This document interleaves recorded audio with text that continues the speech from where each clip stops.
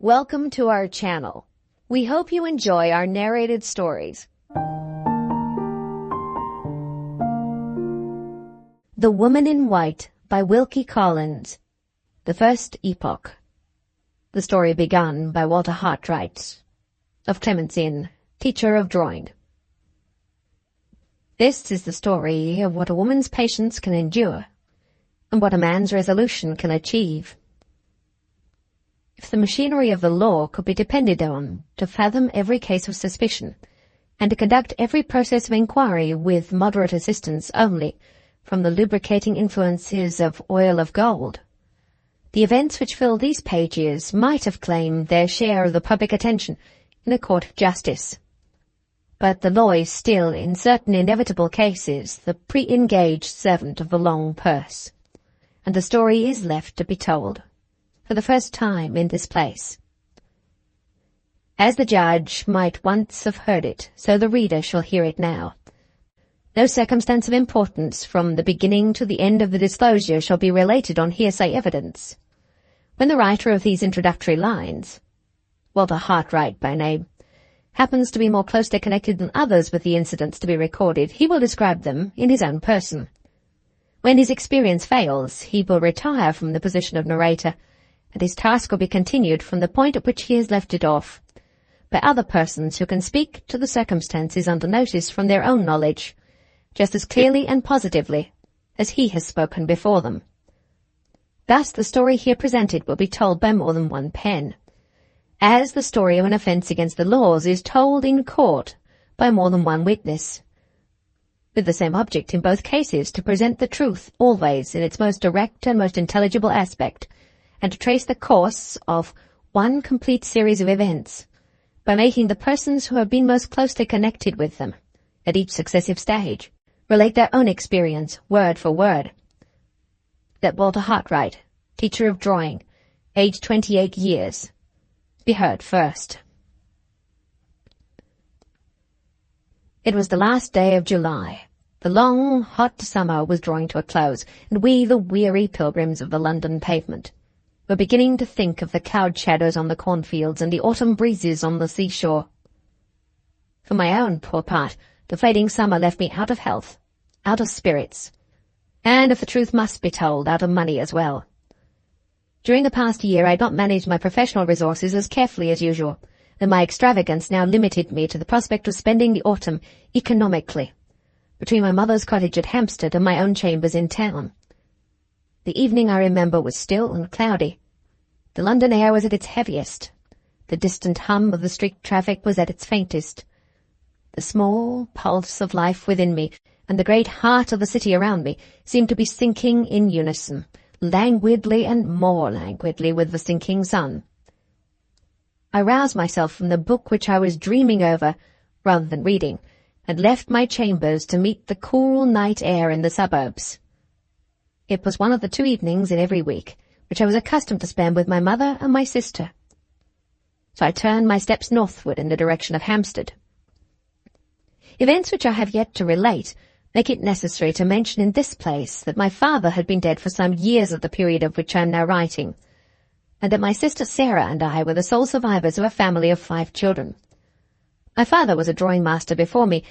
His exertions had made him highly successful in his profession, and his affectionate anxiety to provide for the future of those who were dependent on his labours had impelled him from the time of his marriage to devote to the ensuring of his life a much larger portion of his income than most men consider it necessary to set aside for that purpose. Thanks to his admirable prudence and self-denial, my mother and sister were left after his death as independent of the world as they had been during his lifetime. I succeeded to his connection, and had every reason to feel grateful for the prospect that awaited me at my starting in life. The quiet twilight was still trembling on the topmost ridges of the heath, and the view of London below me had sunk into a black gulf in the shadow of the cloudy night. I stood before the gate of my mother's cottage. I had hardly rung the bell before the house door was opened violently. My worthy Italian friend, Professor Pesca, appeared in the servant's place, and darted out joyously to receive me. with a shrill foreign parody of an English cheer. On his own account, and I must be allowed to add on mine also, the Professor merits the honour of a formal introduction. Accident has made him the starting point of the strange family story which it is the purpose of these pages to unfold. I'd first become acquainted with my Italian friend by meeting him at certain great houses where he taught his own language and I taught drawing. All I then knew of the history of his life was he had once held a position in the University of Padua, that he had left Italy for political reasons, the nature of which he uniformly declined to mention to anyone, and that he'd been for many years respectably established in London as a teacher of languages. Without being actually a dwarf, for he was perfectly well proportioned from head to foot, Peshka was, I think, the smallest human being I ever saw out of a showroom. Remarkable anywhere by his personal appearance, he was still further distinguished among the rank and file of mankind by the harmless eccentricity of his character. The ruling idea of his life appeared to be that he was bound to show his gratitude to the country which had afforded him an asylum and a means of subsistence by doing his utmost to turn himself into an Englishman.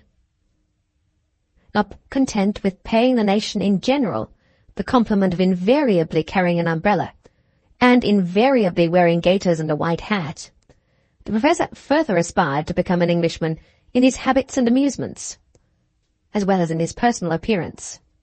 Finding us distinguished as a nation by our love of athletic exercises, the little man, in the innocence of his heart, devoted himself impromptu to all our English sports and pastimes whenever he had the opportunity of joining them, firmly persuaded that he could adopt our national amusements of the field by an effort of will, precisely as he had adopted our national gaiters and our national white hat. I had seen him risk his limbs blindly at a fox hunt, and in a cricket field, and soon afterwards I saw him risk his life just as blindly in the sea at Brighton. We had met there accidentally, and were bathing together. If we had been engaged in any exercise particular to my own nation, I should of course have looked after Peshka carefully, but as foreigners are generally quite as well able to take care of themselves in the water as Englishmen, it never occurred to me that the art of swimming might merely add one more to the list of manly exercises which the Professor believed that he could learn impromptu. Soon after we had both struck out from the shore, I stopped, finding my friend did not gain on me, and turned around to look for him. To my horror and amazement, I saw nothing between me and the beach but two little white arms which struggled for an instant above the surface of the water, and then disappeared from view. When I dived for him, the poor little man was lying quietly coiled up at the bottom, in a hollow of shingle, looking by many degrees smaller than I'd ever seen him look before. During the few minutes that elapsed while I was taking him in, the air revived him, and he ascended the steps of the machine with my assistance. With the partial recovery of his animation came the return of his wonderful delusion on the subject of swimming. As soon as his chattering teeth would let him speak, he smiled vacantly, and said he thought it must have been the cramp. When he thoroughly recovered himself, and had joined me on the beach, his warm southern nature broke through all artificial English restraints in a moment. He overwhelmed me with the wildest expressions of affection, exclaimed passionately in his exaggerated Italian way that he would hold his life henceforth at my disposal, and declared that he should never be happy again until he had found an opportunity of proving his gratitude by rendering me some service which I might remember on my side to the end of my days. I did my best to stop the torrent of his tears and protestations by persisting in treating the whole adventure as a good subject for a joke, and succeeded at last, as I imagined, in lessening Peshka's overwhelming sense of obligation to me. Little did I think then, little did I think afterwards, when our pleasant holiday had drawn to an end, that the opportunity of serving me, for which my grateful companion so ardently longed, was soon to come. That he was eagerly to seize it on an instant, and that by doing so he was to turn the whole current of my existence into a new channel, and to alter me to myself almost past recognition. Yet so it was, for if I had not dived for Professor Peshka when he lay under the water on his shingle bed, I should in all human probability never have been connected with the story which these pages will relate. I should never, perhaps, have heard even the name of the woman who has lived in all my thoughts, who has possessed herself of all my energies, who has become the one guiding influence that now directs the purpose of my life. Pesca's face and manner on the evening when we confronted each other at my mother's gate were more than sufficient to inform me that something extraordinary had happened. It was quite useless, however, to ask him for an immediate explanation. I could only conjecture, while he was dragging me in by both hands, that, knowing my habits, he'd come to the cottage to make sure of meeting me that night, and that he had some news to tell me of an unusually agreeable kind. We both bounced into the parlour in a highly abrupt and undignified manner. My mother sat by the open window, laughing and fanning herself. Pesca was one of her especial favourites, and his wildest eccentricities were always pardonable in her eyes.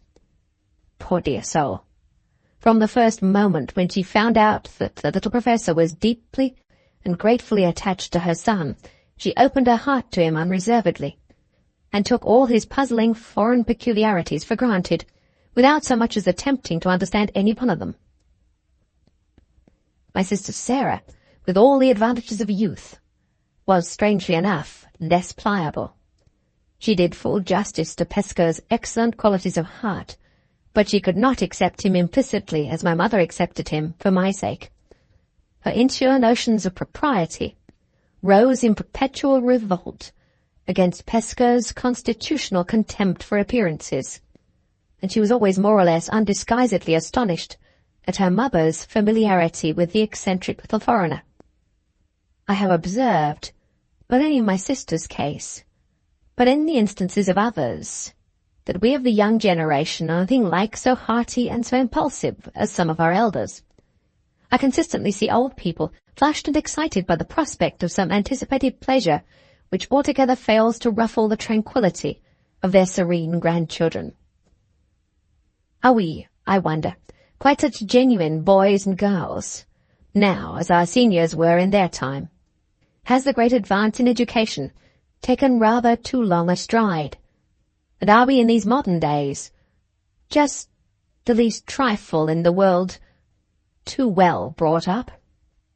Without attempting to answer these questions decisively, I may at least record that I never saw my mother and my sister together in Pesca's society without finding my mother much the younger woman of the two. On this occasion, for example, while the old lady was laughing heartily over the boyish manner in which we had tumbled into the parlour, Sarah was perturbedly picking up the broken pieces of a teacup, which the professor had knocked off the table in his precipitate advance to meet me at the door. "I don't know what would have happened, Walter," said my mother, "if you delayed much longer. Pesca had been half mad with impatience, and I have been half mad with curiosity. The professor has brought some wonderful news with him, in which he says you are concerned, and he has cruelly refused to give us the smallest hint of it till his friend Walter appeared." "Very provoking. It spoils the set," murmured Sarah to herself, mournfully absorbed over the ruins of the broken cup.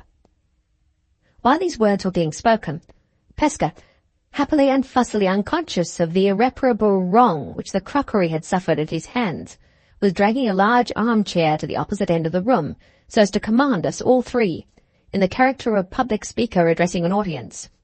Having turned the chair with its back towards us, he jumped into it on his knees and excitedly addressed his small congregation of three from an impromptu pulpit. "Now, my good dears," began Pesca, who always said good dears when he meant worthy friends, "listen to me. The time has come. I recite my good news. I speak at last." "Hear, hear," said my mother, humouring the joke. "The next thing he'll break, mamma," whispered Sarah, "will be the back of the best armchair. I go back into my life, and I address myself to the noblest of created beings," continued Pesca, vehemently apostrophizing my unworthy self over the top rail of the chair, "who found me dead at the bottom of the sea, through cramp, and who pulled me to the top. And what did I say when I got into my own life and my own clothes again?" Much more than was at all necessary, I answered as doggedly as possible. For the least encouragement in connection with this subject invariably let loose the Professor's emotions in a flood of tears. "I said," persisted the Pesca, "that my life belonged to my dear friend Walter for the rest of my days, and so it does. I said that I should never be happy again until I found the opportunity for doing a good something for Walter, and I have never been contented with myself until this most blessed day." "Now," cried the enthusiastic little man at the top of his voice, "the overflowing happiness bursts out of me at every pore of my skin like perspiration. For on my faith, my soul, and my honour, the something is done at last, and the only word to say now is right, all right." It may be necessary to explain here that Pesca prided himself on being a perfect Englishman in his language, as well as in his dress, manners, and amusements. Having picked up a few of our most familiar colloquial expressions, he scattered them about over his conversation whenever they happened to occur to him, turning them in his high relish for their sound and his general ignorance of their sense into compound words and repetitions of his own, and always running them into each other as if they consisted of one long syllable. "Among the fine London houses where I teach the language of my native country," said the Professor, rushing into his long-deferred explanation without another word of preface, "there is one mighty fine in the big place called Portland. You all know where that is. Yes, of course. My fine house, my good dears, has got inside it a fine family. A mamma, fair and fat, 3 young misses, fair and fat, 2 young misters, fair and fat, and a papa, the fairest and the fattest of all, who is a mighty merchant, up to his eyes in gold, a fine man once, but seeing that he has got a naked head and 2 chins, fine no longer at the present time. Now, mind, I teach the sublime Dante to the young misses, and, my soul, bless my soul, it is not in human language to say how the sublime Dante puzzles the pretty heads of all 3. No matter, all in good time. And the more lessons the better for me. Now mind, imagine yourselves that I am teaching the young misses today as usual. We are all 4 of us down together in the hell of Dante at the 7th circle. But no matter for what, all the circles are alike to the 3 young misses, fair and fat. At the 7th circle, nevertheless, my pupils are sticking fast, and I, to set them going again, recite, explain, and blow myself up red-hot with useless enthusiasm, when a creak of boots in the passage outside, and in comes the golden papa, the mighty merchant, with the naked head and the 2 chins. Ha, my good dears, I am closer than you think, for to the business now. Have you been patient so far, or have you said to yourselves, "Deuce what the deuce, Pesca is long-winded tonight"? We declared that we were deeply interested. The Professor went on. In his hand the golden papa has a letter, and after he's made his excuse for disturbing us in our infernal region with the common mortal business of the house, he addresses himself to the 3 young misses and begins, as you English begin everything in this blessed world that you have to say, with a great O. "Oh, my dears," says the mighty merchant, "I have got here a letter from my friend Mr. The name slipped out of my mind, but no matter. We shall come back to that. Yes, all right. So, the papa says, I have got a letter from my friend the Mr., and he wants a recommend from me of a drawing master to go down to his house in the country. My soul, bless my soul. When I heard the golden papa say those words, if I had been big enough to reach up to him, I should have put my arms round his neck and pressed him to my bosom in a long and grateful hug. As it was, I only bounced upon my chair. My seat was on thorns, and my soul was on fire to speak. But I held my tongue, and let papa go on. Perhaps you know, says this good man of money, twiddling his friend's letter this way and that, in his golden fingers and thumbs, perhaps you know, my dears, of a drawing master that I can recommend. The 3 young misses all look at each other and then say, with the indispensable great O to begin, "Oh, dear no, papa. But here is Mr. Pesca." At the mention of myself, I can hold no longer the thought of you, my good dears. Mounts like blood to my head. I start from my seat as if a spike had grown up from the ground through the bottom of my chair. I address myself to the mighty merchant, and I say, English phrase, Dear sir, I have the man, the first and foremost drawing master of the world. Recommend him by the post tonight, and send him off bag and baggage. English phrase again, ha! Send him off bag and baggage by the train tomorrow. Stop, stop, says Papa. Is he a foreigner or an Englishman? Englishman to the bone of his back, I answer. Respectable, says Papa.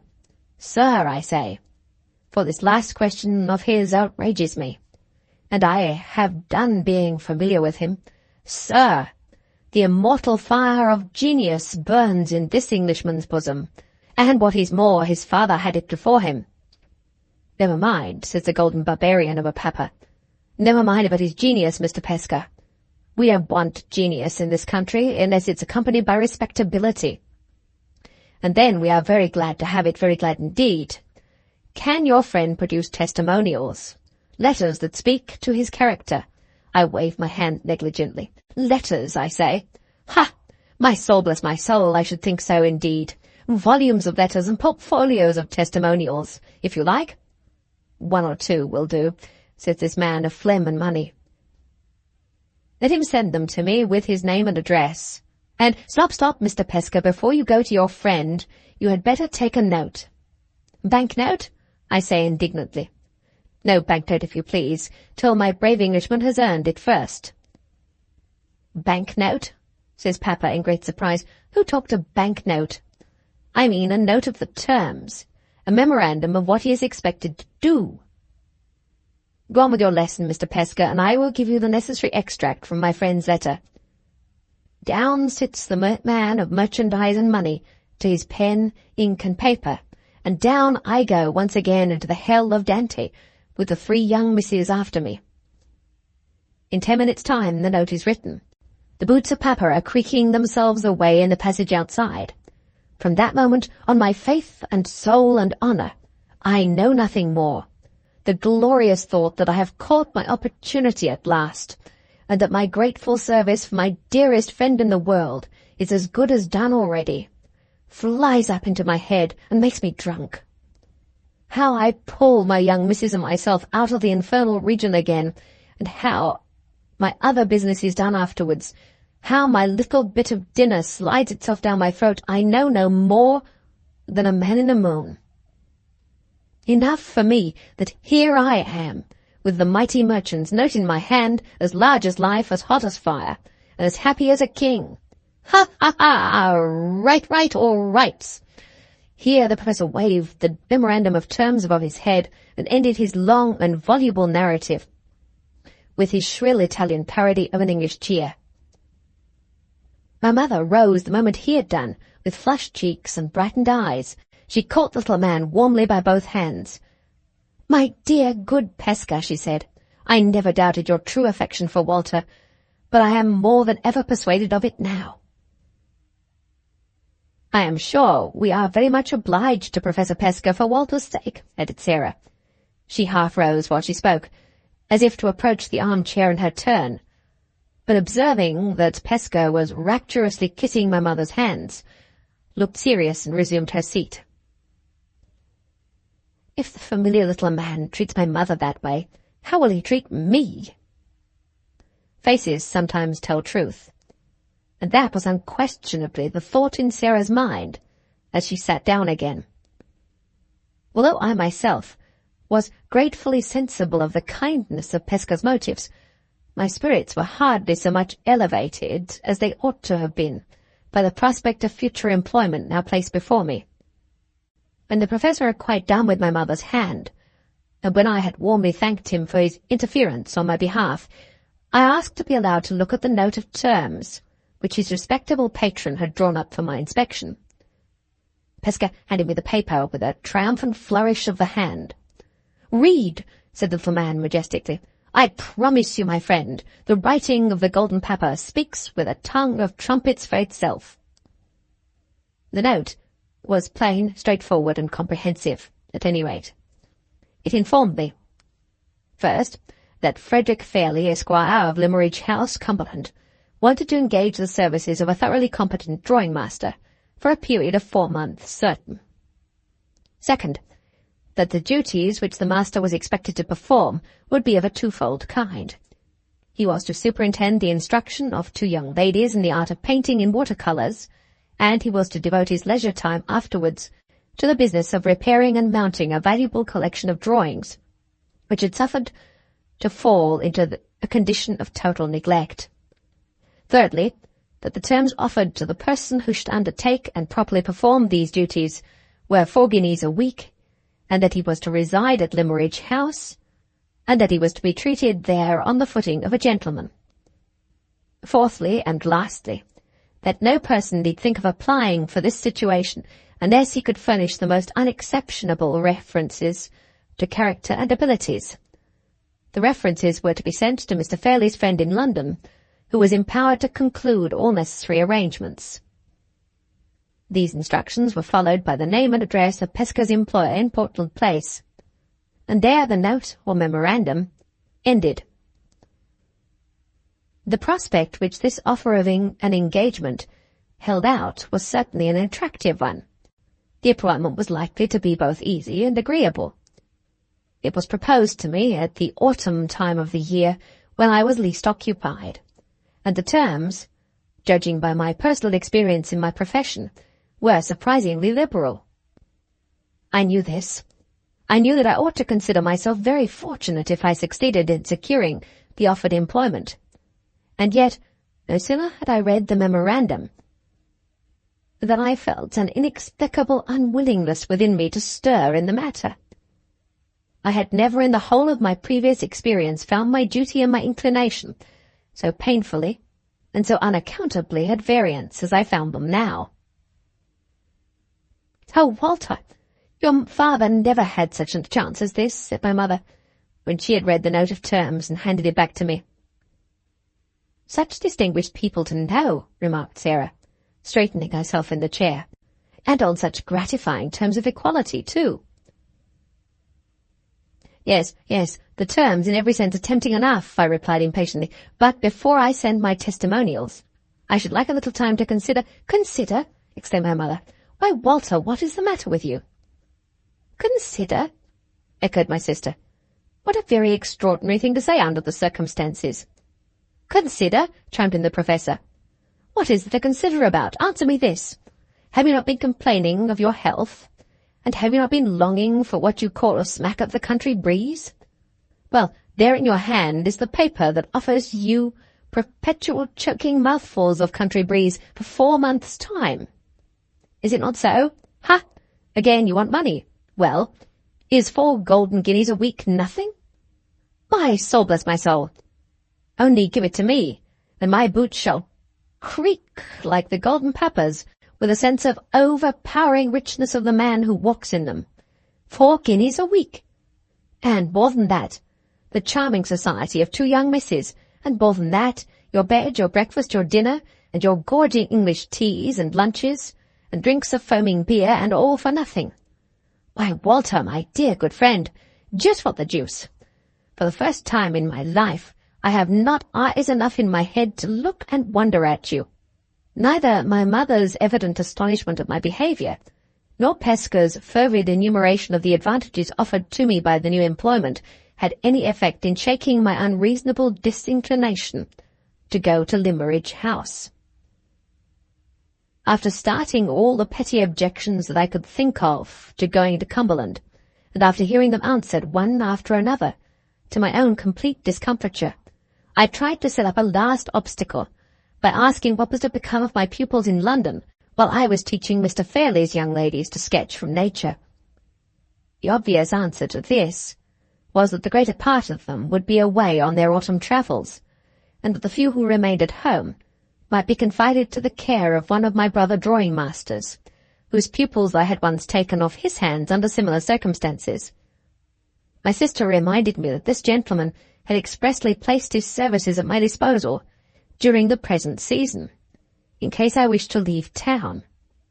My mother seriously appealed to me not to let an idle caprice stand in the way of my own interests and my own health, and Pesca piteously entreated that I would not wound him to the heart by rejecting the first grateful offer of service that he'd been able to make to the friend who had saved his life. The evident sincerity and affection which inspired these remonstrances would have influenced any man with an atom of good feeling in his composition. Though I could not conquer my own unaccountable perversity, I had at least virtue enough to be heartily ashamed of it, and to end the discussion pleasantly by giving way, and promising to do all that was wanted of me. The rest of the evening passed merrily enough in humorous anticipations of my coming life with the two young ladies in Cumberland. Pesca, inspired by our national grog, which appeared to get into his head in the most marvellous manner, 5 minutes after it had gone down his throat, asserted his claims to be considered a complete Englishman by making a series of speeches in rapid succession, proposing my mother's health, my sister's health, my health, and the healths in the mass of Mr. Fairlie and the two young misses, pathetically returning thanks himself immediately afterwards for the whole party. "A secret, Walter," said my little friend confidentially, as we walked home together. "I am flushed by the recollection of my own eloquence. My soul bursts itself with ambition. One of these days I go into your noble Parliament. It is the dream of my whole life to be Honourable Pesca MP." The next morning I sent my testimonials to the Professor's employer in Portland Place.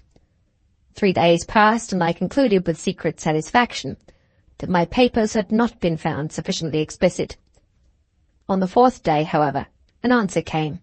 It announced that Mr. Fairlie had accepted my services and requested me to start for Cumberland immediately. All the necessary instructions for my journey were carefully and clearly added in the postscript. I made my arrangements, unwillingly enough, for leaving London early the next day. Towards evening, Pesca looked in on his way to a dinner party to bid me good-bye. "I shall dry my tears in your absence," said the Professor gaily, "with this glorious thought. It is my auspicious hand that has given the first push to your fortune in the world. Go, my friend. When your sun shines in Cumberland, English proverb, in the name of heaven make your hay. Marry one of the young misses. Become Honourable Hartright MP. And when you are at the top of the ladder, remember that Pesca at the bottom has done it all." I tried to laugh with my little friend over his parting jest, but my spirits were not to be commanded.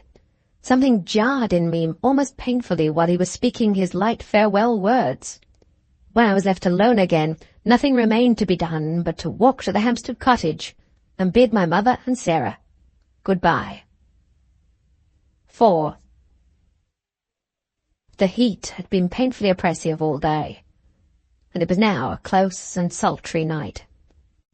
My mother and sister had spoken so many last words, and had begged me to wait another 5 minutes so many times, that it was nearly midnight when the servant locked the garden gate behind me. I walked forward a few paces on the shortest way back to London, then stopped and hesitated. The moon was full and broad in the dark blue starless sky, and the broken ground of the heath looked wild enough in the mysterious light to be hundreds of miles away from the great city that lay beneath it. The idea of descending any sooner than I could help into the heat and gloom of London repelled me. The prospect of going to bed in my airless chambers, and the prospect of gradual suffocation, seemed in my present restless state of mind and body to be one and the same thing. I determined to stroll home in the purer air by the most roundabout way I could take, to follow the white winding paths across the lonely heath, and to approach London through its most open suburb, by striking into Finchley Road, and so getting back in the cool of the new morning to the western side of Regent's Park. I wound my way down slowly over the heath, enjoying the divine stillness of the scene, and admiring the soft alternations of light and shade as they followed each other over the broken ground on every side of me. So long as I was proceeding through this first and prettiest part of my night walk, my mind remained passively open to the impressions produced by the view. I thought but little on any subject. Indeed, so far as my own sensations were concerned, I can hardly say I thought at all. But when I'd left the heath and turned into the by-road, where there was less to see, the ideas naturally engendered by the approaching change in my habits and occupations gradually drew more and more of my attention exclusively to themselves. By the time I'd arrived at the end of the road, I'd become completely absorbed in my own fanciful visions of Limmeridge House, of Mr. Fairlie, and of the two ladies whose practice in the art of watercolour painting I was so soon to superintend. I had now arrived at that particular point on my walk where 4 roads met: the road to Hampstead, along which I had returned, the road to Finchley, the road to West End, and the road back to London.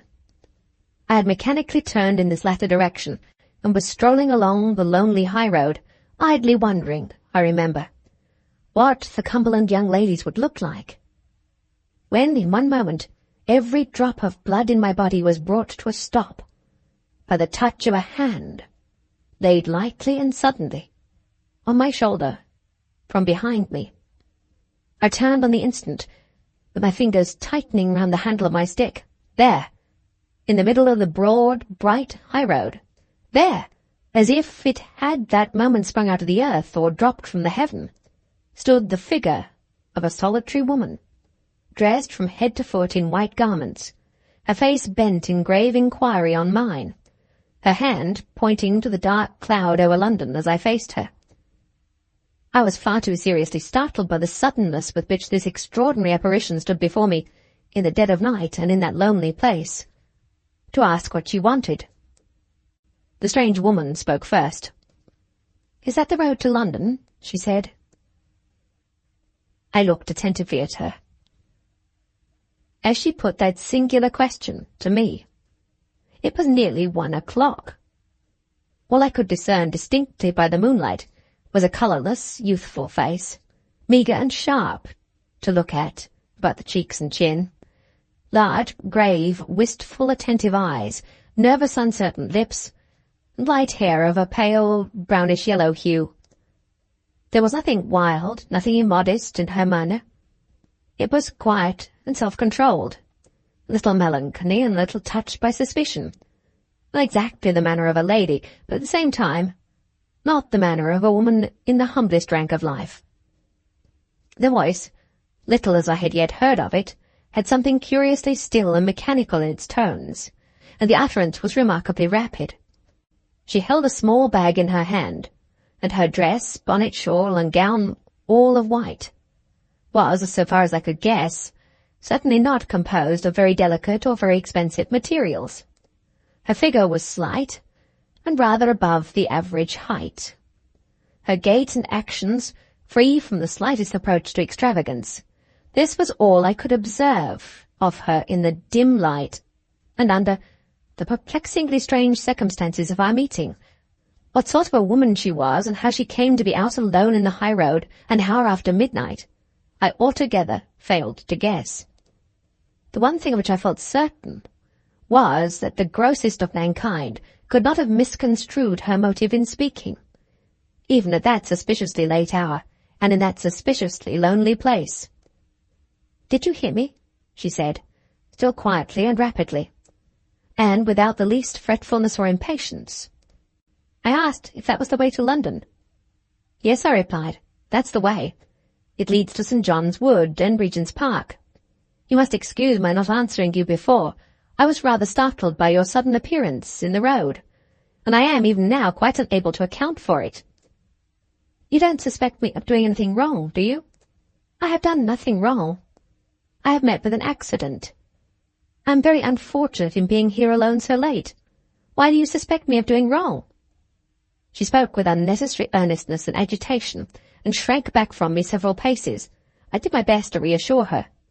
"Oh, pray don't suppose that I have any idea of suspecting you," I said, "or any other wish than to be of assistance to you, if I can. I only wondered at your appearance in the road, because it seemed to me to be empty the instant before I saw you." She turned and pointed back to a place at the junction of the road to London and the road to Hampstead, where there is a gap in the hedge. "I heard you coming," she said, and hid there to see what sort of man you were before I risked speaking. I doubted and feared about it till you passed, and then I was obliged to steal after you and touch you. Steal after me and touch me. Why not call to me? Strange, to say the least of it. May I trust you? She asked. You don't think the worse of me because I've met with an accident? She stopped in confusion, shifted her bag from one hand to the other, and sighed busily. The loneliness and helplessness of the woman touched me.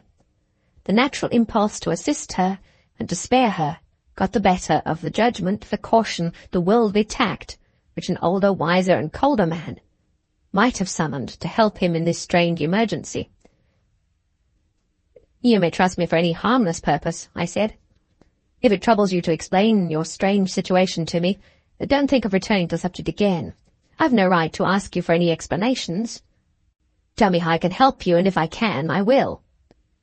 You're very kind, and I'm very, very thankful to have met you.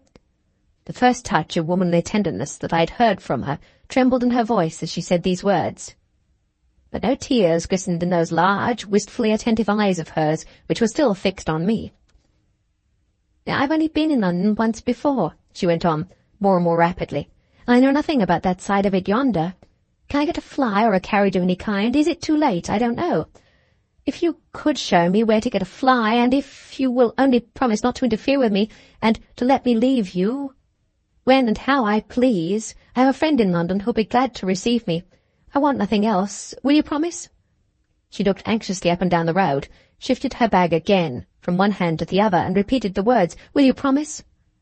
With a look hard in my face, with a pleading fear and confusion that it troubled me to see. What could I do? Here was a stranger utterly and helplessly at my mercy, and that stranger a forlorn woman. No house was near.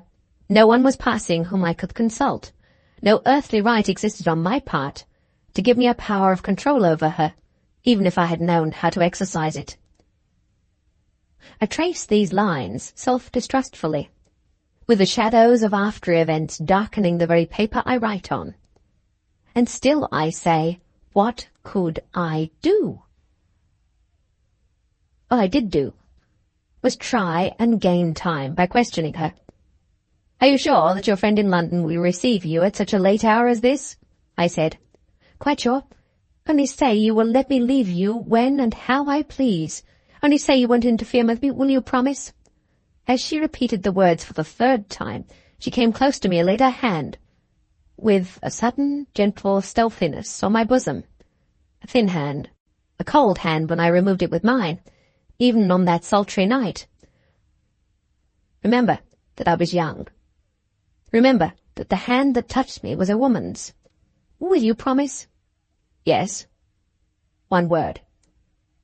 The little familiar word that is on everyone's lips every hour of the day.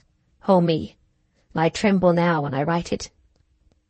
We set our faces towards London, and walked on together in the first still hour of the new day. I and this woman, whose name, whose character, whose story, whose object in life, whose very presence at my side at that moment, were fathomless mysteries to me. It was like a dream. Was I Walter Hartright? Was this the well-known, uneventful road, where holiday people strolled on Sundays? Had I really left little more than an hour since the quiet, decent, conventionally domestic atmosphere of my mother's cottage? I was too bewildered, too conscious also of a vague sense of something like self-reproach, to speak to my strange companion for some minutes. It was her voice again that first broke the silence between us. I want to ask you something, she said suddenly. Do you know many people in London? Yes, a great many. Many men of rank and title? There was an unmistakable tone of suspicion in the strange question. I hesitated about answering. Some, I said, after a moment's silence. Many? She came to a full stop, then looked at me searchingly in the face. Many men of the rank of baronet? Too much astonished to reply, I questioned her in my turn. Why do you ask? Because I hope for my own sake that there is one baronet that you do not know. Will you tell me his name? I can't. I daren't. I forget myself when I mention it. She spoke loudly and almost fiercely, raised her clenched hand in the air and shook it passionately, and then on a sudden controlled herself again, and added in tones lowered to a whisper, "Tell me which of them you know." I could hardly refuse to humour her in such a trifle, and I mentioned 3 names. 2 the names of fathers of families whose daughters I taught, 1 the name of a bachelor, who had once taken me in a cruise on his yacht, to make sketches for him. "Ah, you don't know him," she said with a sigh of relief. "Are you a man of rank and title yourself?" "Far from it. I'm only a drawing-master."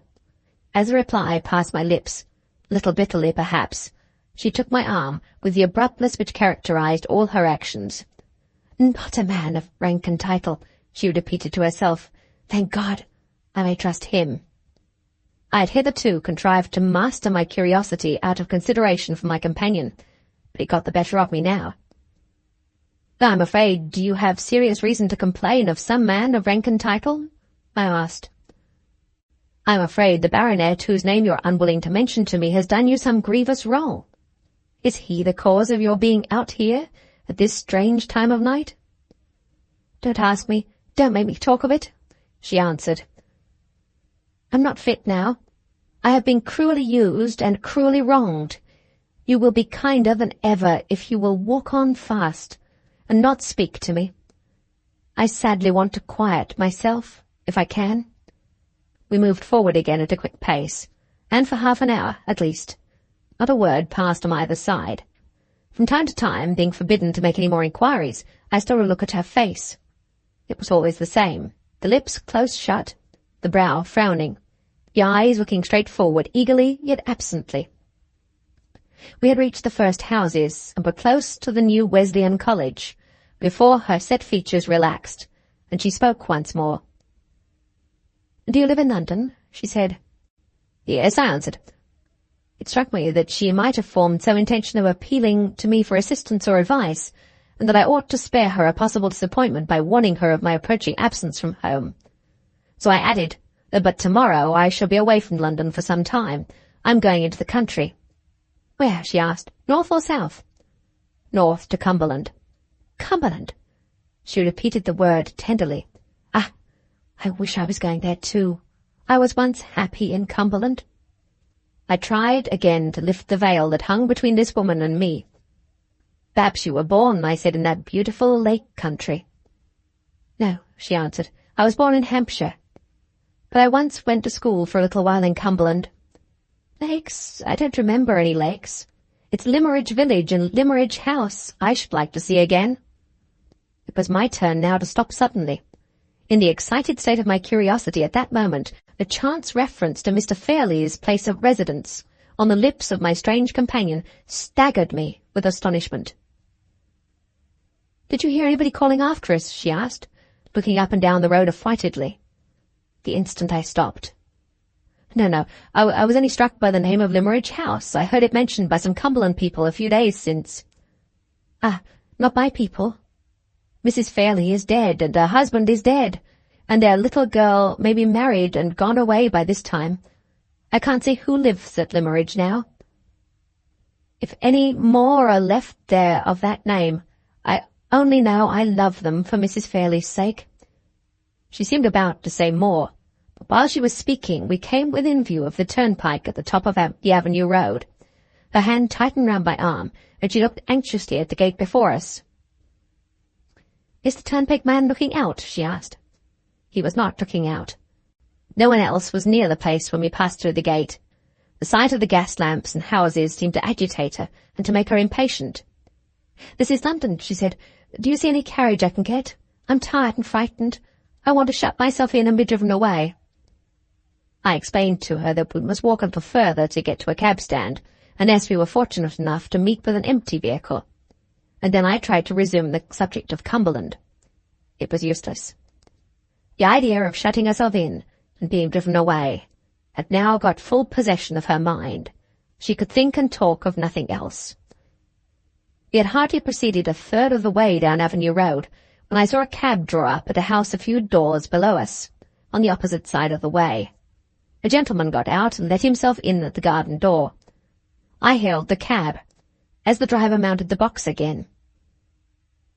When we crossed the road, my companion's impatience increased to such an extent that she almost forced me to run. "It's so late," she said. "I'm only in a hurry because it's so late." "Can't take you, sir, if you're not going towards Tottenham Court Road," said the driver civilly. When I opened the cab door, "My horse is dead beat. I can't get him to go no further than the stable." Yes, that will do for me. I'm going that way, she spoke with breathless eagerness, and pressed by me into the cab. I had assured myself that the man was sober as well as civil before I let her enter the vehicle, and now, when she was seated inside, I entreated her to let me see her set down safely at her destination. No, she said vehemently. "I'm quite safe, and I'm quite happy now. If you're a gentleman, remember your promise. Let him drive on till I stop him." "Thank you. Oh, thank you. My hand was on the cab door. She caught it in hers, kissed it, and pushed it away. The cab drove off at the same moment. I started into the road with some vague idea of stopping it again. I hardly knew why. Hesitated from dread of frightening or distressing her. Called at last, but not so loudly as to attract the driver's attention. The sound of the wheels grew fainter in the distance. The cab melted into the black shadows on the road. The woman in white was gone. 10 minutes or more had passed. I was still on the same side of the way, now mechanically walking forward a few paces, now stopping again absently. At one moment I found myself doubting the reality of my own adventure. At another I was perplexed and distressed by an uneasy sense of having done wrong, which yet left me confusedly ignorant of how I could have done right. I hardly knew where I was going, or what I meant to do next. I was conscious of nothing but the confusion of my own thoughts, when I was abruptly recalled to myself, awakened, I must almost say, by the sound of rapidly approaching wheels close behind me. I was on the dark side of the road, in the thick shadow of some garden trees, when I stopped to look round. On the opposite and lighter side of the way, a short distance below me, a policeman was strolling along in the direction of Regent's Park. A carriage passed me, an open chaise driven by 2 men. "Stop!" cried one. "There's a policeman, let's ask him." The horse was instantly pulled up, a few yards beyond the dark place where I stood. "Policeman," cried the first speaker, "have you seen a woman pass this way?" "What sort of woman, sir?" "A woman in a lavender-coloured gown." No, interposed the second man. "The clothes we gave her were found on her bed. She must have gone away in the clothes she wore when she came to us. In white, policeman. A woman in white." "I haven't seen her, sir." "If you or any of your men meet with the woman, stop her, and send her in careful keeping to that address. I'll pay all expenses and a fair reward into the bargain." The policeman looked at the card that was handed down to him. "Why are we to stop her, sir? What's she done?" "Done? She's escaped from my asylum. Don't forget, a woman in white." "Drive on." 5. She has escaped from my asylum. I cannot say with truth that the terrible inference which those words suggested flashed upon me like a new revelation. Some of the strange questions put to me by the woman in white, after my ill-considered promise to leave her free to act as she pleased, had suggested the conclusion either that she was naturally flighty and unsettled, or that some recent shock of terror had disturbed the balance of her faculties. But the idea of absolute insanity, which we all associate with the very name of an asylum, had, I can honestly declare, never occurred to me in connection with her. I had seen nothing in her language or her actions to justify it at the time, and even with the new light thrown on her by the words which the stranger had addressed to the policeman, I could see nothing to justify it now. What had I done? Assisted the victim of the most horrible of all false imprisonments to escape, or cast loose on the wide world of London an unfortunate creature whose actions it was my duty and every man's duty mercifully to control? I turned, sick at heart when the question occurred to me, and when I felt self-reproachfully that it was asked too late. In the disturbed state of my mind, it was useless to think of going to bed, when I at last got back to my chambers in Clement's Inn. Before many hours elapsed, it would be necessary to start on my journey to Cumberland. I sat down and tried, first to sketch, then to read. But the woman in white got between me and my pencil, between me and my book. Had the forlorn creature come to any harm? That was my first thought. I shrank selfishly from confronting it. Other thoughts followed, on which it was less harrowing to dwell. Where had she stopped the cab? What had become of her now? Had she been traced and captured by the men in the chaise? Or was she still capable of controlling her own actions, and were we two following our widely parted roads towards one point in the mysterious future, at which we were to meet once more? It was a relief when the hour came to lock my door, to bid farewell to London pursuits, London pupils, and London friends, and to be in movement again, towards new interests and a new life. Even the bustle and confusion at the railway terminus, so wearisome and bewildering at other times, roused me and did me good. My travelling instructions directed me to go to Carlisle, and then to diverge by a branch railway which ran in the direction of the coast. As a misfortune to begin with, our engine broke down between Lancaster and Carlisle. The delay occasioned by this accident caused me to be too late for the branch train, by which I was to have gone on immediately. I had to wait some hours, and when a later train finally deposited me at the nearest station to Limmeridge House, it was past 10, and the night was so dark that I could hardly see my way to the pony chaise which Mr. Fairlie had ordered to be waiting for me. The driver was evidently discomposed by the lateness of my arrival. He was in that state of highly respectful sulkiness which is peculiar to English servants. We drove away slowly through the darkness in perfect silence. The roads were bad, and the dense obscurity of the night increased the difficulty of getting over the ground quickly. It was, by my watch, nearly an hour and a half from the time of our leaving the station before I heard the sound of the sea in the distance and the crunch of our wheels on a smooth gravel drive. We'd passed one gate before entering the drive, and we passed another before we drew up at the house. I was received by a solemn manservant out of livery, was informed that the family had retired for the night, and was then led to a large and lofty room where my supper was awaiting me, in a forlorn manner, at one extremity of a lonesome mahogany wilderness of a dining table. I was too tired and out of spirits to eat or drink much, especially with the solemn servant waiting on me as elaborately as if a small dinner party had arrived at the house instead of a solitary man. In a quarter of an hour I was ready to be taken up to my bedchamber. The solemn servant conducted me into a prettily furnished room and said, "Breakfast at 9 o'clock, sir." Looked all around him to see that everything was in its proper place, and noiselessly withdrew. What should I see in my dreams tonight? I thought to myself as I put out the candle. The woman in white? Or the unknown inhabitants of this Cumberland mansion? It was a strange sensation to be sleeping in the house, like a friend of the family, and yet not to know one of the inmates, even by sight. 6.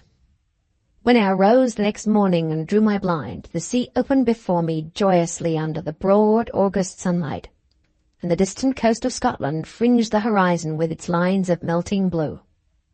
The view was such a surprise, and such a change to me after my weary London experience of brick-and-mortar landscape, that I seemed to burst into a new life and a new set of thoughts the moment I looked at it. A confused sensation of having suddenly lost my familiarity with the past, without acquiring any additional clearness of idea in reference to the present or to the future, took possession of my mind. Circumstances that were but a few days old faded back in my memory, as if they had happened months and months since. Pesca's quaint announcement of the means by which he had produced me my present employment, the farewell evening I had passed with my mother and sister, even my mysterious adventure on the way home from Hampstead, all had become like events which might have occurred in some former epoch of my existence. Although the woman in white was still in my mind, The image of her seemed to have grown dull and faint already. Little before 9 o'clock I descended to the ground floor of the house. The solemn manservant of the night before met me wandering along the passages, and compassionately showed me the way to the breakfast-room. A first glance around me, as the man opened the door, disclosed a well-furnished breakfast table standing in the middle of a long room with many windows in it. I looked from the table to the window furthest from me, and saw a lady standing at it, with her back turned toward me.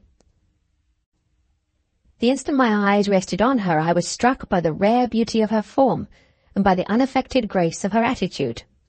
Her figure was tall, yet not too tall, comely and well-developed, yet not fat. Her head set on her shoulders with an easy, pliant firmness.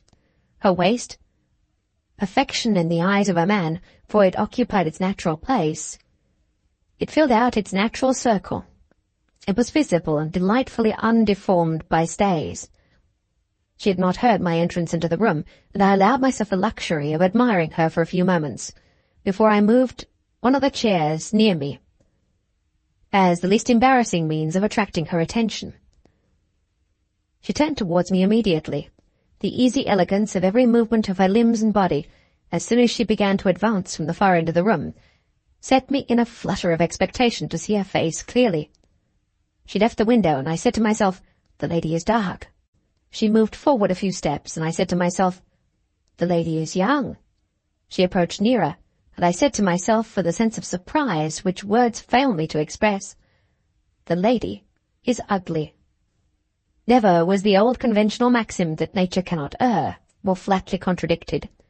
Never was the fair promise of a lovely figure more strangely and startlingly belied by the face and head that crowned it.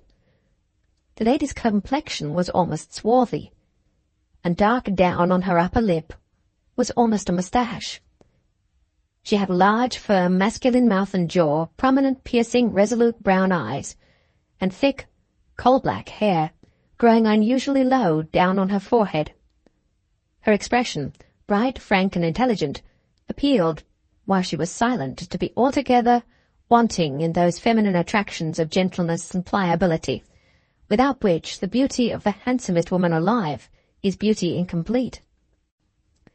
To see such a face as this, set on shoulders that a sculptor would have longed to model, to be charmed by the modest graces of action through which the symmetrical limbs betrayed their beauty when they moved, and then to be almost repelled by the masculine form and masculine look of the features, in which the perfectly shaped figure ended, was to feel a sensation oddly akin to the helpless discomfort familiar to us all in sleep, when we recognize yet cannot reconcile the anomalies and contradictions of a dream.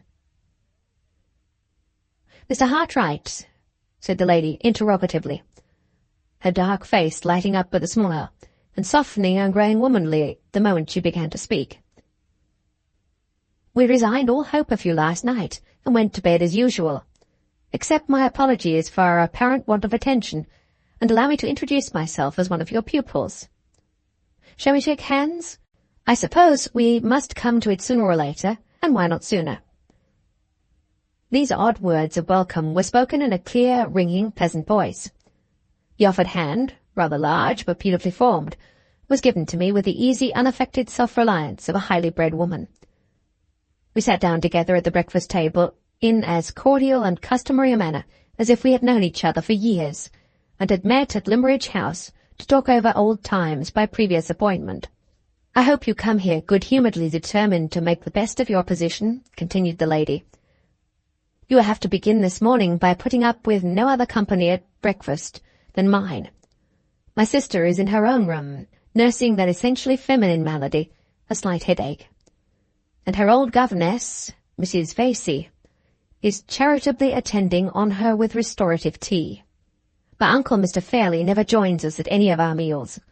He is an invalid and keeps bachelor state in his own apartments. There's no one else in the house but me. 2 young ladies have been staying here, but they went away yesterday in despair, and no wonder. All through their visit, in consequence of Mr. Fairlie's invalid condition, we produced no such convenience in the house as a flirtable, danceable, small-talkable creature of the male sex. And the consequence was, we did nothing but quarrel, especially at dinner-time.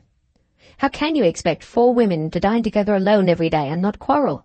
We are such fools. We can't entertain each other at table. You say I don't think much of my own sex, Mr. Hartright. Which would you have, tea or coffee?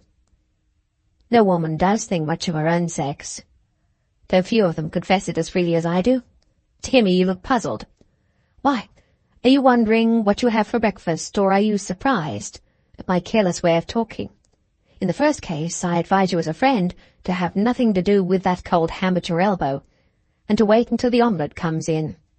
In the second case, I will give you some tea to compose your spirits, and do all a woman can, which is very little by the by, to hold my tongue. She handed me my cup of tea, laughing gaily. Her light flow of talk and her lively familiarity of manner with a total stranger were accompanied by an unaffected naturalness and an easy inborn confidence in herself and her position, which would have secured her the respect of the most audacious man breathing. While it was impossible to be formal and reserved in her company, it was more than impossible to take the faintest vestige of a liberty with her, even in thought. I felt this instinctively, even while I caught the infection of her own bright gaiety of spirits, even while I did my best to answer her in her own frank, lively way. Yes, yes, she said, when I had suggested the only explanation I could offer to account for my perplexed looks. I understand you're such a perfect stranger in the house that you're puzzled by my familiar references to the worthy inhabitants. Natural enough. I ought to have thought of it before. At any rate, I can set it right now. Suppose I begin with myself, so as to get done with that part of the subject as soon as possible. My name is Marian Halcombe, and I am as inaccurate as women usually are in calling Mr. Fairlie my uncle and Miss Fairlie my sister. My mother was twice married. The first time to Mr. Halcombe, my father, the second time to Mr. Fairlie, my half-sister's father. Except that we're both orphans, we are in every respect as unlike each other as possible. My father was a poor man, and Miss Fairlie's father was a rich man. I have got nothing, and she has a fortune. I am dark and ugly, and she is fair and pretty. Everybody thinks me crabbed and odd, with perfect justice. And everybody thinks her sweet-tempered and charming, with more justice still. In short, she is an angel, and I am— Try some of that marmalade, Mr. Hartright, and finish the sentence. In the name of female propriety, for yourself. What am I to tell you about Mr. Fairlie? Upon my honour, I hardly know. He is sure to send for you after breakfast, and you can study him for yourself. In the meantime, may I inform you, first, that he is the late Mr. Fairlie's younger brother, secondly, that he is a single man, and thirdly, that he is Miss Fairlie's guardian. I won't live without her, and she can't live without me, and that is how I come to be at Limmeridge House. My sister and I are honestly fond of each other, which you will say is perfectly unaccountable under the circumstances, and I quite agree with you, but so it is. You must please both of us, Mr. Hartright, or please neither of us. And what is still more trying, you will be thrown entirely upon our society. Mrs. Facey is an excellent person, who possesses all the cardinal virtues, and counts for nothing. Mr. Fairlie is too great an invalid to be a companion for anybody. I don't know what is the matter with him, and the doctors don't know what is the matter with him, and he doesn't know himself what is the matter with him. We all say it's on the nerves, and we none of us know what we mean when we say it. However, I advise you to humour his little peculiarities when you see him today. Admire his collection of coins, prints, and watercolour drawings, and you will win his heart. Upon my word, if you can be contented with a quiet country life, I don't see why you should not get on very well here. From breakfast to lunch, Mr. Fairlie's drawings will occupy you. After lunch, Miss Fairlie and I shoulder our sketchbooks and go out to misrepresent nature under your directions. Drawing is her favourite whim, mind, not mine. Women can't draw. Their minds are too flighty. Their eyes are too inattentive. No matter, my sister likes it, and so I waste paint and spoil paper for her sake, as composedly as any woman in England. As for the evenings, I think we can help you through them. Miss Fairlie plays delightfully. For my own poor part, I don't know one note of music from the other. But I can match you at chess, backgammon, escart, and with the inevitable female drawbacks, even at billiards as well. What do you think of the programme? Can you reconcile yourself to our quiet, regular life? Or do you mean to be restless and secretly thirst for change and adventure in the humdrum atmosphere of Limmeridge House? She had run on thus far in her graceful, bantering way, with no other interruptions on my part than the unimportant replies which politeness required of me. The turn of the expression, however, in her last question, or rather the one chance word, adventure, lightly as it fell from her lips, recalled my thoughts to my meeting with the woman in white, and urged me to discover the connection which the stranger's own reference to Mrs. Fairlie informed me must once have existed between the nameless fugitive from the asylum and the former mistress of Limmeridge House. Even if I were the most restless of mankind, I said, I should be in no danger of thirsting after adventures for some time to come. The very night before I arrived at this house, I met with an adventure. And the wonder and excitement of it, I can assure you, Miss Halcombe, will last me for the whole term of my stay in Cumberland, if not for a much longer period. You don't say so, Mr. Hartright. May I hear it? I would claim to hear it. The chief person in the adventure was a total stranger to me, but may perhaps be a total stranger to you. But she certainly mentioned the name of the late Mrs. Fairlie, in terms of the sincerest gratitude and regard. Mention my mother's name. You interest me indescribably. Pray go on. I at once related the circumstances under which I had met the woman in white, exactly as they had occurred, and I repeated what she had said to me about Mrs. Fairlie and Limmeridge House, word for word. Miss Halcombe's bright, resolute eyes looked eagerly into mine, from the beginning of the narrative to the end. Her face expressed vivid interest and astonishment, but nothing more. She was evidently as far from knowing any clue to the mystery as I was myself. Are you quite sure of those words referring to my mother? She asked. Quite sure, I replied. Whoever she may be, the woman was once at school in the village of Limmeridge, was treated with especial kindness by Mrs. Fairlie, and in grateful remembrance of that kindness, feels an affectionate interest in all surviving members of the family. She knew that Mrs. Fairlie and her husband were both dead, and spoke of Miss Fairlie as if they had known each other when they were children. You said, I think, that she denied belonging to this place. Yes, she told me she came from Hampshire. And you entirely failed to find out her name? Entirely. Very strange. I think you're quite justified, Mr. Hartright, in giving the poor creature her liberty, for she seems to have done nothing in your presence to show herself unfit to enjoy it. But I wish you'd been a little more resolute in finding out her name. We must really clear up this mystery in some way. You better not speak of it yet to Mr. Fairlie or to my sister. They are both of them, I'm certain, quite as ignorant of who the woman is, or of what her past history in connection with us can be, as I am myself. But they are also, in widely different ways, rather nervous and sensitive, and you'd only fidget one and alarm the other to no purpose. As for myself, I am all aflame with curiosity, and I devote my whole energies to the business of discovery from this moment. When my mother came here after her second marriage, she certainly established the village school just as it exists at the present time.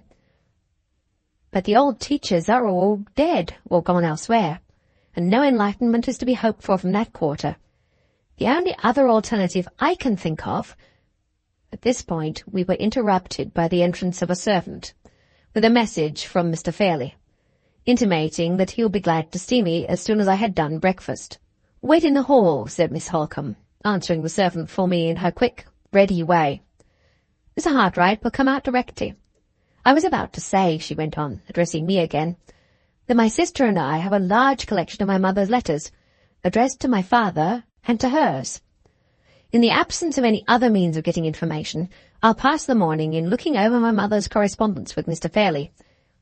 He was fond of London and was constantly away from his country home, and she was accustomed at such times to write and report to him how things went on at Limmeridge. Her letters are full of references to the school in which she took so strong an interest, and I think it more than likely that I may have discovered something when we meet again. The luncheon hour is 2, Mr. Hartright. I shall have the pleasure of introducing you to my sister at that time. We will occupy the afternoon in driving round the neighbourhood and showing you all our pet points of view. Till 2 o'clock, then. Farewell." She nodded to me with the lively grace, the delightful refinement of familiarity which characterized all that she did and all that she said, and disappeared by a door at the lower end of the room.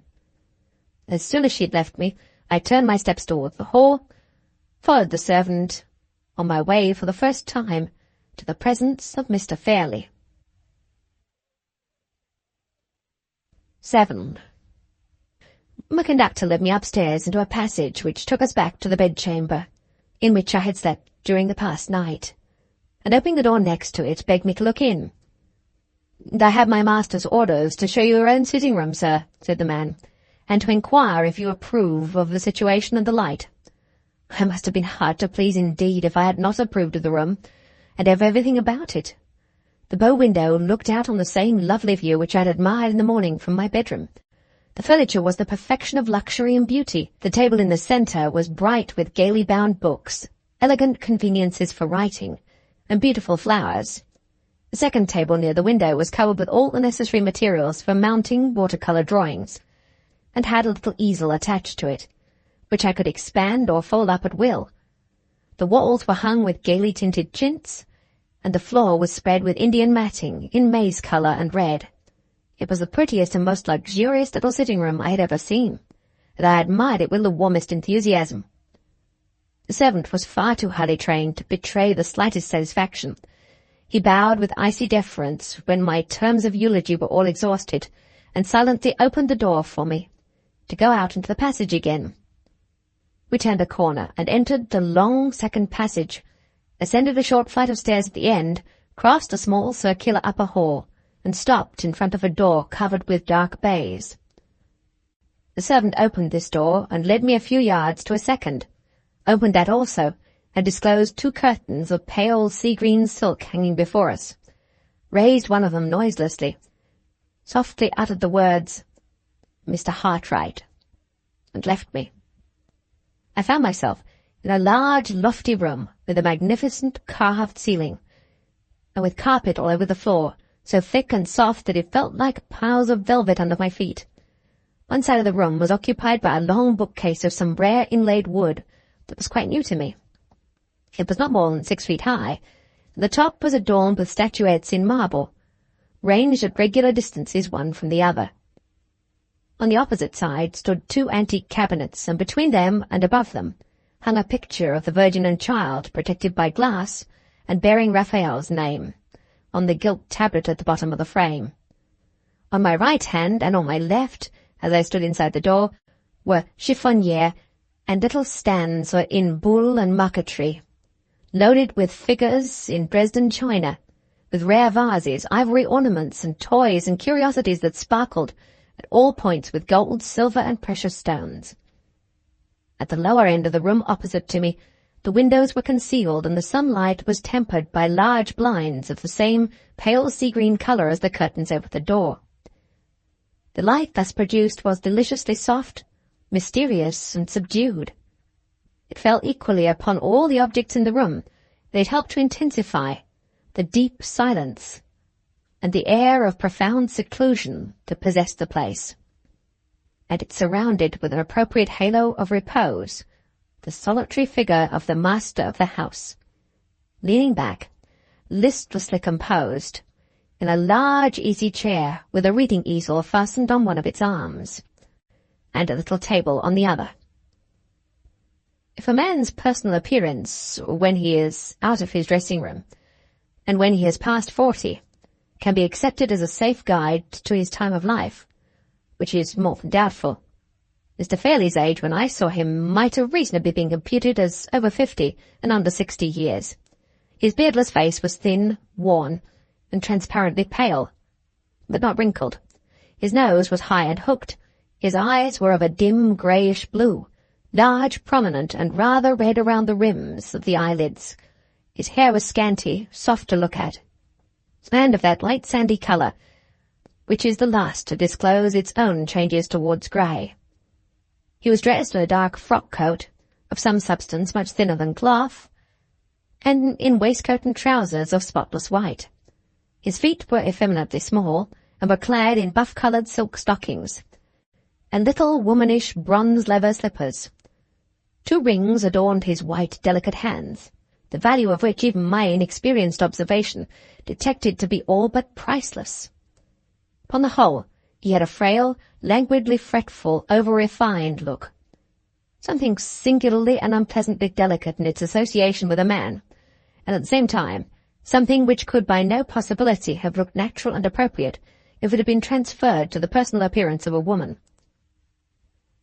My morning's experience with Miss Halcombe had predisposed me to be pleased with everybody in the house, but my sympathies shut themselves up resolutely at the first sight of Mr. Fairlie. On approaching nearer to him, I discovered that he was not so entirely without occupation as I had first supposed. Placed amid the other rare and beautiful objects on a large round table near him was a dwarf cabinet in ebony and silver, containing coins of all shapes and sizes, set out in little drawers lined with dark purple velvet. One of these drawers lay on the small table attached to his chair, and near it were some tiny jeweller's brushes, a wash-leather stump, and a little bottle of liquid, all waiting to be used in various ways for the removal of any accidental impurities which might be discovered on the coins. His frail white fingers were listlessly toying with something which looked, to my uninstructed eyes, like a dirty pewter medal with ragged edges. When I advanced within a respectful distance of his chair and stopped to make my bow. "So glad to possess you at Limmeridge, Mr. Hartright," he said in a querulous, croaking voice, which combined in anything but an agreeable manner a discordantly high tone with a drowsily languid utterance. "Pray sit down, and don't trouble yourself to move the chair, please. In the wretched state of my nerves, movement of any kind is exquisitely painful to me. Have you seen your studio? Would it do?" "I've just come from seeing the room, Mr. Fairlie, and I assure you," he stopped me in the middle of my sentence by closing his eyes and holding up one of his white hands imploringly. I paused in astonishment, and the croaking voice honoured me with this explanation. "Pray excuse me, and could you contrive to speak in a lower key? In the wretched state of my nerves, loud sound of any kind is indescribable torture to me. You will pardon an invalid. I only say to you that the lamentable state of my health obliges me to say to everybody, 'Yes, and you really like the brougham?' I could wish for nothing prettier and nothing more comfortable," I answered, dropping my voice, and beginning to discover already that Mr. Fairlie's selfish of affectation and Mr. Fairlie's wretched nerves meant one and the same thing. "So glad. You will find your position here, Mr. Hartright, properly recognized. There is none of the horrid English barbarity of feeling about the social position of an artist in this house. So much of my early life has been passed abroad that I have quite cast my insular skin in that respect. I wish I could say the same of the gentry, detestable word, but I suppose I must use it, of the gentry in the neighbourhood. They are sad Goths in art, Mr. Hartright, people, I do assure you, who would have opened their eyes in astonishment if they had seen Charles V pick up Titian's brush for him. Do you mind putting this tray of coins back in the cabinet and giving me the next one to it?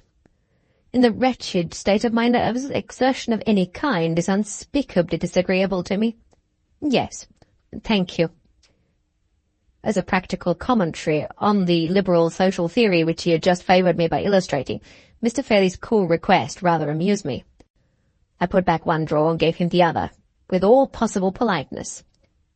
He began trifling with the new set of coins and the little brushes immediately, languidly looking at them and admiring them all the time he was speaking to me. "A thousand thanks and 1,000 excuses. Do you like coins?" "Yes. So glad we have another taste in common besides our taste for art. Now, about the pecuniary arrangements between us. Do tell me, are they satisfactory?" Most satisfactory, Mr. Fairlie. So glad.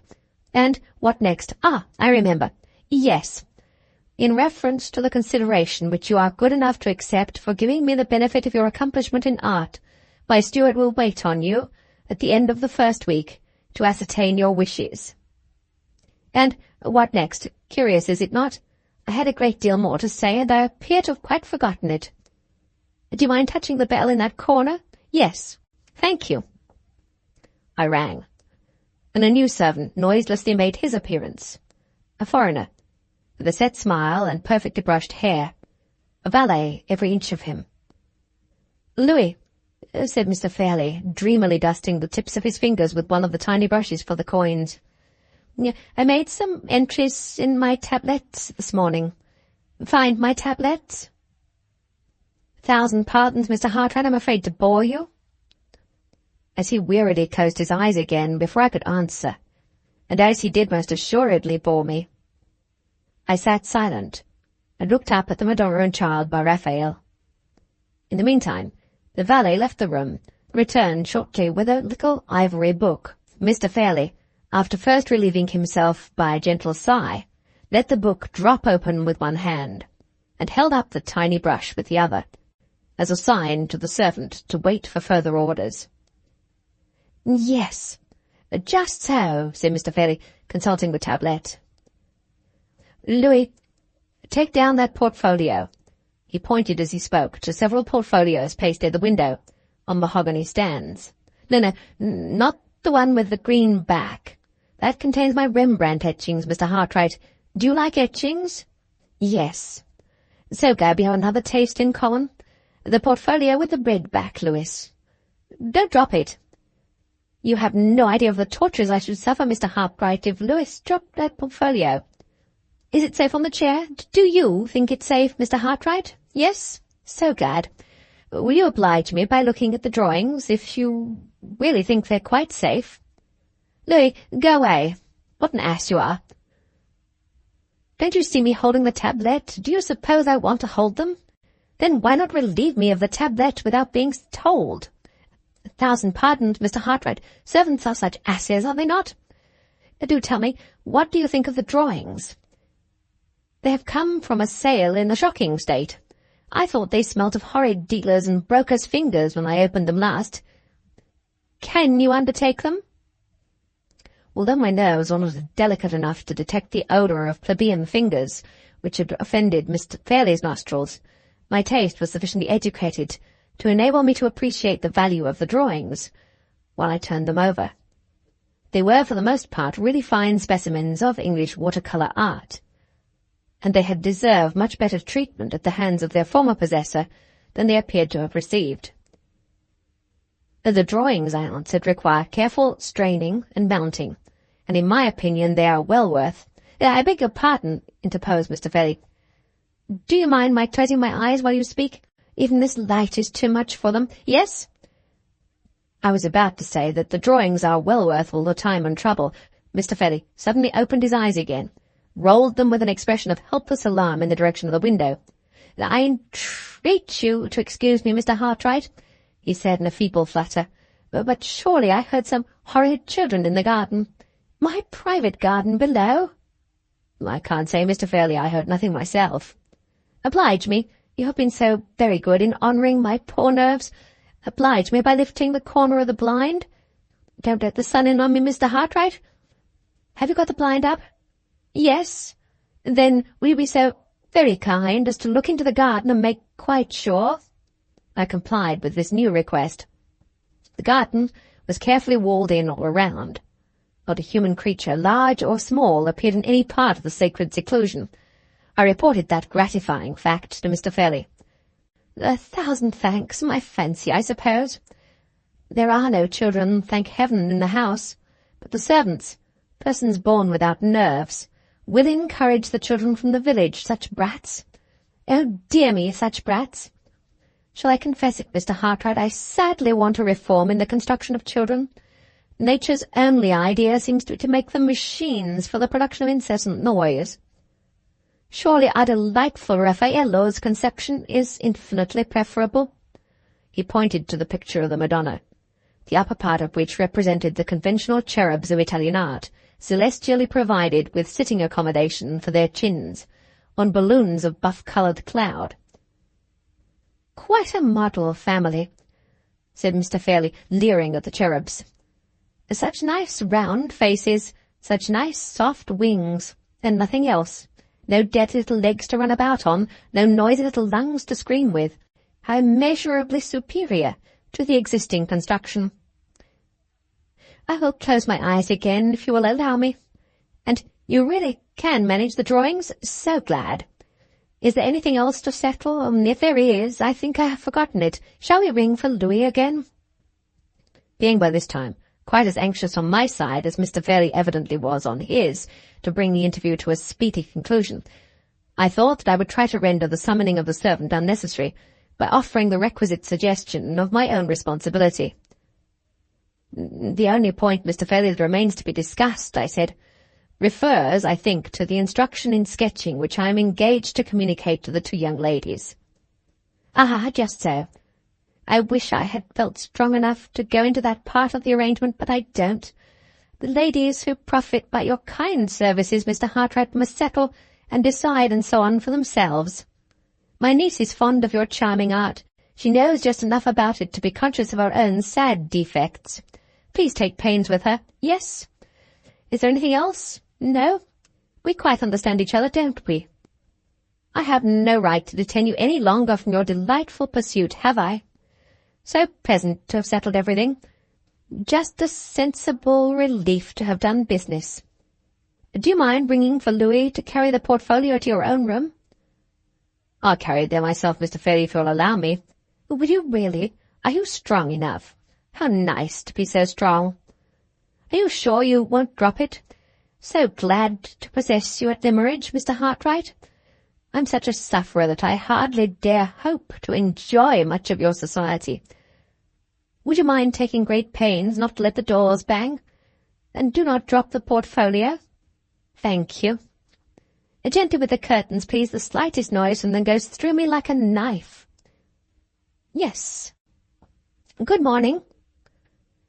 When the sea-green curtains were closed, and when the two baize doors were shut behind me, I stopped for a moment in the little circular hall beyond, and drew a long, luxurious breath of relief. It was like coming to the surface of the water after deep diving, to find myself once more on the outside of Mr. Fairlie's room. As soon as I was comfortably established for the morning in my pretty little studio, the first resolution at which I arrived was to turn my steps no more in the direction of the apartments occupied by the master of the house, except in the very improbable event of his honouring me with a special invitation to pay him another visit. Having settled this satisfactory plan of future conduct in reference to Mr. Fairlie, I soon recovered the serenity of temper of which my employer's haughty familiarity and impudent politeness had for the moment deprived me. The remaining hours of the morning passed away pleasantly enough, in looking over the drawings, arranging them in sets, trimming their ragged edges, and accomplishing the other necessary preparations, in anticipation of the business of mounting them. I ought, perhaps, to have made more progress than this, but as the luncheon time drew near, I grew restless and unsettled, and felt unable to fix my attention on work, even though that work was only of the humble manual kind. At 2:00 I descended again to the breakfast-room, a little anxiously. Expectations of some interest were connected with my approaching reappearance in that part of the house. My introduction to Miss Fairlie was now close at hand, and if Miss Halcombe's search through her mother's letters had produced the result which she anticipated, the time had come for clearing up the mystery of the woman in white. 8. When I entered the room, I found Miss Halcombe and an elderly lady seated at the luncheon table. The elderly lady, when I was presented to her, proved to be Miss Fairlie's former governess, Mrs. Vasey, who had been briefly described to me by my lively companion at the breakfast table as possessed of all the cardinal virtues and counting for nothing. I can do little more than offer my humble testimony to the truthfulness of Miss Halcombe's sketch of the old lady's character. Mrs. Vasey looked the personification of human composure and female amiability. A calm enjoyment of a calm existence beamed in drowsy smiles on her plump, placid face. Some of us rush through life, and some of us saunter through life. Mrs. Vasey sat through life.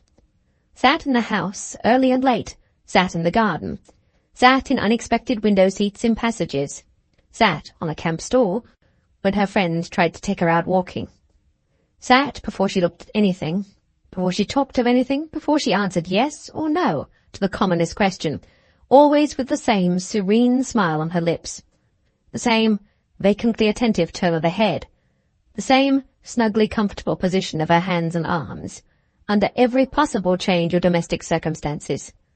A mild, a compliant, an unutterably tranquil and harmless old lady, who never by any chance suggested the idea that she had been actually active since the hour of her birth.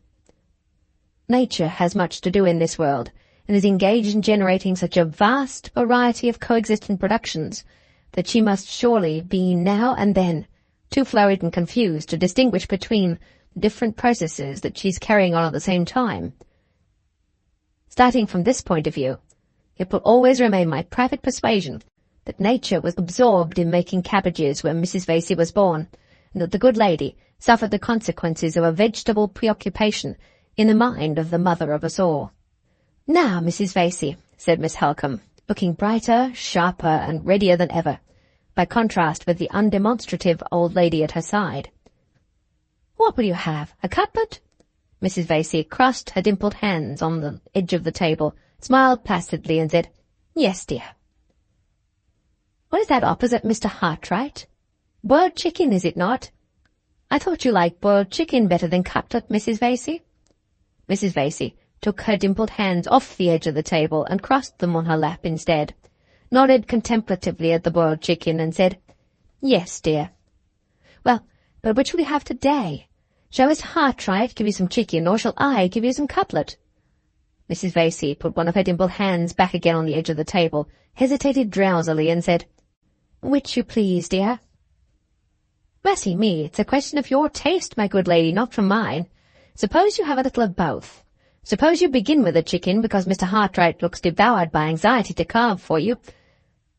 Mrs. Vasey put the other dimpled hand back on the edge of the table, brightened dimly one moment, went out again the next, bowed obediently, and said, "If you please, sir." Surely a mild, compliant, and unutterably tranquil and harmless old lady, but enough perhaps for the present of Mrs. Vasey.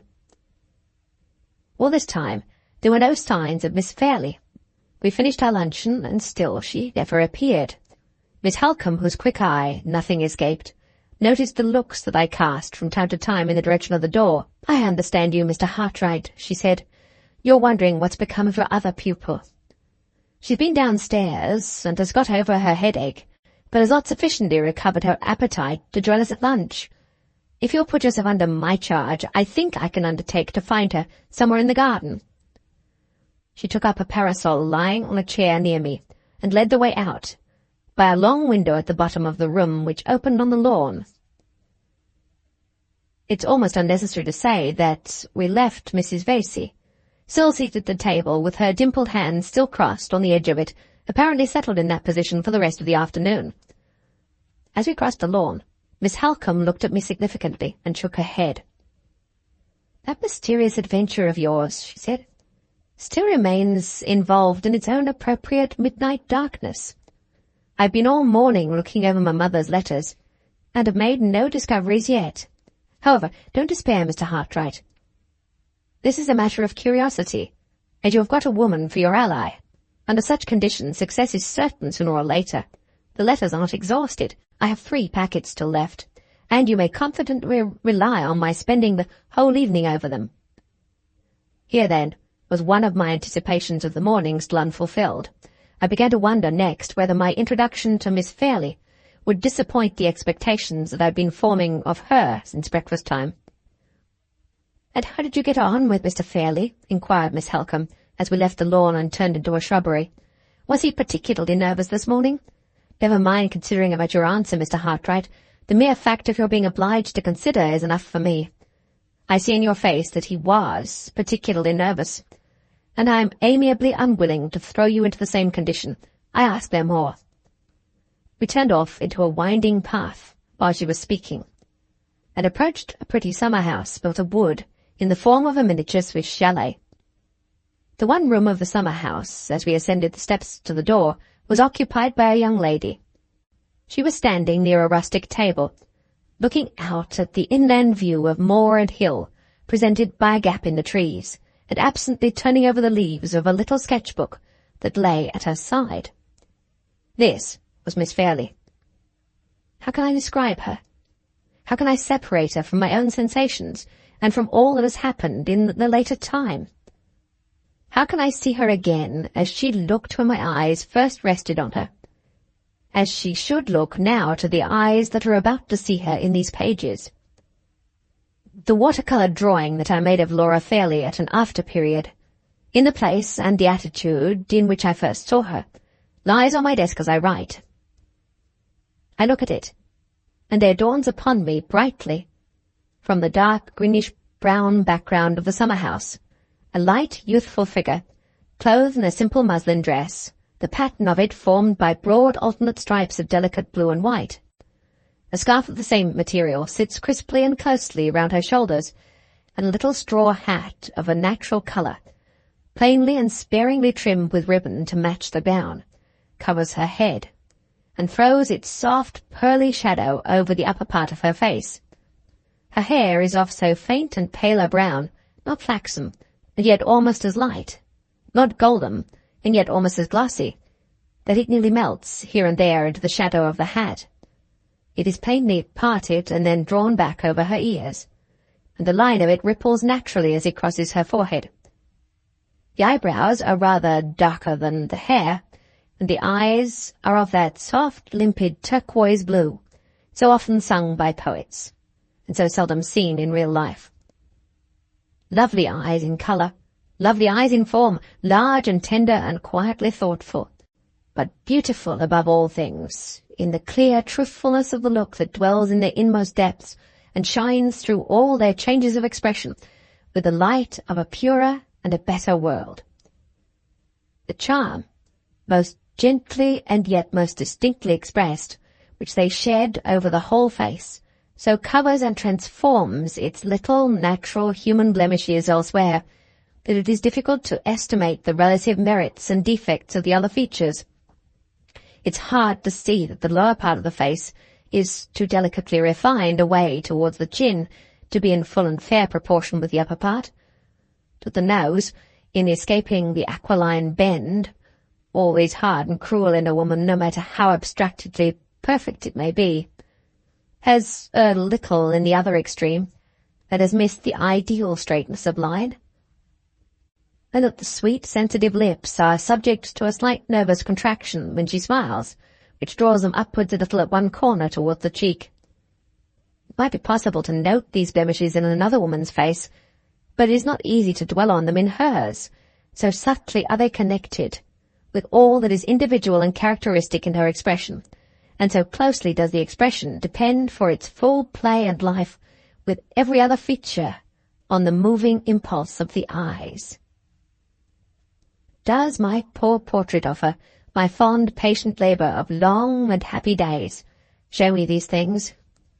Ah, how few of them there are in the dim mechanical drawing, and how many in the mind with which I regard it, a fair, delicate girl, in a pretty light dress, trifling with the leaves of a sketch-book, while she looks up from it with truthful, innocent blue eyes. That's all the drawing can say. Or perhaps that even the deeper reach of thought and pen can say in their language either. The woman who first gives life, light and form to our shadowy conceptions of beauty filled a void in our spiritual nature that has remained unknown to us till she appeared.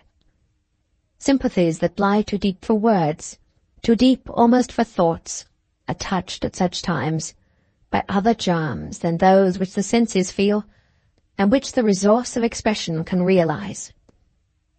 The mystery which underlies the beauty of a woman is never raised above the reach of all expression until it has claimed kindred with the deeper mystery of our own souls. Then, and then only, has it passed beyond the narrow region on which light falls in this world, from the pencil and the pen. Think of her as you thought of the first woman who quickened the pulses within you that the rest of her sex had no art to stir. Let the kind, candid blue eyes meet yours, as they met mine, with the matchless look which we both remember so well. Let her voice speak the music that you once loved best, attuned as sweetly to your ear as to mine. Let her footstep as she comes and goes in these pages be like that other footstep to whose airy fall your own heart once beat time. Take her as the visionary nursling of your own fancy, that she will grow upon you all the more clearly as the living woman who dwells in mine. Among the sensations that crowded on me when my eyes first looked upon her, familiar sensations which we all know, which springed life in most of our hearts, die away again in so many, and renew their bright existence in so few.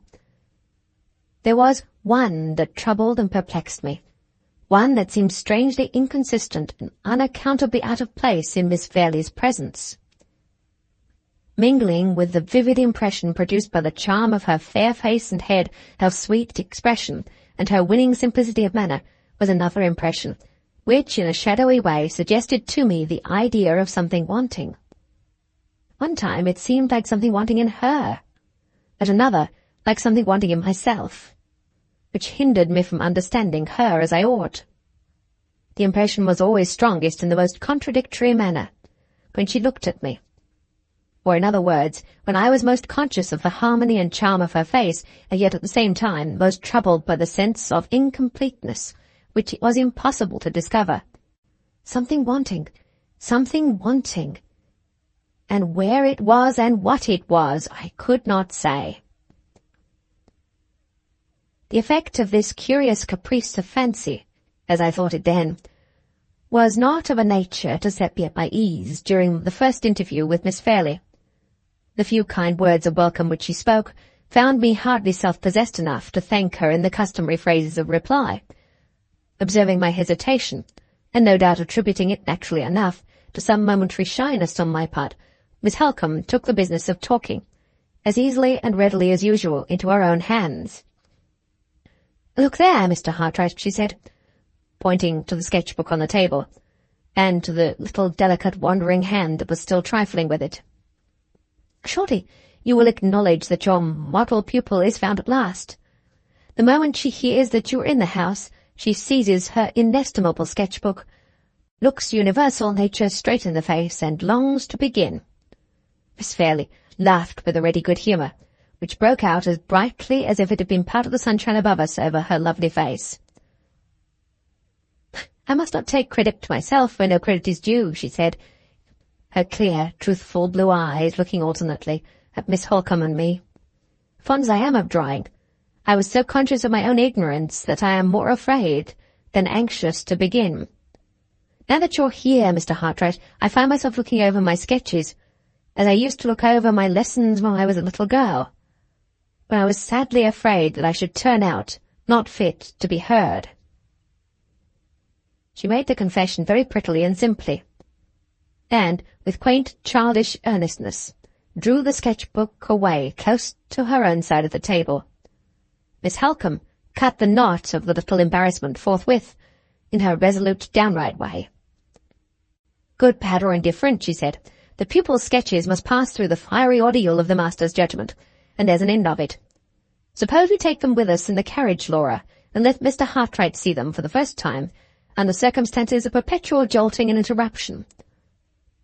If we're going to confuse him all through the drive, between nature as it is when he looks up at the view, and nature as it is not when he looks down again at our sketch-books, we shall drive him into the last desperate refuge of paying us compliments, and shall slip through his professional fingers with our pet feathers of vanity, all unruffled." "I hope Mr. Hartright will pay me no compliments," said Miss Fairlie, as we all left the summer-house. "May I venture to inquire why you express that hope?" I asked. "Because I shall believe all that you say to me," she answered simply. In those few words she unconsciously gave me the key to her whole character, to that generous trust in others which, in her nature, grew innocently out of the sense of her own truth. I only knew it intuitively then. I know it by experience now. We merely waited to rouse good Miss Vasey from the place which she still occupied at the deserted luncheon table before we entered the open carriage for our promised drive. The old lady and Miss Halcombe occupied the back seat. Miss Fairlie and I sat together in front, with the sketch-book open between us, fairly exhibited at last to my professional eyes. All serious criticism of the drawings, even if I had been disposed to volunteer it, was rendered impossible by Miss Halcombe's lively resolution to see nothing but the ridiculous side of the fine arts, as practised by herself, her sister, and ladies in general. I can remember the conversation that passed far more easily than the sketches that I mechanically looked over. That part of the talk especially, in which Miss Fairlie took any share, is still as vividly impressed on my memory as if I had heard it only a few hours ago. Yes, let me acknowledge that this first day I let the charm of her presence lure me from the recollection of myself and my position. The most trifling of the questions that she put to me on the subject of using her pencil and mixing her colours, the slightest alterations of expression in the lovely eyes that looked into mine with such earnest desire to learn all that I could teach, and to discover all that I could show, attracted more of my attention than the finest view we passed through, or the grandest changes of light and shade, as they flowed into each other over the waving moorland and level beach. At any time and under any circumstances of human interest, is it not strange to see how little real hold the objects of the natural world amid which we live can gain on our hearts and minds? We go to nature for comfort in trouble, and sympathy and joy only in books. Admiration of those beauties of the inanimate world, which modern poetry so largely and so eloquently describes, is not, even in the best of us, one of the original instincts of our nature. As children, we none of us possess it. No uninstructed man or woman possesses it. Those whose lives are most exclusively passed amid the ever-changing wonders of sea and land are also those who are most universally insensible to every aspect of nature not directly associated with the human interest of their calling. A capacity of appreciating the beauties of the earth we live on is, in truth, one of the civilized accomplishments which we all learn as an art. And more, that very capacity is rarely practiced by any of us, except when our minds are most indolent and most unoccupied. How much share have the attractions of nature ever had in the pleasurable or painful interests and emotions of ourselves or our friends? What space do they ever occupy in the thousand little narratives of personal experience which pass every day by word of mouth from one of us to the other? All that our minds can compass, all that our hearts can learn, can be accomplished with equal certainty, equal profit, and equal satisfaction to ourselves in the poorest as in the richest prospect that the face of the earth can show. There is surely a reason for this want of inborn sympathy between the creature and the creation around it, a reason which may perhaps be found in the widely differing destinies of man and his earthly sphere. The grandest mountain prospect that the eye can range over is appointed to annihilation. The smallest human interest that the human heart can feel is appointed to immortality. We've been out nearly 3 hours, when the carriage again passed through the gates of Limmeridge House. On our way back, I had let the ladies settle for themselves the first point of view which they were to sketch, under my instructions on the afternoon of the next day. When they withdrew to dress for dinner, and when I was alone again in my little sitting-room, my spirits seemed to leave me all of a sudden. I felt ill at ease and dissatisfied with myself. I hardly knew why. Perhaps I was now conscious, for the first time, of having enjoyed our drive too much in the character of a guest, and too little in the character of a drawing-master. Perhaps that strange sense of something wanting, either in Miss Fairlie or in myself, which had perplexed me when I first was introduced to her, haunted me still. Anyhow, It was a relief to my spirits when the dinner hour called me out of my solitude, and took me back to the society of the ladies of the house.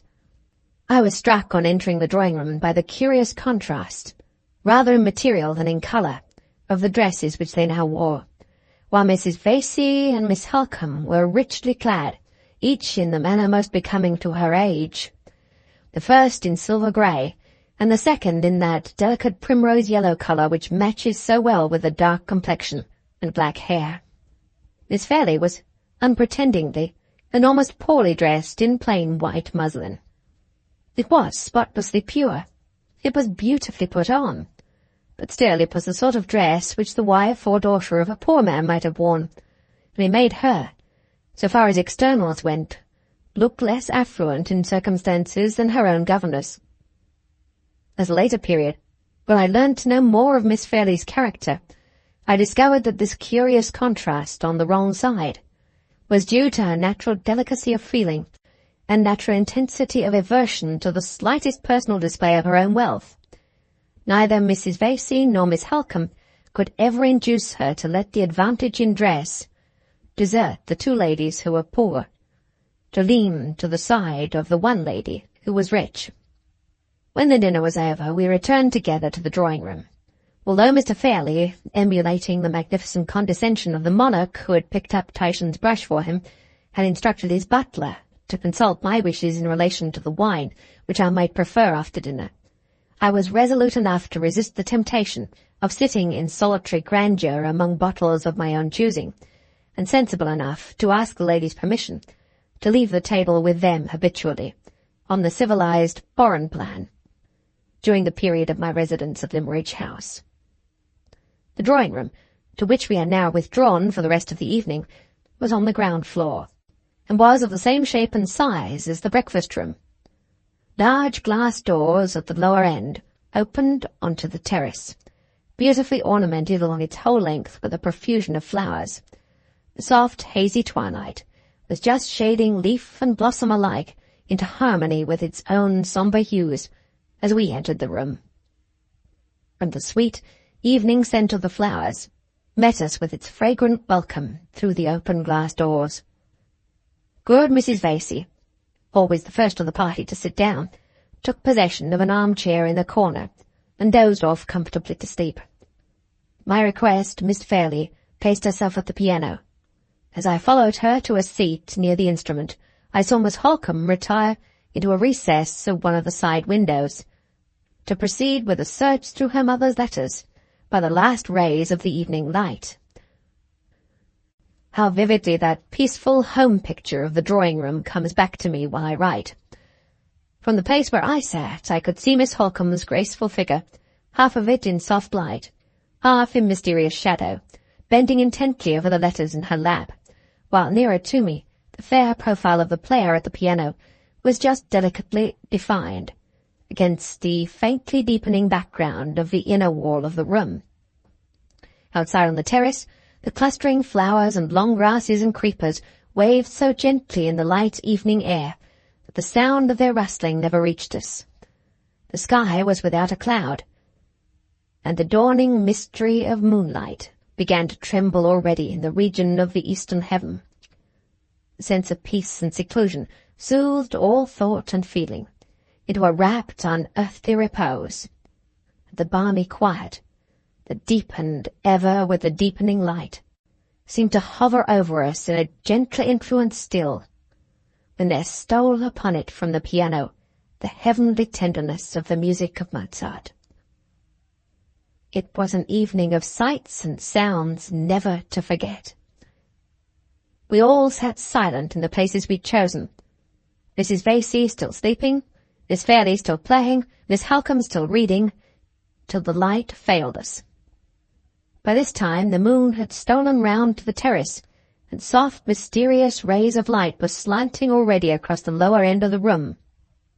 The change from the twilight obscurity was so beautiful that we banished the lamps by common consent when the servant brought them in, and kept the large room unlighted, except by the glimmer of the 2 candles at the piano. For half an hour more the music still went on, After that, the beauty of the moonlight view on the terrace tempted Miss Fairlie out to look at it, and I followed her. When the candles at the piano had been lighted, Miss Halcombe had changed her place so as to continue her examination of the letters with their assistance. We left her on a low chair, at one side of the instrument, so absorbed over her reading that she did not seem to notice when we moved. We'd been out on the terrace together, just in front of the glass doors, hardly so long as 5 minutes, I should think. And Miss Fairlie was, by my advice, just tying her white handkerchief over her head as a precaution against the night air, when I heard Miss Halcombe's voice, low, eager, and altered from its natural lively tone, pronounce my name.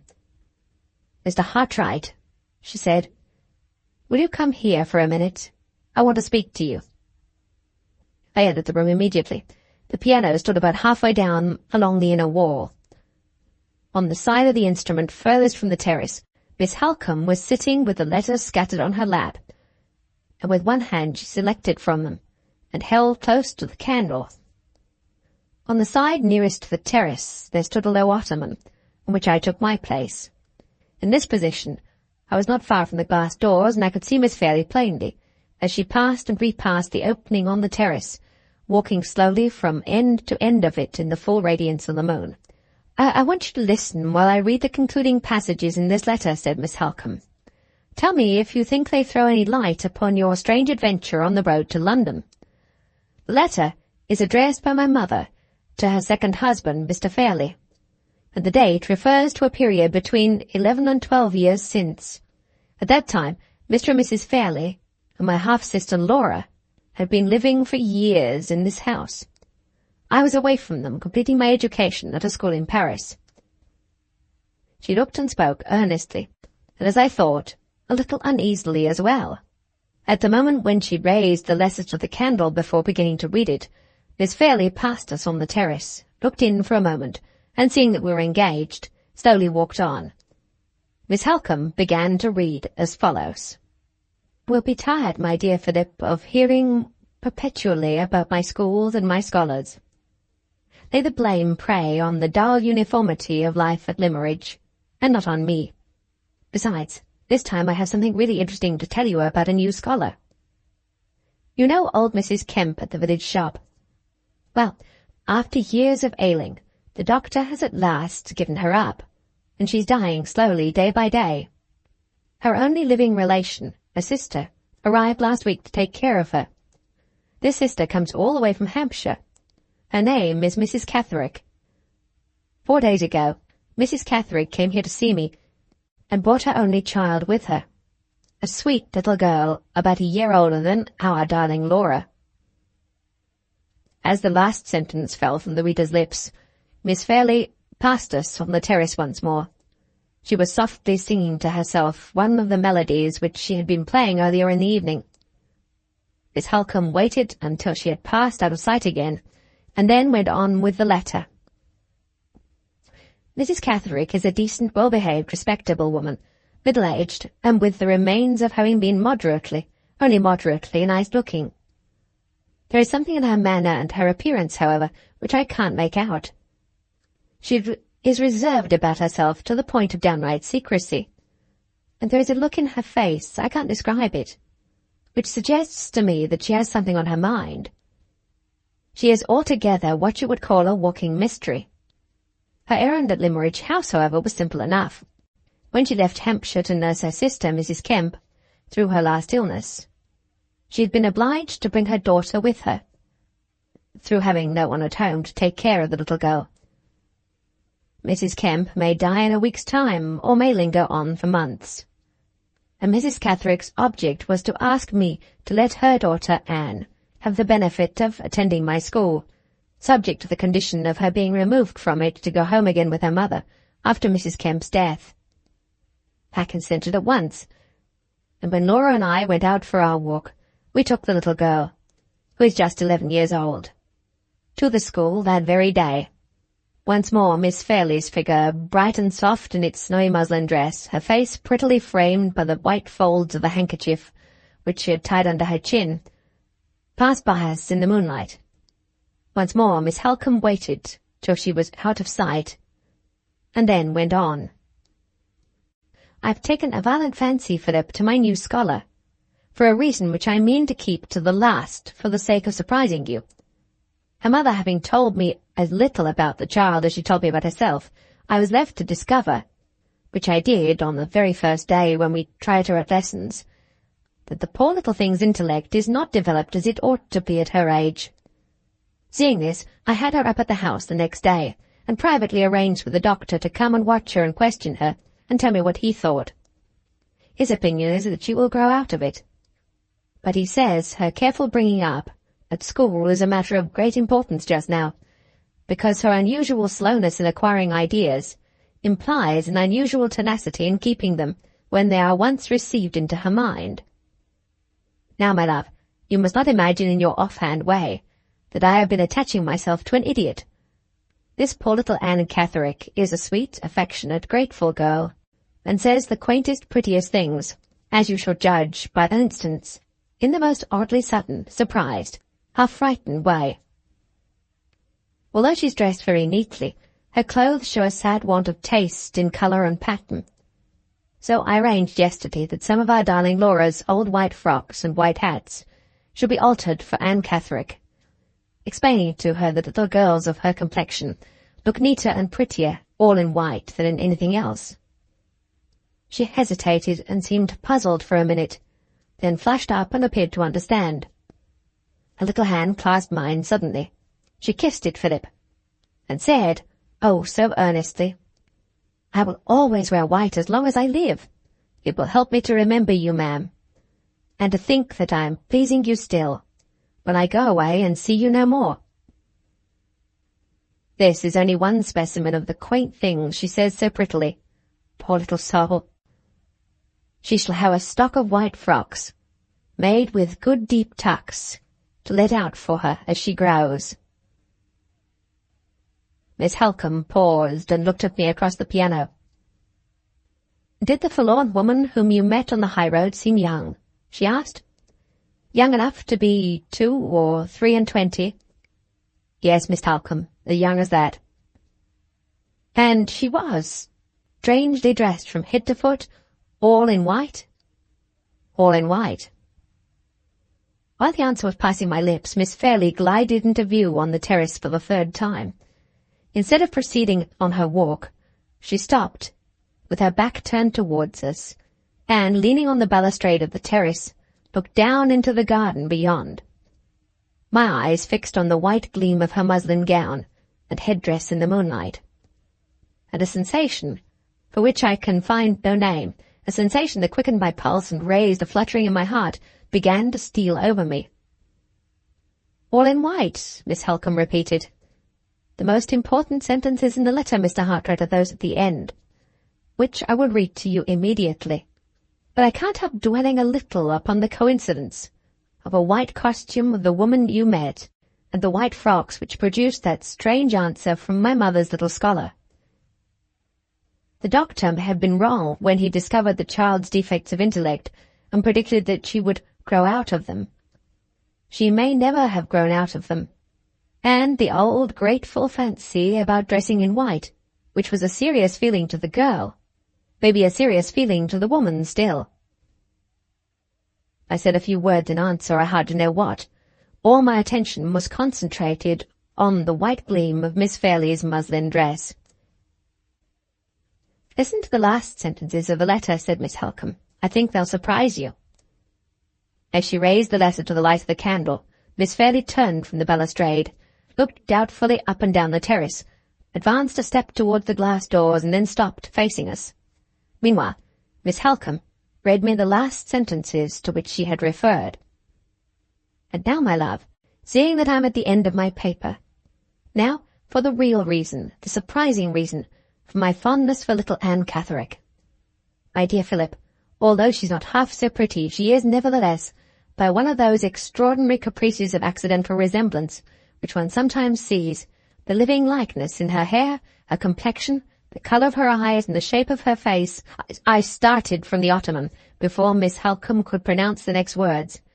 A thrill of the same feeling which ran through me when the touch was laid upon my shoulder on that lonely high road chilled me again. There stood Miss Fairlie, a white figure, alone in the moonlight. In her attitude, in the turn of her head, in her complexion, in the shape of her face, the living image, at that distance and under those circumstances, of the woman in white. The doubt which had troubled my mind for hours and hours past, flashed into conviction in an instant. That something wanting was my own recognition of the luminous likeness between the fugitive from the asylum and my pupil at Limmeridge House. "You see it?" said Miss Halcombe. She dropped the useless letter, and her eyes flashed as they met mine. "You see it now, as my mother saw it 11 years since." "I see it, more unwillingly than I can say. To associate that forlorn, friendless, lost woman, even by an accidental likeness only, with Miss Fairlie, seems like casting a shadow on the future of the bright creature who stands looking at us now. Let me lose the impression again as soon as possible. Call her in, out of the dreary moonlight, pray call her in." "Mr. Hartright, you surprise me. Whatever wound may be, I thought that men in the 19th century were above superstition. Pray call her in." "Hush, hush. She's coming of her own accord. Say nothing in her presence. Let this discovery of the likeness be kept a secret between you and me. Come in, Laura, come in. And wake Mrs. Vasey at the piano. Mr. Hartright is petitioning for some more music, and he wants it this time to be of the lightest and liveliest kind." 9. So ended my eventful first day at Limmeridge House. Miss Halcombe and I kept our secret. After the discovery of the likeness, no fresh light seemed destined to break over the mystery of the woman in white. At the first safe opportunity, Miss Halcombe cautiously led her half-sister to speak of her mother. Of old times, of Anne Catherick. Miss Fairlie's recollections of the little scholar at Limmeridge were, however, only of the vague and general kind. She remembered the likeness between herself and her mother's favourite pupil as something which had been supposed to exist in past times, but she did not refer to the gift of the white dresses, or to the singular form of words in which the child had artlessly expressed her gratitude for them. She remembered that Anne had remained at Limmeridge for a few months only, and had then left it to go back to her home in Hampshire. But she could not say whether the mother and daughter had ever returned, or had ever been heard of afterwards. No further search on Miss Halcombe's part through the few letters of Mrs. Fairlie's writing which she had left unread assisted in clearing up the uncertainties still left to perplex us. We had identified the unhappy woman whom I had met in the night time with Anne Catherick. We'd made some advance, at least, towards connecting the probably defective condition of the poor creature's intellect with the peculiarity of her being dressed all in white, and with the continuance in her maturer years of her childish gratitude towards Mrs. Fairlie. And there, so far as we knew at that time, our discoveries had ended. The days passed on, the weeks passed on, and the track of the golden autumn wound its bright way visibly through the green summer of the trees. Peaceful, fast-flowing, happy time. My story glides by you now, as swiftly as you once glided by me. Of all the treasures of enjoyment that you poured so freely into my heart, how much is left me that has purpose and value enough to be written on this page? Nothing but the saddest of all confessions that a man can make, the confession of his own folly. The secret which that confession discloses should be told with little effort, for it has indirectly escaped me already. The poor weak words which have failed to describe Miss Fairlie have succeeded in betraying the sensations she awakened in me. It is so with us all. Our words are giants when they do us an injury, and dwarfs when they do us a service. I loved her. How well I know all the sadness and all the mockery that's contained in those 3 words. I can sigh over my mournful confession with the tenderest woman who reads it and pities me. I can laugh at it as bitterly as the hardest man who tosses it from him in contempt. I loved her. Feel for me, or despise me. I confess it with the same immovable resolution to own the truth. Was there no excuse for me? There was some excuse to be found.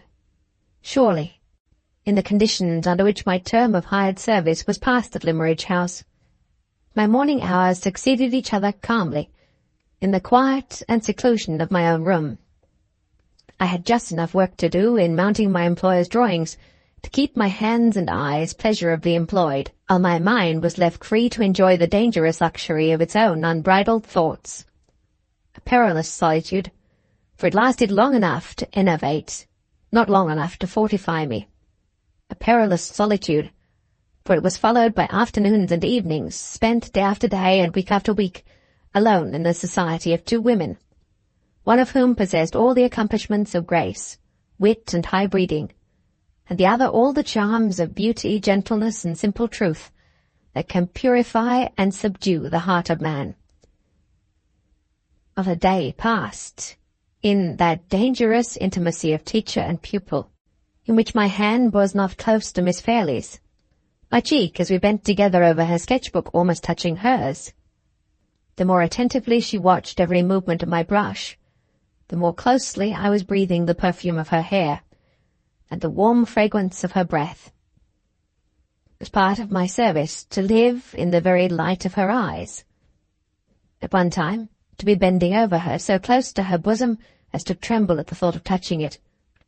At another, to feel her bending over me, bending so close to see what I was about, that her voice sank low when she spoke to me, and her ribbons brushed my cheek in the wind before she could draw them back. The evenings which followed the sketching excursions of the afternoon varied, rather than checked, these innocent, these inevitable familiarities. My natural fondness for the music which she played with such tender feeling, such delicate womanly taste, and her natural enjoyment of giving me back, by the practice of her art, the pleasure which I had offered her by the practice of mine, only wove another tie, which drew us closer and closer to one another. The accidents of conversation, the simple habits which regulated even such a little thing as the position of our places at table, the play of Miss Halcombe's ever-ready raillery, always directed against my anxiety as teacher, while it sparkled over her enthusiasm as pupil, the harmless expression of poor Mrs. Vasey's drowsy approval, which connected Miss Fairlie and me as two model young people who never disturbed her. Every one of these trifles and many more combined to fold us together in the same domestic atmosphere, and to lead us both insensibly to the same hopeless end. I should have remembered my position, and put myself secretly on my guard. I did so, but not till it was too late. All the discretion, all the experience which had availed me with other women, and secured me against other temptations, failed me with her.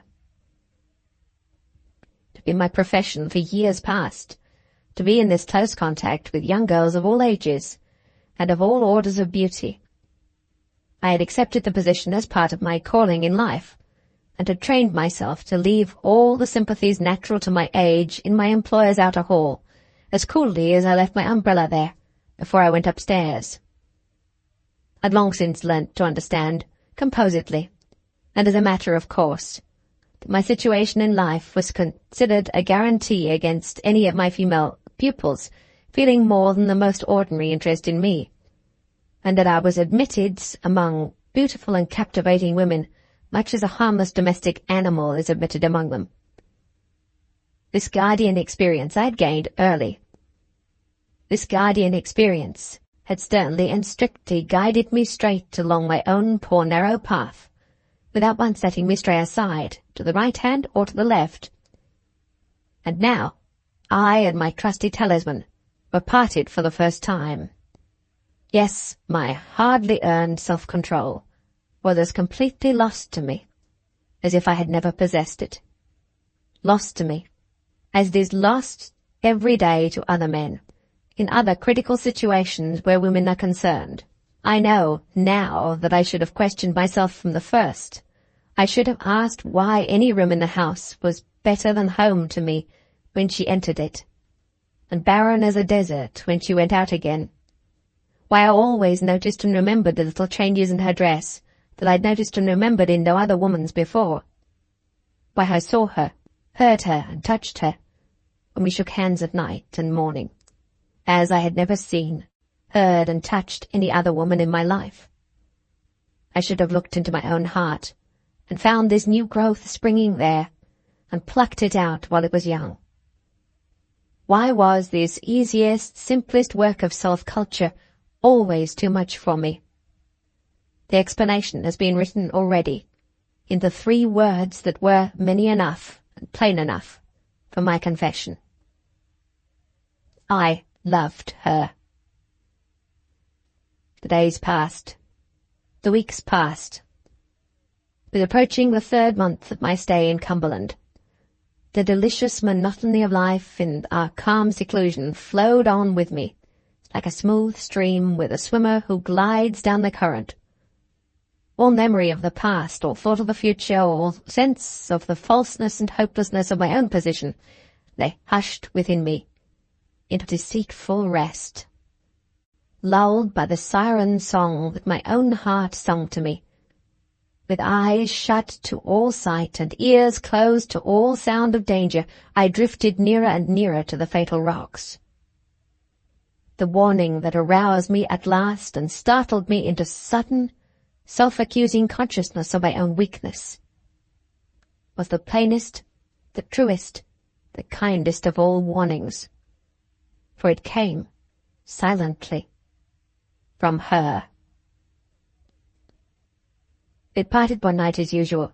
No word had fallen from my lips, at that time or any time before it, that could betray me, or startle her into sudden knowledge of the truth. But when we met again in the morning, a change had come over her, a change that told me all. I shrank then. I shrink still from invading the innermost sanctuary of her heart and laying it open to others, as I have laid open my own. Let it be enough to say, the time when she first surprised my secret was, I firmly believe, the time when she first surprised her own, and the time also when she changed towards me in the interval of one night. Her nature, too truthful to deceive others, was too noble to deceive itself.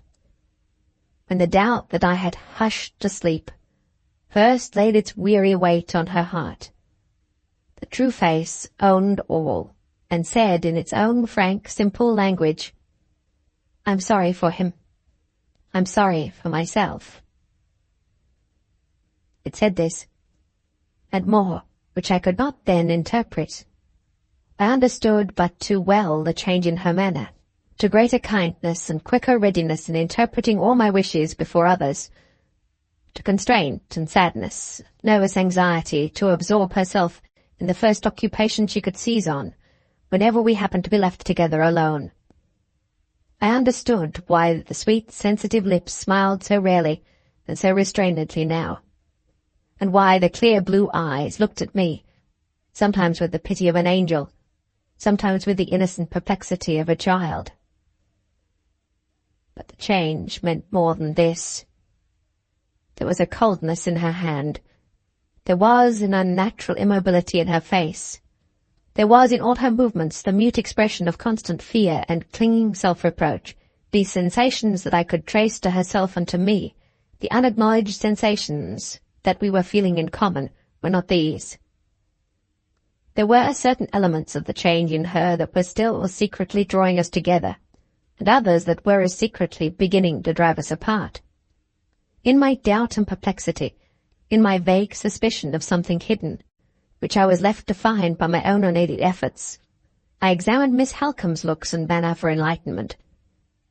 Living in such intimacy as ours, no serious alteration could take place in any one of us, which did not sympathetically affect the others. The change in Miss Fairlie was reflected in her half-sister.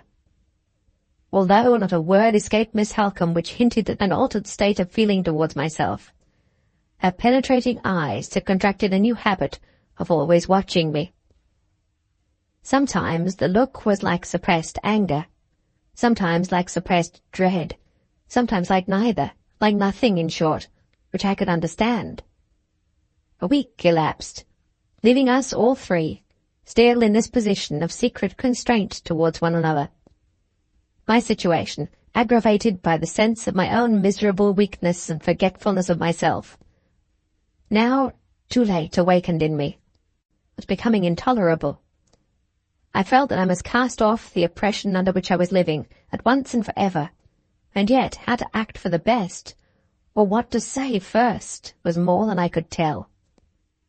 From this position of helplessness and humiliation, I was rescued by Miss Halcombe. Her lips told me the bitter, the necessary, the unexpected truth. Her hearty kindness sustained me under the shock of hearing it. Her sense and courage turned to its right use an event which threatened the worst that could happen, to me and to others in Limmeridge House. It was on a Thursday in the week, and nearly the end of the 3rd month of my sojourn in Cumberland. In the morning, when I went down into the breakfast-room at the usual hour, Miss Halcombe, for the first time since I'd known her, was absent from her customary place at the table. Miss Fairlie was out on the lawn. She bowed to me, but did not come in. Not a word had dropped from my lips or from hers that would unsettle either of us. Yet the same unacknowledged sense of embarrassment made us shrink alike from meeting one another alone. She waited on the lawn, and I waited in the breakfast-room, until Mrs. Vasey or Miss Halcombe came in. How quickly I should have joined her, how readily we should have shaken hands and glided into our customary talk, only a fortnight ago. In a few minutes Miss Halcombe entered. She had a preoccupied look, and she made her apologies for being late rather absently. "I've been detained," she said, "by a consultation with Mr. Fairlie on a domestic matter, which he wished to speak to me about." Miss Fairlie came in from the garden, and the usual morning greeting passed between us. Her hand struck colder to mine than ever. She did not look at me, and she was very pale. Even Mrs. Vasey noticed it when she entered the room a moment after. "I suppose it's the change in the wind," said the old lady. "The winter is coming. Ah, my love, the winter is coming soon." In her heart and in mine it had come already. Our morning meal, once so full of pleasant, good-humoured discussion of the plans of the day, was short and silent. Miss Fairlie seemed to feel the oppression of the long pauses in the conversation, and looked appealingly to her sister to fill them up. Miss Halcombe, after once or twice hesitating and checking herself, in a most uncharacteristic manner, spoke at last. "I've seen your uncle this morning, Laura," she said. "He thinks the purple room is the one that ought to be got ready, and he confirms what I told you. Monday is the day, not Tuesday." While these words were being spoken, Miss Fairlie looked down at the table beneath her. Her fingers moved nervously among the crumbs that were scattered on the cloth.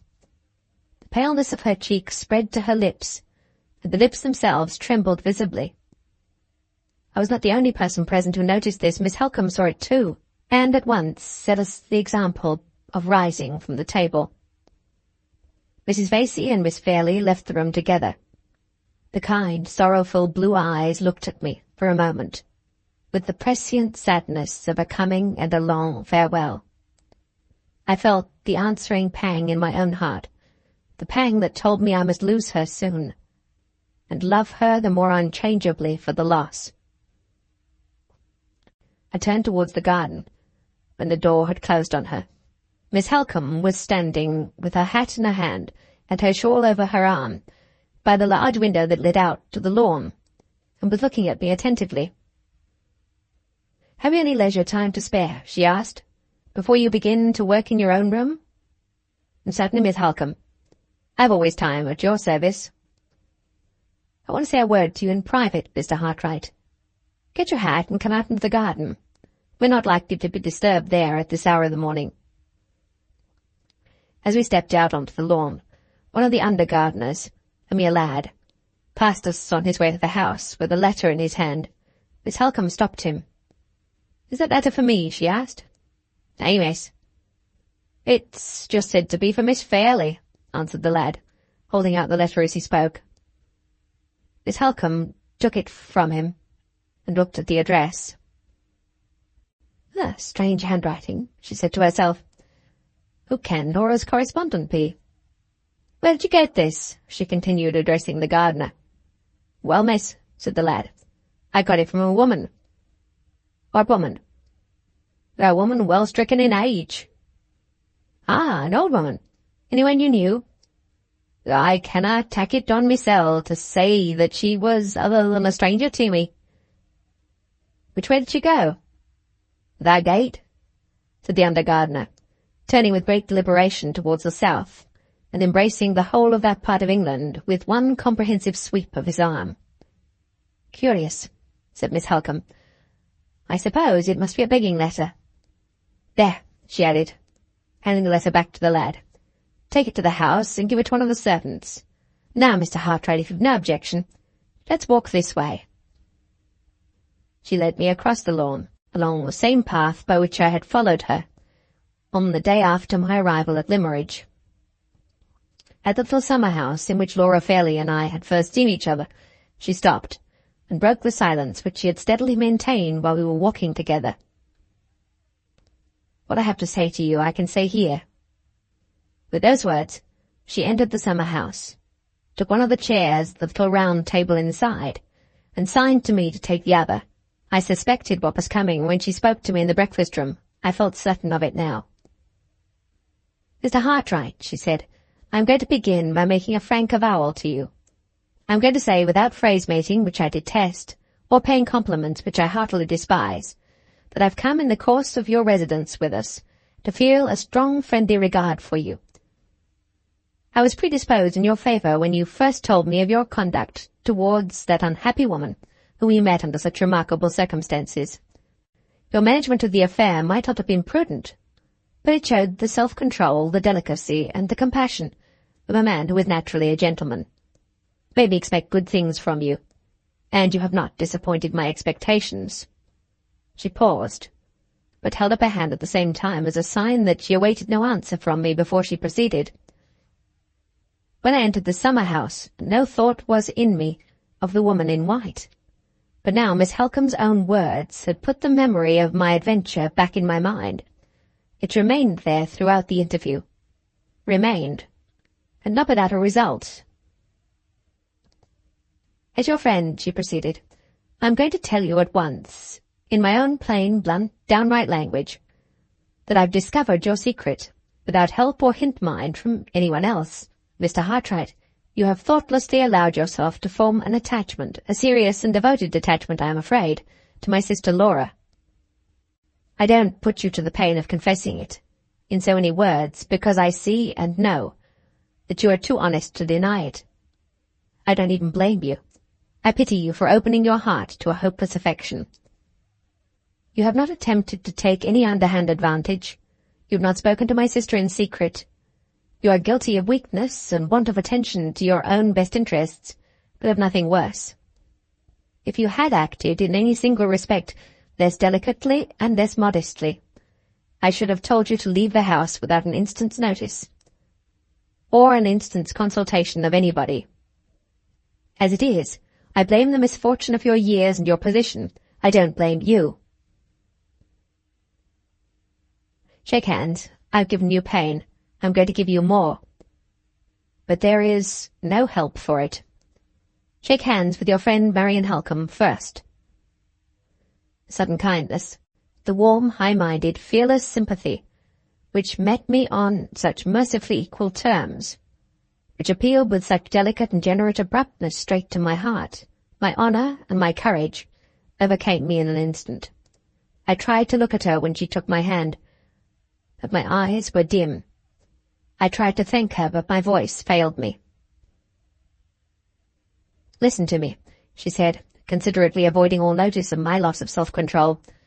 Listen to me, and let us get it over with at once.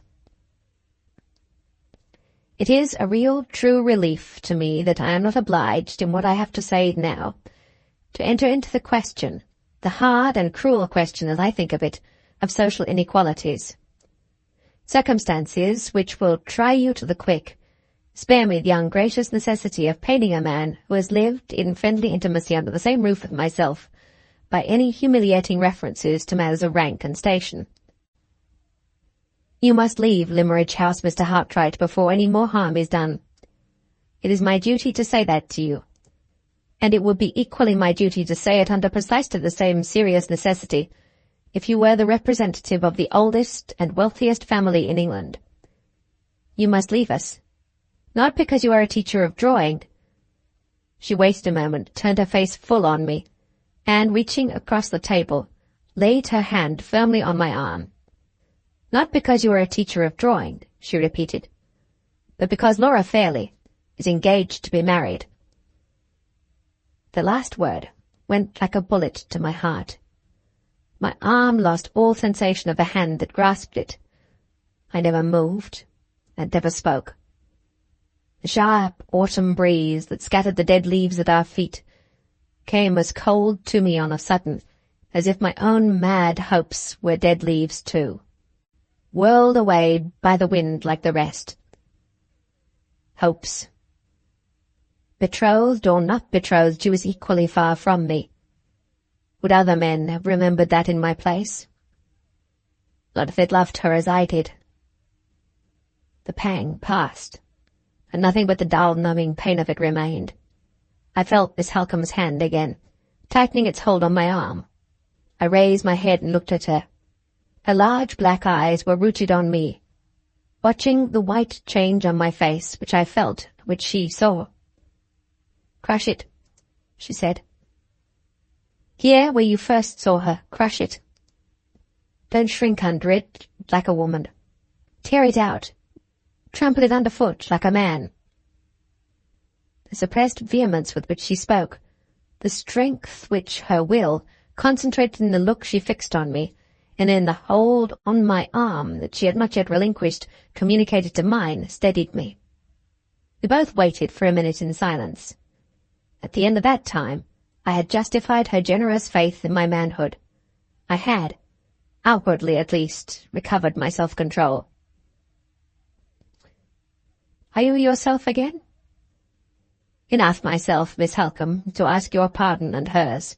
Enough myself to be guided by your advice, and to prove my gratitude in that way, if I can prove it in no other." "You've proved it already," she answered, "by those words, Mr. Hartright. Concealment is at an end between us. I cannot affect to hide from you what my sister has unconsciously shown to me.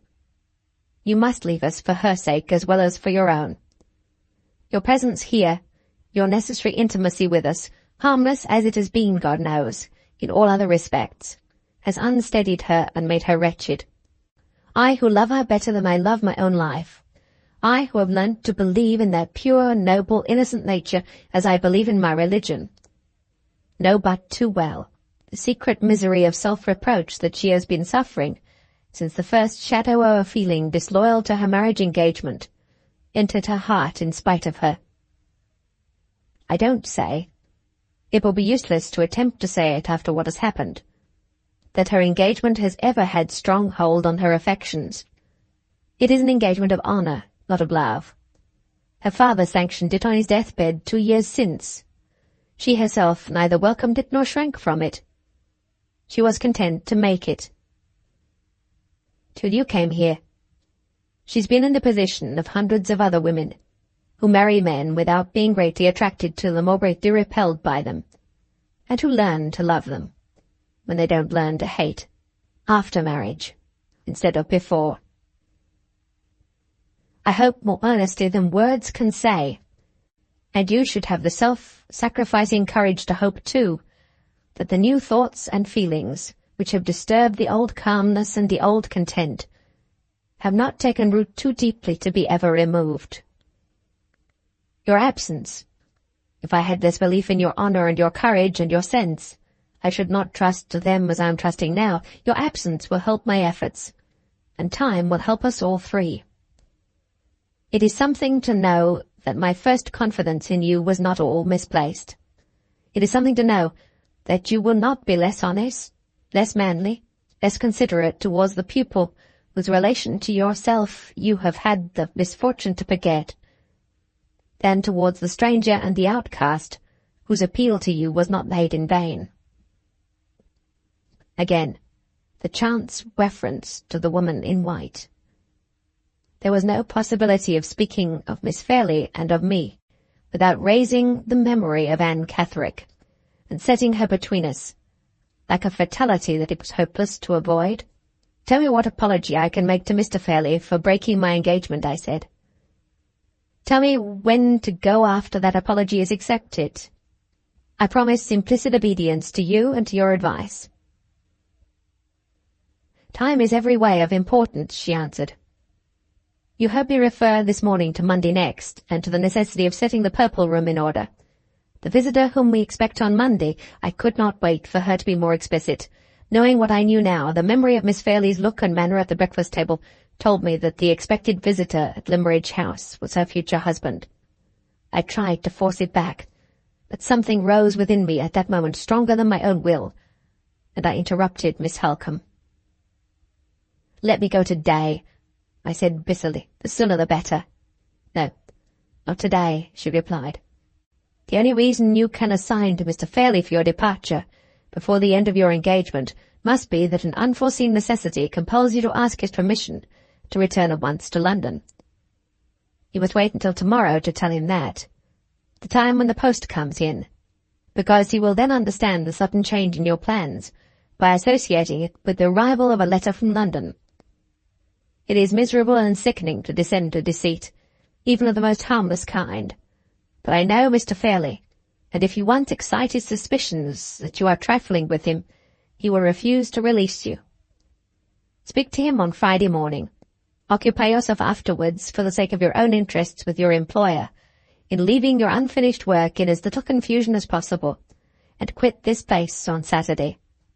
It will be time enough then, Mr. Hartright, for you and for all of us." Before I could assure her that she might depend on my acting in the strictest accordance with her wishes, we were both startled by advancing footsteps in the shrubbery. Someone was coming from the house to seek for us. I felt the blood rush to my cheeks and then leave them again. Could the third person, who was fast approaching us at such a time and under such circumstances, be Miss Fairlie? It was a relief. So sadly, so hopelessly was my position towards her changed already. It was absolutely a relief to me when the person who disturbed us appeared at the entrance of the summer-house, and proved to be only Miss Fairlie's maid. "Could I speak with you a moment, miss?" said the girl, in a rather flurried, unsettled manner. Miss Halcombe descended the steps into the shrubbery, and walked aside a few paces with the maid. Left by myself, my mind reverted with a sense of forlorn wretchedness, which it is not in any words that I can find to describe, to my approaching return, to the solitude and the despair of my lonely London home. Thoughts of my kind old mother, and of my sister, who had rejoiced with her so innocently over my prospects in Cumberland, thoughts whose long banishment from my heart it was now my shame and my reproach to realize for the first time, came back to me with the loving mournfulness of old neglected friends. My mother and my sister. What would they feel when I returned to them from my broken engagement with the confession of my miserable secret? They who had parted from me so hopefully on that last happy night in the Hampstead cottage. Anne Catherick again. Even the memory of the farewell evening with my mother and my sister could not return to me now, unconnected with that other memory of the moonlit walk back to London. What did it mean? Were that woman and I to meet once more?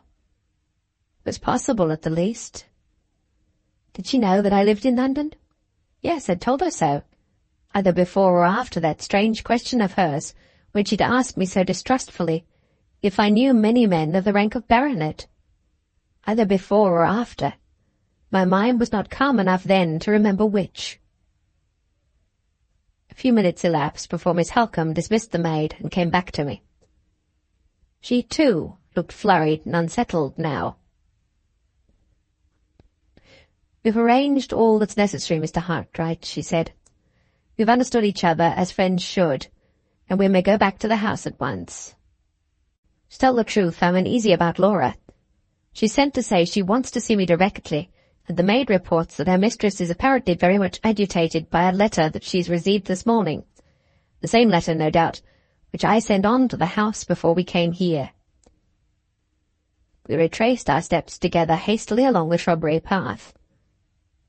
Although Miss Halcombe had ended all that she thought it necessary to say on her side, I had not ended all that I wanted to say on mine.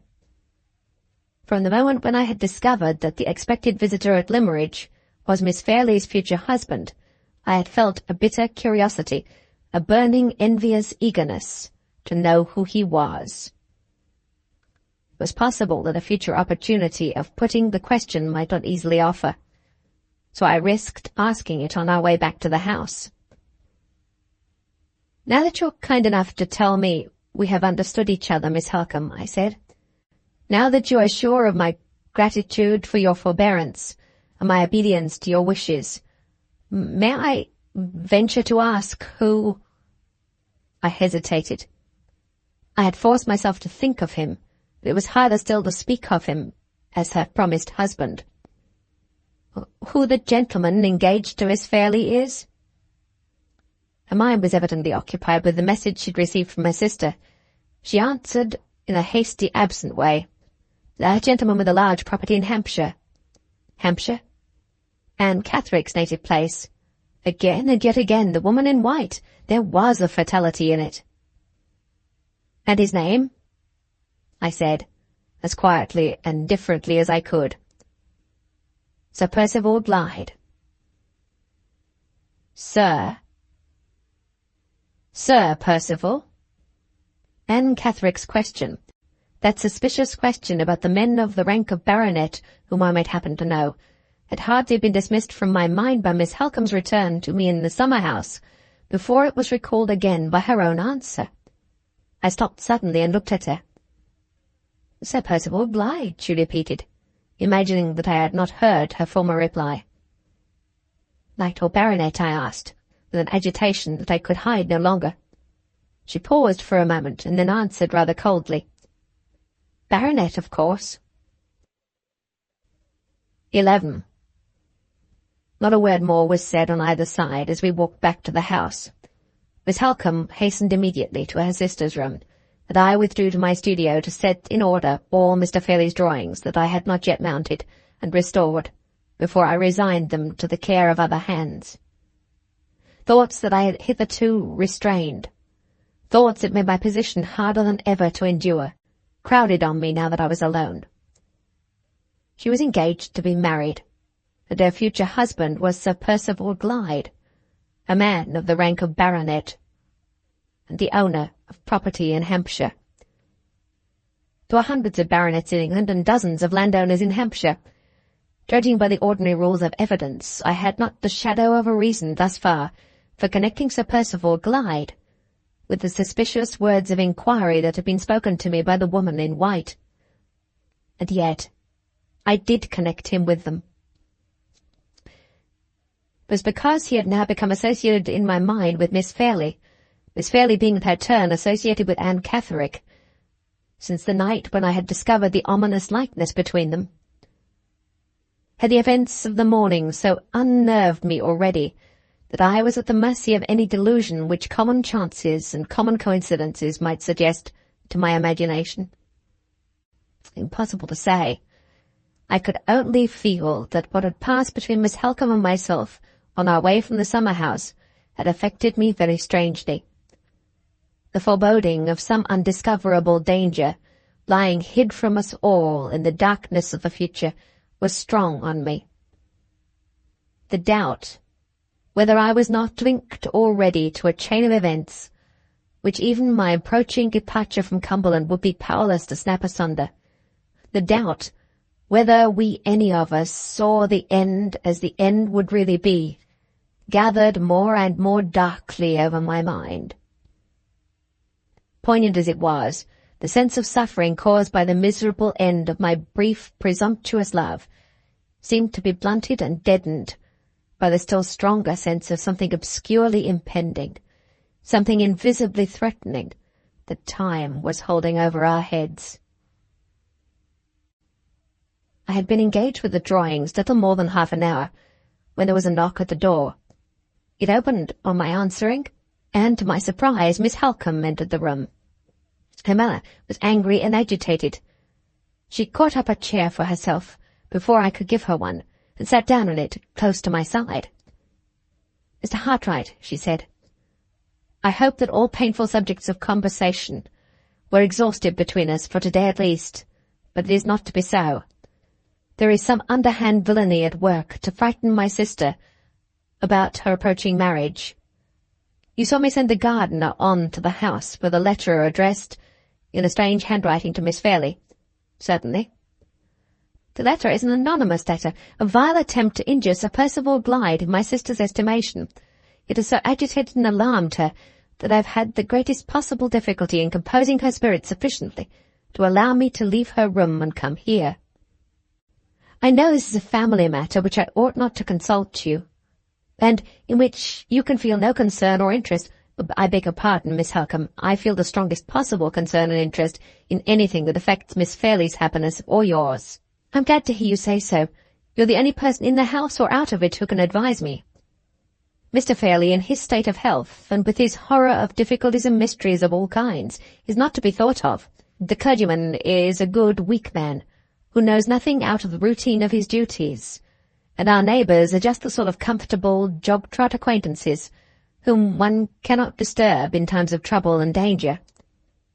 What I want to know is this: ought I at once to take such steps as I can to discover the writer of the letter, or ought I to wait and apply to Mr. Fairlie's legal adviser tomorrow? It is a question, perhaps a very important one, of gaining or losing a day. Tell you what you think, Mr. Hartright. If necessity had not already obliged me to take you into my confidence under very delicate circumstances, even my helpless situation would perhaps be no excuse for me. But as things are, I surely cannot be wrong, after all that has passed between us, in forgetting that you are a friend of only 3 months' standing." She gave me the letter. It began abruptly, without any preliminary form of address, as follows: "Do you believe in dreams? I hope for your own sake that you do. See what Scripture says about dreams and their fulfillment. Genesis chapter 40 verse 8, chapter 41 verse 25, Daniel chapter 4 verse 18 to 25, and take the warning I send you before it is too late. Last night I dreamt about you, Miss Fairlie. I dreamt that I was standing inside the communion rails of a church, I on one side of the altar table, and the clergyman with his surplice and his prayer book on the other. After a time there walked towards us, down the aisle of the church, a man and a woman coming to be married. You were the woman. You looked so pretty and innocent in your beautiful white silk dress and your long white lace veil that my heart felt for you, and the tears came into my eyes. They were tears of pity, young lady, that heaven blesses, and instead of falling from my eyes like the everyday tears that we all of us shed, they turned into 2 rays of light which slanted nearer and nearer to the man standing at the altar with you, till they touched his breast. The 2 rays sprang ill arches like 2 rainbows between me and him. I looked along them, and I saw down into his inmost heart. The outside of the man you were marrying was fair enough to see. He was neither tall nor short. He was a little below the average size. A light, active, high-spirited man, about 45 years old to look at. He had a pale face and was bald over the forehead, but had dark hair on the rest of his head. His beard was shaven on his chin, but was let to grow of a fine, rich brown on his cheeks and his upper lip. His eyes were brown too, and very bright. He's no straight and handsome and delicate enough to have done for a woman's. His hands the same. He was troubled from time to time with a dry hacking cough, and when he put up his white right hand to his mouth, he showed the red scar of an old wound across the back of it. Have I dreamt of the right man? You know best, Miss Fairlie, and you can say if I was deceived or not. Read next what I saw beneath the outside. I entreat you, read and profit. I looked along the 2 rays of light, and I saw down into his inmost heart. It was black as night, and on it were written, in the red flaming letters which are the handwriting of the fallen angel, without pity and without remorse.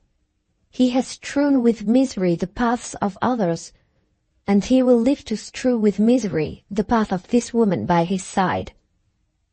I read that, and then the rays of light shifted and pointed over his shoulder, and there, behind him, stood a fiend laughing.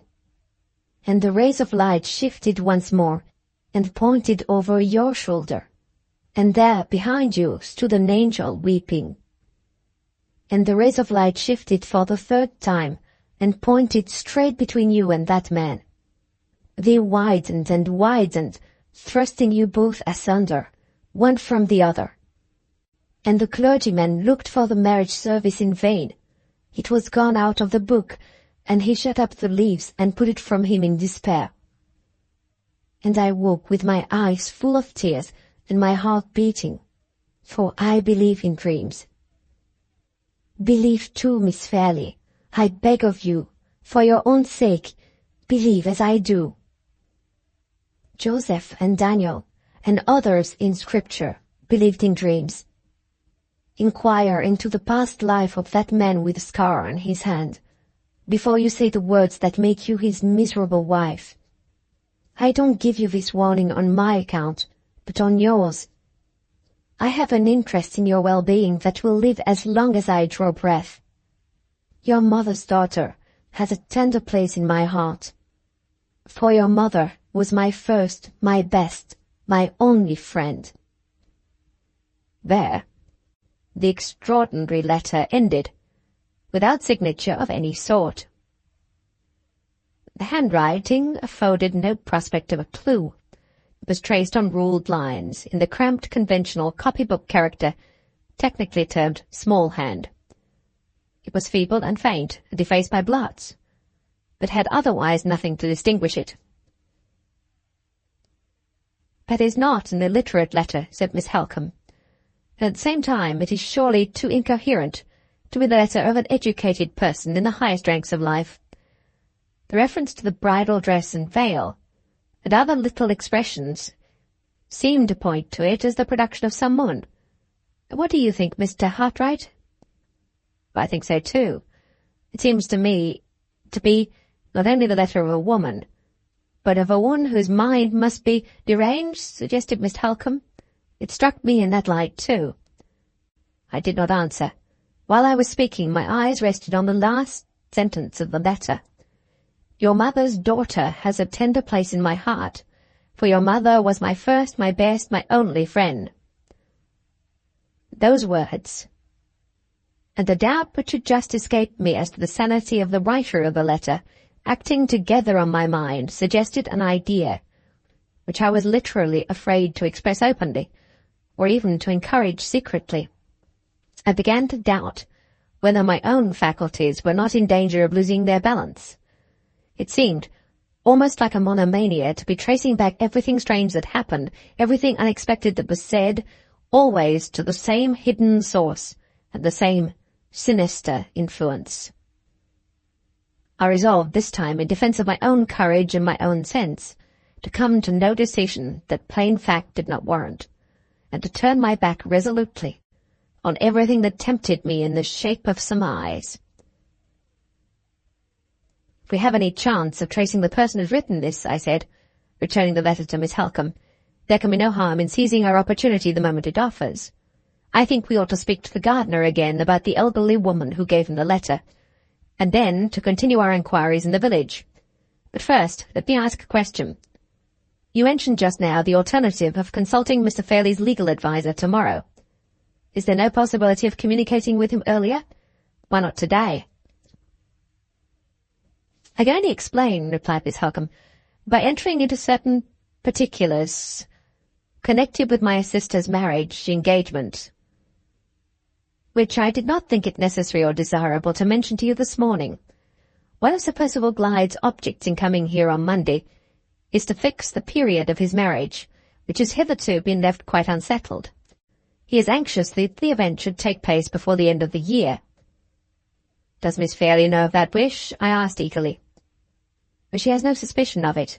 After what has happened, I shall not take the responsibility upon myself of enlightening her. Sir Percival has only mentioned his views to Mr. Fairlie, who has told me himself that he is ready and anxious, as Laura's guardian, to forward them. He's written to London to the family solicitor, Mr. Gilmore. Mr. Gilmore happens to be away in Glasgow on business, and he's replied by proposing to stop at Limmeridge House on his way back to town. He will be arriving tomorrow, and will stay with us a few days, so as to allow Sir Percival time to plead his own cause.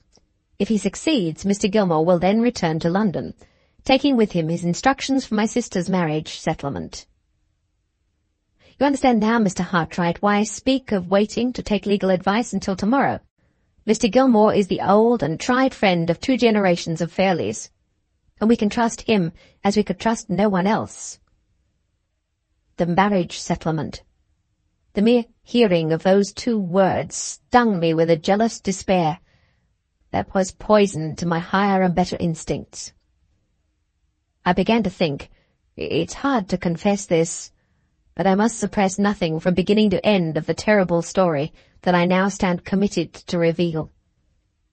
I began to think, with a hateful eagerness of hope, of the vague charges against Sir Percival Glyde which the anonymous letter contained.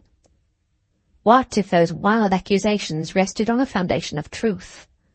What if their truth could be proved before the fatal words of consent were spoken and the marriage settlement was drawn? I've tried to think since that the feeling which then animated me began and ended in pure devotion to Miss Fairlie's interests, but I have never succeeded in deceiving myself into believing it, and I must not now attempt to deceive others. The feeling began and ended in reckless, vindictive, hopeless hatred of the man who was to marry her. If we're to find out anything, I said, speaking under the new influence which was now directing me, we had better not let another minute slip by us unemployed. I can only suggest once more the propriety of questioning the gardener a second time, and of inquiring in the village immediately afterwards. I think I may be able to help you in both cases, said Miss Halcombe, rising. Let's go, Mr. Hartright, at once, and do the best we can together. I had the door in my hand to open it for her, but I stopped, on a sudden, to ask an important question before we set forth. But one of the paragraphs in the anonymous letter, I said, contains some sentences of minute personal description. Sir Percival Glyde's name is not mentioned, I know, but does that description at all resemble him? Accurately, even stating his age to be 45. 45, and she was not yet 21. Men of his age married wives of her age every day, and experience had shown those marriages to be often the happiest ones. I knew that. And yet even the mention of his age, when I contrasted it with hers, added to my blind hatred and distrust of him. Accurately, Miss Halcombe continued, even to the scar on his right hand, which is the scar of a wound that he received years since when he was travelling in Italy. There can be no doubt that every peculiarity of his personal appearance is thoroughly well known to the writer of the letter. Even the cough that he has trouble with is mentioned, if I remember right. Yes, and mentioned correctly. He treats it lightly himself, though it sometimes makes his friends anxious about him. I suppose no whispers have ever been heard against his character. Mr. Hartright, I hope you're not unjust enough to let that infamous letter influence you. I felt the blood rush to my cheeks, for I knew it had influenced me. I hope not, I answered confusedly. Perhaps I had a right to ask the question. "I'm not sorry you asked it," she said, "for it enables me to do justice to Sir Percival's reputation. Not a whisper, Mr. Hartright, has ever reached me or my family against him. He has fought successfully 2 contested elections, and has come out of the ordeal unscathed.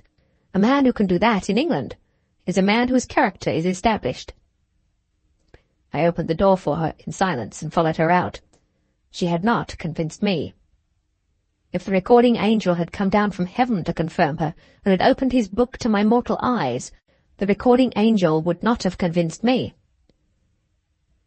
We found the gardener at work as usual. No amount of questioning could extract a single answer of any importance from the lad's impenetrable stupidity. The woman who had given him the letter was an elderly woman. She had not spoken a word to him, and she had gone away towards the south in a great hurry. That was all the gardener could tell us. The village lay southward of the house. So, to the village we went next. 12. Our inquiries at Limmeridge were patiently pursued in all directions and among all sorts and conditions of people, but nothing came of them. 3 of the villagers did certainly assure us that they had seen the woman, but as they were quite unable to describe her, and quite incapable of agreeing about the exact direction in which she was proceeding when they last saw her, these 3 bright exceptions to the general rule of total ignorance afforded no more real assistance to us than the mass of their unhelpful and unobservant neighbours. The course of our useless investigations brought us in time to the end of the village at which the schools established by Miss Fairlie were situated. As we passed the side of the building appropriated to the use of the boys, I suggested the propriety of making a last inquiry of the schoolmaster, whom we might presume to be, in virtue of his office, the most intelligent man in the place. "I'm afraid the schoolmaster must have been occupied with his scholars," said Miss Halcombe, "just at the time when the woman passed through the village and returned again. However, we can but try." We entered the playground enclosure and walked by the schoolroom window to get round to the door, which was situated at the back of the building. I stopped for a moment at the window and looked in. The schoolmaster was sitting at his high desk with his back to me, apparently haranguing the pupils, who were all gathered together in front of him with one exception. The one exception was a sturdy, white-haired boy, standing apart from all the rest, on a stool in the corner, a forlorn little Crusoe, isolated in his own desert island of solitary penal disgrace. The door, when we got round to it, was ajar, and the schoolmaster's voice reached us plainly, as we both stopped for a minute under the porch. "Now, boys," said the voice, "you mind what I tell you. If I hear another word spoken about ghosts in this school, it will be the worse for all of you. There are no such things as ghosts, and therefore any boy who believes in ghosts believes in what can't possibly be, and a boy who belongs to Limmeridge School and believes in what can't possibly be sets up his back against reason and discipline, and must be punished accordingly. You all see Jacob Postlethwaite standing up on the stool there in disgrace. He has been punished, not because he said he saw a ghost last night, but because he is too impudent and too obstinate to listen to reason, and because he persists in saying he saw the ghost after I have told him that no such thing can possibly be. If nothing else will do, I mean to cane the ghost out of Jacob Postlethwaite. And if the thing spreads among any of the rest of you, I mean to go a step further and cane the ghost out of the whole school." "We seem to have chosen an awkward moment for our visit," said Miss Halcombe, pushing open the door at the end of the schoolmaster's address and leading the way in. Our appearance produced a strong sensation among the boys. They appeared to think that we had arrived for the express purpose of seeing Jacob Postlethwaite caned. "Go home, all of you, to dinner," said the schoolmaster, "except Jacob. Jacob must stop where he is, and the ghost may bring him his dinner if the ghost pleases."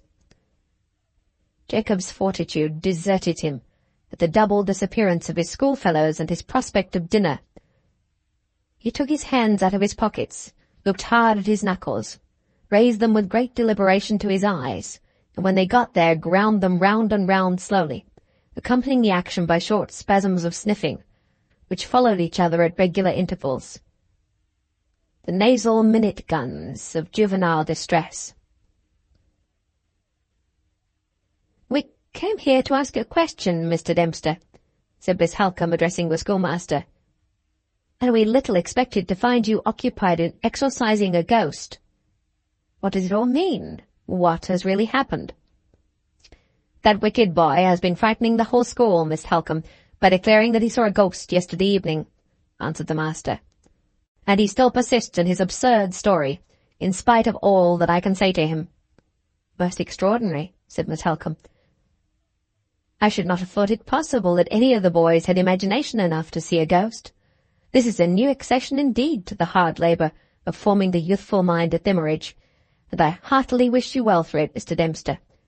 In the meantime, let me explain why you see me here, and what it is I want." She then put the same question to the schoolmaster, which we had already asked of almost everyone else in the village. It was met with the same discouraging answer.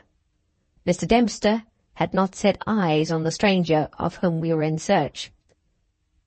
"We may as well return to the house, Mr. Hartright," said Miss Halcombe. "The information we want is evidently not to be found." She had bowed to Mr. Dempster, and was about to leave the schoolroom, when the forlorn position of Jacob Bruttlethwaite, piteously sniffing on the stool of penitence, attracted her attention as she passed him, and made her stop good-humouredly to speak a word to the little prisoner before she opened the door. "You foolish boy," she said. "Why don't you beg Mr. Dempster's pardon and hold your tongue about the ghost?" "Eh, but I saw it a ghaist," persisted Jacob Bruttlethwaite, with a stare of terror and a burst of tears. "Stuff and nonsense, you saw nothing of the kind. Ghost indeed, what ghost?" "I beg your pardon, Miss Halcombe," interposed the schoolmaster a little uneasily, "but I think you'd better not question the boy. The obstinate folly of his story is beyond all belief, and you might lead him into ignorantly—" "Ignorantly what?" inquired Miss Halcombe, somewhat sharply. "Ignorantly shocking your feelings," said Mr. Dempster, looking very much discomposed. "Upon my word, Mr. Dempster, you pay my feelings a great compliment in thinking them weak enough to be shocked by such an urchin as that." She turned with an air of satirical defiance to little Jacob, and began to question him directly. "Come," she said, "I mean to know all about this, you naughty boy. When did you see the ghost?" "Yestereen at the gloaming," replied Jacob. "Oh, you saw it yesterday evening in the twilight. And what was it like?" "All in whites, as a ghaist should be," answered the ghost-seer, with a confidence beyond his years. "And where was it?" "Away yonder in the kirkyard, where a ghaist ought to be." "As a ghaist ought to be. Where a ghaist ought to be. Why, you little fool, you talk as if manners and customs of ghosts had been familiar to you from your infancy. Have you got your story at your fingers' ends, at any rate? I suppose I shall hear next that you can actually tell me whose ghost it was." "Eh, but I just can," replied Jacob, nodding his head with an air of gloomy triumph.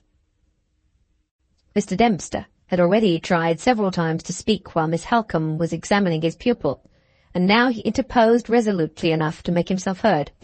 "Excuse me, Miss Halcombe," he said, "if I may venture to say that you are only encouraging the boy by asking him these questions." "I will merely ask one more, Mr. Dempster, and then I shall be quite satisfied."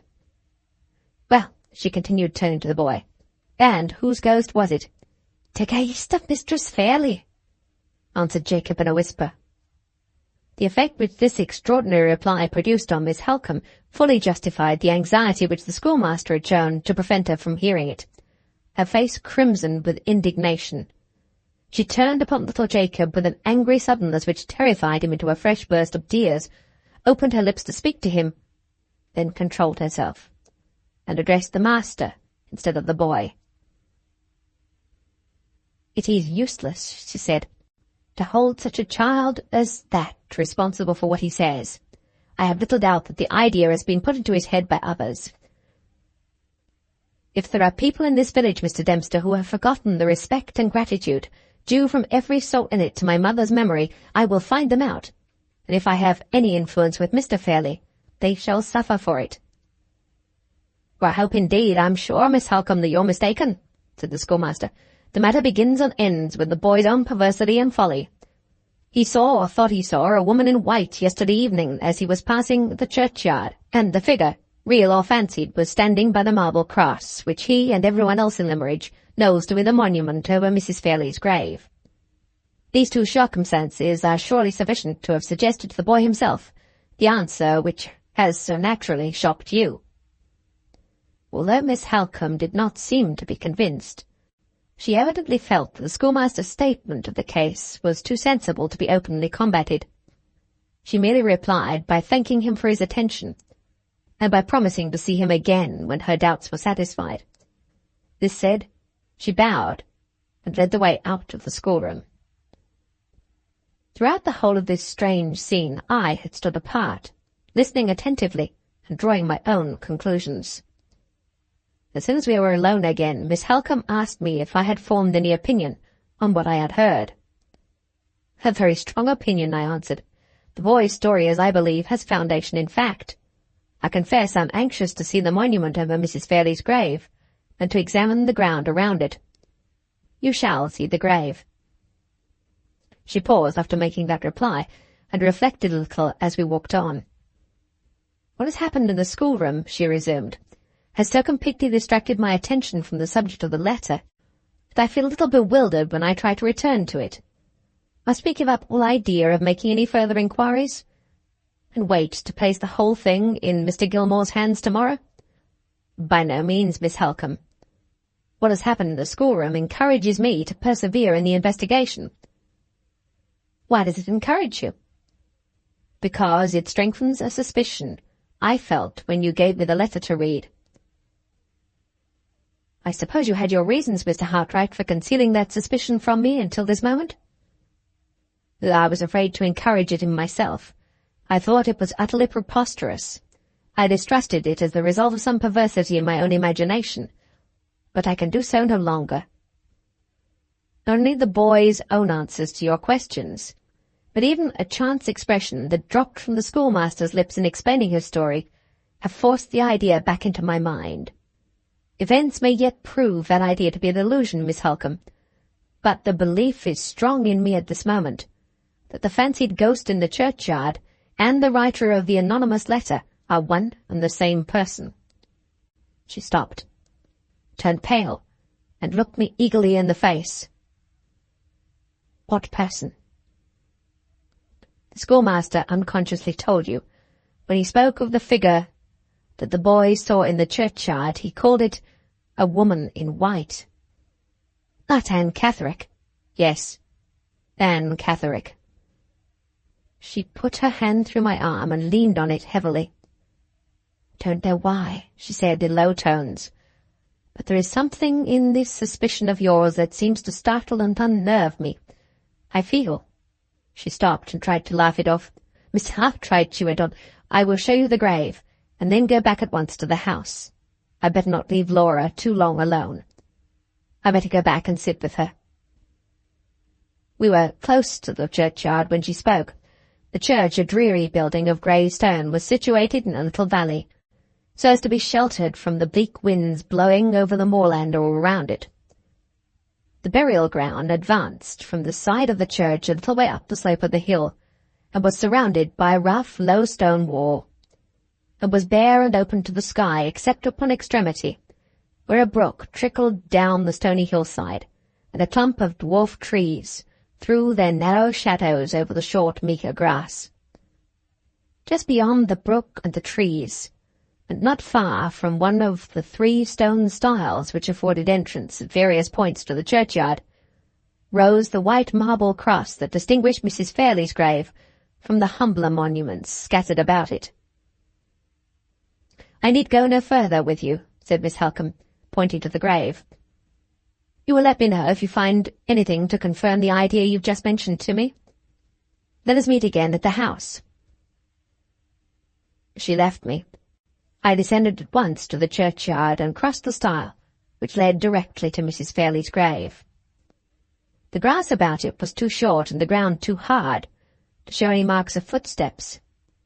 Disappointed thus far, I next looked attentively at the cross, and at the square block of marble below it on which the inscription was cut. The natural whiteness of the cross was a little clouded here and there by weather stains, and rather more than half of the square block beneath it, on the side which bore the inscription, was in the same condition. The other half, however, attracted my attention at once by its singular freedom from stain or impurity of any kind. I looked closer, and saw that it had been cleaned, recently cleaned, in a downward direction from top to bottom. The boundary line between the part that had been cleaned and the part that had not was traceable, wherever the inscription left a blank space of marble, sharply traceable, as a line that had been produced by artificial means. Who had begun the cleansing of the marble, and who had left it unfinished? I looked about me, wondering how the question was to be solved. No sign of a habitation could be discerned from the point at which I was standing. The burial ground was left in the lonely possession of the dead.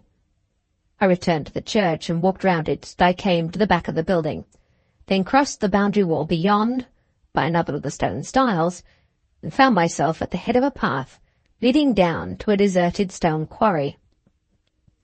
Against one side of the quarry, a little two-room cottage was built, and just outside the door an old woman was engaged in washing. I walked up to her and entered into conversation about the church and burial ground. She was ready enough to talk, and almost the first words she said informed me that her husband fulfilled the two offices of clerk and sexton. I said a few words next in praise of Mrs. Fairlie's monument. The old woman shook her head, and told me I had not seen it at its best. It was her husband's business to look after it, but he had been so ailing and weak for months and months past that he had hardly been able to crawl into church on Sundays to do his duty, and the monument had been neglected in consequence. He was getting a little better now, and in a week or 10 days' time he hoped to be strong enough to set to work and clean it. This information, extracted from a long, rambling answer in the broadest Cumberland accent, told me all that I most wanted to know. I gave the poor woman a trifle and returned at once to Limmeridge House. The partial cleaning of the monument had evidently been accomplished by a strange hand. Connecting what I had discovered thus far with what I had suspected after hearing the story of the ghost seen at twilight, I wanted nothing more to confirm my resolution to watch Mrs. Fairlie's grave in secret that evening, returning to it at sunset and waiting within sight of it till night fell. The work of cleansing the monument had been left unfinished, and the person by whom it had been begun might return to complete it. On getting back to the house, I informed Miss Halcombe of what I intended to do. She looked surprised and uneasy while I was explaining my purpose, but she made no positive objection to the execution of it. She only said, "I hope it may end well." Just as she was leaving me again, I stopped her to inquire as calmly as I could after Miss Fairlie's health. She was in better spirits, and Miss Halcombe hoped that she might be induced to take a little walking exercise while the afternoon sun lasted. I returned to my own room, to resume setting the drawings in order. It was necessary to do this, and doubly necessary to keep my mind employed on anything that would help to distract my attention from myself and from the hopeless future that lay before me. From time to time I paused in my work to look out of the window and watch the sky as the sun sank nearer and nearer to the horizon. On one of those occasions I saw a figure on the broad gravel walk under my window. It was Miss Fairlie. I had not seen her since the morning, and I had hardly spoken to her then. Another day at Limmeridge was all that remained to me, and after that day my eyes might never look upon her again. This thought was enough to hold me at the window. I had sufficient consideration for her to arrange the blind so that she might not see me if she looked up, but I had no strength to resist the temptation of letting my eyes at least follow her as far as they could on her walk. She was dressed in a brown cloak, with a plain black silk gown under it. On her head was the same simple straw hat which she had worn on the morning we first met. A veil was attached to it now, which hid her face from me. By her side trotted a little Italian greyhound, the pet companion of all her walks, smartly dressed in a scarlet cloth wrapper, to keep the sharp hair from his delicate skin. She did not seem to notice the dog. She walked straight forward, with her head drooping a little, and her arms folded in her cloak. The dead leaves which had swirled in the wind before me, when I had heard of her marriage engagement in the morning, whirled in the wind before her, and rose and fell, and scattered themselves at her feet as she walked on in the pale, waning sunlight. The dog shivered and trembled, and pressed against her dress impatiently for notice and encouragement, but she never heeded him. She walked on, further and further away from me, with the dead leaves whirling about her on the path, walked on, till my aching eyes could see her no more, and I was left alone again, with my heavy heart. In another hour's time I had done my work, and the sunset was at hand. I got my hat and coat in the hall, and slipped out of the house without meeting anyone. The clouds were wild in the western heaven, and the wind blew chill from the sea. Far as the shore was, the sound of the surf swept over the intervening moorland, and beat drearily in my ears when I entered the churchyard. Not a living creature was in sight. The place looked lonelier than ever, as I chose my position, and waited and watched, with my eyes on the white cross that rose over Mrs. Fairlie's grave. 13. The exposed situation of the churchyard had obliged me to be cautious in choosing the position that I was to occupy. The main entrance to the church was on the side next to the burial ground. The door was screened by a porch walled in on either side. After some little hesitation, caused by a natural reluctance to conceal myself, indispensable as that concealment was to the object in view, I had resolved on entering the porch. A loophole window was pierced in each of its side walls. Through one of these windows I could see Mrs. Fairlie's grave. The other looked towards the stone quarry in which the sexton's cottage was built. Before me, fronting the porch entrance, was a patch of bare burial ground, a line of low stone wall, and a strip of lonely brown hill, with the sunset clouds sailing heavily over it before a strong, steady wind. No living creature was visible or audible.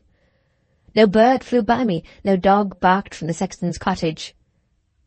The pauses in the dull beating of the surf were filled up by the dreary rustling of the dwarf trees near the grave, and the cold, faint bubble of the brook over its stony bed.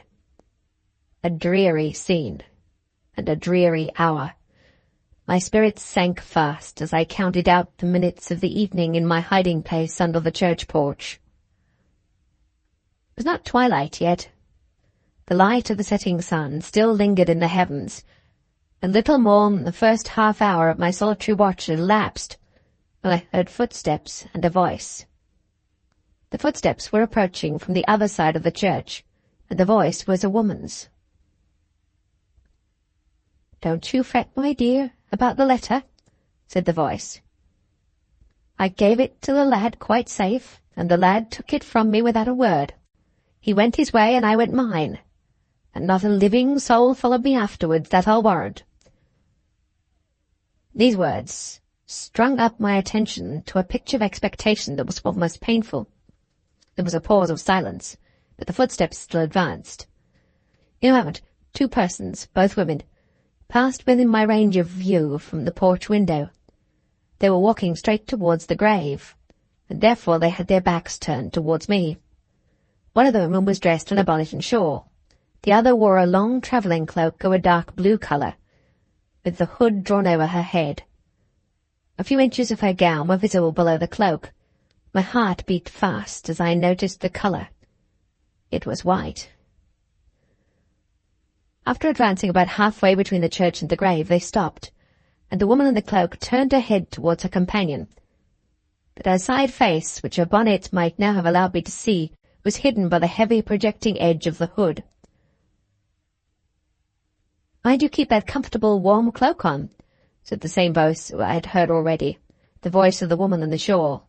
"Mrs. Todd is right about your looking too particular. Yesterday all in white. I'll walk about a little while you're here, churchyards not being at all in my way, whatever they may be in yours. Finish what you want to do before I come back, and let us be sure and get home again before night." With these words, she turned about and, retracing her steps, advanced with her face towards me. It was the face of an elderly woman, brown, rugged, and healthy, with nothing dishonest or suspicious in the look of it. Close to the church, she stopped to pull her shawl closer round her. "Queer," she said to herself. "Always queer with her whims and her ways, ever since I can remember her. Harmless, though.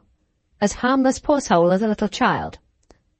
She sighed, looked about the burial ground nervously, shook her head, as if the dreary prospect by no means pleased her, and disappeared round the corner of the church. I doubted for a moment whether I ought to follow and speak to her or not. My intense anxiety to find myself face to face with her companion helped me to decide in the negative. I could ensure seeing the woman in the shawl by waiting near the churchyard till she came back, although it seemed more than doubtful whether she would give me the information of which I was in search. The person who delivered the letter was of little consequence. The person who had written it was the one centre of interest and the one source of information, and that person, I now felt convinced, was before me in the churchyard.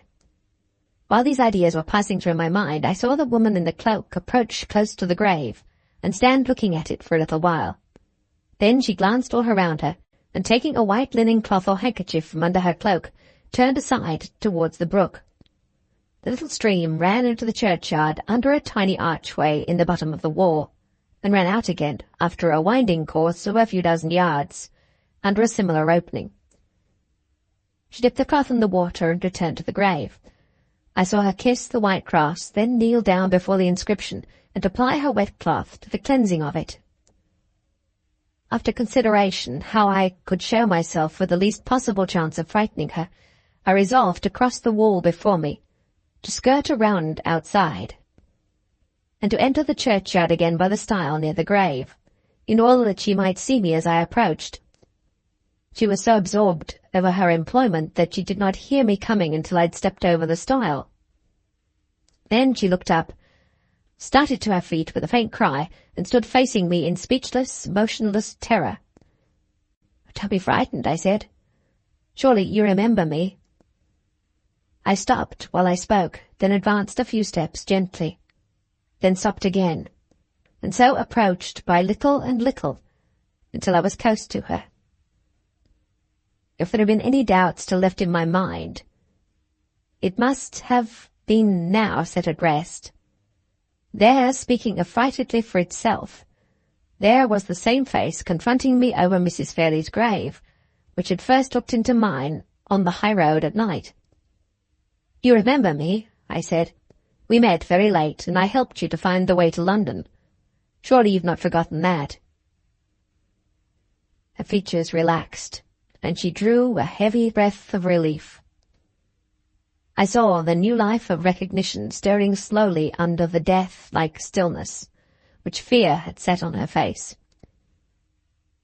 "And don't attempt to speak to me just yet," I went on. "Take time to recover yourself. Take time to feel quite certain that I am a friend." You are very kind to me," she murmured. "As kind now as you were then." She stopped, and I kept silence on my side. I was not granting time for composure to her only. I was gaining time also for myself. Under the one wild evening light, that woman and I were met together again. A grave between us, the dead about us, the lonesome hills closing us around on every side. The time, the place, the circumstance under which we now stood face to face in the evening stillness of that dreary valley, the lifelong interests which might hang suspended on the next chance words that passed between us, the sense that, for aught I knew to the contrary, the whole future of Laura Fairlie's life might be determined, for good or for evil, by my winning or losing the confidence of the forlorn creature who stood trembling by her mother's grave, or threatened to shake the steadiness and self-control on which every inch of the progress I might yet make now depended. I tried hard, as I felt this, to possess myself of all my resources. I did my utmost to turn the few moments for reflection to the best account. "Are you calmer now?" I said, as soon as I thought it time to speak again. "Can you talk to me without feeling frightened and without forgetting that I'm a friend?" "How did you come here?" she asked, without noticing what I had just said to her. "Don't you remember my telling you when we last met that I was going to Cumberland?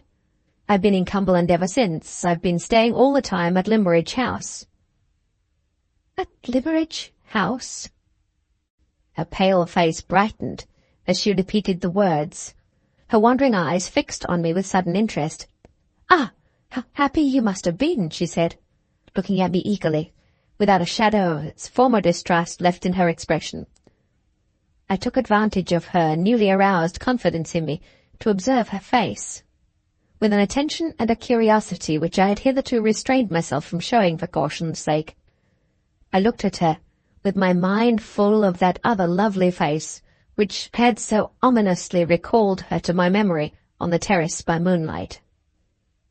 I had seen Anne Catherick's likeness in Miss Fairlie. Now I saw Miss Fairlie's likeness in Anne Catherick. Saw it all the more clearly because the points of dissimilarity between the two were presented to me as well as the points of resemblance. In the general outline of the countenance and general proportion of the features, in the colour of the hair, and in the little nervous uncertainty about the lips, in the height and size of the figure and the carriage of the head and body, the likeness appeared even more startling than I had ever felt it to be yet. But there the resemblance ended, and the dissimilarity in details began. The delicate beauty of Miss Fairlie's complexion, the transparent clearness of her eyes, the smooth purity of her skin, the tender bloom of colour on her lips, were all missing from the worn, weary face that was now turned towards mine.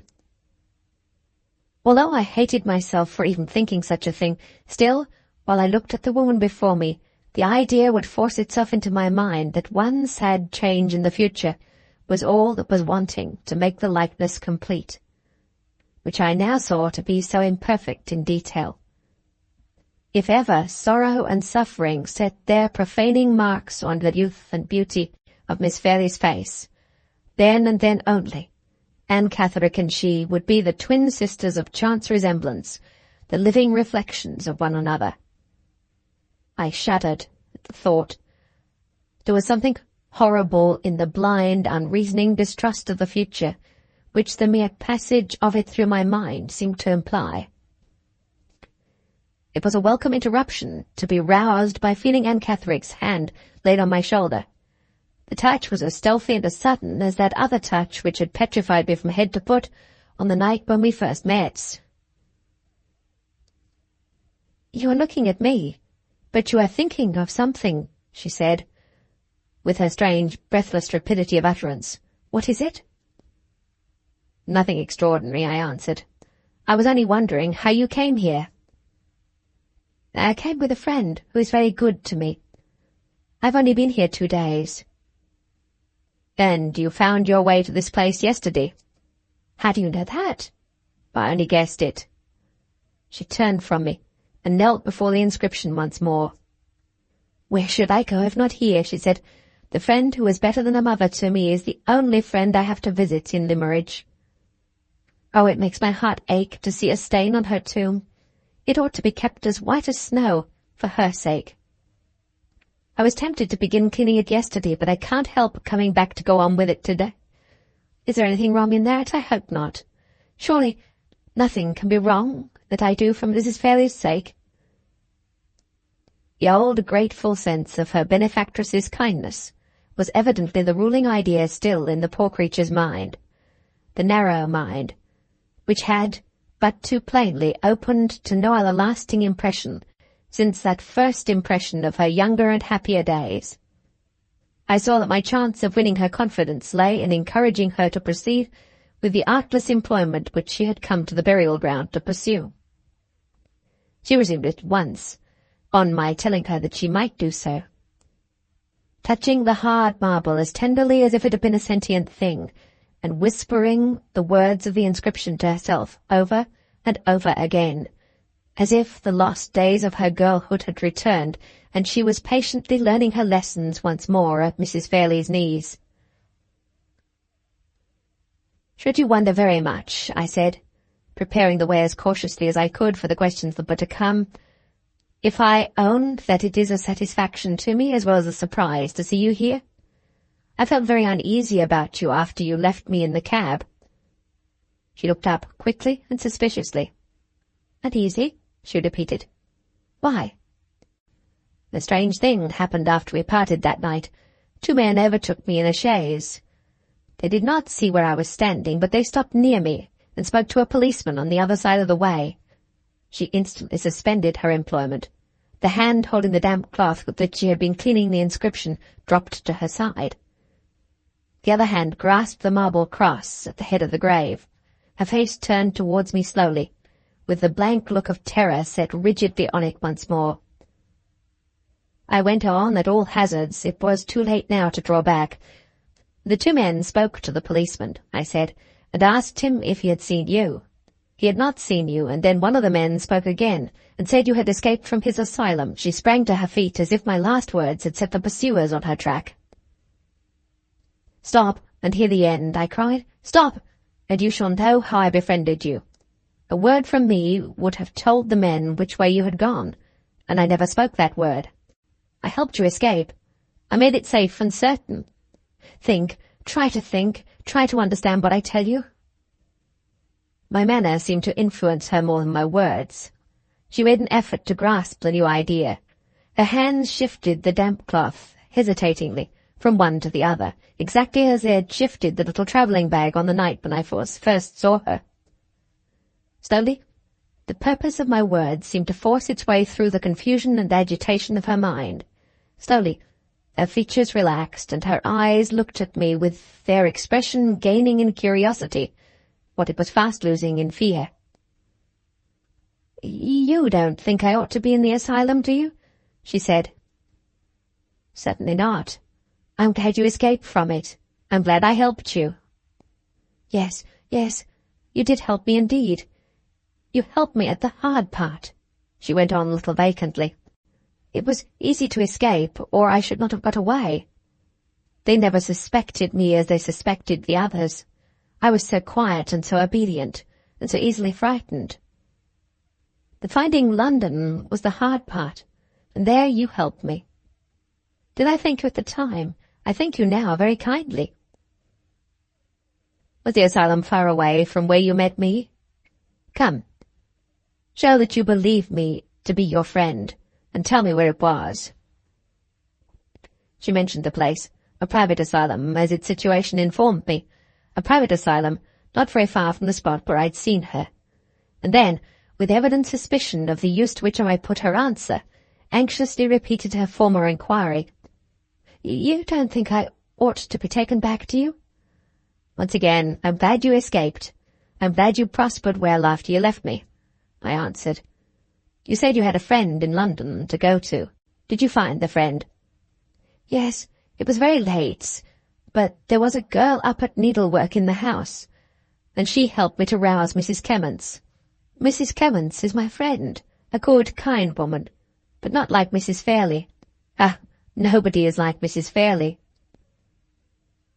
"Is Mrs. Clements an old friend of yours? Have you known her a long time?"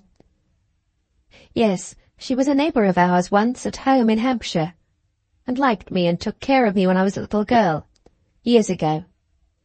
She went away from us and wrote down in my prayer book for me where she was going to live in London, and said, 'If you're ever in trouble, Anne, come to me.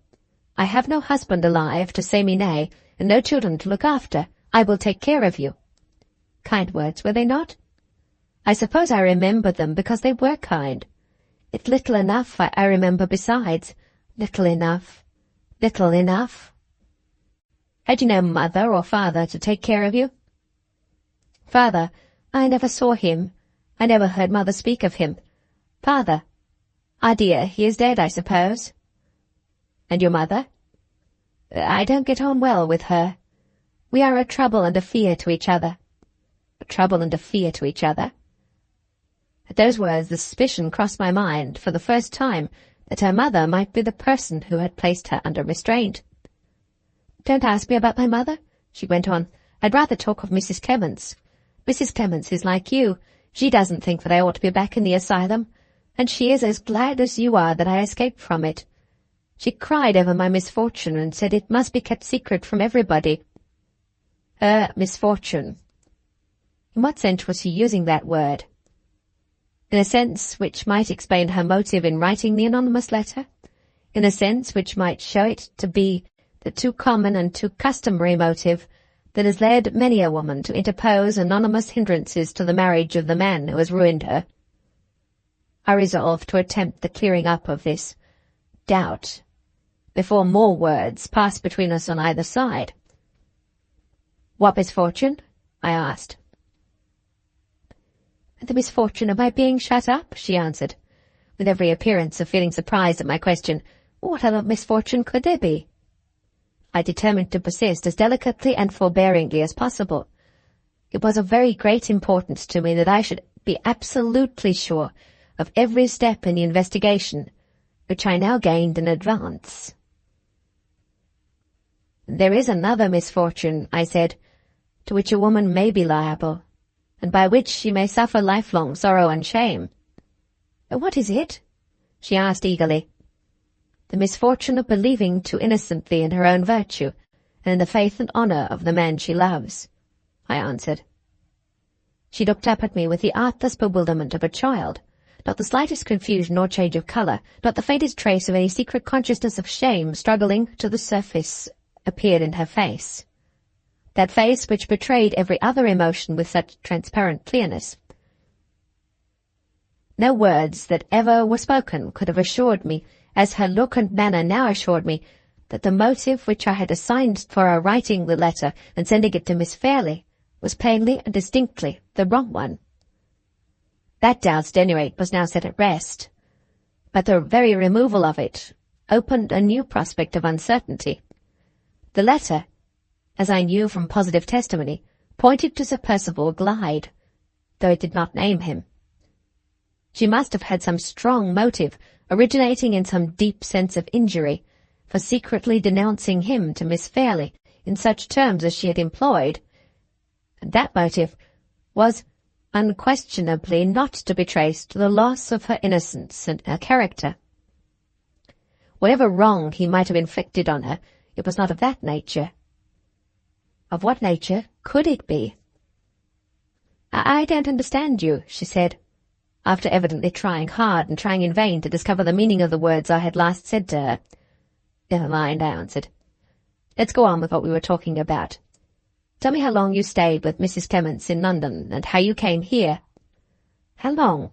she repeated. I stayed with Mrs. Clements till we both came to this place 2 days ago." "You're living in the village, then?" I said. "It is strange that I should not have heard of you, though you've only been here 2 days. No, not in the village. 3 miles away at a farm. Do you know the farm? They call it Todd's Corner." I remembered the place perfectly. We'd often pass by it on our drives. It was one of the oldest farms in the neighbourhood, situated in a solitary, sheltered spot, inland at the junction of 2 hills.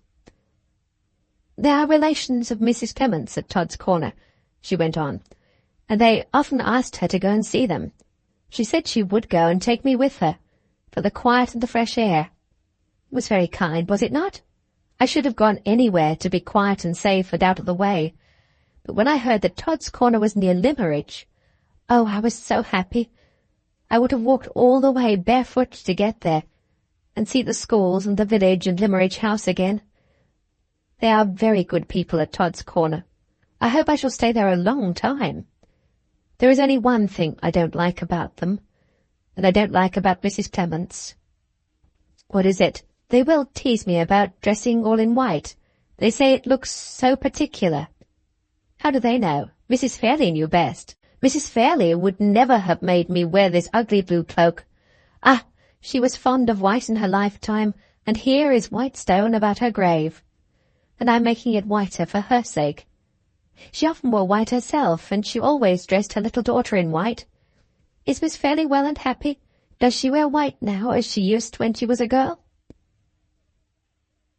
Her voice sank when she put the questions about Miss Fairlie, and she turned her head further and further away from me.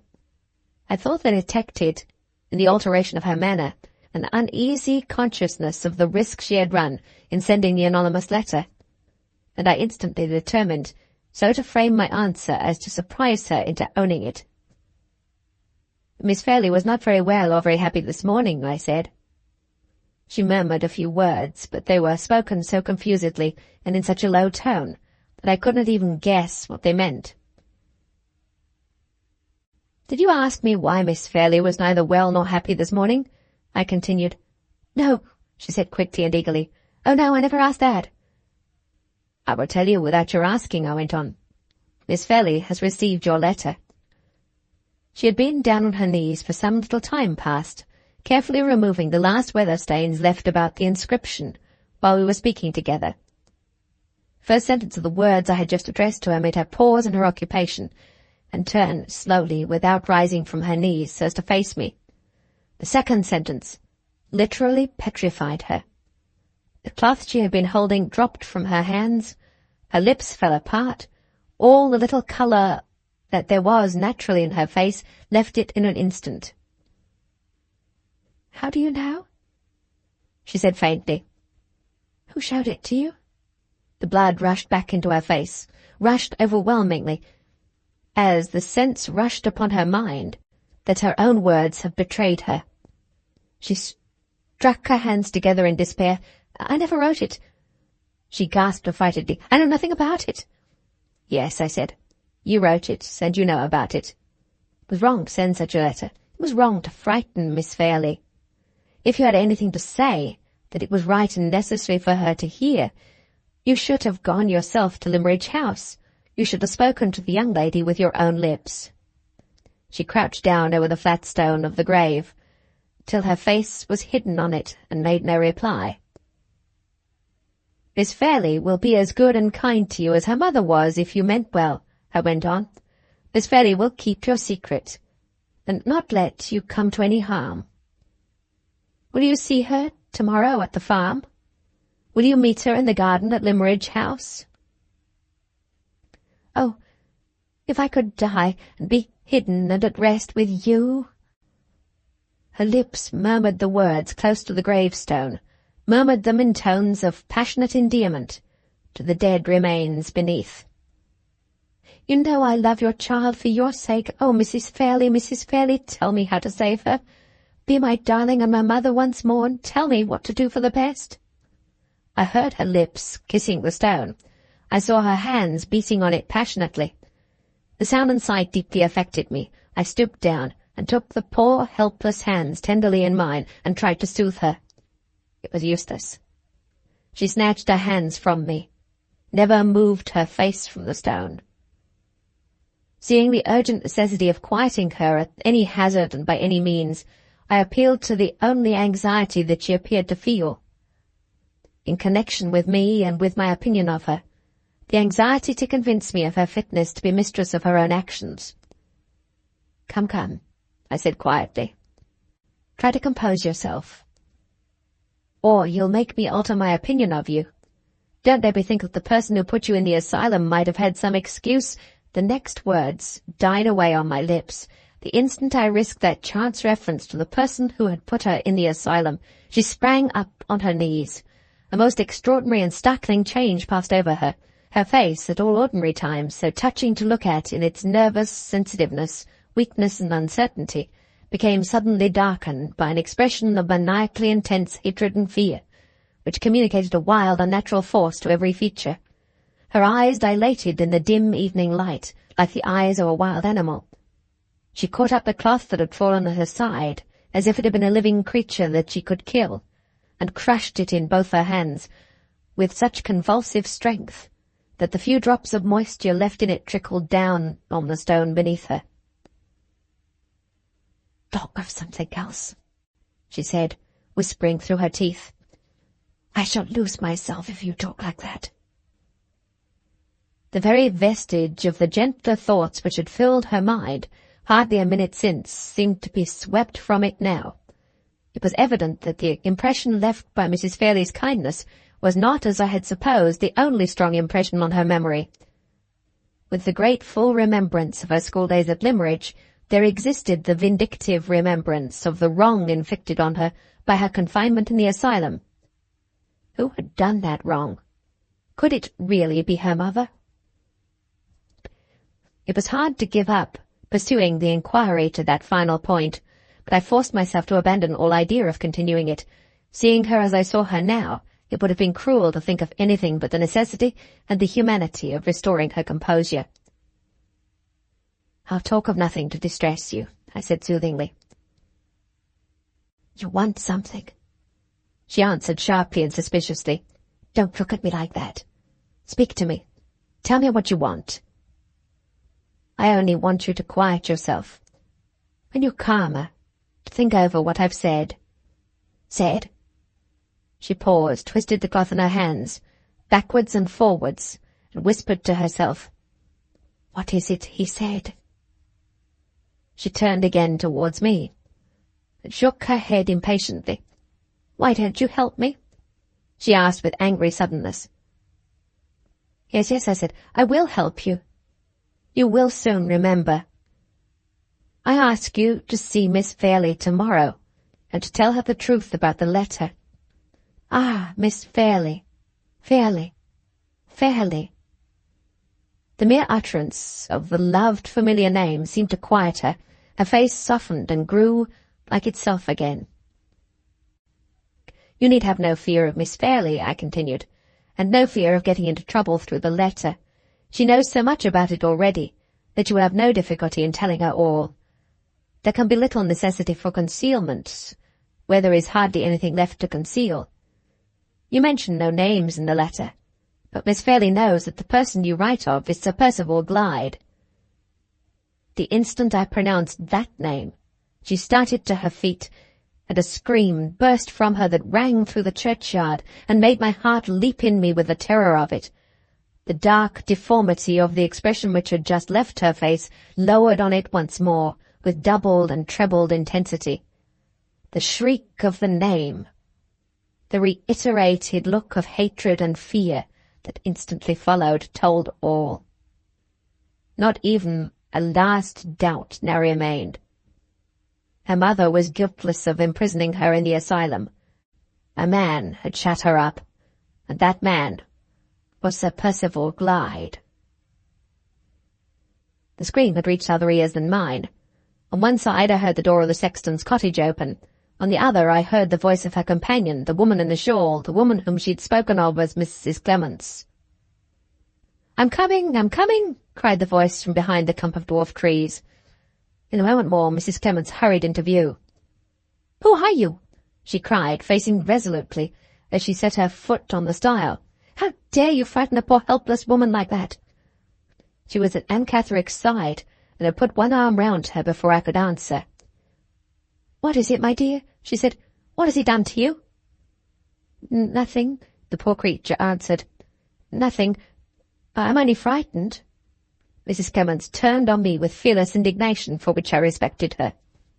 "I should be heartily ashamed of myself if I deserved that angry look," I said, "but I do not deserve it.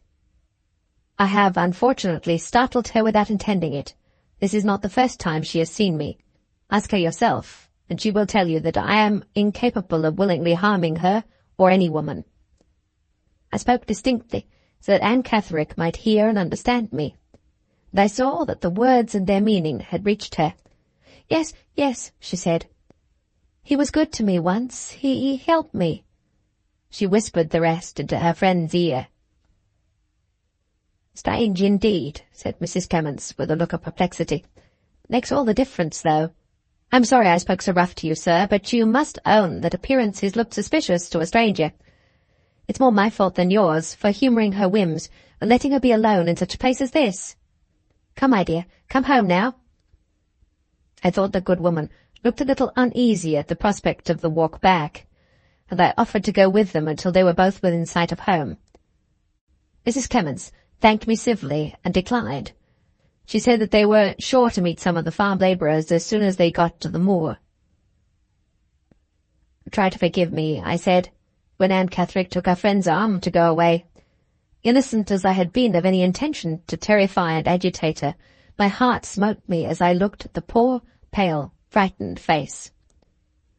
"I will try," she answered, "but you know too much. I'm afraid you'll always frighten me now." Mrs. Clements glanced at me and then shook her head pityingly. "Good night, sir," she said. "You couldn't help it." "I know. But I wish it was me you had frightened, not her." They moved a few steps. I thought they'd left me, but Anne suddenly stopped and separated herself from her friend. "Wait a little," she said. "I must say good-bye." She returned to the grave, rested both hands tenderly on the marble cross, and kissed it. "I'm better now," she sighed, looking up at me quietly. "I forgive you." She joined her companion again, and they left the burial ground. I saw them stop near the church and speak to the sexton's wife, who had come from the cottage, and had waited, watching us from a distance. Then they went on again up the path that led to the moor.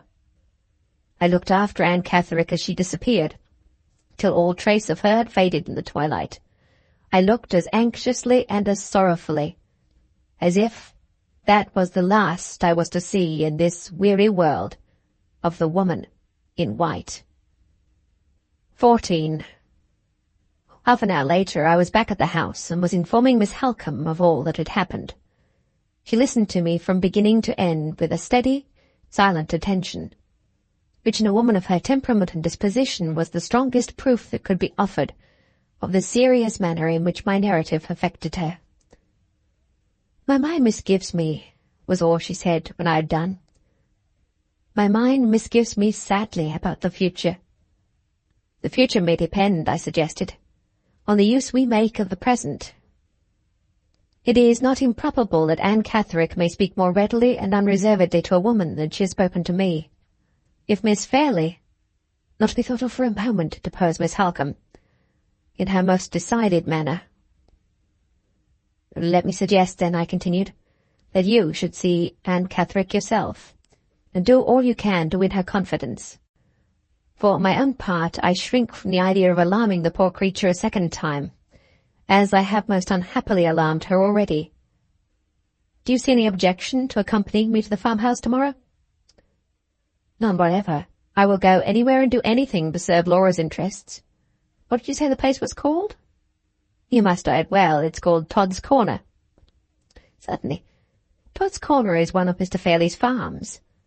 Our dairymaid here is the farmer's second daughter. She goes backwards and forwards constantly between this house and her father's farm, and she may have heard or seen something which may be useful for us to know. Shall I ascertain at once if the girl is downstairs?" She rang the bell and sent the servant with his message. He returned and announced that the dairymaid was then at the farm. She had not been there for the last 3 days, and the housekeeper had given her leave to go home for an hour or two that evening. "I can speak to her tomorrow," said Miss Halcombe, when the servant had left the room again. "In the meantime, let me thoroughly understand the object to be gained by my interview with Anne Catherick. Is there any doubt in your mind that the person who confined her in the asylum was Sir Percival Glyde?" "There is no shadow of a doubt. The only mystery that remains is the mystery of his motive. Looking to the great difference between his station in life and hers, which seems to preclude all idea of the most distant relationship between them, it is of the last importance, even assuming she really required to be placed under restraint, to know why he should have been the person to assume the serious responsibility of shutting her up." "In a private asylum, I think you said?" "Yes, in a private asylum, where a sum of money, which no poor person could afford to give, must have been paid for her maintenance as a patient." "I see where the doubt lies, Mr. Hartright, but I promise you that it shall be set at rest, whether Anne Catherick assists us tomorrow or not. Sir Percival Glyde shall not be long in this house without satisfying Mr. Gilmore and satisfying me.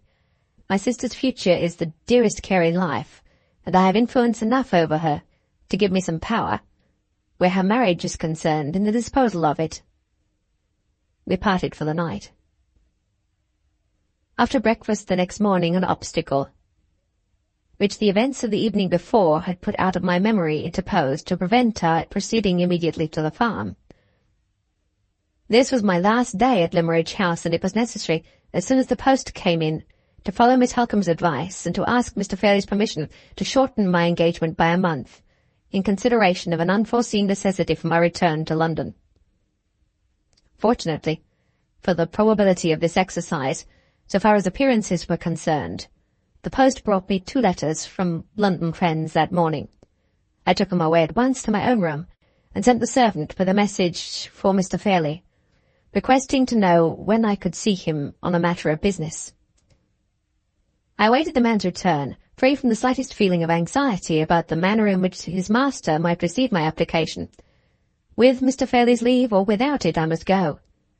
The consciousness of having now taken the first step on the dreary journey which was henceforth to separate my life from Miss Fairlie's seemed to have blunted my sensibility to every consideration connected with myself. I had done with my poor man's touchy pride. I had done with all my little artist vanities. No insolence of Mr. Fairlie's, if he chose to be insolent, could wound me now. A sudden return with a message for which I was not unprepared. Mr. Fairlie regretted that the state of his health that particular morning was such as to preclude all hope of his having the pleasure of receiving me. He begged, therefore, that I would accept his apologies and kindly communicate what I had to say in the form of a letter. Similar messages to this had reached me at various intervals during my 3 months' residence in the house. Throughout the whole of that period, Mr. Fairlie had been rejoiced to possess me, but had never been well enough to see me for a second time. A servant took every fresh batch of drawings that I mounted and restored back to his master, with my respects, and returned empty-handed with Mr. Fairlie's kind compliments, best thanks, and sincere regrets that the state of his health still obliged him to maintain a solitary prisoner in his own room. A more satisfactory arrangement to both sides could not possibly have been adopted. It would be hard to say which of us, under the circumstances, felt the most grateful sense of obligation to Mr. Fairlie's accommodating nerves. I sat down at once to write the letter, expressing myself in it as civilly, as clearly, and as briefly as possible. Mr. Fairlie did not hurry his reply. Nearly an hour elapsed before the answer was placed in my hands. It was written with beautiful regularity and neatness of character, in violet-coloured ink, on note-paper as smooth as ivory and almost as thick as cardboard, and it addressed me in these terms. Mr. Fairlie's compliments to Mr. Hartright. Mr. Fairlie is more surprised and disappointed than he can say, in the present state of his health, by Mr. Hartright's application. Mr. Fairlie is not a man of business, but he has consulted his steward, who is. That person confirms Mr. Fairlie's opinion that Mr. Hartright's request to be allowed to break engagement cannot be justified by any necessity whatever, excepting perhaps a case of life and death. If the highly appreciative feeling towards art and its professors, which it is the consolation and happiness of Mr. Fairlie's suffering existence to cultivate, should be easily shaken, Mr. Hartright's present proceeding would have shaken it. It has not done so, except in the instance of Mr. Hartright himself. Having stated his opinion, so far that is to say as acute nervous suffering will allow him to state anything, Mr. Fairlie has nothing to add but the expression of his decision in reference to the highly irregular application that has been made to him. Perfect repose of body and mind being to the last degree important in his case, Mr. Fairlie will not suffer Mr. Hartright to disturb that repose by remaining in the house under circumstances of an essentially irritating nature to both sides. Accordingly, Mr. Fairlie waives his right of refusal, purely with a view to the preservation of his own tranquillity, and informs Mr. Hartright that he may go. I folded the letter up and put it away with my other papers. The time had been when I should have resented it as an insult. I accepted it now as a written release from my engagement. It was off my mind. It was almost out of my memory, when I went downstairs to the breakfast-room and informed Miss Halcombe that I was ready to walk with her to the farm. "Has Mr. Fairlie given you a satisfactory answer?" she asked as we left the house. "He has allowed me to go, Miss Halcombe." She looked at me quickly, and then, for the first time since I had known her, took my arm of her own accord. No words could have expressed so delicately that she understood how the permission to leave my employment had been granted, and that she gave me her sympathy, not as my superior, but as my friend. I had not felt the man's insolent letter, but I felt deeply the woman's atoning kindness. On our way to the farm, we arranged that Miss Halcombe was to enter the house alone, and that I was to wait outside within call. We adopted this mode of proceeding from an apprehension that my presence, after what had happened in the churchyard the evening before, might have the effect of renewing Anne Catherick's nervous dread, and of rendering her additionally distrustful of the advances of a lady who was a stranger to her. Miss Halcombe left me with the intention of speaking in the first instance to the farmer's wife, of whose friendly readiness to help her in any way she was well assured, while I waited for her in the near neighbourhood of the house. I had fully expected to be left alone for some time. To my surprise, however, little more than 5 minutes had elapsed before Miss Halcombe returned. "And has Anne Catherick refused to see you?" I asked in astonishment. "Anne Catherick is gone," replied Miss Halcombe. "Gone?" "Gone with Mrs. Kemmons. They both left the farm at 8 o'clock this morning." I could say nothing. I could only feel that our last chance of discovery had gone with them. "All that Mrs. Todd knows about her guests I know," Miss Halcombe went on, "and it leaves me as it leaves her in the dark. They both came back safe last night after they left you, and they passed the first part of the evening with Mr. Todd's family as usual. Just before supper time, however, Anne Catherick startled them all by being suddenly seized with faintness. She had had a similar attack of a less alarming kind on the day she arrived at the farm, and Mrs. Todd had connected it on that occasion with something she was reading at the time in our local newspaper, which lay on the farm table, and which she'd taken up only a minute or two before." "Does Mrs. Todd know what particular passage in the newspaper affected her in that way?" I inquired. "No," replied Miss Halcombe. "She had looked it over, and had seen nothing in it to agitate anyone. I asked leave, however, to look it over in my turn, and at the very first page I opened, I found that the editor had enriched his small stock of news by drawing upon our family affairs, and had published my sister's marriage engagement, among his other announcements, copied from the London papers, of marriages in high life. I concluded at once that this was the paragraph which had so strangely affected Anne Catherick, and I thought I saw in it also the origin of the letter which she had sent to our house the next day. There can be no doubt in either case. But what did you hear about her second attack of faintness yesterday evening?" "Nothing. The cause of it is a complete mystery. There was no stranger in the room. The only visitor was our dairymaid, who, as I told you, is one of Mr. Todd's daughters, and the only conversation was the usual gossip about local affairs. They heard her cry out, and saw her turn deathly pale without the slightest apparent reason. Mrs. Todd and Mrs. Kemmons took her upstairs, and Mrs. Kemmons remained with her. They were heard talking together until long after the usual bedtime, and early this morning Mrs. Kemmons took Mrs. Todd aside and amazed her beyond all power of expression by saying they must go. The only explanation Mrs. Todd could extract from her quest was that something had happened which was not the fault of anyone at the farmhouse, but which was serious enough to make Anne Catherick resolve to leave Limmeridge immediately. It was quite useless to press Mrs. Kemmons to be more explicit.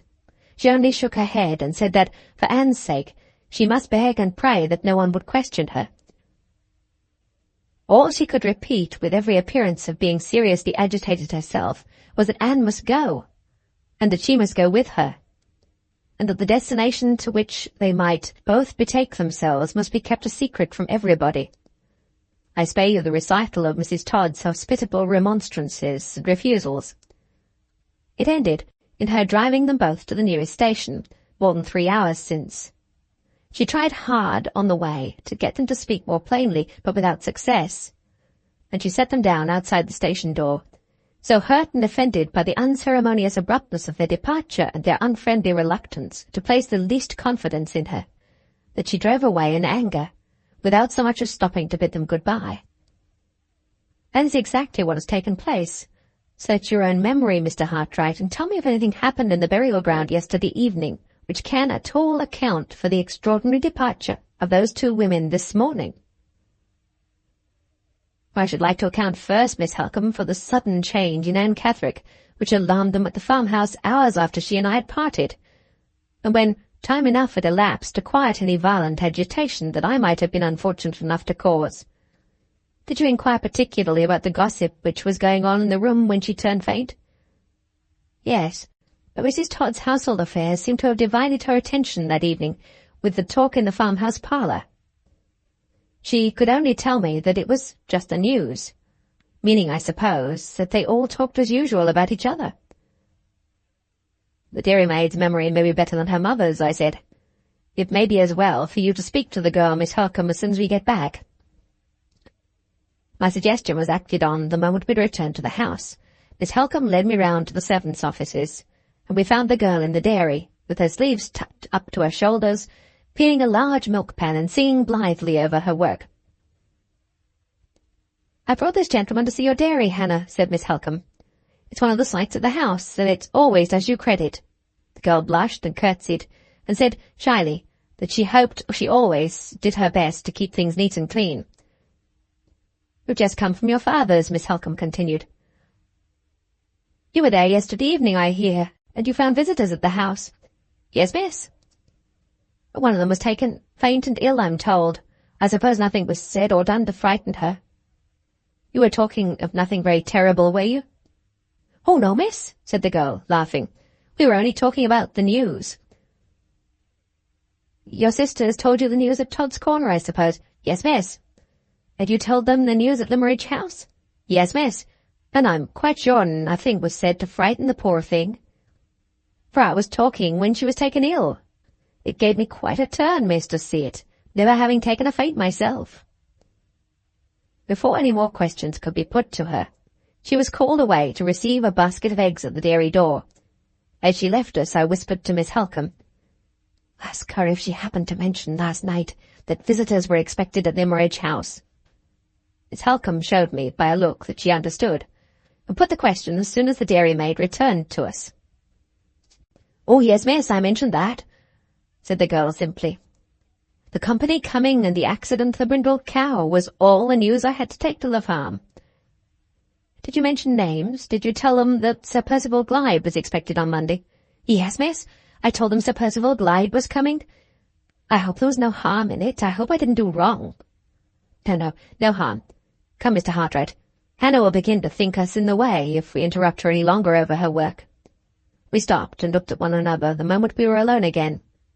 "Is there any doubt in your mind now, Miss Halcombe?" "Sir Percival Glyde shall remove that doubt, Mr. Hartright, or Laura Fairlie shall never be his wife." 15. As we walked round the front of the house, a fly from the railway approached us along the drive. Miss Halcombe waited on the doorsteps until the fly drew up, and then advanced to shake hands with an old gentleman, who got out briskly the moment the steps were let down. Mr. Gilmore had arrived. I looked at him when we were introduced to each other with an interest and a curiosity which I could hardly conceal. The old man was to remain at Limmeridge House after I had left it. He was to hear Sir Percival Glyde's explanation, and was to give Miss Halcombe the assistance of his experience in forming her judgment. He was to wait until the question of the marriage was set at rest, and his hand, if that question was decided in the affirmative, was to draw the settlement which bound Miss Fairlie irrevocably to her engagement. Even then, when I knew nothing by comparison with what I know now, I looked at the family lawyer with an interest which I had never felt before in the presence of any man breathing who was a total stranger to me. In external appearance, Mr. Gilmore was the exact opposite of the conventional idea of an old lawyer. His complexion was florid. His white hair was worn rather long and kept carefully brushed. His black coat, waistcoat, and trousers fitted him with perfect neatness. His white cravat was carefully tied, and his lavender-coloured kid gloves might have adorned the hands of a fashionable clergyman without fear and without reproach. His manners were pleasantly marked by the formal grace and refinements of an old-school politeness, quickened by the invigorating sharpness and readiness of a man whose business in life obliges him always to keep his faculties in good working order. A sanguine constitution and fair prospects to begin with, a long subsequent career of creditable and comfortable prosperity, a cheerful, diligent, widely respected old age. Such were the general impressions I derived from my introduction to Mr. Gilmore, and it is but fair to him to add that the knowledge I gained by later and better experience only tended to confirm them. I left the old gentleman and Miss Halcombe to enter the house together, and to talk of family matters undisturbed by the risk of a stranger's presence. They crossed the hall on their way to the drawing-room, and I descended the steps again to wander about the garden alone. My hours were numbered at Limmeridge House. My departure the next morning was irrevocably settled. My share in the investigation which the anonymous letter had rendered necessary was at an end. No harm could be done to anyone but myself if I let my heart loose again, for the little time that was left me, from the cold cruelty of restraint which necessity had forced me to inflict upon it, and took my farewell of the scenes which were associated with the brief dream time of my happiness and my love. I turned instinctively to the walk beneath my study window, where I had seen her the evening before with her little dog, and followed the path which her dear feet had trodden so often, till I came to the wicket gate that led into her rose garden. The winter bareness spread drearily over it now. The flowers that she had taught me to distinguish by their names, the flowers that I had taught her to paint from, were gone. And the tiny white paths that led between the beds were damp and green already. I went on to the avenue of trees, where we had breathed together the warm fragrance of August evenings, where we had admired together the myriad combinations of shade and sunlight that dappled the ground at our feet. The leaves fell about me from the groaning branches, and the earthly decay in the atmosphere chilled me to the bones. A little further on, and I was out of the grounds and following the lane that wound gently upward to the nearest hills. The old felled tree by the wayside, on which we had sat to rest, was sodden with rain.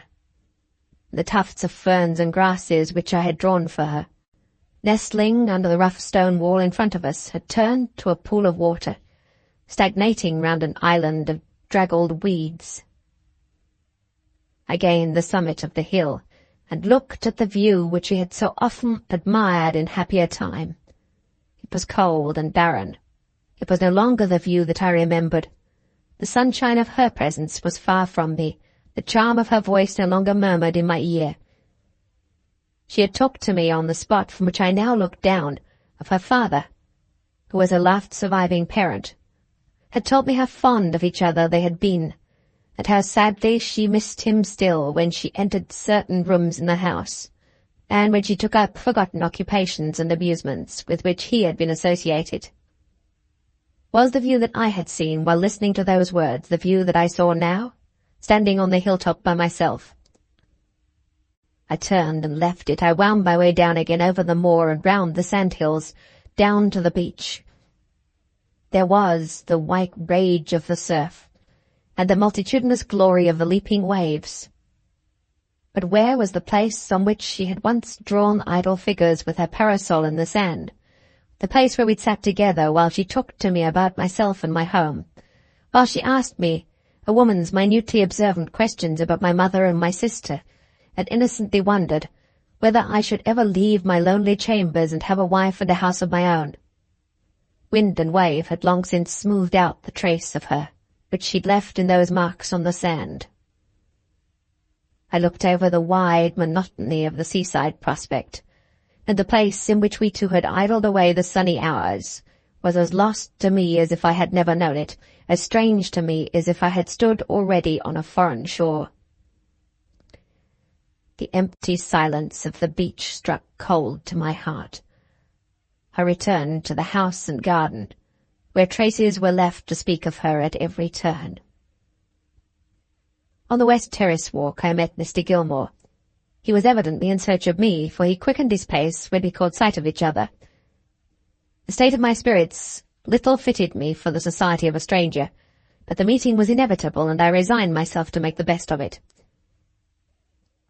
"You're the very person I wanted to see," said the old gentleman. "I had 2 words to say to you, my dear sir, and if you have no objection, I will avail myself of the present opportunity. To put it plainly, Miss Halcombe and I have been talking over family affairs which are the cause of my being here, and in the course of our conversation, she was naturally led to tell me of this unpleasant matter connected with the anonymous letter, and of the share which you have most creditably and properly taken in proceedings so far. That share, I quite understand, gives you an interest which you might not otherwise have felt, in knowing that the future management of the investigation which you have begun will be placed in safe hands. My dear sir, make yourself quite easy on that point. It will be placed in my hands. You are in every way, Mr. Gilmore, much fitter to advise and to act in the matter than I am. Is it an indiscretion on my part to ask if you decided yet on a course of proceeding? So far as it's possible to decide, Mr. Hartright, I have decided. I mean to send a copy of the letter, accompanied by a statement of the circumstances, to Sir Percival Glyde's solicitor in London, with whom I have some acquaintance. The letter itself I shall keep here to show to Sir Percival as soon as he arrives. The tracing of the two women I have already provided for, by sending one of Mr. Fairlie's servants, a confidential person, to the station to make inquiries. The man has his money and his directions, and he will follow the women in the event of his finding any clue. This is all that can be done until Sir Percival comes on Monday. I have no doubt myself that every explanation which can be expected from a gentleman and a man of honour he will readily give. Sir Percival stands very high, sir, an eminent position, a reputation above suspicion. I feel quite easy about the results. Quite easy, I'm rejoiced to assure you. Things of this sort happen constantly in my experience. Anonymous letters, unfortunate woman, sad state of society.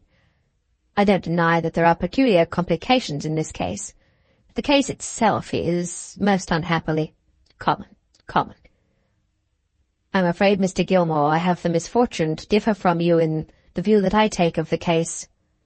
Just so, my dear sir, just so. I'm an old man, and I take the practical view.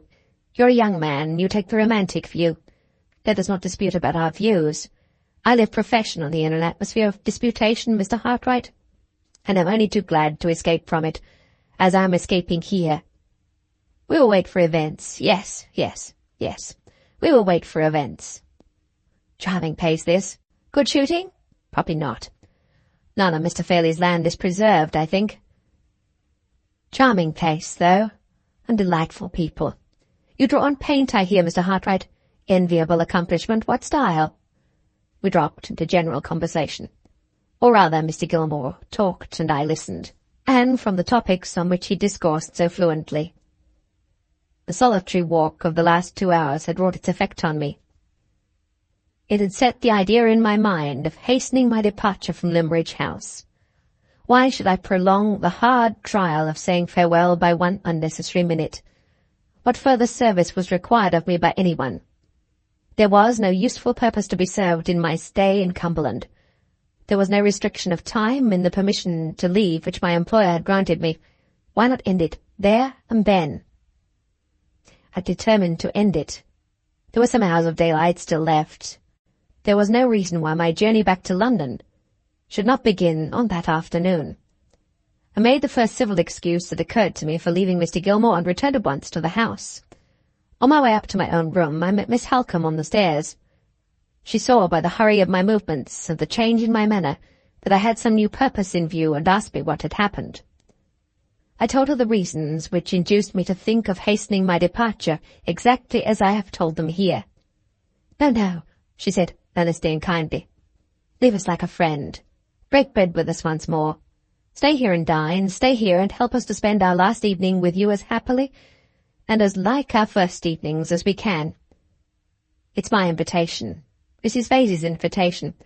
She hesitated a little and then added, Laura's invitation as well. I promised to remain. God knows I had no wish to leave even the shadow of a sorrowful impression with any one of them. Burn Room was the best place for me till the dinner bell rang. I waited there until it was time to go downstairs. I had not spoken to Miss Fairlie. I had not even seen her all that day. The first meeting with her when I entered the drawing-room was a hard trial to her self-control and to mine. She too had done her best to make our last evening renew the golden bygone time, the time that could never come again. She'd put on the dress which I used to admire more than any other that she possessed, a dark blue silk, trimmed quaintly and prettily with old-fashioned lace. She came forward to meet me with her former readiness. She gave me her hand with the frank, innocent goodwill of happier days. The cold fingers that trembled round mine, the pale cheeks with a bright red spot burning in the midst of them, the faint smile that struggled to live on her lips and died away from them while I looked at it, told me that what sacrifice of herself, her outward composure was maintained. My heart could take her no closer to me, or I should have loved her then as I had never loved her yet. Mr. Gilmore was a great assistance to us. He was in high good humour, and he led the conversation with unflagging spirit. Miss Halcombe seconded him resolutely, and I did all I could to follow her example. The kind blue eyes, whose slightest changes of expression I had learnt to interpret so well, looked at me appealingly when we first sat down to table. "Help my sister." The sweet anxious face seemed to say, "Help my sister, and you will help me."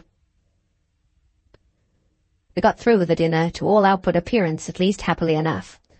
When the ladies had risen from the table, Mr. Gilmore and I were left alone in the dining-room, and a new interest presented itself to occupy our attention, and to give me an opportunity of quieting myself by a few minutes of needful and welcome silence. The servant who had been dispatched to trace Anne Catherick and Mrs. Clements returned with his report and was shown into the dining-room immediately. "Well," said Mr. Gilmore, "what have you found out?" "I found out, sir," answered the man, "that both the woman took tickets at our station here for Carlisle." "You went to Carlisle, of course, when you heard that?" "Oh, I did, sir. But I'm sorry to say I could find no further trace of them." "You inquired at the railway?" "Yes, sir." "And at the different inns?" "Yes, sir." "And you left the statement I wrote for you at the police station?" "I did, sir." "Well, my friend, you've done all you could, and I've done all I could, and there the matter must rest until further notice. We've paid our trump cards, Mr. Hartright," continued the old gentleman when the servant had withdrawn. "For the present, at least, the women have outmanoeuvred us, and our only resource now is to wait till Sir Percival Glyde comes here on Monday next. Won't you fill your glass again? Good bottle of port, that. Sound, substantial, old wine. I have got better in my cellar, though." We returned to the drawing-room, the room in which the happiest evenings of my life had been passed, the room which after this last night I was never to see again. Its aspect was altered, since the days had shortened and the weather had grown cold. The glass doors on the terrace side were closed and hidden by thick curtains. Instead of the soft twilight obscurity in which we used to sit, the bright radiant glow of lamplight now dazzled my eyes. All was changed, indoors and out. All was changed. Miss Halcombe and Mr. Gilmore sat down together at the card-table. Mrs. Vasey took her customary chair. There was no restraint on the disposal of their evening, but I felt restraint on the disposal of mine all the more painfully from observing it. I saw Miss Fairlie lingering near the music-stand. The time had been when I might have joined her there. I waited irresolutely. I knew neither where to go nor what to do next. She cast one quick glance at me, took a piece of music suddenly from the stand, and came towards me of her own accord. "Shall I play some of those little melodies of Mozart's which you used to like so much?" she asked, opening the music nervously and looking down at it while she spoke. Before I could thank her, she hastened to the piano. The chair near it, which I had always been accustomed to occupy, stood empty. She struck a few chords, then glanced round at me, and then looked back again at the music. "Won't you take your old place?" she said, speaking very abruptly and in very low tones. "I may take it on the last night," I answered. She did not reply. She kept her attention riveted on the music which she knew by memory, which she had played over and over again in former times without the book. I only knew she had heard me. I only knew that she was aware of my being close to her by seeing the red spot on the cheek that was nearest me fade out, and her face grow pale all over. "I'm very sorry you're going," she said, her voice almost sinking to a whisper, her eyes looking more and more intently at the music, her fingers flying over the keys of the piano with a strange, feverish energy which I had never noticed in her before. "I shall remember those kind words, Miss Fairlie, long after tomorrow has come and gone." Paleness grew whiter on her face, and she turned it further away from me. "Don't speak of tomorrow," she said. "Let the music speak to us of tonight, in a happier language than ours." Her lips trembled. A faint sigh fluttered from them, which she tried vainly to suppress. Her fingers wavered on the piano. She struck a false note, confused herself in trying to set it right, and dropped her hands angrily on her lap. Miss Halcombe and Mr. Gilmore looked up in astonishment from the card table at which they were playing. Even Mrs. Vasey, dozing in her chair, woke at the sudden cessation of the music and inquired what had happened. "You play at whist, Mr. Hartright?" asked Miss Halcombe, with her eyes directed significantly at the place I occupied. I knew what she meant. I knew she was right. And I rose at once to go to the card table. As I left the piano, Miss Fairlie turned a page of the music and touched the keys again with a surer hand. "I will play it," she said, striking the notes almost passionately. "I will play it on the last night." "Come, Mrs. Vasey," said Miss Halcombe. "Mr. Gilmore and I are tired of écarté. Go and be Mr. Hartright's partner at whist." The old lawyer smiled satirically. His had been the winning hand, and he had just turned up a king. He evidently attributed Miss Halcombe's abrupt change at the card-table arrangements to a lady's inability to play a losing game. The rest of the evening passed without a word or a look from her. She kept her place at the piano, and I kept mine at the card-table. She played unintermittingly, played as if the music was her only refuge from herself. Sometimes her fingers touched the notes with a lingering fondness, a soft, plaintive, dying tenderness, unutterably beautiful and mournful to hear. Sometimes they faltered and failed her, or hurried over the instrument mechanically as if their task was a burden to them. But still, change and waver as they might in the expression they imparted to the music, their resolution to play never faltered.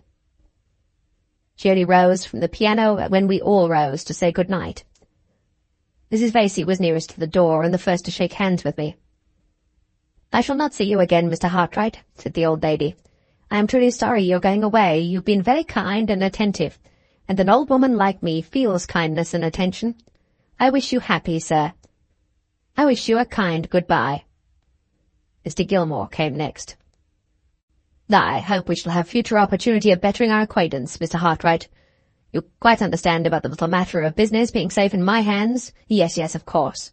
Bless me, how cold it is. Don't let me keep you at the door. Bon voyage, my dear sir, bon voyage, as the French say." Miss Halcombe followed. "7 tomorrow morning," she said, and then added in a whisper, "I've heard and seen more than you think. Your conduct tonight has made me your friend for life." Miss Fairlie came last. I could not trust myself to look at her when I took her hand, and when I thought of the next morning. "My departure must be an early one," I said.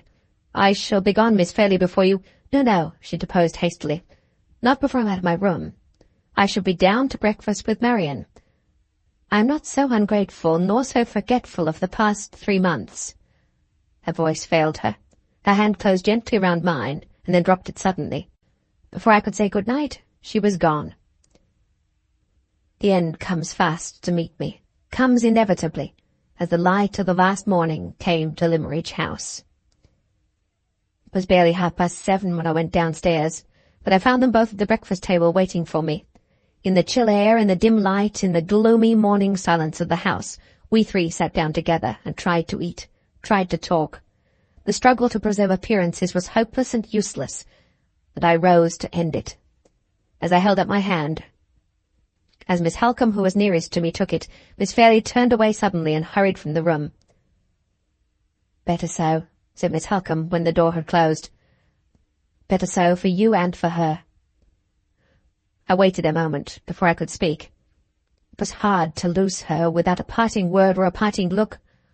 I controlled myself. I tried to take leave of Miss Halcombe in fitting terms, but all the farewell words I would fain have spoken dwindled to one sentence. "Have I deserved that you should write to me?" With all I could say. "You have nobly deserved everything I can do for you as long as we both live. Whatever the end is, you shall know it." and if I can ever be of help again at any future time, long after the memory of my presumption and my folly is forgotten." I could add no more. My voice faltered. My eyes moistened in spite of me. She caught me by both hands. She pressed them with the strong, steady grasp of a man. Her dark eyes glittered, her brown complexion flushed deep. The force and energy of her face glowed and grew beautiful with the pure inner light of her generosity and her pity. "I will trust you. If ever the time comes, I will trust you as my friend and her friend, as my brother and her brother." She stopped, drew me nearer to her. The fearless, noble creature touched my forehead sister-like with her lips, and called me by my Christian name. "God bless you, Walter," she said. "Wait here alone and compose yourself. I better not stay for both our sakes. I had better see you go from the balcony upstairs." She left the room. I turned away towards the window where nothing faced me but the lonely autumn landscape. I turned away to master myself before I too left the room in my turn, and left it forever. A minute passed, it could hardly have been more, when I heard the door open again softly, and the rustling of a woman's dress on the carpet moved towards me. My heart beat violently as I turned round. Miss Fairlie was approaching me from the further end of the room.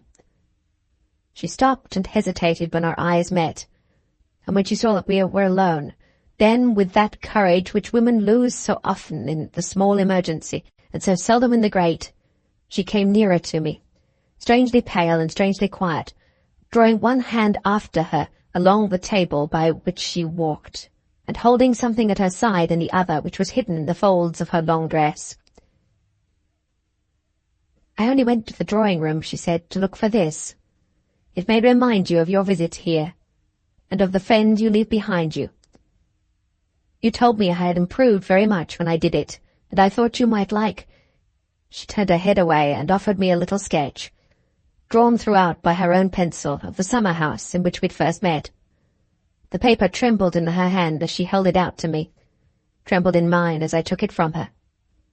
I was afraid to say what I felt. I only answered, "It shall never leave me.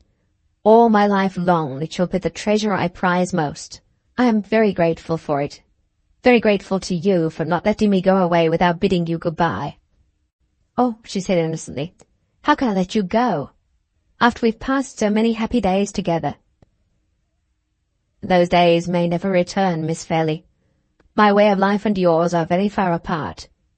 But if a time should come, when the devotion of my whole heart and soul and strength will give you a moment's happiness or spare you a moment's sorrow, will you try to remember the poor drawing-master who taught you? Miss Halcombe has promised to trust me. Will you promise too?" The farewell sadness in the kind blue eyes shone dimly through her gathering tears. "I promise it," she said in broken tones. "Oh, don't look at me like that. I promise it with all my heart."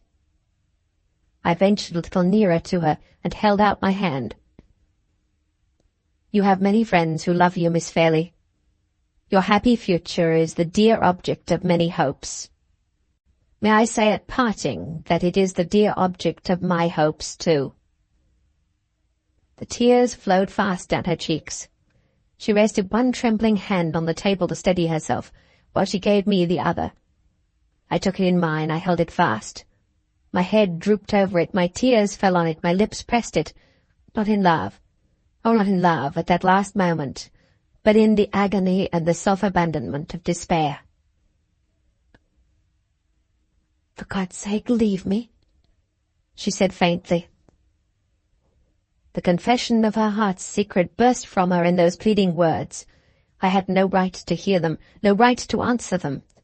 They were the words that banished me in the name of her sacred weakness from the room. It was all over. I dropped her hand. I said no more. The blinding tears shut her out from my eyes, and I dashed them away to look at her for the last time. One look, as she sank into a chair, as her arms fell on the table, as her fair head drooped on them wearily. One farewell look, and the door had closed upon her. The great gulf of separation had opened between us.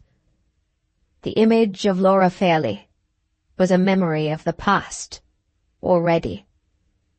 The story continued by Vincent Gilmore of Chancery Lane, solicitor. 1. I write these lines at the request of my friend Mr. Walter Hartright. They are intended to convey a description of certain events which seriously affected Miss Fairlie's interests, and which took place after the period of Mr. Hartright's departure from Limmeridge House. There is no need for me to say whether my own opinion does or does not sanction the disclosure of the remarkable family story, of which my narrative forms an important component part. Mr. Hartright has taken that responsibility on himself, and circumstances yet to be related will show that he has amply earned the right to do so, if he chooses to exercise it. The plan he has adopted for presenting the story to others, in the most truthful and most vivid manner, require that it should be told, at each successive stage in the march of events, by the persons who are directly concerned in those events at the time of their occurrence. My appearance here as narrator is the necessary consequence of this arrangement. I was present during the sojourn of Sir Percival Glyde in Cumberland, and was personally connected in one important result of his short residence under Mr. Fairlie's roof. It is my duty, therefore, to add these new links to the chain of events, and to take up the chain itself at the point where, for the present only, Mr. Hartright has dropped it. I arrived at Limmeridge House on Friday the 2nd of November. My object was to remain at Mr. Fairlie's until the arrival of Sir Percival Glyde. If that event led to the appointment of any given day for Sir Percival's union with Miss Fairlie, I was to take the necessary instructions back with me to London, and to occupy myself in drawing the lady's marriage settlement. On the Friday I was not favoured by Mr. Fairlie with an interview. He had been, or had fancied himself to be, an invalid for years past, and he was not well enough to receive me. Miss Halcombe was the first member of the family whom I saw. She met me at the house door and introduced me to Mr. Hartright, who had been staying at Limmeridge for some time past.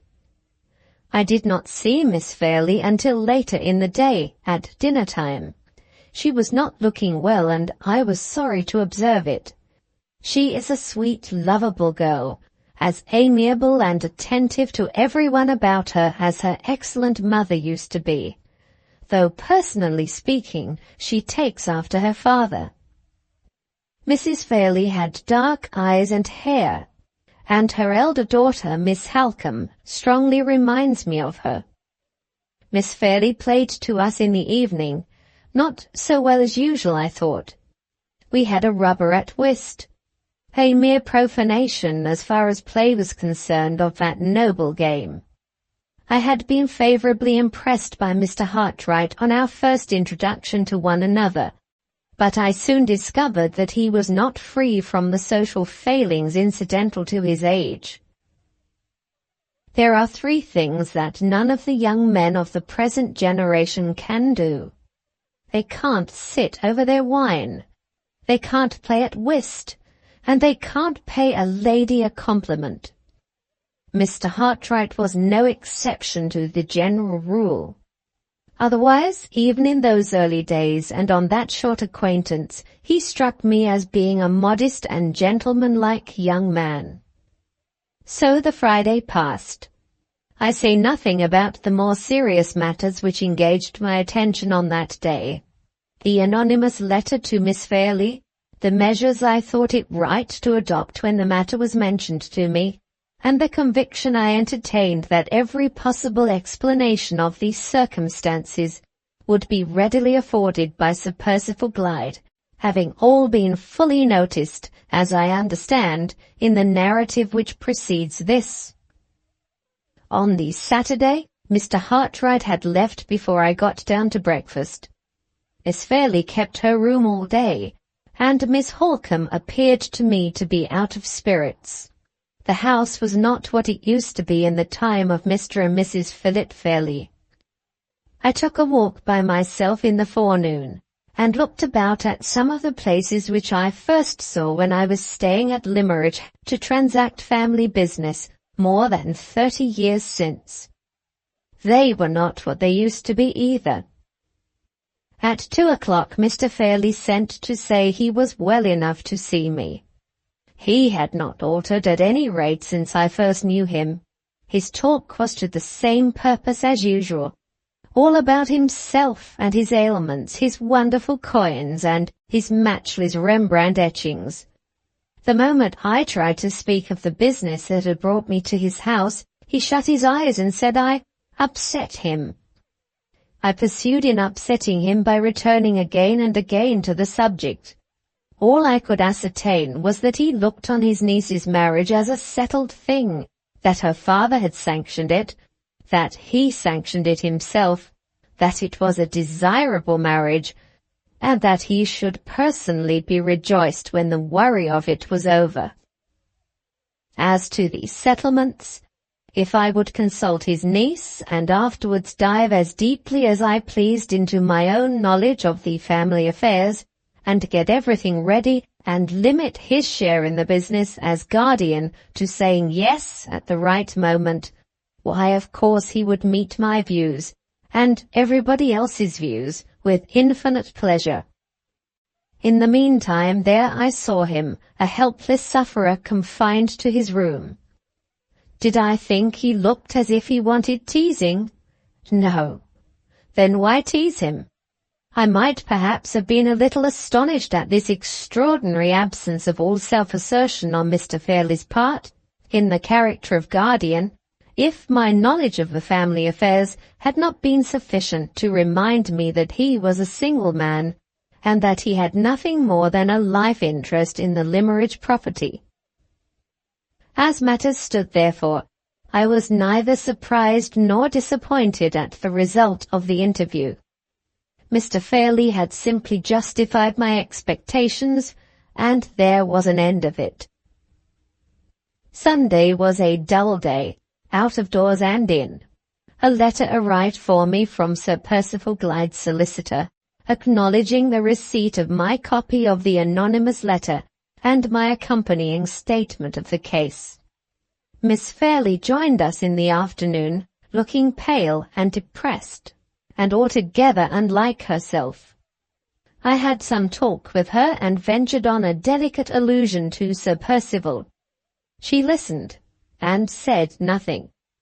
All other subjects she pursued willingly, but this subject she allowed to drop. I began to doubt whether she might not be repenting of her engagement, just as young ladies often do when repentance comes too late. On Monday Sir Percival Glyde arrived. I found him to be a most prepossessing man, so far as manners and appearance were concerned. He looked rather older than I had expected, his head being bald over the forehead, and his face somewhat marked and worn. But his movements were as active and his spirits as high as a young man's. His meeting with Miss Halcombe was delightfully hearty and unaffected, and his reception of me, upon my being presented to him, was so easy and pleasant that we got on together like old friends. Miss Fairlie was not with us when he arrived, but she entered the room about 10 minutes afterwards. Sir Percival rose and paid his compliments with perfect grace. His evident concern on seeing the change for the worse in the young lady's looks was expressed with a measure of tenderness and respect, with an unassuming delicacy of tone, voice, and manner, which did equal credit to his good breeding and his good sense. I was rather surprised under these circumstances to see that Miss Fairlie continued to be constrained and uneasy in his presence, and that she took the first opportunity of leaving the room again. Sir Percival neither noticed the restraint in her reception of him, nor her sudden withdrawal from our society. He had not obtruded his attentions on her while she was present, and he did not embarrass Miss Halcombe by any allusion to her departure. His tact and taste were never at fault on this or on any other occasion while I was in his company at Limmeridge House. As soon as Miss Fairlie had left the room, he spared us all embarrassment on the subject of the anonymous letter, by averting to it of his own accord. He had stopped in London on his way from Hampshire, had seen his solicitor, had read the documents forwarded by me, and had travelled on to Cumberland, anxious to satisfy our minds by the speediest and the fullest explanation that words could convey. On hearing him express himself to this effect, I offered him the original letter, which I had kept for his inspection. He thanked me and declined to look at it, saying that he had seen the copy, and that he was quite willing to leave the original in our hands.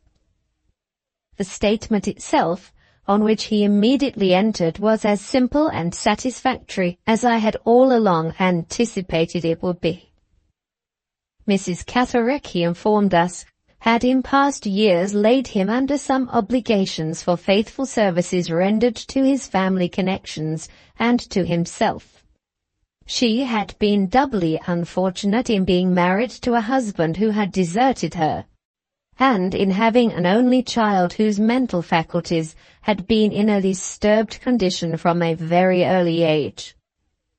Although her marriage had removed her to a part of Hampshire far distant from the neighbourhood in which Sir Percival's property was situated, he had taken care not to lose sight of her, his friendly feeling towards the poor woman, in consideration of her past services, having been greatly strengthened by his admiration of the patience and courage with which she supported her calamities. In course of time, the symptoms of mental affliction in her unhappy daughter increased to such a serious extent as to make it a matter of necessity to place her under proper medical care.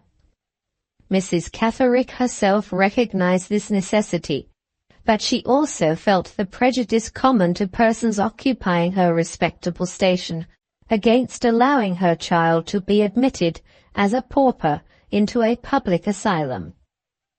Sir Percival had respected this prejudice, as he respected honest independence of feeling in any rank of life, and had resolved to mark his grateful sense of Mrs. Catterick's early attachment to the interests of himself and his family, by defraying the expense of her daughter's maintenance in a trustworthy private asylum.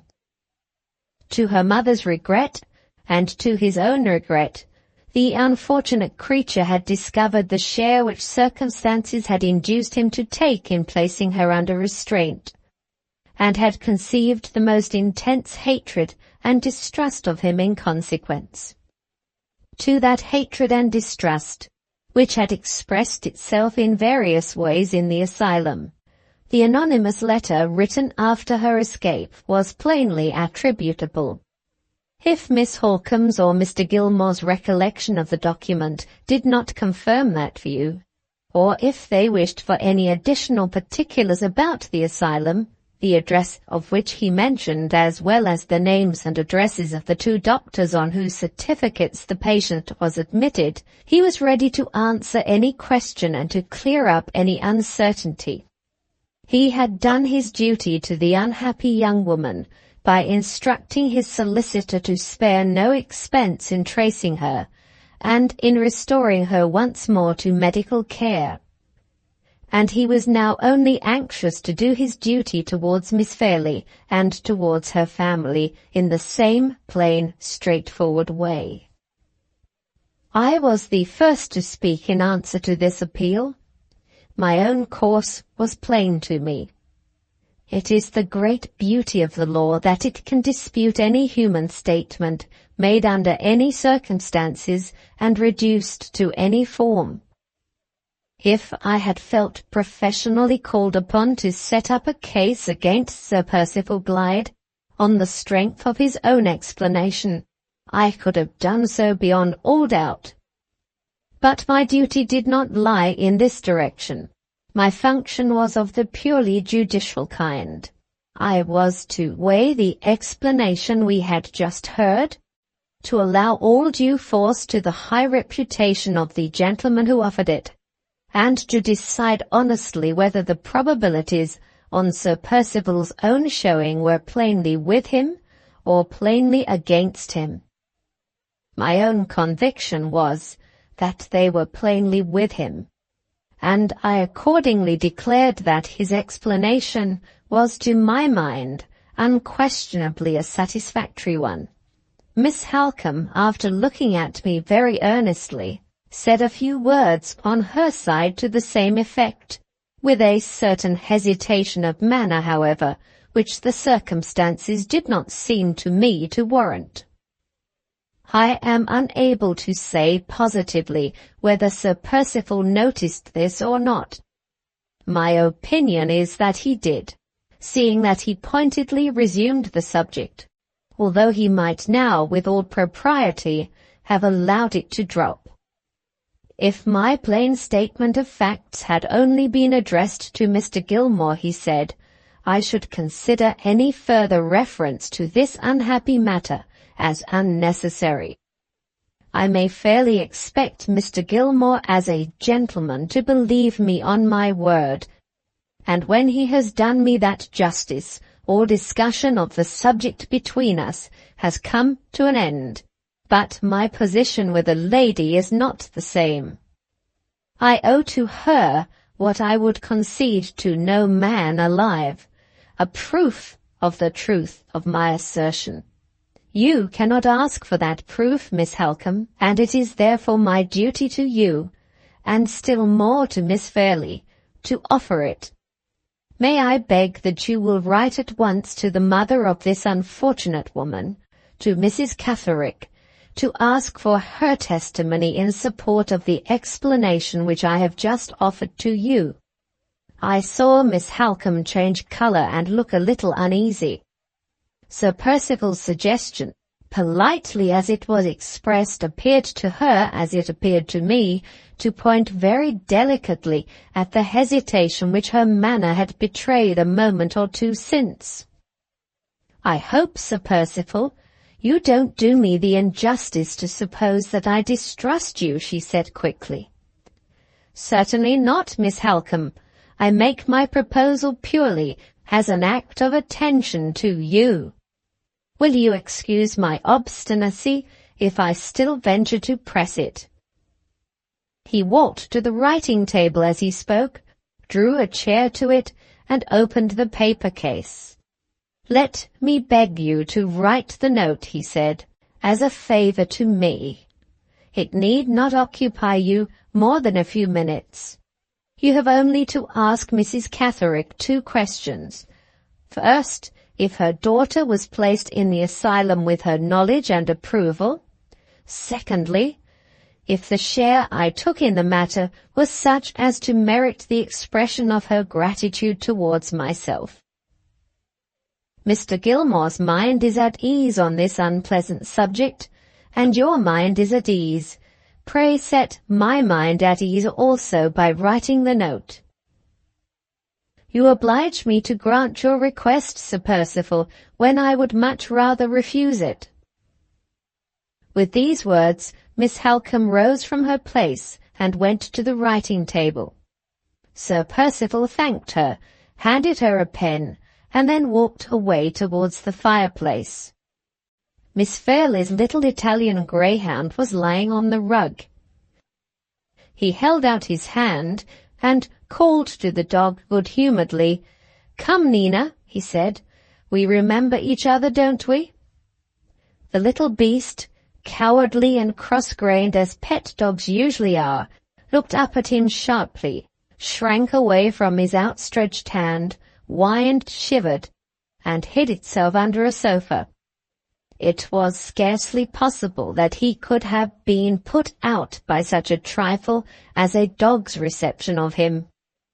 But I observed, nevertheless, that he walked away towards the window very suddenly. Perhaps his temper is irritable at times. If so, I can sympathize with him.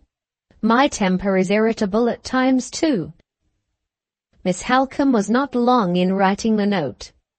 When it was done, she rose from the writing table and handed the open sheet of paper to Sir Percival.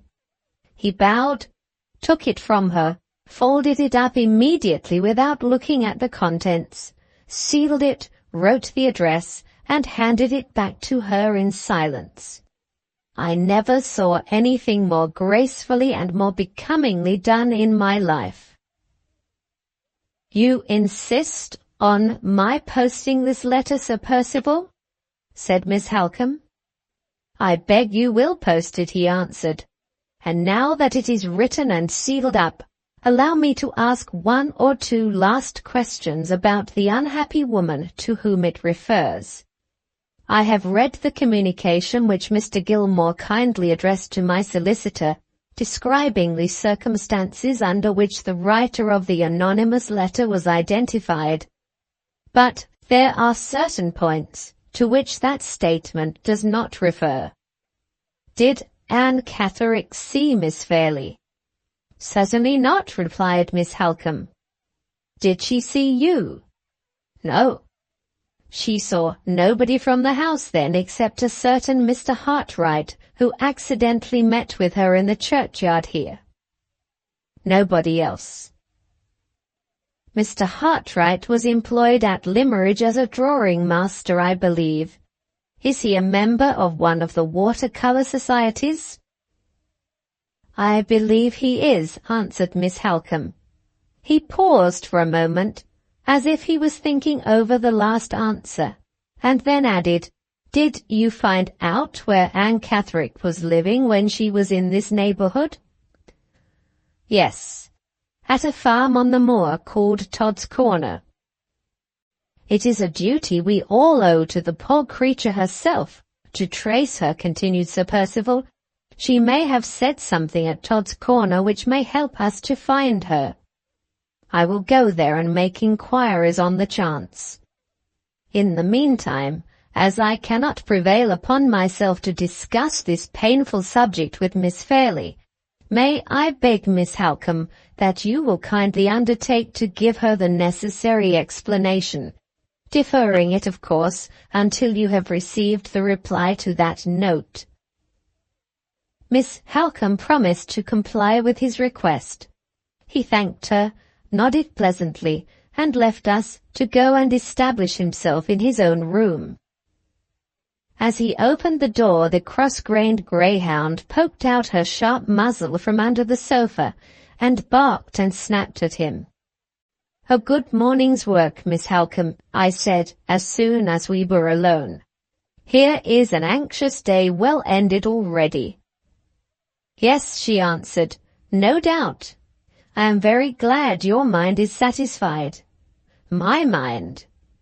Surely with that note in your hand, your mind is at ease too?" "Oh, yes, how can it be otherwise? I know the thing could not be," she went on, speaking more to herself than to me. "But I almost wish Walter Hartright had stayed here long enough to be present at the explanation, and to hear the proposal to me to write this note. I was a little surprised. Events, it is true, connected Mr. Hartright very remarkably with the affair of the letter," I said, "and I readily admit that he conducted himself, all things considered, with great delicacy and decision. But I am quite at a loss to understand what useful influence his presence could have exercised in relation to the effect of Sir Percival's statement on your mind or mine."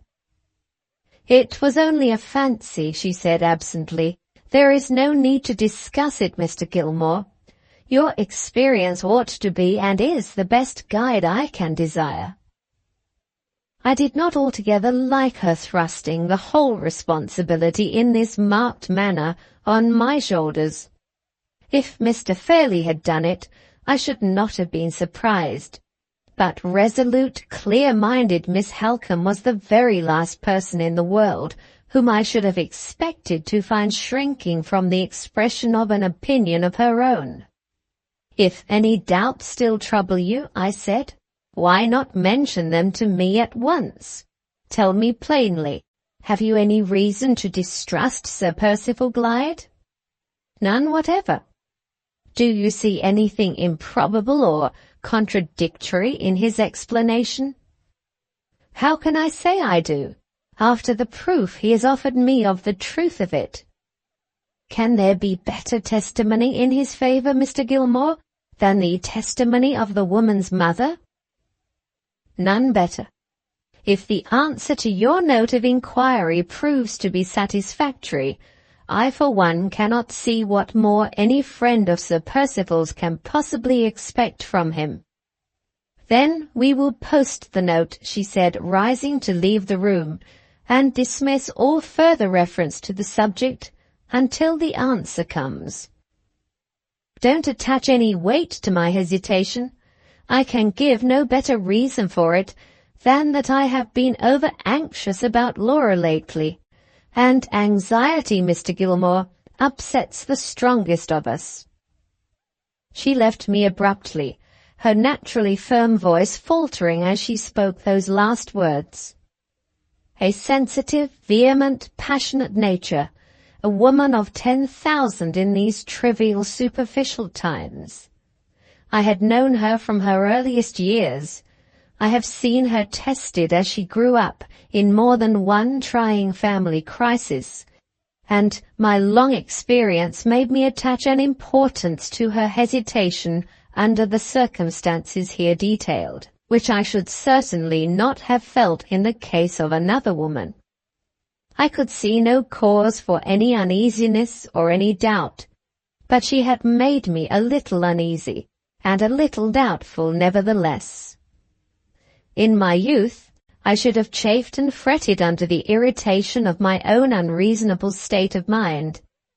In my age I knew better, and went out philosophically to walk it off.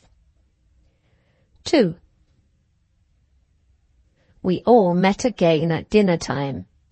Sir Percival was in such boisterous high spirits that I hardly recognized him as the same man whose quiet tact, refinement, and good sense had impressed me so strongly at the interview of the morning. The only trace of his former self that I could detect reappeared every now and then in his manner towards Miss Fairlie. A look or a word from her suspended his loudest laugh, checked his gayest flow of talk, and rendered him all attention to her and to no one else at table in an instant. Although he never openly tried to draw her into the conversation, he never lost the slightest chance she gave him of letting her drift into it by accident, and of saying the words to her under those favourable circumstances which a man with less tact and delicacy would have pointedly addressed to her the moment they occurred to him. Rather to my surprise, Miss Fairlie appeared to be sensible of his attentions without being moved by them. She was a little confused from time to time when he looked at her or spoke to her, but she never warmed towards him. Rank, fortune, good breeding, good looks, the respect of a gentleman and the devotion of a lover were all humbly placed at her feet, and so far as appearances went, were all offered in vain. On the next day, the Tuesday, Sir Percival went in the morning, taking one of the servants with him as a guide, to Todd's Corner. His inquiries, I afterwards heard, led to no results. On his return he had an interview with Mr. Fairlie, and in the afternoon he and Miss Halcombe rode out together. Nothing else happened worthy of record. The evening passed as usual. There was no change in Sir Percival, and no change in Miss Fairlie. The Wednesday's post brought with it an event, the reply from Mrs. Catterick. I took a copy of the document, which I have preserved, and which I may as well present in this place. It ran as follows. Madam, I beg to acknowledge the receipt of your letter, inquiring whether my daughter Anne was placed under medical superintendence with my knowledge and approval, and whether the share taken in the matter by Sir Percival Glyde was such as to merit the expression of my gratitude toward that gentleman. Be pleased to accept my answer in the affirmative to both those questions, and believe me to remain your obedient servant, Jane Ann Catherick. Short, sharp, and to the point. In form rather a business-like letter for a woman to write. In substance as plain a confirmation as could be desired of Mr. Percival Glyde's statement. That was my opinion, and with certain minor reservations, Miss Halcombe's opinion also. Sir Percival, when the letter was shown to him, did not appear to be struck by the sharp, short tone of it. He told us that Mrs. Catherick was a woman of few words, a clear-headed, straightforward, unimaginative person who wrote briefly and plainly, just as she spoke. The next duty to be accomplished, now that the answer had been received, was to acquaint Miss Fairlie with Sir Percival's explanation. Miss Halcombe had undertaken to do this, and had left the room to go to her sister, when she suddenly returned again and sat down by the easy chair in which I was reading the newspaper. Sir Percival had gone out a minute before to look at the stables, and no one was in the room but ourselves. I suppose we have really and truly done all we can, she said, turning and twisting Mrs. Catherick's letter in her hand. If we are friends of Sir Percival's, who know him and trust him, we have done all and more than all that is necessary, I answered, a little annoyed by this return of her hesitation. But if we are enemies who suspect him— That alternative is not even to be thought of, she interposed.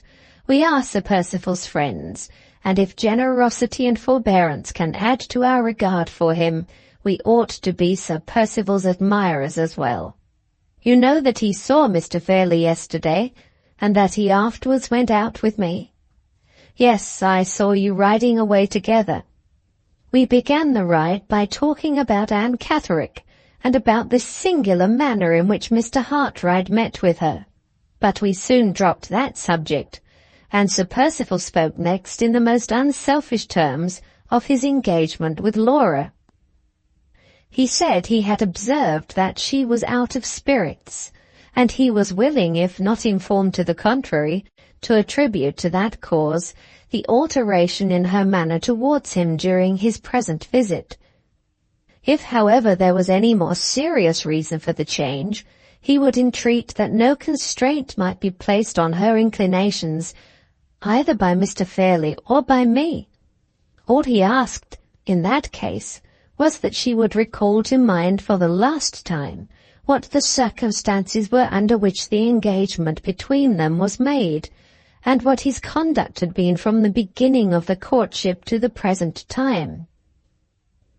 If, after due reflection on those two subjects, she seriously desired that he should withdraw his pretensions to the honour of becoming her husband, and if she would tell him so plainly with her own lips, he would sacrifice himself by leaving her perfectly free to withdraw from the engagement.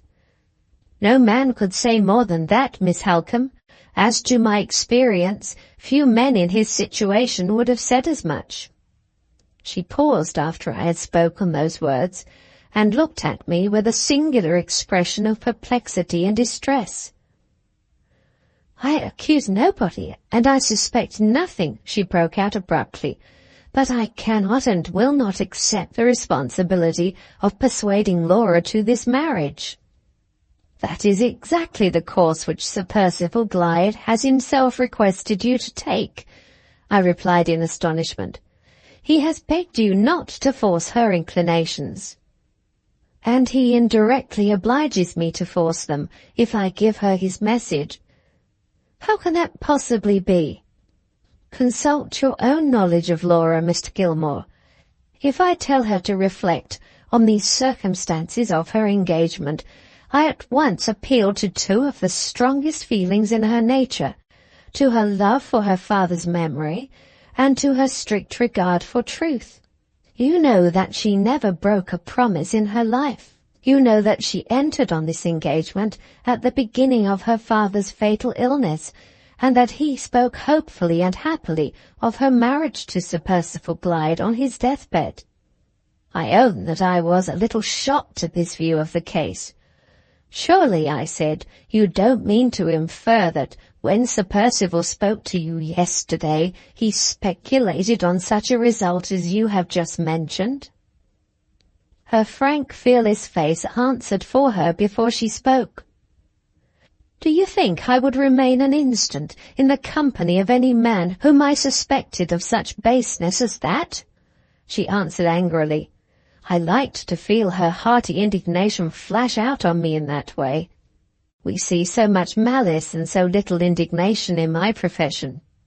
In that case, I said, excuse me if I tell you in our legal phrase that you are travelling out of the record. Whatever the consequences may be, Sir Percival has a right to expect that your sister should carefully consider her engagement from every reasonable point of view before she claims her release from it.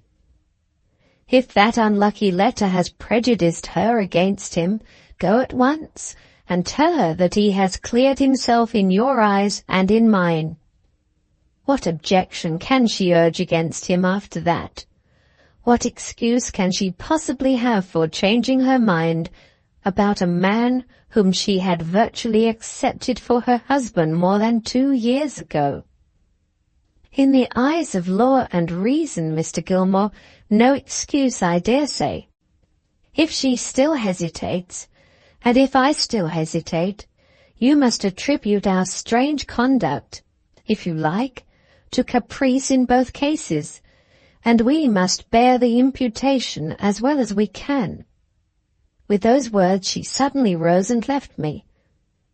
When a sensible woman has a serious question put to her and evades it by a flippant answer, it is a sure sign in 99 cases out of 100 that she has something to conceal.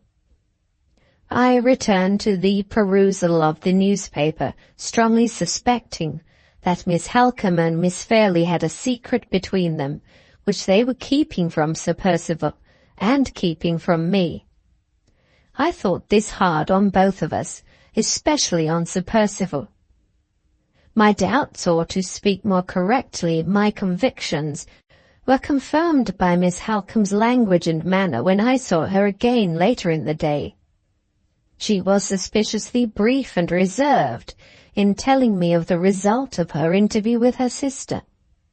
Miss Fairlie, it appeared, had listened quietly while the affair of the letter was placed before her in the right point of view, but when Miss Halcombe next proceeded to say that the object of Sir Percival's visit to Limmeridge was to prevail on her to let a day be fixed for the marriage, she checked all further reference to the subject by begging for time. If Sir Percival would consent to spare her for the present, she would undertake to give him his final answer before the end of the year. She pleaded for this delay with such anxiety and agitation that Miss Halcombe had promised to use her influence, if necessary, to obtain it. And there, at Miss Fairlie's earnest entreaty, all further discussion of the marriage question had ended. The purely temporary arrangement thus proposed might have been convenient enough to the young lady, but it proved somewhat embarrassing to the writer of these lines. That morning's post had brought a letter from my partner, which obliged me to return to town the next day by the afternoon train. It was extremely probable that I should find no second opportunity of presenting myself at Limmeridge House during the remainder of the year.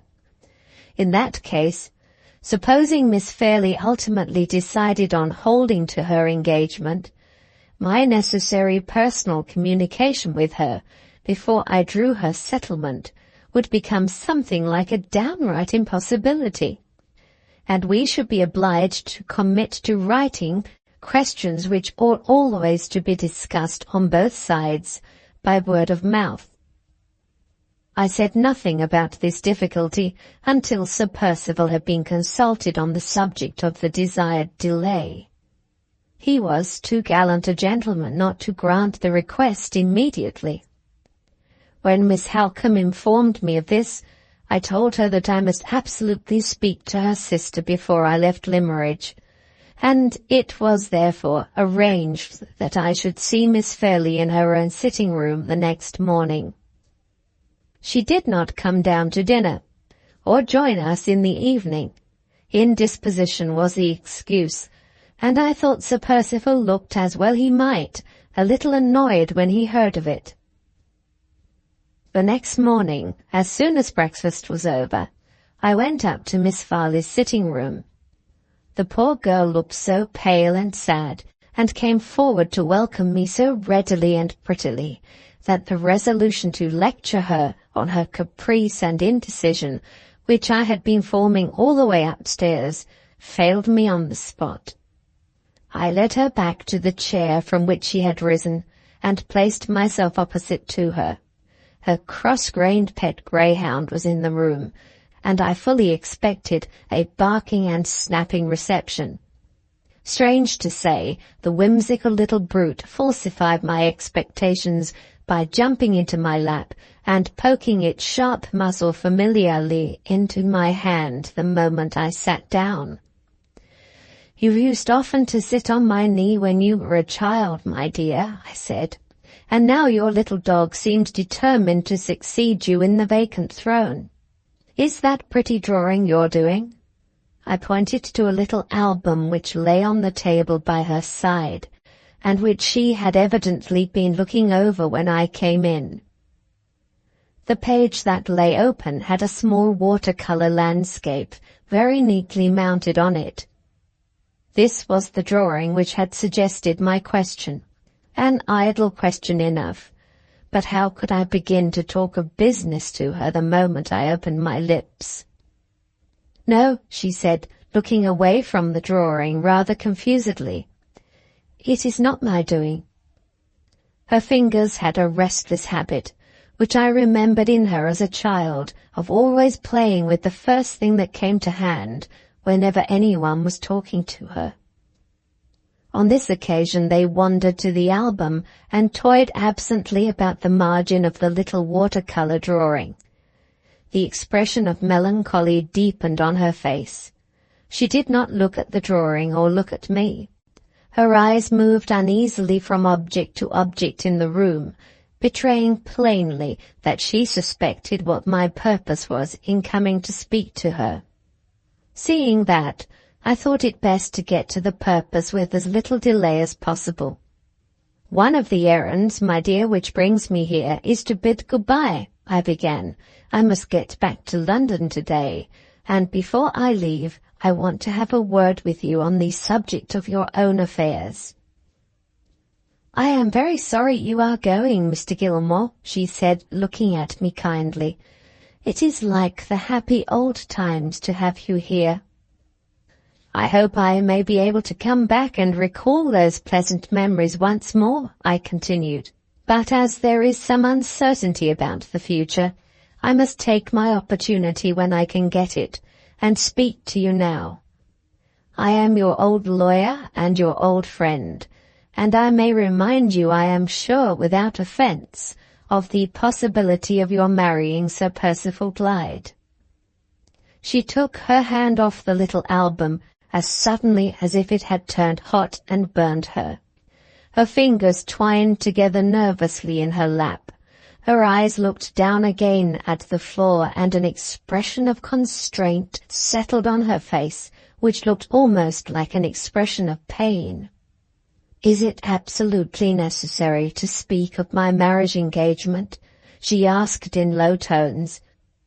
"It is necessary to refer to it," I answered, "but not to dwell on it. Let us merely say that you may marry, or that you may not marry. In the first case I must be prepared beforehand to draw your settlement, and I ought not to do that without, as a matter of politeness, first consulting you. This may be my only chance of hearing what your wishes are. Let us therefore suppose the case of your marrying, and let me inform you in as few words as possible what your position is now, and what you may make it if you please in the future. I explained to her the object of a marriage settlement, and then told her exactly what her prospects were. In the first place, on her coming of age, and in the second place, on the decease of her uncle, marking the distinction between the property in which she had a life interest only and the property which was left at her own control. She listened attentively, with the constrained expression still on her face, and her hands still nervously clasped together in her lap. "And now," I said in conclusion, "tell me if you can think of any condition which, in the case we have supposed, you would wish me to make for you, subject of course to your guardian's approval, as you are not yet of age." She moved uneasily in her chair, then looked in my face on a sudden, very earnestly. "If it does happen," she began faintly, "if you are married," I added, helping her out. "Don't let him part me from Marian," she cried, with a sudden outbreak of energy. "Oh, Mr. Gilmore, pray make it law that Marian is to live with me." Under other circumstances, I might perhaps have been amused at this essentially feminine interpretation of the question, and of the long explanation which had preceded it. But her looks and tones when she spoke were of a kind to make me more than serious. They distressed me. Her words, few as they were, betrayed a desperate clinging to the past which boded ill for the future. "Your having Marian Halcombe to live with you can easily be settled by private arrangement," I said. "You hardly understood my question, I think. It referred to your own property, to the disposal of your money. Supposing you were to make a will when you come of age, who would you like the money to go to?" "Marian has been mother and sister both to me," said the good, affectionate girl, her pretty blue eyes glistening while she spoke. "May I leave it to Marian, Mr. Gilmore?" "Certainly, my love," I answered, "but remember what a large sum it is. Would you like it all to go to Miss Halcombe?" She hesitated. Her colour came and went, and her hand stole back again to the little album.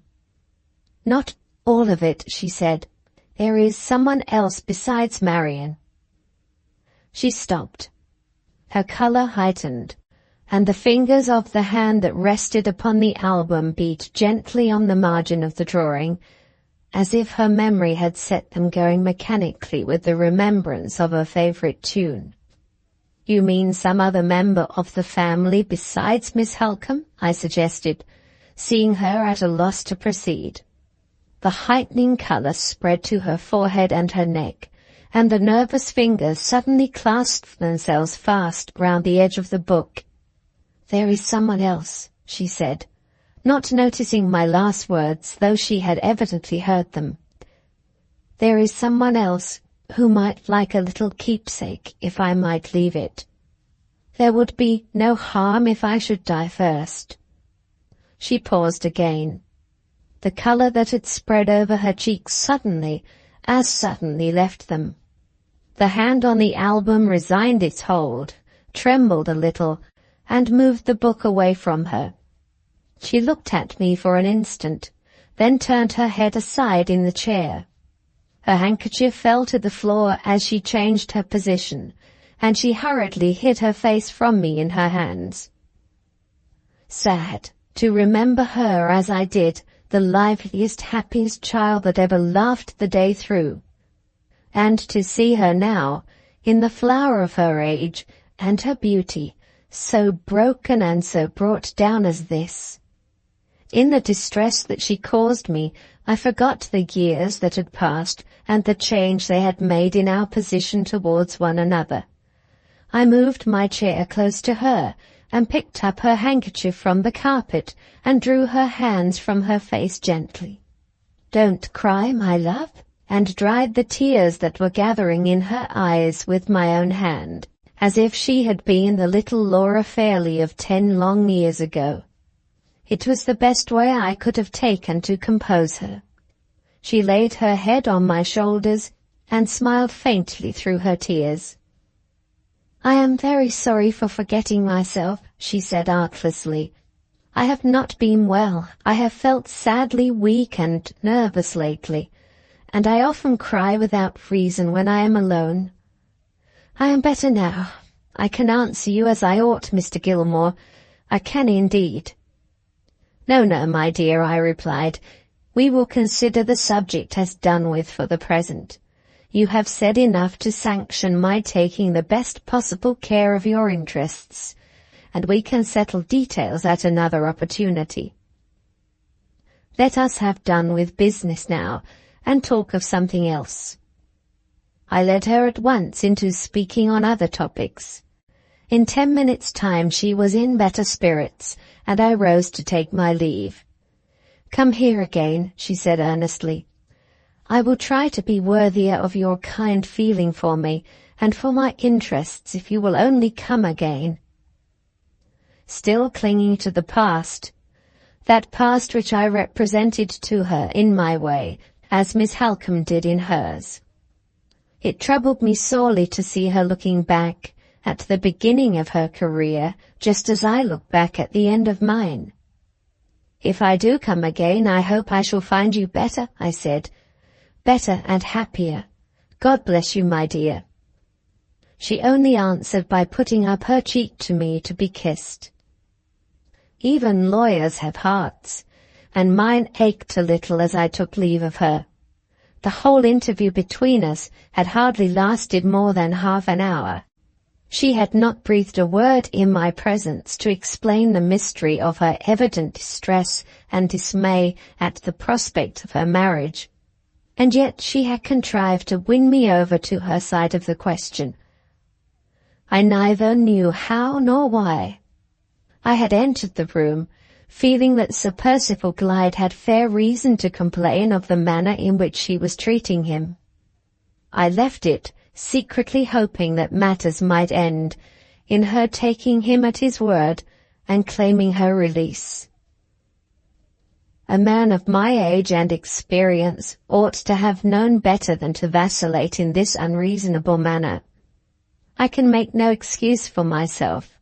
I can only tell the truth and say it was so. The hour for my departure was now drawing near. I sent to Mr. Fairlie to say that I would wait on him to take leave if he liked, but that he must excuse my being rather in a hurry. He sent a message back, written in pencil on a slip of paper. "Kind love and fair wishes, dear Gilmore. Hurry of any kind is inexpressibly injurious to me. Pray take care of yourself. Goodbye." Just before I left, I saw Miss Halcombe for a moment alone. "Have you said all you wanted to Laura?" she asked. "Yes," I replied. "She is very weak and nervous. I am glad she has you to take care of her." Miss Halcombe's sharp eyes studied my face attentively. "You are altering your opinion about Laura," she said. "You are readier to make allowances for her than you were yesterday. No sensible man ever engages unprepared in a fencing match of words with a woman." I only answered, "Let me know what happens. I will do nothing till I hear from you." She still looked hard in my face. "I wish it were all over and well over, Mr. Gilmore, and so do you." With those words she left me. Sir Percival most politely insisted on seeing me to the carriage door. "If you are ever in my neighbourhood," he said, "pray don't forget that I am sincerely anxious to improve our acquaintance. The tried and trusted friend of this family will be always a welcome visitor in any house of mine." a really irresistible man, courteous, considerate, delightfully free from pride, a gentleman every inch of him. As I drove away to the station, I felt as if I could cheerfully do anything to promote the interests of Sir Percival Glyde, anything in the world, except drawing the marriage settlement of his wife. 3. A week passed after my return to London without the receipt of any communication from Miss Halcombe. On the 8th day a letter in her handwriting was placed among the other letters on my table. It announced that Sir Percival Glyde had been definitely accepted, and that the marriage was to take place, as he had originally desired, before the end of the year. In all probability the ceremony will be performed during the last fortnight in December. Miss Fairlie's 21st birthday was late in March. She would therefore, by this arrangement, become Sir Percival's wife about 3 months before she was of age. I ought not to have been surprised. I ought not to have been sorry. But I was surprised and sorry nevertheless. Some little disappointment caused by the unsatisfactory shortness of Miss Halcombe's letter mingled itself with these feelings, and contributed its share towards upsetting my serenity for the day. In 6 lines my correspondent announced the proposed marriage. In 3 more she told me that Sir Percival had left Cumberland to return to his house in Hampshire, and in 2 concluding sentences she informed me, first, that Laura was sadly in want of change and cheerful society, secondly, that she had resolved to try the effect of some such change forthwith by taking her sister away with her on a visit to certain old friends in Yorkshire. There the letter ended, without a word to explain what the circumstances were, which had decided Miss Fairlie to accept Sir Percival Glyde in 1 short week from the time when I had last seen her. At a later period the cause of this sudden determination was fully explained to me. It is not my business to relate it imperfectly, on hearsay evidence. The circumstance came within the personal experience of Miss Halcombe, and when her narrative succeeds mine, she will describe them in every particular exactly as they happened. In the meantime, the plain duty for me to perform, before I in my turn lay down my pen and withdraw from the story, is to relate the one remaining event connected with Miss Fairlie's proposed marriage in which I was concerned, namely the drawing of the settlement.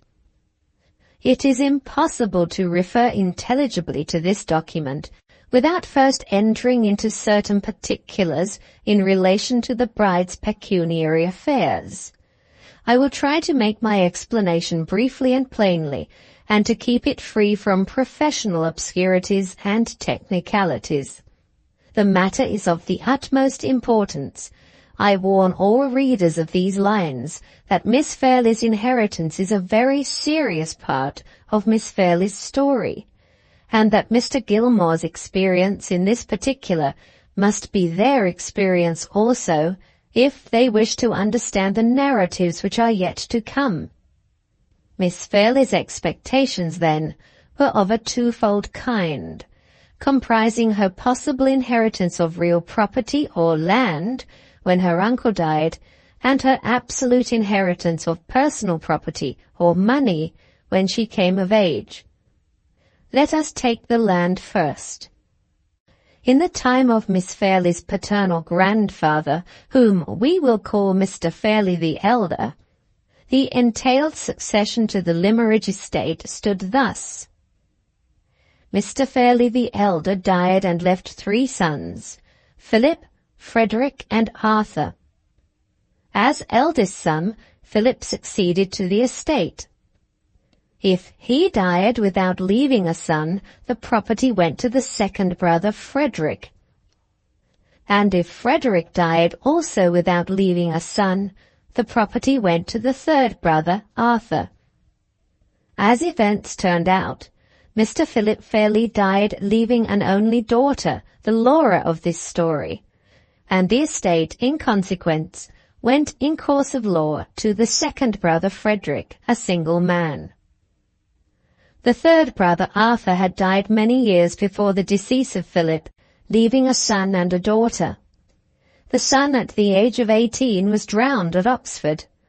His death left Laura, the daughter of Mr. Philip Fairlie, presumptive heiress to the estate, with every chance of succeeding to it in the ordinary course of nature on her uncle Frederick's death, if the said Frederick died without leaving male issue.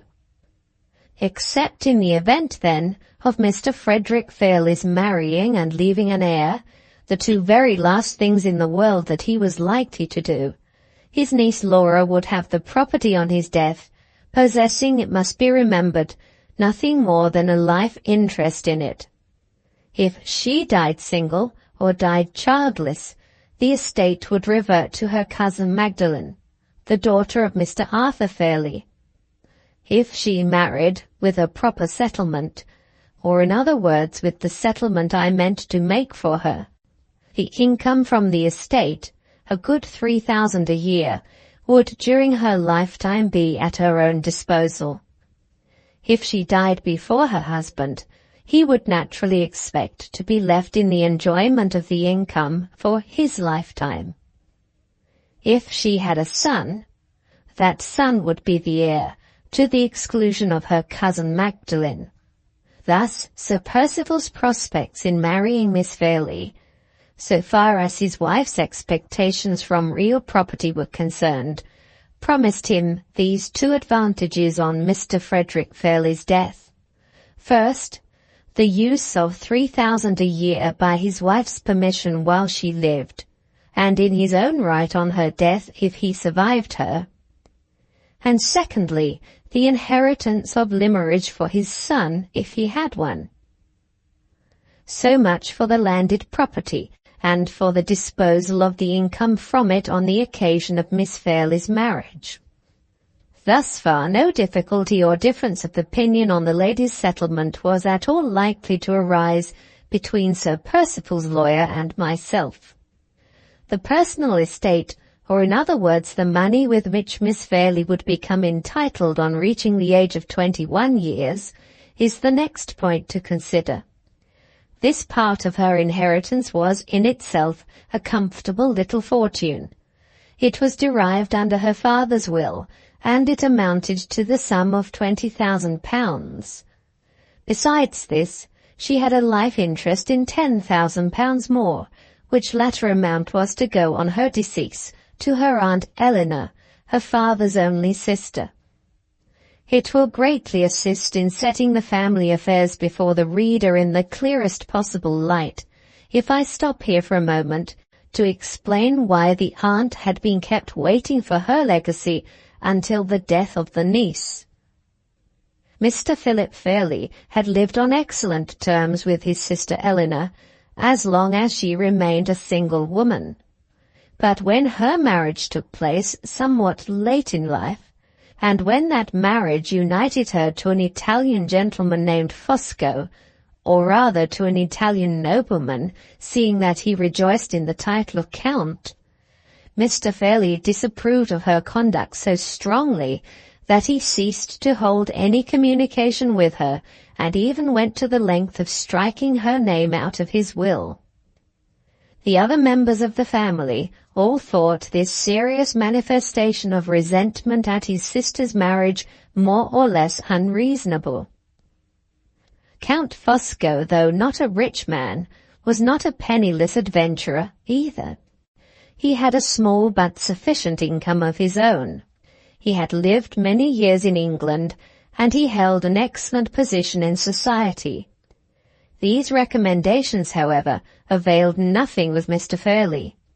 In many of his opinions he was an Englishman of the old school, because he hated a foreigner simply and solely because he was a foreigner.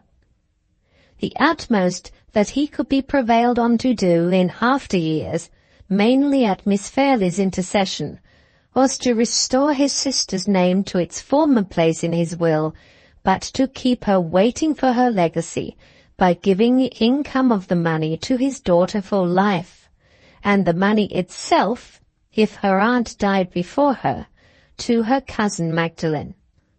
Considering the relative ages of the two ladies, the aunt's chance in the ordinary course of nature of receiving the £10,000 was thus rendered doubtful in the extreme, and Madame Fosca resented her brother's treatment of her as unjustly as usual in such cases. By refusing to see her niece, and declining to believe that Miss Fairlie's intercession had ever been exerted to restore her name to Mr. Fairlie's will. Such was the history of the £10,000. Here again, no difficulty could arise with Sir Percival's legal adviser. The income would be at the wife's disposal, and the principal would go to her aunt or her cousin on her death. All preliminary explanations being now cleared out of the way, I come at last to the real knot of the case, to the £20,000. This sum was absolutely Miss Fairlie's own on her completing her 21st year, and the whole future disposition of it depended, in the first instance, on the conditions I could obtain for her in her marriage settlement. The other clauses contained in that document were of a formal kind, and need not be recited here. But the clause relating to the money is too important to be passed over. A few lines will be sufficient to give the necessary abstract of it. My stipulation in regard to the £20,000 was simply this. The whole amount was to be settled so as to give the income to the lady for her life, afterwards to Sir Percival for his life, and the principal to the children of the marriage. In default of issue, the principal was to be disposed of as the lady might by her will direct, for which purpose I reserved to her the right of making a will. The effect of these conditions may be thus summed up. If Lady Glyde died without leaving children, her half-sister, Miss Halcombe, and any other relatives or friends whom she might be anxious to benefit, would, on her husband's death, divide among them such shares of her money as she desired them to have. If, on the other hand, she died leaving children, then their interest naturally and necessarily superseded all other interests whatsoever. This was the clause, and no one who reads it can fail, I think, to agree with me that it meted out equal justice to all parties. We shall see how my proposals were met on the husband's side. At the time when Miss Halcombe's letter reached me, I was even more busily occupied than usual, but I contrived to make leisure for the settlement. I had drawn it, and had sent it for approval to Sir Percival's solicitor in less than a week from the time when Miss Halcombe had informed me of the proposed marriage. After a lapse of 2 days the document was returned to me, with notes and remarks of the baronet's lawyer. His objections in general proved to be of the most trifling and technical kind, until he came to the clause relating to the £20,000. Against this, there were double lines drawn in red ink, and the following note was appended to them. Not admissible. The principal to go to Sir Percival Glyde in the event of his surviving Lady Glyde and there being no issue. That is to say, not 1 farthing of the £20,000 was to go to Miss Halcombe or to any other relative or friend of Lady Glyde's. The whole sum, if she left no children, was to slip into the pockets of her husband. The answer I wrote to this audacious proposal was as short and sharp as I could make it. My dear Sir, Miss Fairlie's settlement. I maintain the clause to which you object exactly as it stands. Yours truly. The rejoinder came back in a quarter of an hour. My dear Sir, Miss Fairlie's settlement. I maintain the red ink to which you object, exactly as it stands, yours truly. In the detestable slang of the day, we were now both at a deadlock, and nothing was left for it but to refer to our clients on either side. As matters stood, my client, Miss Fairlie, not having yet completed her 21st year, Mr. Frederick Fairlie was her guardian. I wrote by that day's post, and put the case before him exactly as it stood, not only urging every argument I could think of to induce him to maintain the clause as I had drawn it, but stating to him plainly the mercenary motive which was at the bottom of the opposition to my settlement of the £20,000. The knowledge of Sir Percival's affairs, which I had necessarily gained when the provisions of the deed on his side were submitted in due course to my examination, had but too plainly informed me that the debts on his estate were enormous, and that his income, though nominally a large one, was virtually, for a man in his position, next to nothing. The want of ready money was the practical necessity of Sir Percival's existence, and his lawyer's note on the clause in the settlement was nothing but the frankly selfish expression of it. Mr. Fairlie's answer reached me by return of post, and proved to be wandering and irrelevant in the extreme. Turned into plain English, it practically expressed itself to this effect: would dear Gilmore be so very obliging as not to worry his friend and client about such a trifle as a remote contingency? Was it likely that a young woman of 21 would die before a man of 45, and die without children? On the other hand, in such a miserable world as this, was it possible to overestimate the value of peace and quietness? If those two heavenly blessings were offered in exchange for such an earthly trifle as a remote chance of £20,000, was it not a fair bargain? Surely yes. Then why not make it? I threw the letter away in disgust. Just as it had fluttered to the ground, there was a knock at my door, and Sir Percival's solicitor, Mr. Merriman, was shown in. There are many varieties of sharp practitioners in this world, but I think the hardest of all to deal with are the men who overreach you under the disguise of inveterate good humour.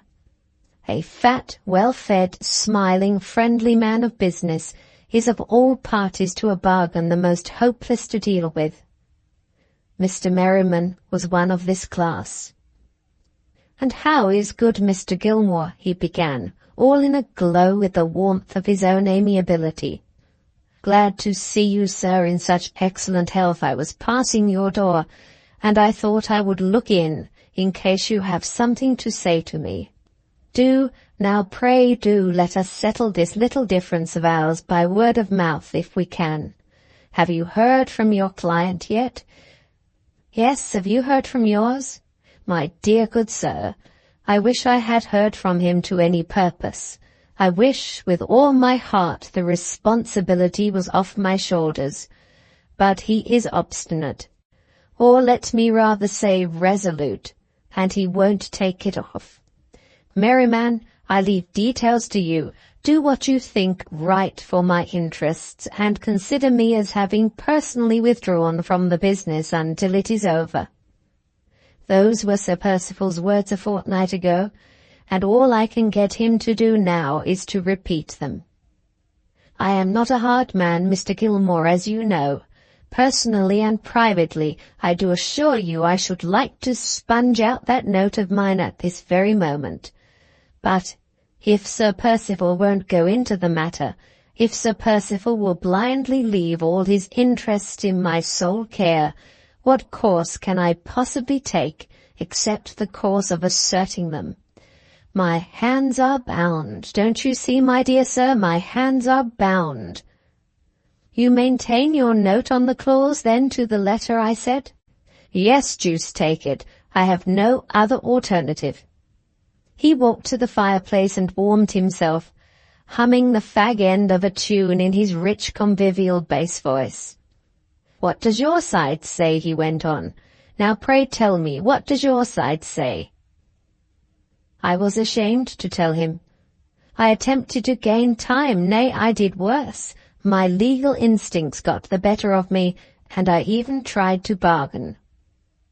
£20,000 is rather a large sum to be given up by the lady's friends at 2 days' notice, I said. "Very true," replied Mr. Merriman, looking down thoughtfully at his boots. "Properly put, sir, most properly put."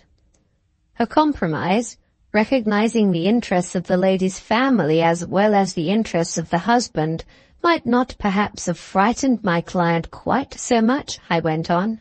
"Come, come, this contingency resolves itself into a matter of bargaining after all. What is the least you will take?" "The least we will take," said Mr. Merriman, "is £19,999, 19 shillings, and 11 3 farthings. Ha ha ha! Excuse me, Mr. Gilmore, I must have my little joke." "Little enough," I remarked. "The joke is just worth the odd farthing it was made for." Mr. Merriman was delighted. He laughed over my retort till the room rang again. I was not half so good-humoured on my side. I came back to business and closed the interview. "This is Friday," I said. "Give us till Tuesday next for our final answer." "By all means," replied Mr. Merriman. "Longer, my dear sir, if you like." He took up his hat to go and then addressed me again. "By the way," he said, "your clients in Cumberland have not heard anything more of the woman who wrote the anonymous letter, have they?" "Nothing more," I answered. "Have you found no trace of her?" "Not yet," said my legal friend, "but we don't despair. Sir Percival has his suspicions that somebody is keeping her in hiding, and we are having that somebody watched." "You mean the old woman who was with her in Cumberland?" I said. "Quite another party, sir," answered Mr. Merriman. "We don't happen to have laid hands on the old woman yet. Our somebody is a man. We have got him close under our eye here in London, and we strongly suspect that he had something to do with helping her in the first instance to escape from the asylum." Sir Percival wanted to question him at once, but I said, "No. Questioning him will only put him on his guard. Watch him and wait. We shall see what happens. A dangerous woman to be at large, Mr. Gilmore. Nobody knows what she may do next. I wish you good morning, sir.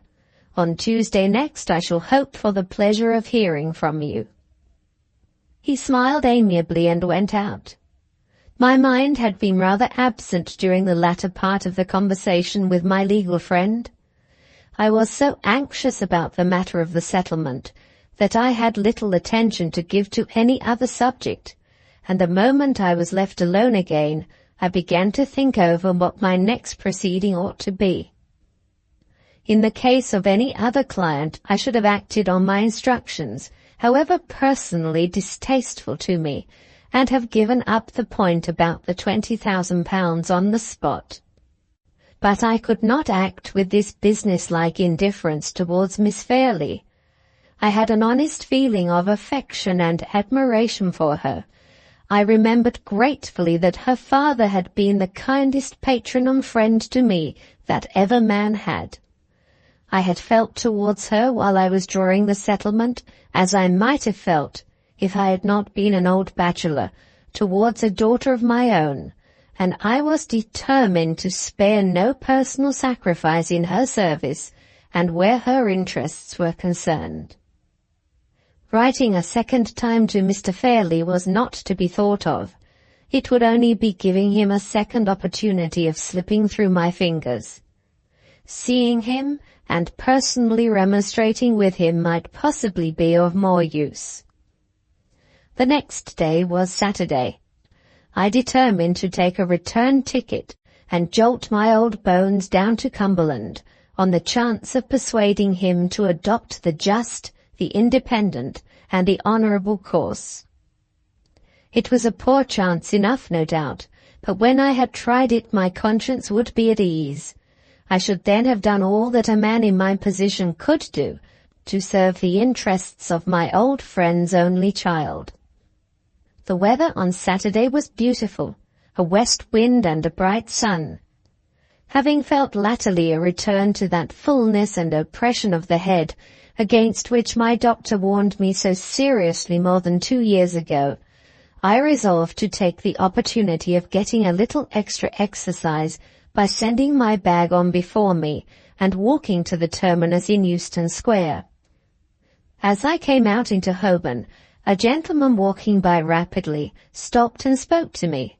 It was Mr. Walter Hartright. If he had not been the first to greet me, I should certainly have passed him. He was so changed that I hardly knew him again. His face looked pale and haggard. His manner was hurried and uncertain, and his dress, which I remembered as neat and gentlemanlike when I saw him at Limmeridge, was so slovenly now that I should really have been ashamed of the appearance of it on one of my own clerks.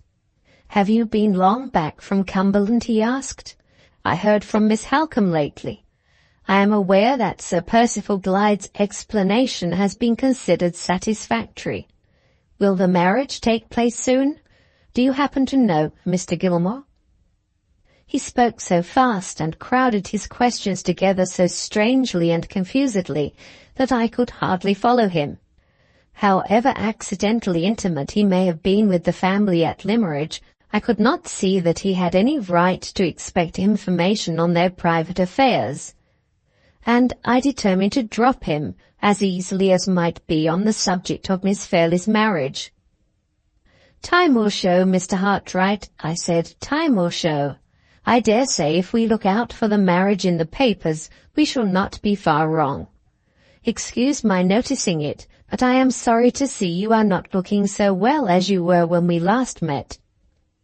A momentary nervous contraction quivered about his lips and eyes, and made me half reproach myself for having answered him in such a significantly guarded manner. "I had no right to ask about her marriage," he said bitterly. "I must wait to see it in the newspapers like other people, yes." He went on before I could make any apologies. "I have not been well lately. I am going to another country to try a change of scene and occupation. Miss Halcombe has kindly assisted me with her influence, and my testimonials have been found satisfactory. It is a long distance off, but I don't care where I go, what the climate is, or how long I am away."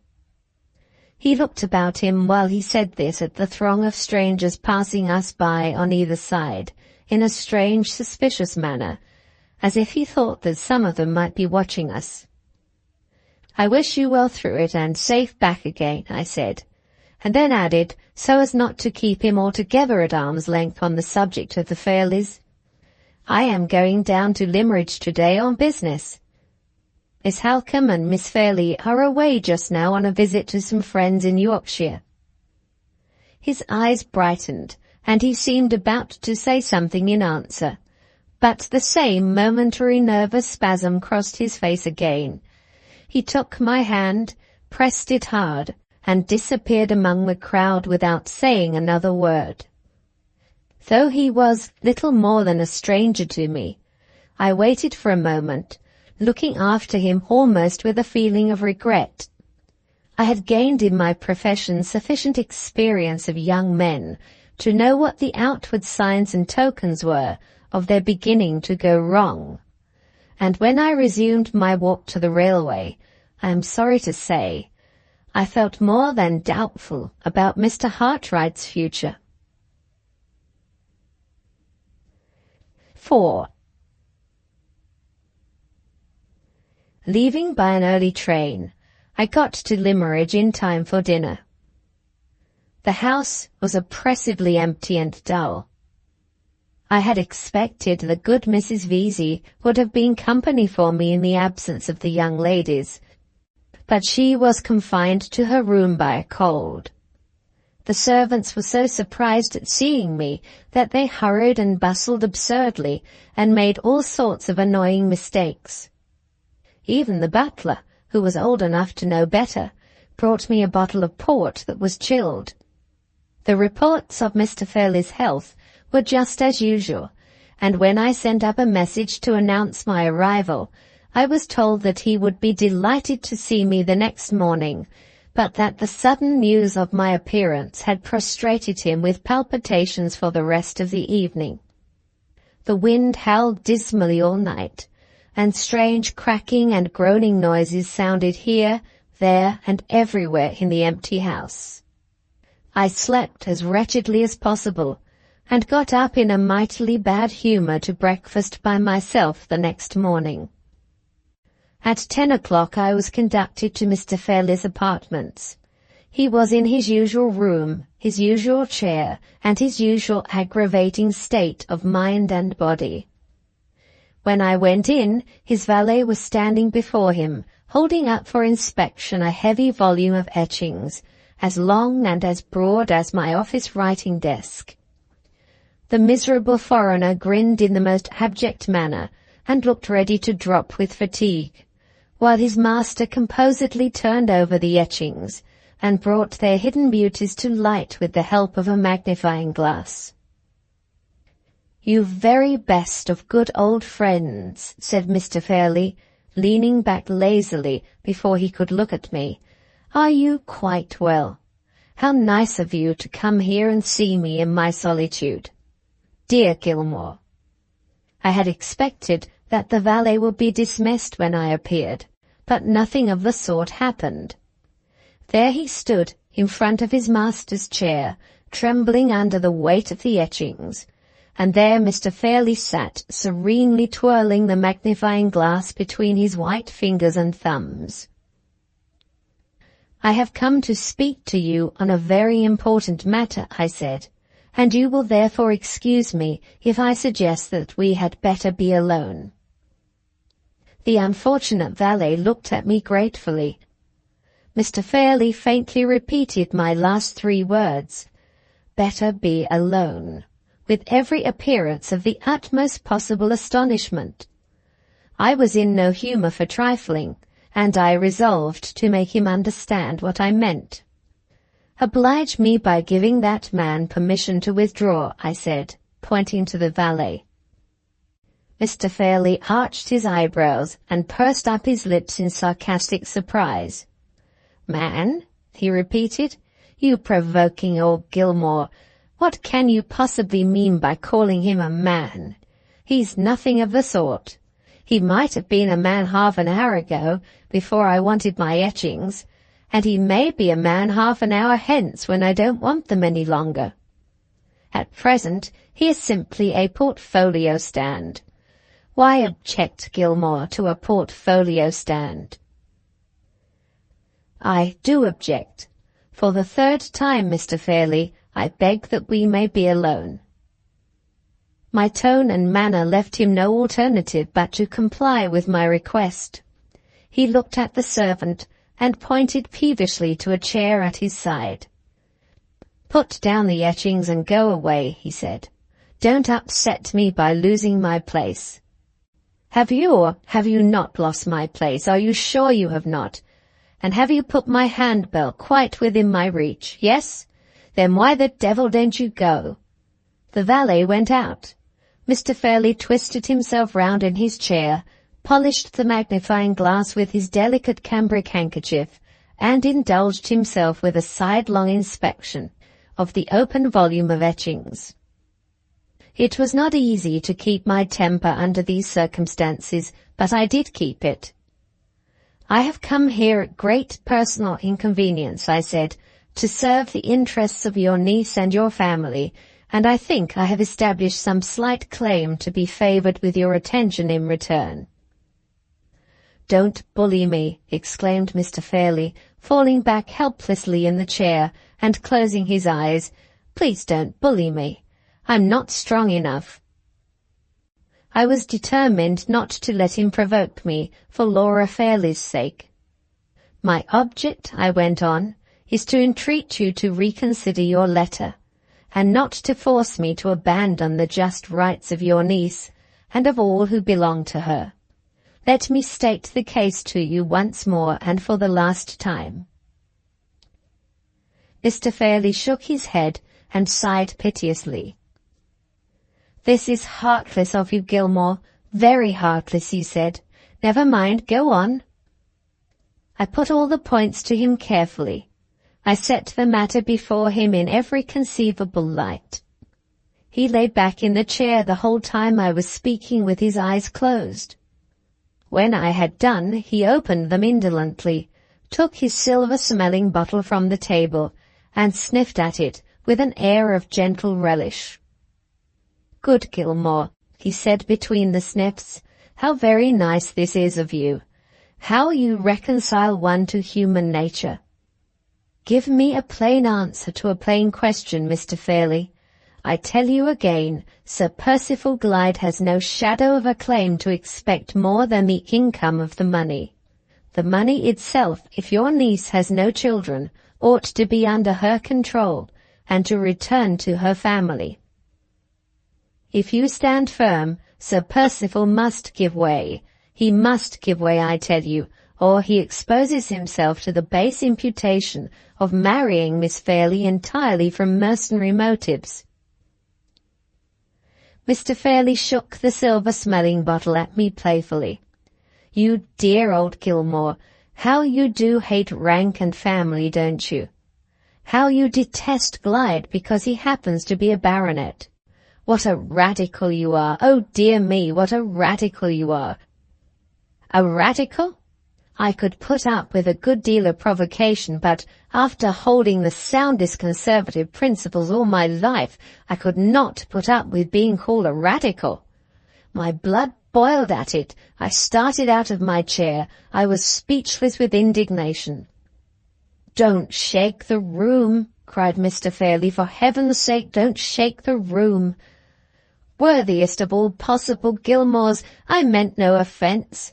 My own views are so extremely liberal that I think I am a radical myself. Yes, we are a pair of radicals. Please don't be angry. I can't quarrel. I haven't stamina enough. Shall we drop the subject? Yes, come and look at these sweet etchings. Do let me teach you to understand the heavenly pearliness of these lines. Do now, there's a good Gilmore." While he was marauding on in this way, I was, fortunately for my own self-respect, returning to my senses. When I spoke again, I was composed enough to treat his impertinence with the silent contempt that it deserved. "You are entirely wrong, sir," I said, "in supposing that I speak from any prejudice against Sir Percival Glyde. I may regret that he has so unreservedly resigned himself in this matter to his lawyer's direction as to make any appeal to himself impossible, but I am not prejudiced against him. What I have said would equally apply to any other man in his situation, high or low. The principle I maintain is a recognized principle. If you were to apply at the nearest town here to the first respectable solicitor you could find, he would tell you as a stranger what I tell you as a friend. He would inform you that it is against all rule to abandon the lady's money entirely to the man she marries. He would decline on grounds of common legal caution to give the husband, under any circumstances whatever, an interest of £20,000 in his wife's death. "Would he really, Gilmore?" said Mr. Fairlie. "If he said anything half so horrid, I do assure you I should tinkle my bell for Louis, and have him sent out of the house immediately." "You shall not irritate me, Mr. Fairlie. For your niece's sake, and for her father's sake, you shall not irritate me. You shall take the whole responsibility of this discreditable settlement on your own shoulders before I leave the room." "Don't now, please don't," said Mr. Fairlie. "Think how precious your time is, Gilmore, and don't throw it away. I would dispute with you if I could, but I can't. I haven't stamina enough. You want to upset me, to upset yourself, to upset Glyde, to upset Laura, and, oh dear me, all for the sake of the very last thing in the world that is likely to happen. No, dear friend, in the interests of peace and quietness, positively no. I am to understand, then, that you hold by the determination expressed in your letter? Yes, please. So glad we understand each other at last. Sit down again, do. I walked at once to the door, and Mr. Fairlie resignedly tinkled his handbell. Before I left the room, I turned round and addressed him for the last time. Whatever happens in the future, sir, I said, remember that my plain duty of warning you has been performed. As the faithful friend and servant of your family, I tell you at parting that no daughter of mine should be married to any man alive under such a settlement as you are forcing me to make for Miss Fairlie. The door opened behind me, and the valet stood waiting on the threshold. Louis, said Mr. Fairlie, show Mr. Gilmore out, and then come back and hold up my etchings for me again. Make them give you a good lunch downstairs, do, Gilmore. Make my idle beasts of servants give you a good lunch. I was too much disgusted to reply. I turned on my heel and left him in silence. There was an up train at 2 o'clock in the afternoon, and by that train I returned to London. On the Tuesday I sent in the altered settlement, which practically disinherited the very persons whom Miss Fairlie's own lips had informed me she was most anxious to benefit. I had no choice. Another lawyer would have drawn up the deed if I had refused to undertake it. My task was done. My personal share in the events of the family story extends no further than the point which I have just reached. Other pens than mine will describe the strange circumstances which are now shortly to follow. Seriously and sorrowfully I close this brief record. Seriously and sorrowfully I repeat here the parting words that I spoke at Limmeridge House. No daughter of mine should have been married to any man alive under such a settlement as I was compelled to make for Laura Fairlie.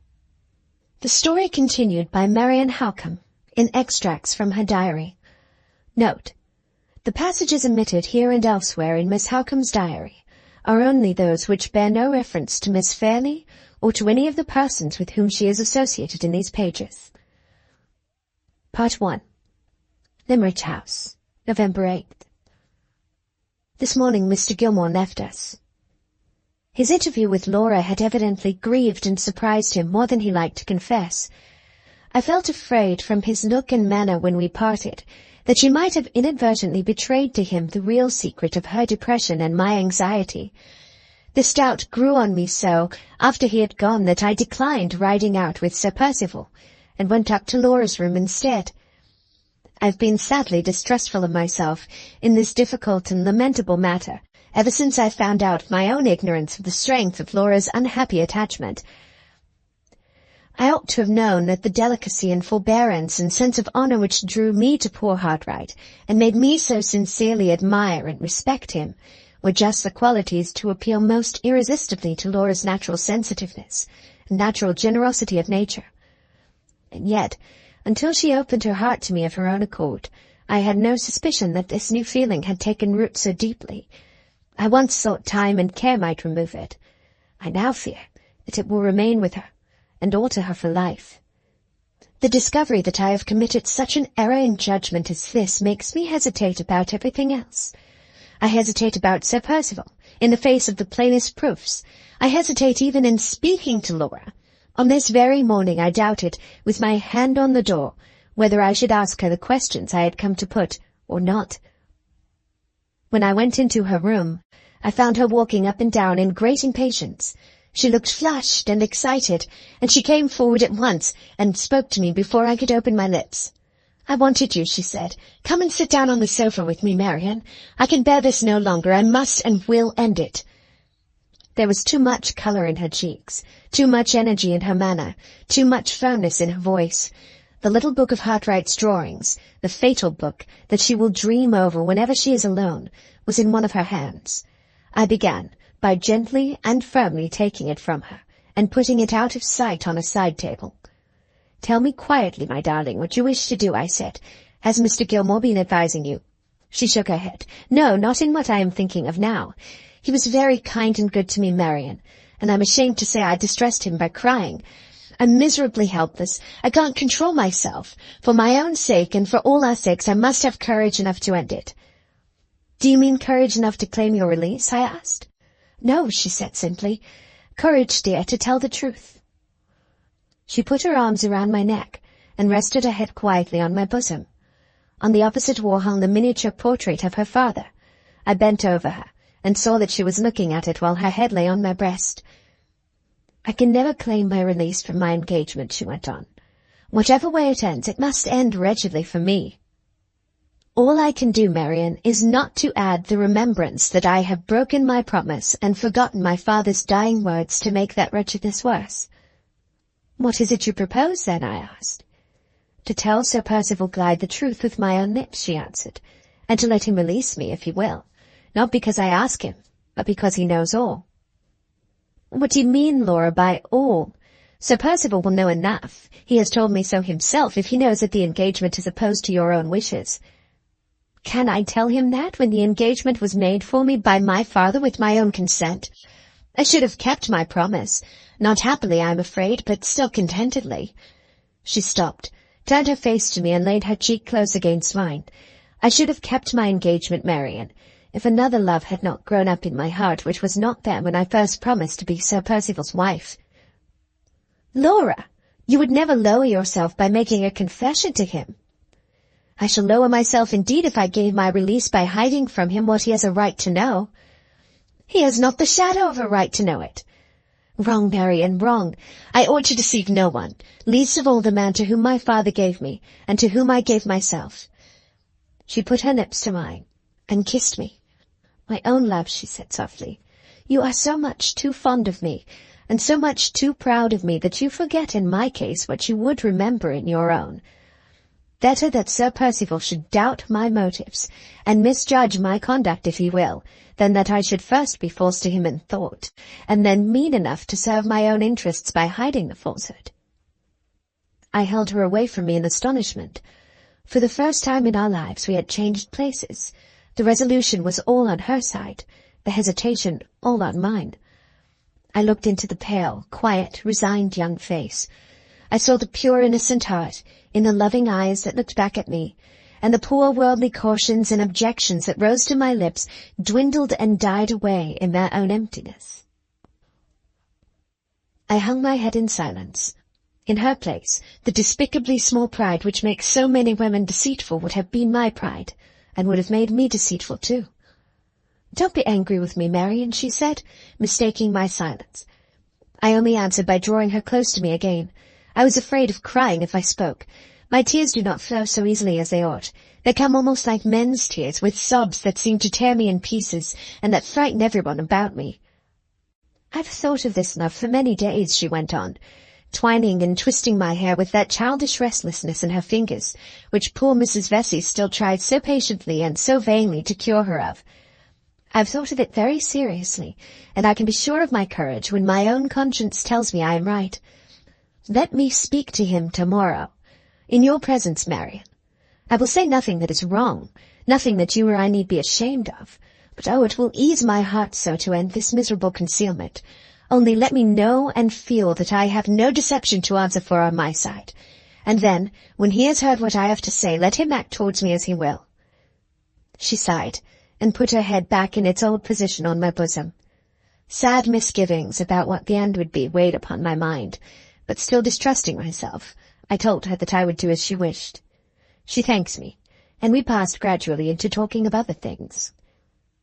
At dinner she joined us again, and was more easy and more herself with Sir Percival than I have seen her yet. In the evening she went to the piano, choosing new music of the dexterous, tuneless, florid kind, the lovely old melodies of Mozart, which poor Hartright was so fond of, she has never played since he left. The book is no longer in the music-stand. She took the volume away herself, so that nobody might find it out and ask her to play from it. I had no opportunity of discovering whether her purpose of the morning had changed or not until she wished Sir Percival good night, and then her own words informed me that it was unaltered. She said very quietly that she wished to speak to him after breakfast, and that he would find her in the sitting-room with me. He changed colour at those words, and I felt his hand trembling a little when it came to my turn to take it. The event of the next morning would decide his future life, and he evidently knew it. I went in as usual through the door between our 2 bedrooms to bid Laura good night before she went to sleep. In stooping over her to kiss her, I saw the little book of Hartright's drawings half hidden under her pillow, just in the place where she used to hide her favourite toys when she was a child. I could not find it in my heart to say anything, but I pointed to the book and shook my head. She reached both hands up to my cheeks and drew my face down to us till our lips met. "Leave it there tonight," she whispered. "Tomorrow may be cruel and may make me say goodbye to it forever." November 9th. The first event of the morning was not of a kind to raise my spirits. A letter arrived for me from poor Walter Hartright. It is the answer to mine, describing the manner in which Sir Percival cleared himself of the suspicions raised by Anne Catherick's letter.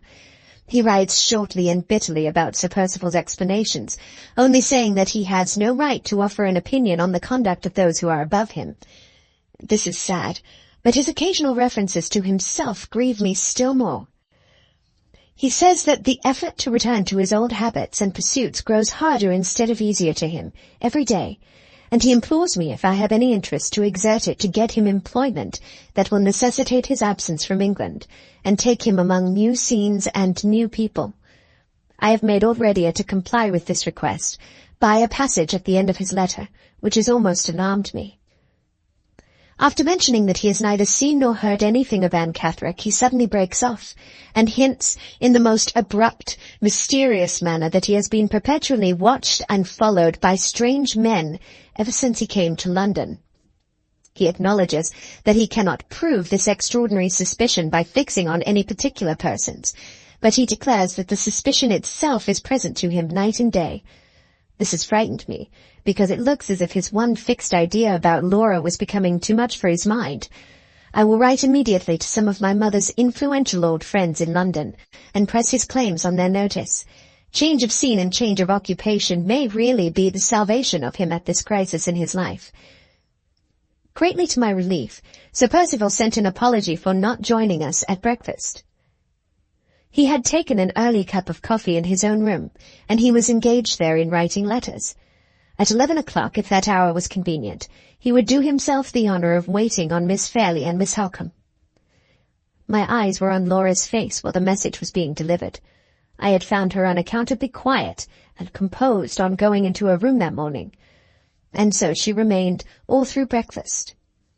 Even when we were sitting together on the sofa in her room, waiting for Sir Percival, she still preserved her self-control. "Don't be afraid of me, Marian," was all she said. "I may forget myself with an old friend like Mr. Gilmore, or with a dear sister like you, but I will not forget myself with Sir Percival Glyde." I looked at her, and listened to her in silent surprise. Through all the years of our close intimacy, this passive force in her character had been hidden from me, hidden even from herself, till love found it, and suffering called it forth. As the clock on the mantelpiece struck 11, Sir Percival knocked at the door, and came in. There was suppressed anxiety and agitation in every line of his face. The dry, sharp cough, which teases him at most times, seemed to be troubling him more incessantly than ever. He sat down opposite to us at the table, and Laura remained by me. I looked attentively at them both, and he was the palest of the two. He said a few unimportant words, with a visible effort to preserve his customary ease of manner, but his voice was not to be steadied, and the restless uneasiness in his eyes was not to be concealed. He must have felt this himself, for he stopped in the middle of a sentence, and gave up even the attempt to hide his embarrassment any longer. There was just one moment of dead silence before Laura addressed him. "I wish to speak to you, Sir Percival," she said, "on a subject that is very important to us both. My sister is here because her presence helps me, and gives me confidence. She has not suggested one word of what I am going to say. I speak from my own thoughts, not from hers.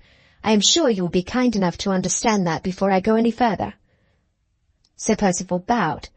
She had proceeded thus far with perfect outward tranquillity and perfect propriety of manner. She looked at him, and he looked at her. They seemed, at the outset at least, resolved to understand one another plainly. "I have heard from Marian," she went on, "that I have only to claim my release from our engagement to obtain that release from you. It was forbearing and generous on your part, Sir Percival, to send me such a message. It is only doing you justice to say that I am grateful for the offer, and I hope and believe that it is only doing myself justice to tell you that I decline to accept it." His attentive face relaxed a little, but I saw one of his feet, softly, quietly, incessantly beating on the carpet under the table, and I felt that he was secretly as anxious as ever. "I have not forgotten," she said, "that you asked my father's permission before you honoured me with a proposal of marriage. Perhaps you have not forgotten either what I said when I consented to our engagement. I ventured to tell you that my father's influence and advice had mainly decided me to give you my promise. I was guided by my father, because I had always found him the truest of all advisers, the best and fondest of all protectors and friends. I have lost him now. I have only his memory to love. But my faith in that dear dead friend has never been shaken. I believe at this moment, as truly as I ever believed, that he knew what was best, and that his hopes and wishes ought to be my hopes and wishes too." Her voice trembled for the first time. Her restless fingers stole their way into my lap, and held fast by one of my hands. There was another moment of silence, and then Sir Percival spoke. "May I ask," he said, "if I have ever proved myself unworthy of the trust which it has hitherto been my greatest honour and greatest happiness to possess?" "I have found nothing in your conduct to blame," she answered. "You have always treated me with the same delicacy and the same forbearance. You have deserved my trust, and what is of far more importance in my estimation, you have deserved my father's trust, out of which mine grew. You have given me no excuse, even if I had wanted to find one, for asking to be released from my pledge. What I have said so far has been spoken with the wish to acknowledge my whole obligation to you. My regard for that obligation, my regard for my father's memory, and my regard for my own promise all forbid me to set the example on my side of withdrawing from our present position. The breaking of our engagement must be entirely your wish and your act, Sir Percival, not mine." The uneasy beating of his foot suddenly stopped, and he leaned forward eagerly across the table. "My act," he said. "What reason can there be on my side for withdrawing?" I heard her breath quickening. I felt her hand growing cold. In spite of what she had said to me when we were alone, I began to be afraid of her. I was wrong. "A reason that is very hard to tell you," she answered. "There is change in me, Sir Percival, a change which is serious enough to justify you, to yourself and to me, in breaking off our engagement." His face turned so pale again that even his lips lost their colour. He raised the arm which lay on the table, turned a little away in his chair, and supported his head on his hand, so that his profile only was presented to us. "What change?" he asked. The tone in which he put the question jarred on me. There was something painfully suppressed in it. She sighed heavily and leaned towards me a little, so as to rest her shoulder against mine. I felt her trembling and tried to spare her by speaking myself. She stopped me by a warning pressure of her hand, and then addressed Sir Percival once more, but this time without looking at him. "I have heard," she said, "and I believe it, that the fondest and truest of all affections is the affection which a woman ought to bear to her husband. When our engagement began, that affection was mine to give, if I could, and yours to win, if you could.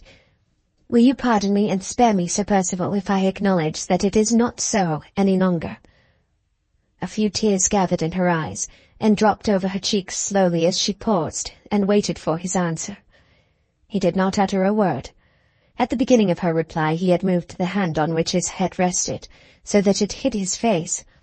I saw nothing but the upper part of his figure at the table. Not a muscle of him moved. The fingers of the hand which supported his head were dented deep in his hair. They might have expressed hidden anger or hidden grief. It was hard to say which. There was no significant trembling in them. There was nothing, absolutely nothing, to tell the secret of his thoughts at that moment, the moment which was the crisis of his life and the crisis of hers. I was determined to make him declare himself for Laura's sake. "Sir Percival," I interposed sharply, "have you nothing to say when my sister has said so much?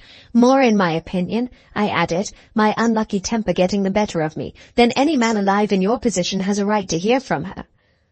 This last rash sentence opened a way for him by which to escape me if he chose, and he instantly took advantage of it. "Pardon me, Miss Halcombe," he said, still keeping his hand over his face. "Pardon me if I remind you that I have claimed no such right." The few plain words which would have brought him back to the point from which he had wandered were just on my lips when Laura checked me by speaking again. "I hope I have not made my painful acknowledgment in vain," she continued. "I hope it has secured me your entire confidence in what I still have to say. Pray be assured of it." He made that brief reply, warmly, dropping his hand on the table while he spoke, and turning towards us again. Whatever outward change had passed over him was gone now. His face was eager and expectant. It expressed nothing but the most intense anxiety to hear her next words. "I wish you to understand that I have not spoken from any selfish motive," she said. "If you leave me, Sir Percival, after what you have just heard, you do not leave me to marry another man. You only allow me to remain a single woman for the rest of my life. My fault towards you has begun and ended in my own thoughts. It can never go any further. No word has passed—" She hesitated, in doubt about the expression she should use next. Hesitated in a momentary confusion which it was very sad and very painful to see. "No word has passed," she patiently and resolutely resumed, "between myself and the person to whom I am now referring for the first and last time in your presence, of my feelings towards him, or his feelings towards me. No word ever can pass. Neither he nor I are likely in this world to meet again. I earnestly beg you to spare me from saying any more, and to believe me on my word in what I have just told you. It is the truth, Sir Percival, the truth which I think my promised husband has a claim to hear, at any sacrifice of my own feelings. I trust to his generosity to pardon me, and to his honour to keep my secret. Both those trusts are sacred to me," he said, "and both shall be sacredly kept." After answering in these terms, he paused, and looked at her, as if he was waiting to hear more. "I have said all I wish to say," she added quietly. "I have said more than enough to justify you in withdrawing from your engagement." "You have said more than enough," he answered, "to make it the dearest object of my life to keep the engagement." With these words, he rose from his chair, and advanced a few steps toward the place where she was sitting. She started violently, and a faint cry of surprise escaped her. Every word she had spoken had innocently betrayed her purity and truth to a man who thoroughly understood the priceless value of a pure and true woman. Her own noble conduct had been the hidden enemy throughout of all the hopes she had trusted to it. I had dreaded this from the first. I would have prevented it if she had allowed me the smallest chance of doing so. I even waited and watched now, when the harm was done, for a word from Sir Percival that would give me the opportunity of putting him in the wrong. "You have left it to me, Miss Fairlie, to resign you," he continued. "I am not heartless enough to resign a woman who has just shown herself to be the noblest of her sex." He spoke with such warmth and feeling, with such passionate enthusiasm, and with such perfect delicacy, that she raised her head, flushed up a little, and looked at him with sudden animation and spirit. "No," she said firmly, "the most wretched of her sex, if she must give herself in marriage when she cannot give her love." "May she not give it in the future," he asked, "if the one object of her husband's life is to deserve it?" "Never," she answered. "If you still persist in maintaining our engagement, I may be your true and faithful wife, Sir Percival, your loving wife, if I know my own heart. Never." She looked so irresistibly beautiful as she said those brave words that no man alive could have steeled his heart against her. I tried hard to feel that Sir Percival was to blame, and to say so, but my womanhood would pity him in spite of myself. "I gratefully accept your faith and truth," he said. "The least that you can offer is more to me than the utmost I could hope from any other woman in the world." Her left hand still held mine, but her right hand hung listlessly at her side. He raised it gently to his lips, touched it with them rather than kissed it, bowed to me, and then with perfect delicacy and discretion, silently quitted the room. She neither moved nor said a word when he was gone. She sat by me cold and still, with her eyes fixed on the ground. I saw it was hopeless and useless to speak, and I only put my arm round her and held her to me in silence. We remained together so for what seemed like a long and weary time, so long and so weary that I grew uneasy and spoke to her softly in the hope of producing a change. The sound of my voice seemed to startle her into consciousness. She suddenly drew herself away from me and rose to her feet. "I must submit, Marian, as well as I can," she said. "My new life has its hard duties, and one of them begins today." As she spoke, she went to a side table near the window on which her sketching materials were placed, gathered them together carefully, and put them in a drawer of her cabinet. She locked the drawer and brought the key to me. "I must part from everything that reminds me of him," she said. "Keep the key wherever you please. I shall never want it again." Before I could say a word, she had turned away to a bookcase and had taken from it the album that contained Walter Hartright's drawings. She hesitated for a moment, holding the little volume fondly in her hands, then lifted it to her lips and kissed it. "Oh, Laura, Laura," I said, not angrily, not reprovingly, with nothing but sorrow in my voice and nothing but sorrow in my heart. "'Tis the last time, Marian," she pleaded. "I am bidding it good-bye forever."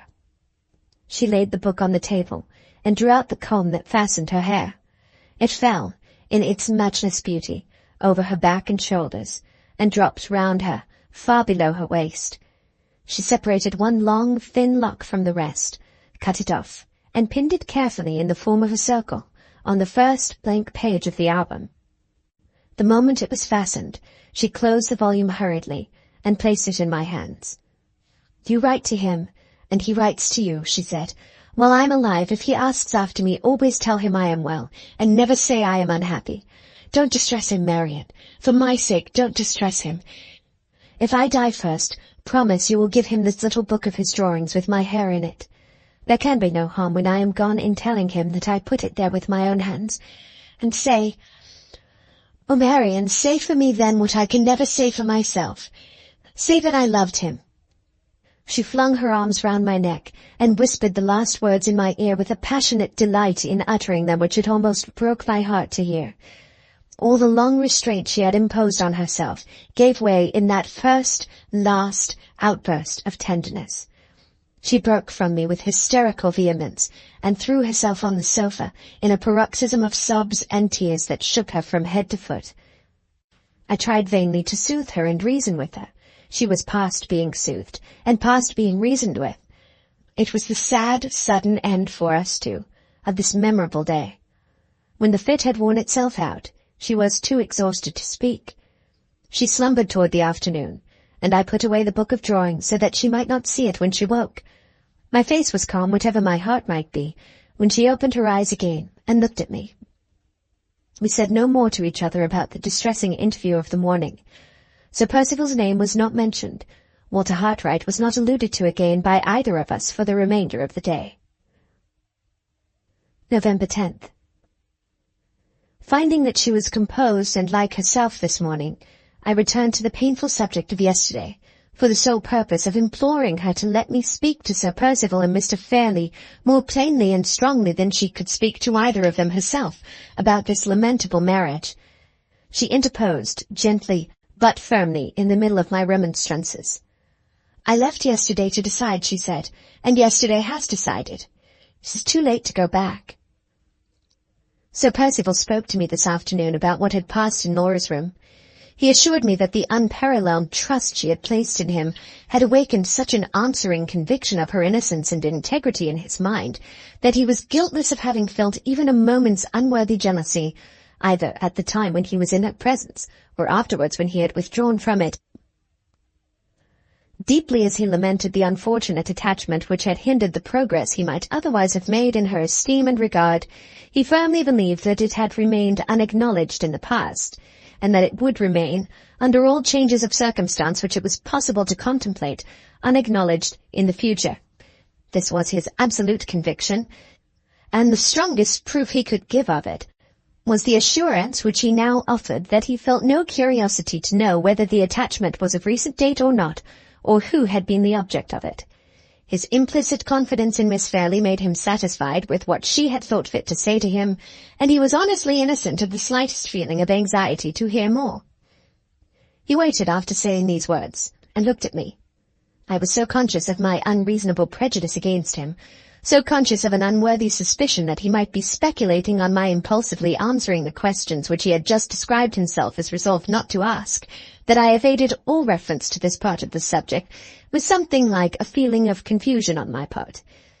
At the same time, I was resolved not to lose even the smallest opportunity of trying to plead Laura's cause, and I told him boldly that I regretted his generosity had not carried him one step further, and induced him to withdraw from the engagement altogether. Here again he disarmed me by not attempting to defend himself. He would merely beg me to remember the difference there was between his allowing Miss Fairlie to give him up, which was a matter of submission only, and his forcing himself to give up Miss Fairlie, which was, in other words, asking him to be the suicide of his own hopes. Her conduct of the day before had so strengthened the unchangeable love and admiration of 2 long years that all active contention against those feelings on his part was henceforth entirely out of his power. I must think him weak, selfish, unfeeling toward the very woman whom he idolized, and he must bow to my opinion as resignedly as he could, only putting it to me at the same time, whether her future as a single woman pining under an unhappily placed attachment which she could never acknowledge, could be said to promise her a much brighter prospect than her future as the wife of a man who worshipped the very ground she walked on. In the last case there was hope from time, however slight it might be. In the first case, on her own showing, there was no hope at all. I answered him, more because my tongue is a woman's and must answer than because I had anything convincing to say. It was only too plain that the course Laura had adopted the day before had offered him the advantage if he chose to take it, and that he had chosen to take it. I felt this at the time, and I feel it just as strongly now while I write these lines in my own room. The one hope left is that his motives really spring, as he says they do, from the irresistible strength of his attachment to Laura. Before I close my diary for tonight, I must record that I wrote today in poor Hartright's interests to 2 of my mother's old friends in London, both men of influence and position. If they can do anything for him, I am quite sure they will. Except Laura, I never was more anxious about anyone than I am now about Walter. All that has happened since he left us has only increased my strong regard and sympathy for him. I hope I am doing right in trying to help him to employment abroad. I hope most earnestly and anxiously that it will end well. November 11th. Sir Percival had an interview with Mr. Fairlie, and I was sent for to join them. I found Mr. Fairlie greatly relieved at the prospect of the family worry, as he was pleased to describe his niece's marriage, being settled at last. So far, I did not feel called upon to say anything to him about my own opinion, but when he proceeded, in his most aggravatingly languid manner, to suggest that the time for the marriage had better be settled next, in accordance with Sir Percival's wishes, I enjoyed the satisfaction of assailing Mr. Fairlie's nerves with as strong a protest against hurrying Laura's decision as I could put into words. Sir Percival immediately assured me that he felt the force of my objection, and begged me to believe that the proposal had not been made in consequence of any interference on his part. Mr. Fairlie leaned back in his chair, closed his eyes, said we both of us did honour to human nature, and then repeated his suggestion as coolly as if neither Percival nor I had said a word in opposition to it. It ended in my flatly declining to mention the subject to Laura, unless she first approached it of her own accord. I left the room at once after making that declaration. Sir Percival looked seriously embarrassed and distressed. Mr. Fairlie stretched out his lazy legs on his velvet footstool and said, "Dear Marian, how I envy you your robust nervous system. Don't bang the door."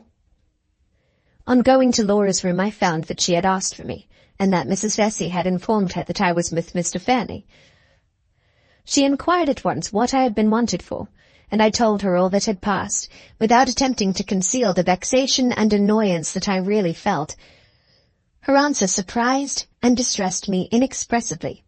It was the very last reply that I should have expected her to make. "My uncle's right," she said.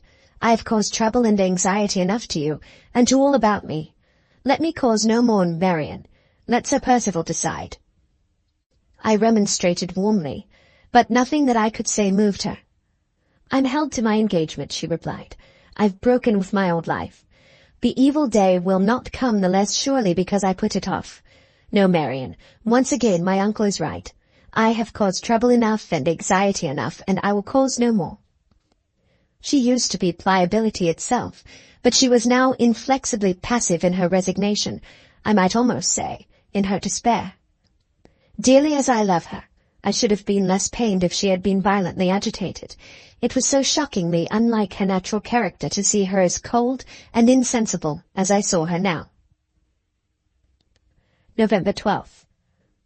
Sir Percival put some questions to me at breakfast about Laura, which left me no choice but to tell him what she had said.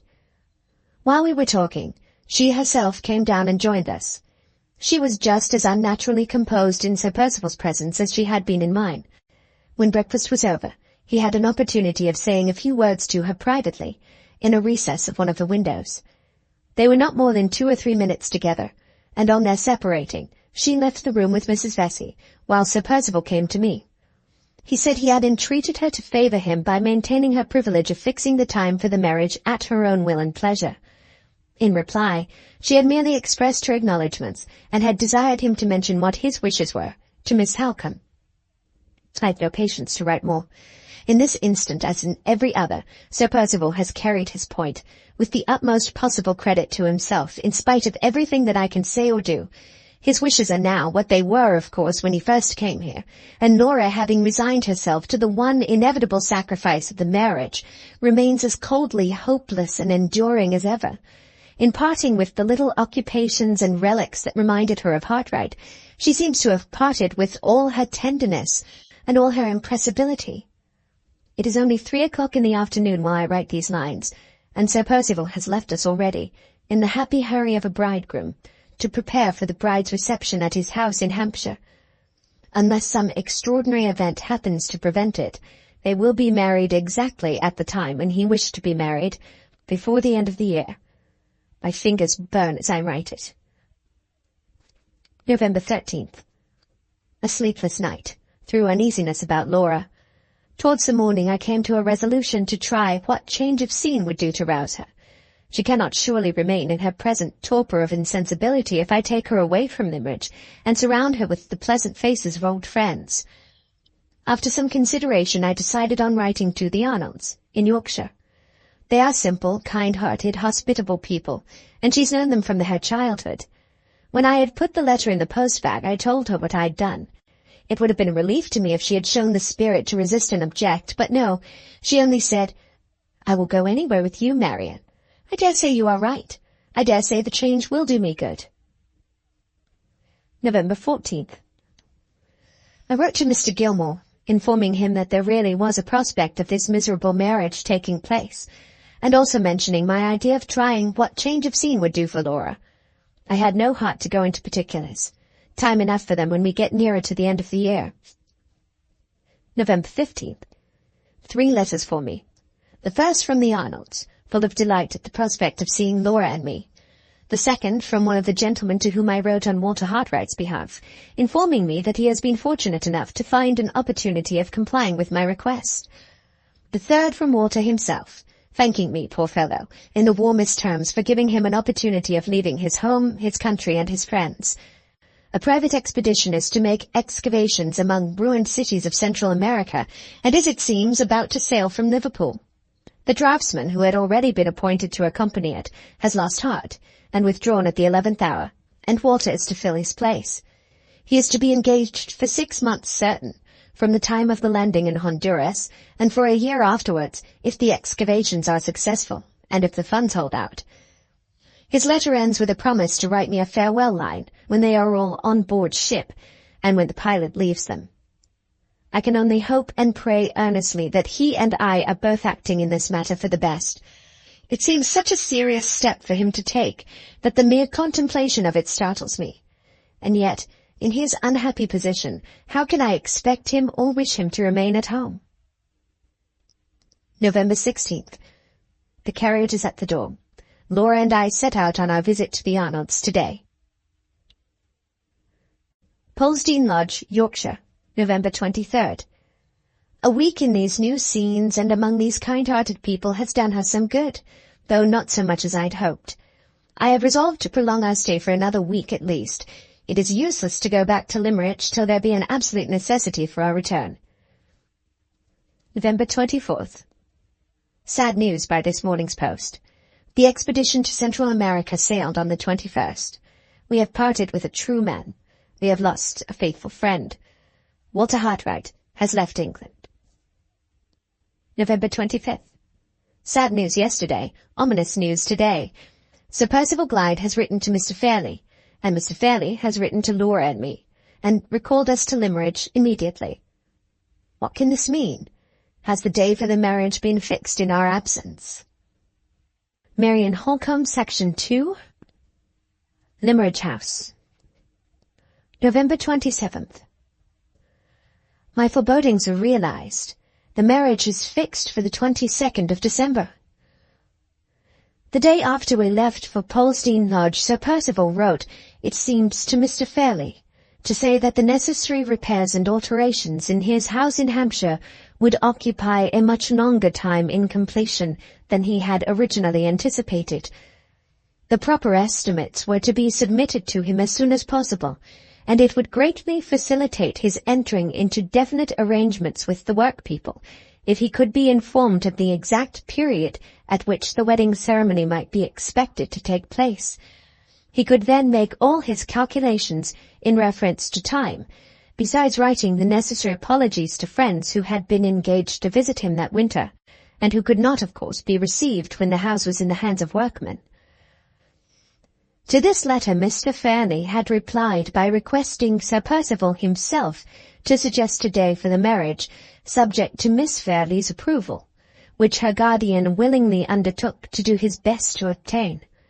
Sir Percival wrote back by the next post, and proposed, in accordance with his own views and wishes from the first, the latter part of December, perhaps the 22nd or 24th, or any other day that the lady and her guardian might prefer. The lady not being at hand to speak for herself, her guardian had decided, in her absence, on the earliest day mentioned, the 22nd of December, and had written to recall us to Limerick in consequence. After explaining these particulars to me at a private interview yesterday, Mr. Fairlie suggested, in his most amiable manner, that I should open the necessary negotiations today. Feeling that resistance was useless, unless I could first obtain Laura's authority to make it, I consented to speak to her, but declared at the same time that I would on no consideration undertake to gain her consent to Sir Percival's wishes. Mr. Fairlie complimented me on my excellent conscience, much as he would have complimented me if he had been out walking, on my excellent constitution, and seemed perfectly satisfied so far with having simply shifted one more family responsibility from his own shoulders to mine. This morning I spoke to Laura as I had promised. The composure, I may almost say the insensibility, which she has so strangely and so resolutely maintained ever since Sir Percival left us, was not proof against the shock of the news I had to tell her. She turned pale and trembled violently. "Not so soon," she pleaded. "Oh, Marian, not so soon." The slightest hint she could give was enough for me. I rose to leave the room and fight her battle for her, at once, with Mr. Fairlie. Just as my hand was on the door, she caught fast hold of my dress and stopped me. "Let me go," I said. "My tongue burns to tell your uncle that he and Sir Percival are not to have it their own way." She sighed bitterly, and still held my dress. "No," she said faintly. "Too late, Marian.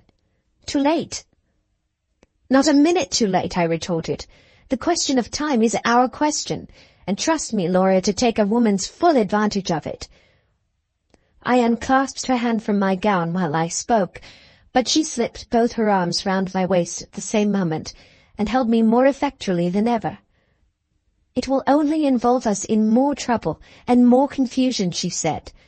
"It will set you and my uncle at variance, and bring Sir Percival here again with fresh causes of complaint." "So much the better," I cried out passionately. "Who cares for his causes of complaint? Are you to break your heart to set his mind at ease? No man under heaven deserves those sacrifices from us women. Men, they are the enemies of our innocence and our peace. They drag us away from our parents' love and our sisters' friendship.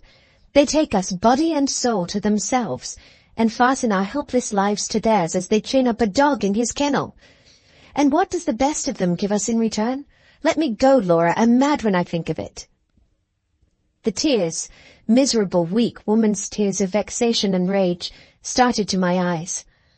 She smiled sadly, and put her handkerchief over my face to hide for me the betrayal of my own weakness, the weakness of all others, which she knew that I most despised.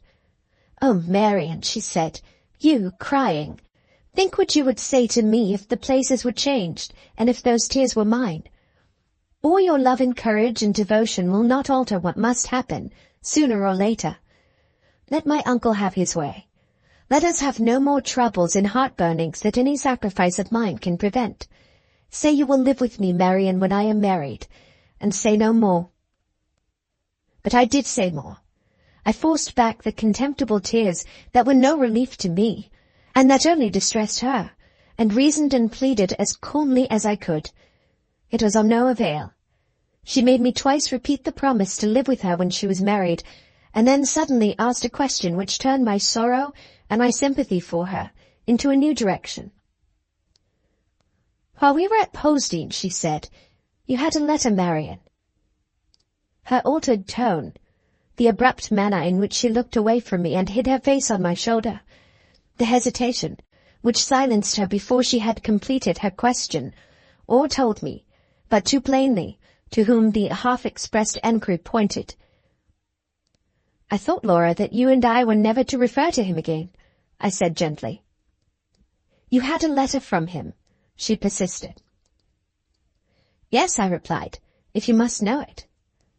"Do you mean to write to him again?" I hesitated.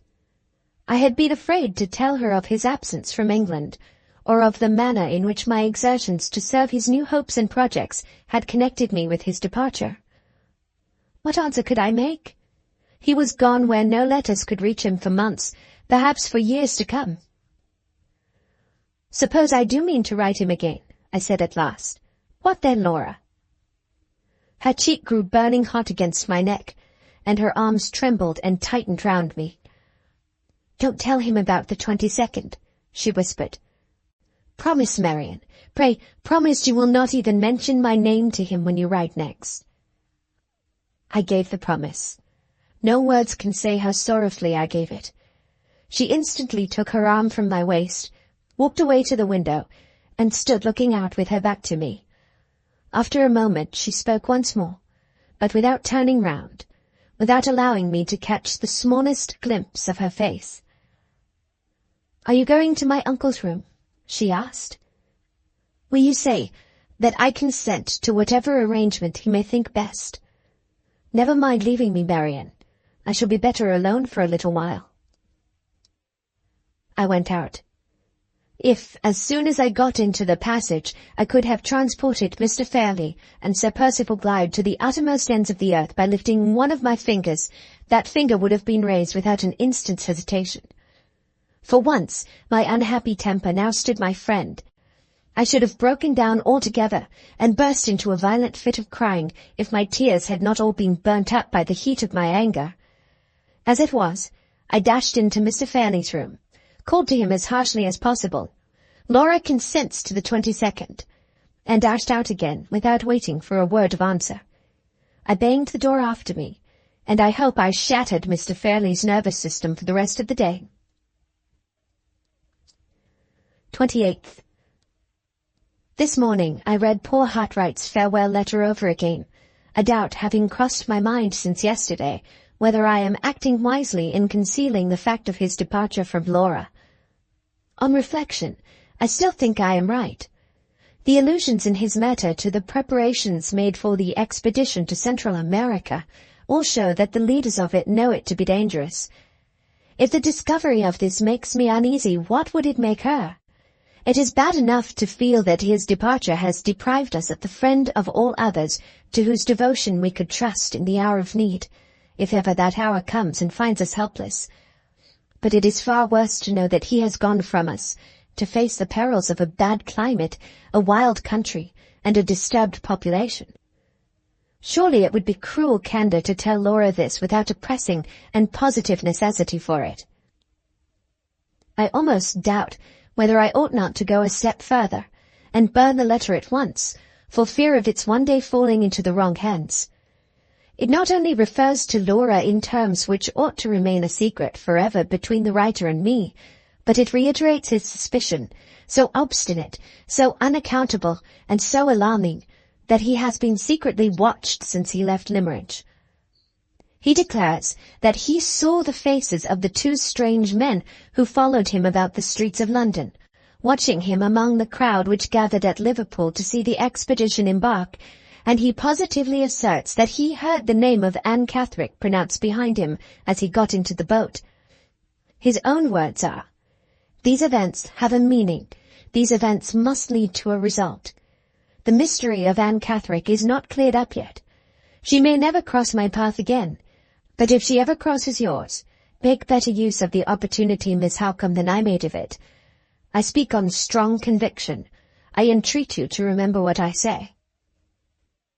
These are his own expressions. There is no danger of my forgetting them. My memory is only too ready to dwell on any words of Hartright's that refer to Anne Catherick. But there is danger in my keeping the letter. The merest accident might place it at the mercy of strangers. I may fall ill. I may die. Better to burn it at once, and have one anxiety the less. It is burnt. The ashes of his farewell letter, the last he may ever write to me, lie in a few black fragments on the hearth. Is this the sad end to all that sad story? Oh, not the end. Surely, surely not the end already. 29th. The preparations for the marriage have begun. The dressmaker has come to receive her orders. Laura is perfectly impassive, perfectly careless about the question of all others in which a woman's personal interests are most closely bound up. She has left it all to the dressmaker, and to me. If poor Hartright had been the baronet, and the husband of her father's choice, how differently she would have behaved, how anxious and capricious she would have been, and what a hard task the best of dressmakers would have found it to please her. 30th. We hear every day from Sir Percival. The last news is that the alterations in his house will occupy from 4 to 6 months before they can be properly completed. If painters, paper-hangers, and upholsterers could make happiness as well as splendor, I should be interested about their proceedings in Nora's future home. As it is, the only part of Sir Percival's last letter which does not leave me as it found me, perfectly indifferent to all his plans and projects, is the part which refers to the wedding tour. He proposes, as Laura is delicate, and as the winter threatens to be unusually severe, to take her to Rome, and to remain in Italy until the early part of next summer. If this plan should not be approved, he is equally ready, although he has no establishment of his own in town, to spend the season in London, in the most suitable furnished house that can be obtained for the purpose. Putting myself and my own feelings entirely out of the question, which it is my duty to do, and which I have done, I for one have no doubt of the propriety of adopting the first of these proposals. In either case, a separation between Laura and me is inevitable. It will be a longer separation in the event of their going abroad than it would be in the event of their remaining in London. But we must set against this disadvantage the benefit to Laura, on the other side, of passing the winter in a mild climate, and more than that, the immense assistance in raising her spirits, and reconciling her to her new existence, which the mere wonder and excitement of travelling for the first time in her life in the most interesting country in the world must surely afford. She is not of a disposition to find resources in the conventional gaieties and excitements of London. They would only make the first oppression of this lamentable marriage fall the heavier on her. I dread the beginning of her new life more than words can tell, but I see some hope for her if she travels, none if she remains at home. It is strange to look back at this latest entry in my journal, and to find that I am writing of the marriage and the parting with Laura as people write of a settled thing. It seems so cold and so unfeeling to be looking at the future already in this cruelly composed way. But what other way is possible, now that the time is drawing so near? Before another month is over our heads, she will be his Laura instead of mine. His Laura. I am as little able to realize the idea which those two words convey. My mind feels almost as dulled and stunned by it, as if writing of her marriage were like writing of her death. December 1st. A sad, sad day. A day that I have no heart to describe at any length. After weakly putting it off last night, I was obliged to speak to her this morning of Sir Percival's proposal of the wedding tour. In the full conviction that I should be with her wherever she went, the poor child, for a child she still is in many things, was almost happy at the prospect of seeing the wonders of Florence and Rome and Naples. It nearly broke my heart to dispel her delusion, and to bring her face to face with the hard truth. I was obliged to tell her that no man tolerates a rival, not even a woman rival, in his wife's affections when he first marries, whatever he may do afterwards. I was obliged to warn her that my chance of living with her permanently under her own roof depended entirely on my not arousing Sir Percival's jealousy and distrust by standing between them at the beginning of their marriage, in the position of the chosen depositary of his wife's closest secrets.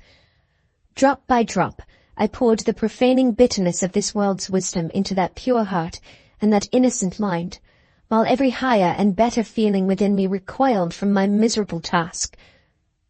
It is over now. She has learned her hard, her inevitable lesson.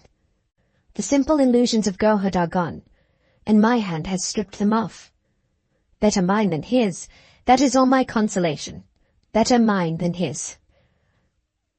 So the first proposal is the proposal accepted. They are to go to Italy, and I am to arrange, with Sir Percival's permission, for meeting them and staying with them when they return to England. In other words, I am to ask a personal favour, for the first time in my life, and to ask it of the man of all others to whom I least desire to owe a serious obligation of any kind. Well, I think I could do even more than that for Laura's sake. 2nd. On looking back, I find myself always referring to Sir Percival in disparaging terms. In the turn affairs have now taken, I must and will root out my prejudice against him. I cannot think how it first got into my mind. It certainly never existed in former times. Is it Laura's reluctance to become his wife that has set me against him? Have Hartright's perfectly intelligible prejudices infected me without my suspecting their influence? Does that letter of Anne Catherick's still leave a lurking distrust in my mind, in spite of Sir Percival's explanation, and of the proof in my possession of the truth of it? I cannot account for the state of my own feelings. The one thing I am certain of is that it is my duty, doubly my duty now, not to wrong Sir Percival by unjustly distrusting him.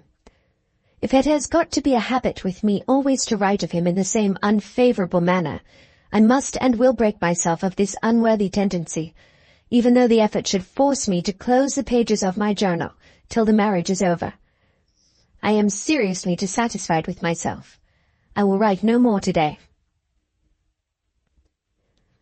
December 16th. A whole fortnight has passed, and I have not once opened these pages.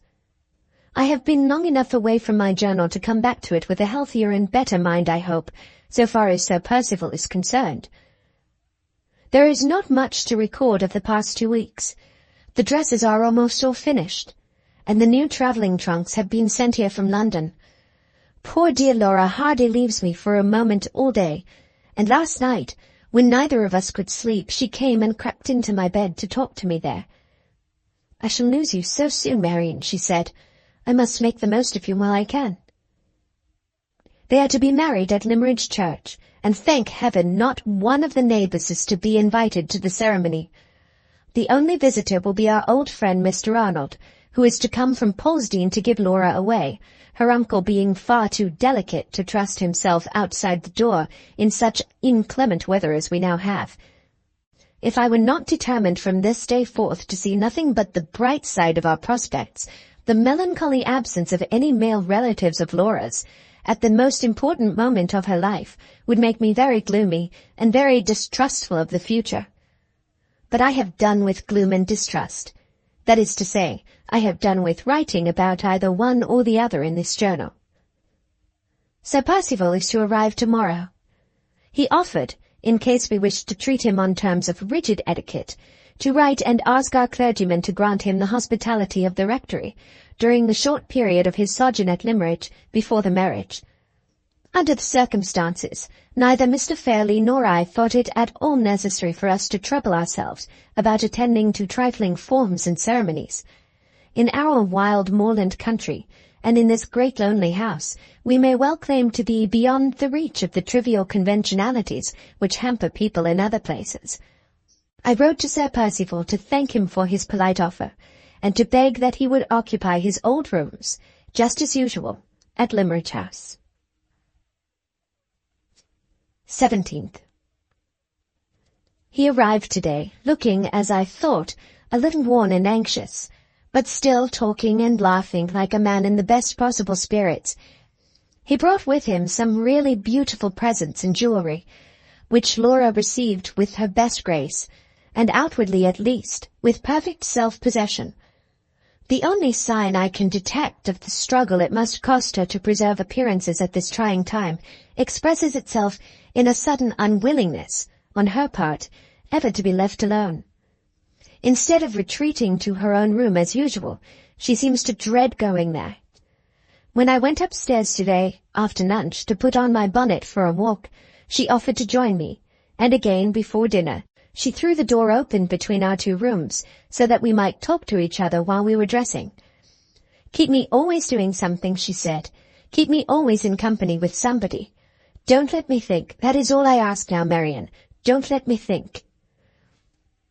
This sad change in her only increases her attractions for Sir Percival. He interprets it, I can see, to his own advantage. There is a feverish flush in her cheeks, a feverish brightness in her eyes, which he welcomes as the return of her beauty and the recovery of her spirits. She talked today at dinner with a gaiety and carelessness so false, so shockingly out of her character, that I secretly longed to silence her and take her away. Sir Percival's delight and surprise appeared to be beyond all expression. The anxiety which I had noticed on his face when he arrived totally disappeared from it, and he looked, even to my eyes, a good 10 years younger than he really is. There can be no doubt, though some strange perversity prevents me from seeing it myself, there can be no doubt that Laura's future husband is a very handsome man. Regular features form a personal advantage to begin with, and he has them. Bright brown eyes, either in man or woman, are a great attraction, and he has them.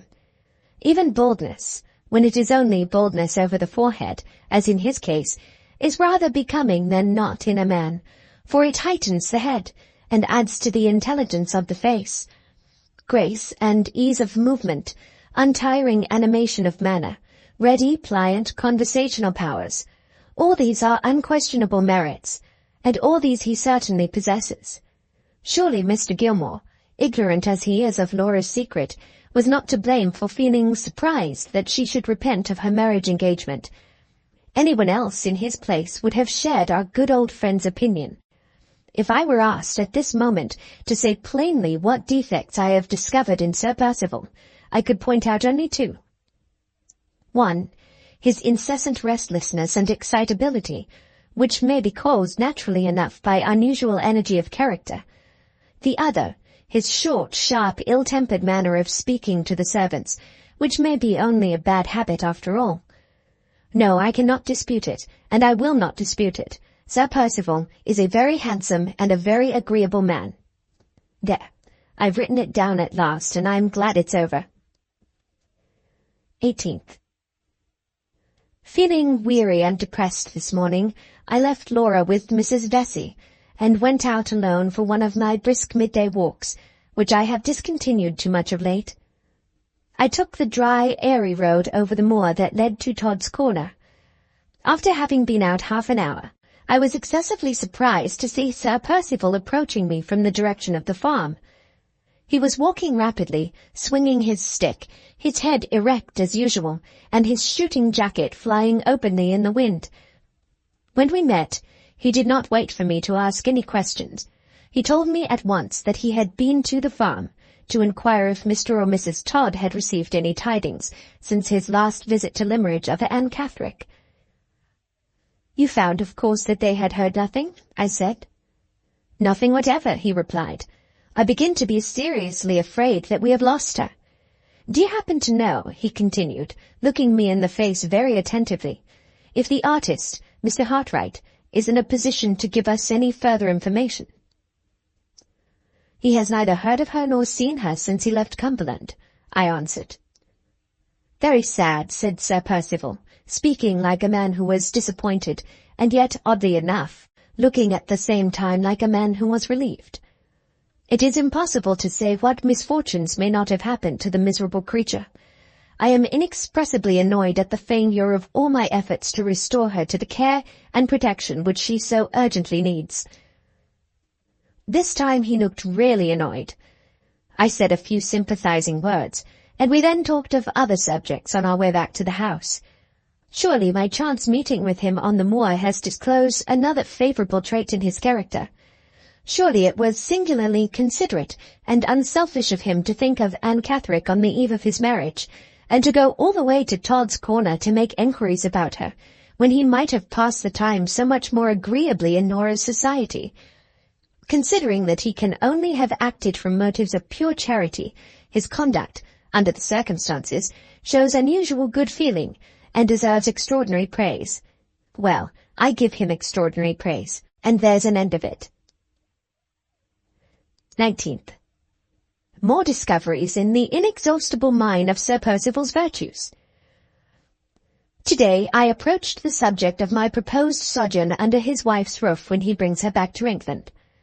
I had hardly dropped my first hint in this direction before he caught me warmly by the hand, and said I had made the very offer to him which he had been, on his side, most anxious to make to me. I was the companion of all others whom he most sincerely longed to secure for his wife, and he begged me to believe that I had conferred a lasting favour on him by making the proposal to live with Laura after her marriage, exactly as I had always lived with her before it.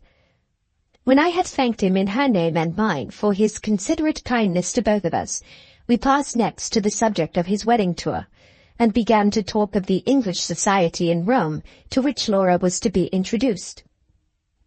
He ran over the names of several friends whom he expected to meet abroad this winter. They were all English as well as I can remember. The one exception was Count Fosco.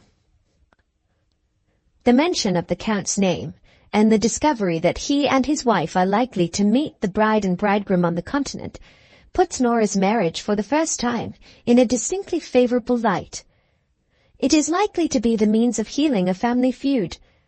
Hitherto Madame Fosco has chosen to forget her obligations as Nora's aunt out of sheer spite against the late Mr. Fairlie for his conduct in the affair of the legacy. Now, however, she can persist in this course of conduct no longer.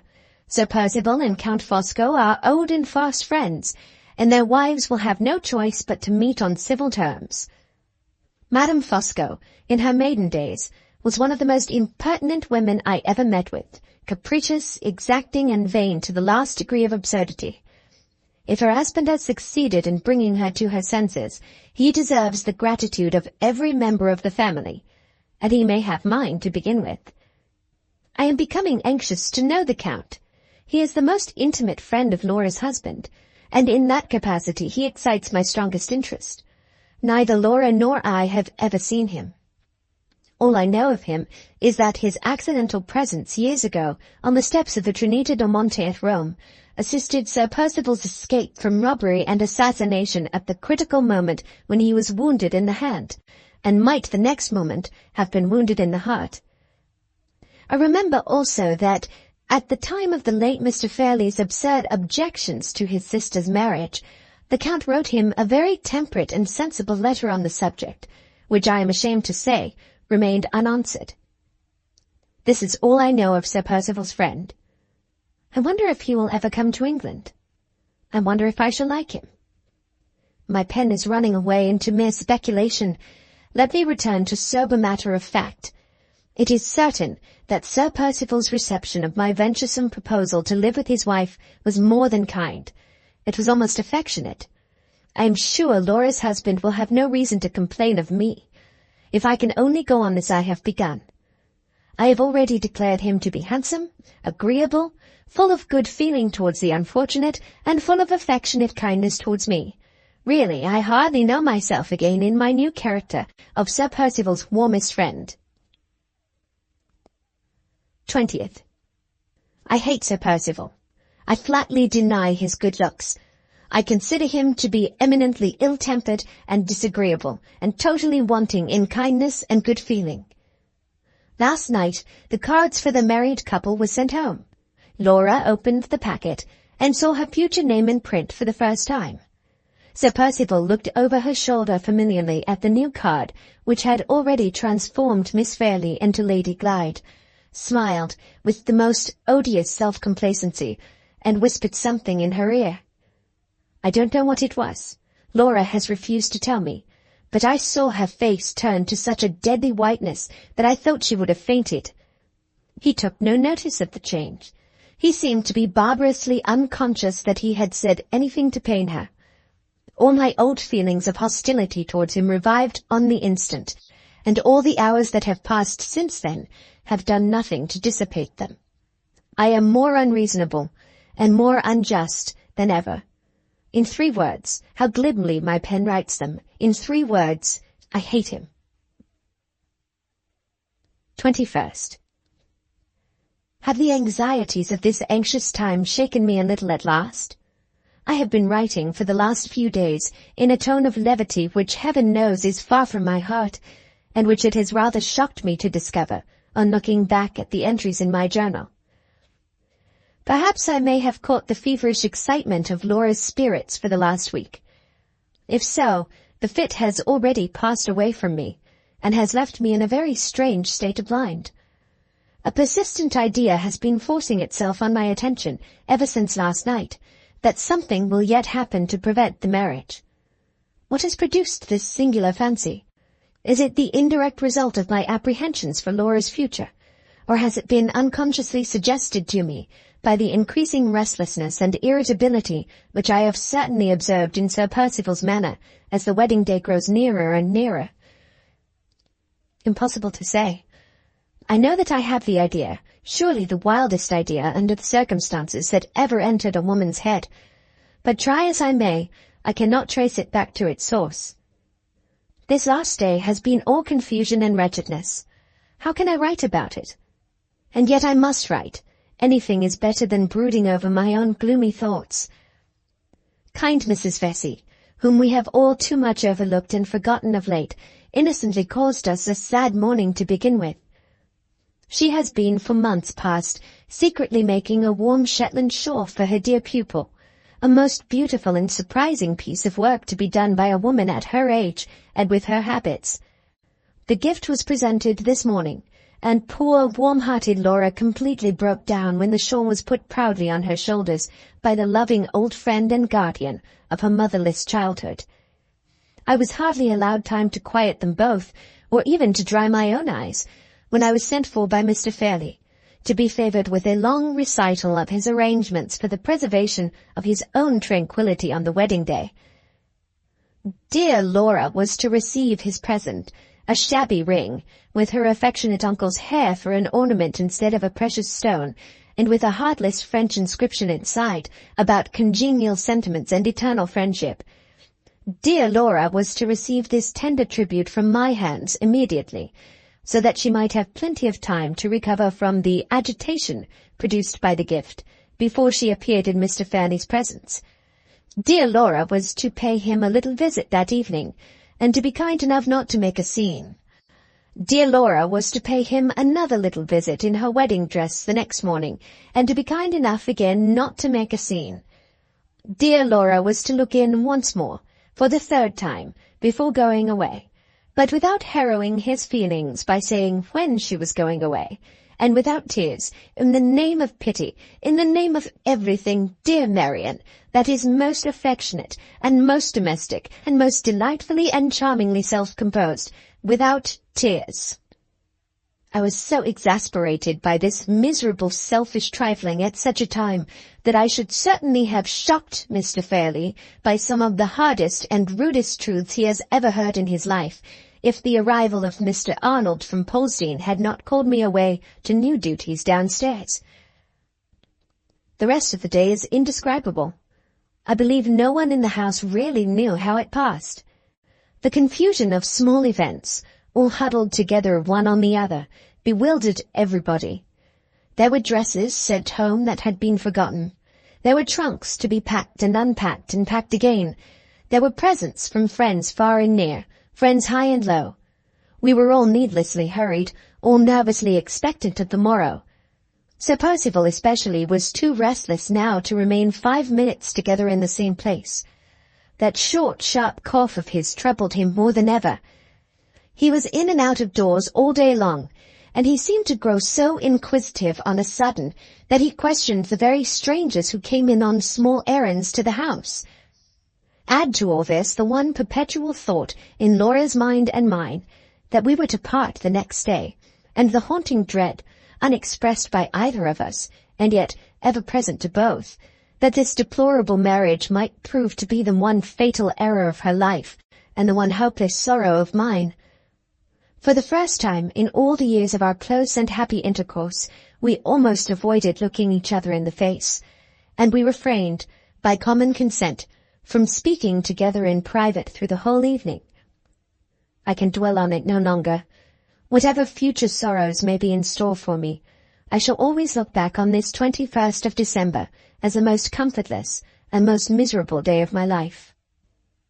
I am writing these lines in the solitude of my own room, long after midnight, having just come back from a stolen look at Laura in her pretty little white bed, the bed she has occupied since the days of her girlhood. There she lay, unconscious that I was looking at her, quiet, more quiet than I had dared to hope, but not sleeping. The glimmer of the nightlight showed me that her eyes were only partially closed. The traces of tears glistened between her eyelids. My little keepsake, only a brooch, lay on the table at her bedside, with her prayer-book, and the miniature portrait of her father, which she takes with her wherever she goes.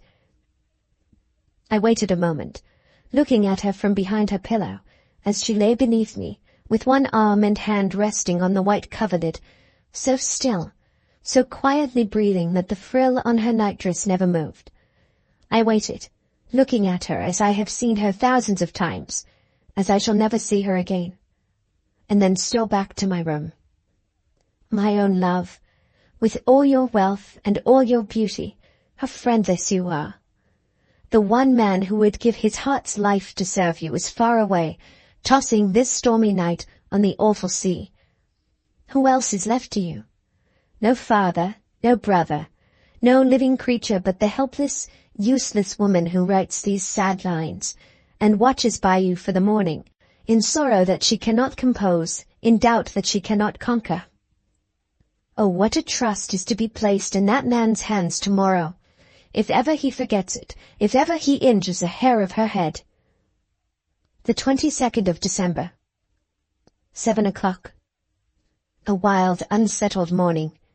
She has just risen, better and calmer now that the time has come than she was yesterday. 10 o'clock. She's dressed.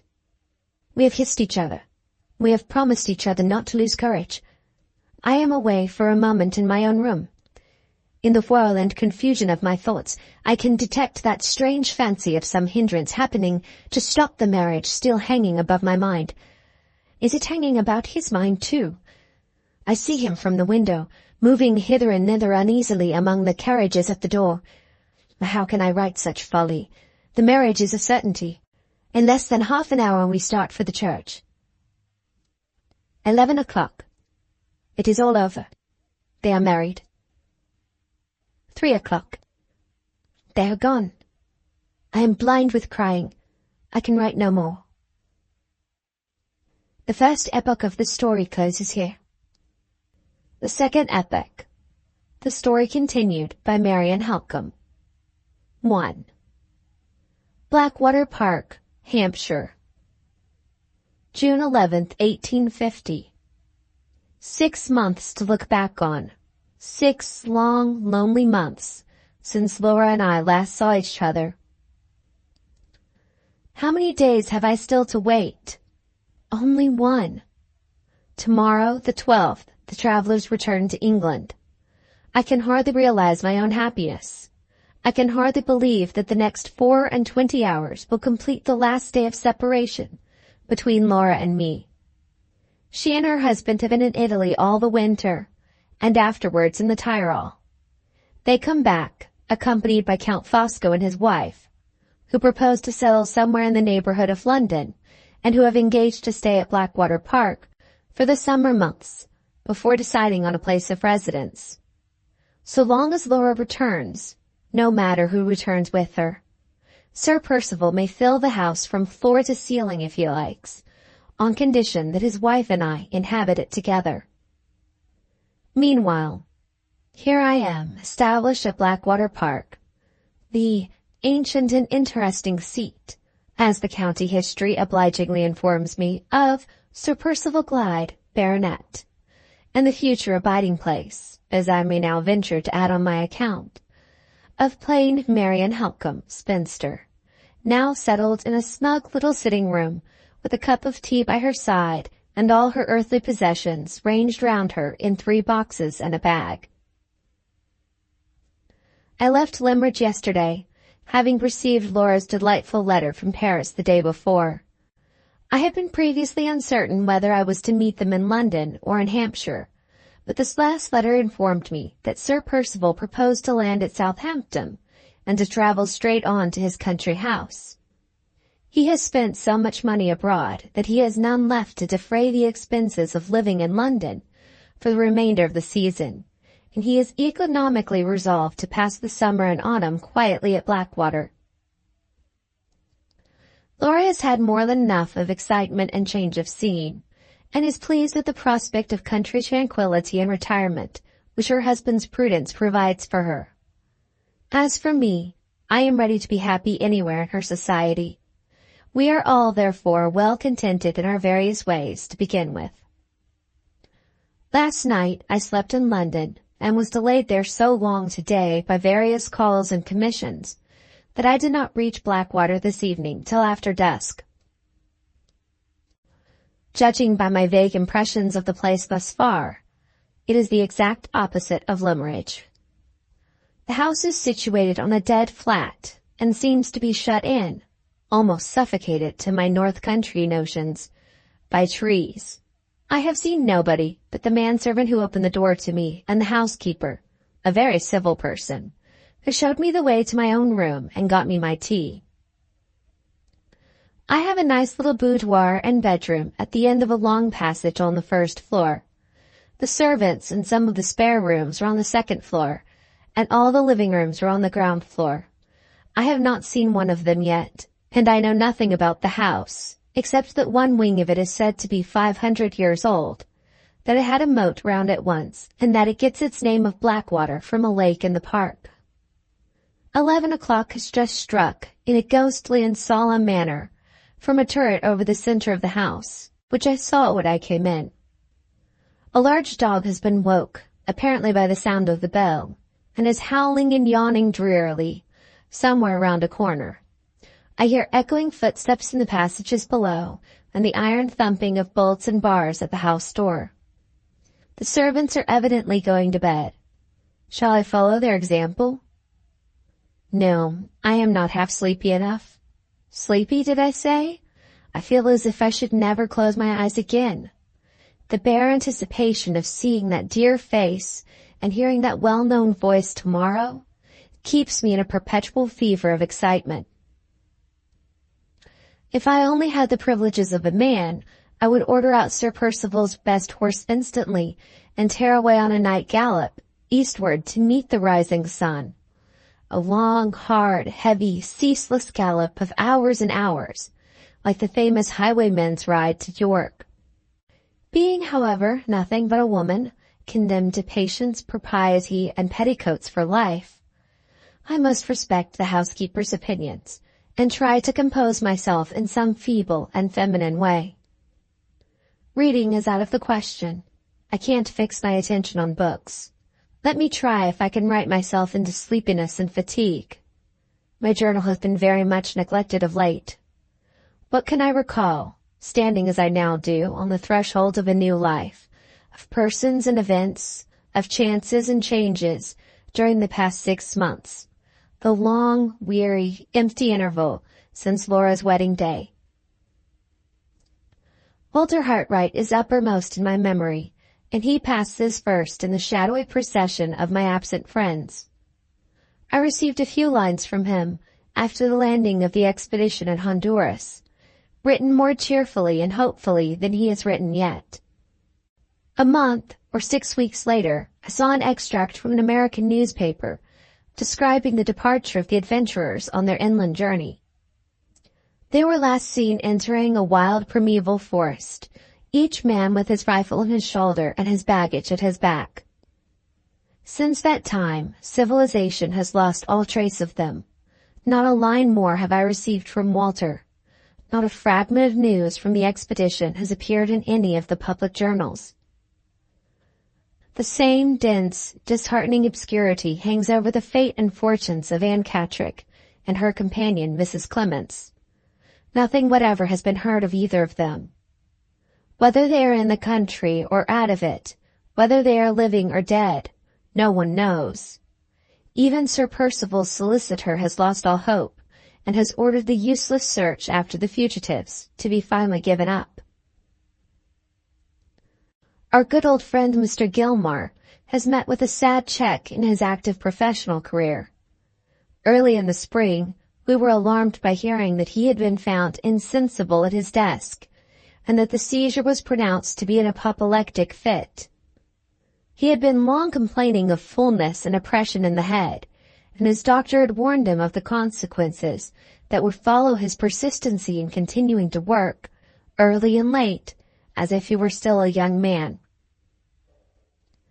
The result now is that he has been positively ordered to keep out of his office for a year to come, at least, and to seek repose of body and relief of mind by altogether changing his usual mode of life.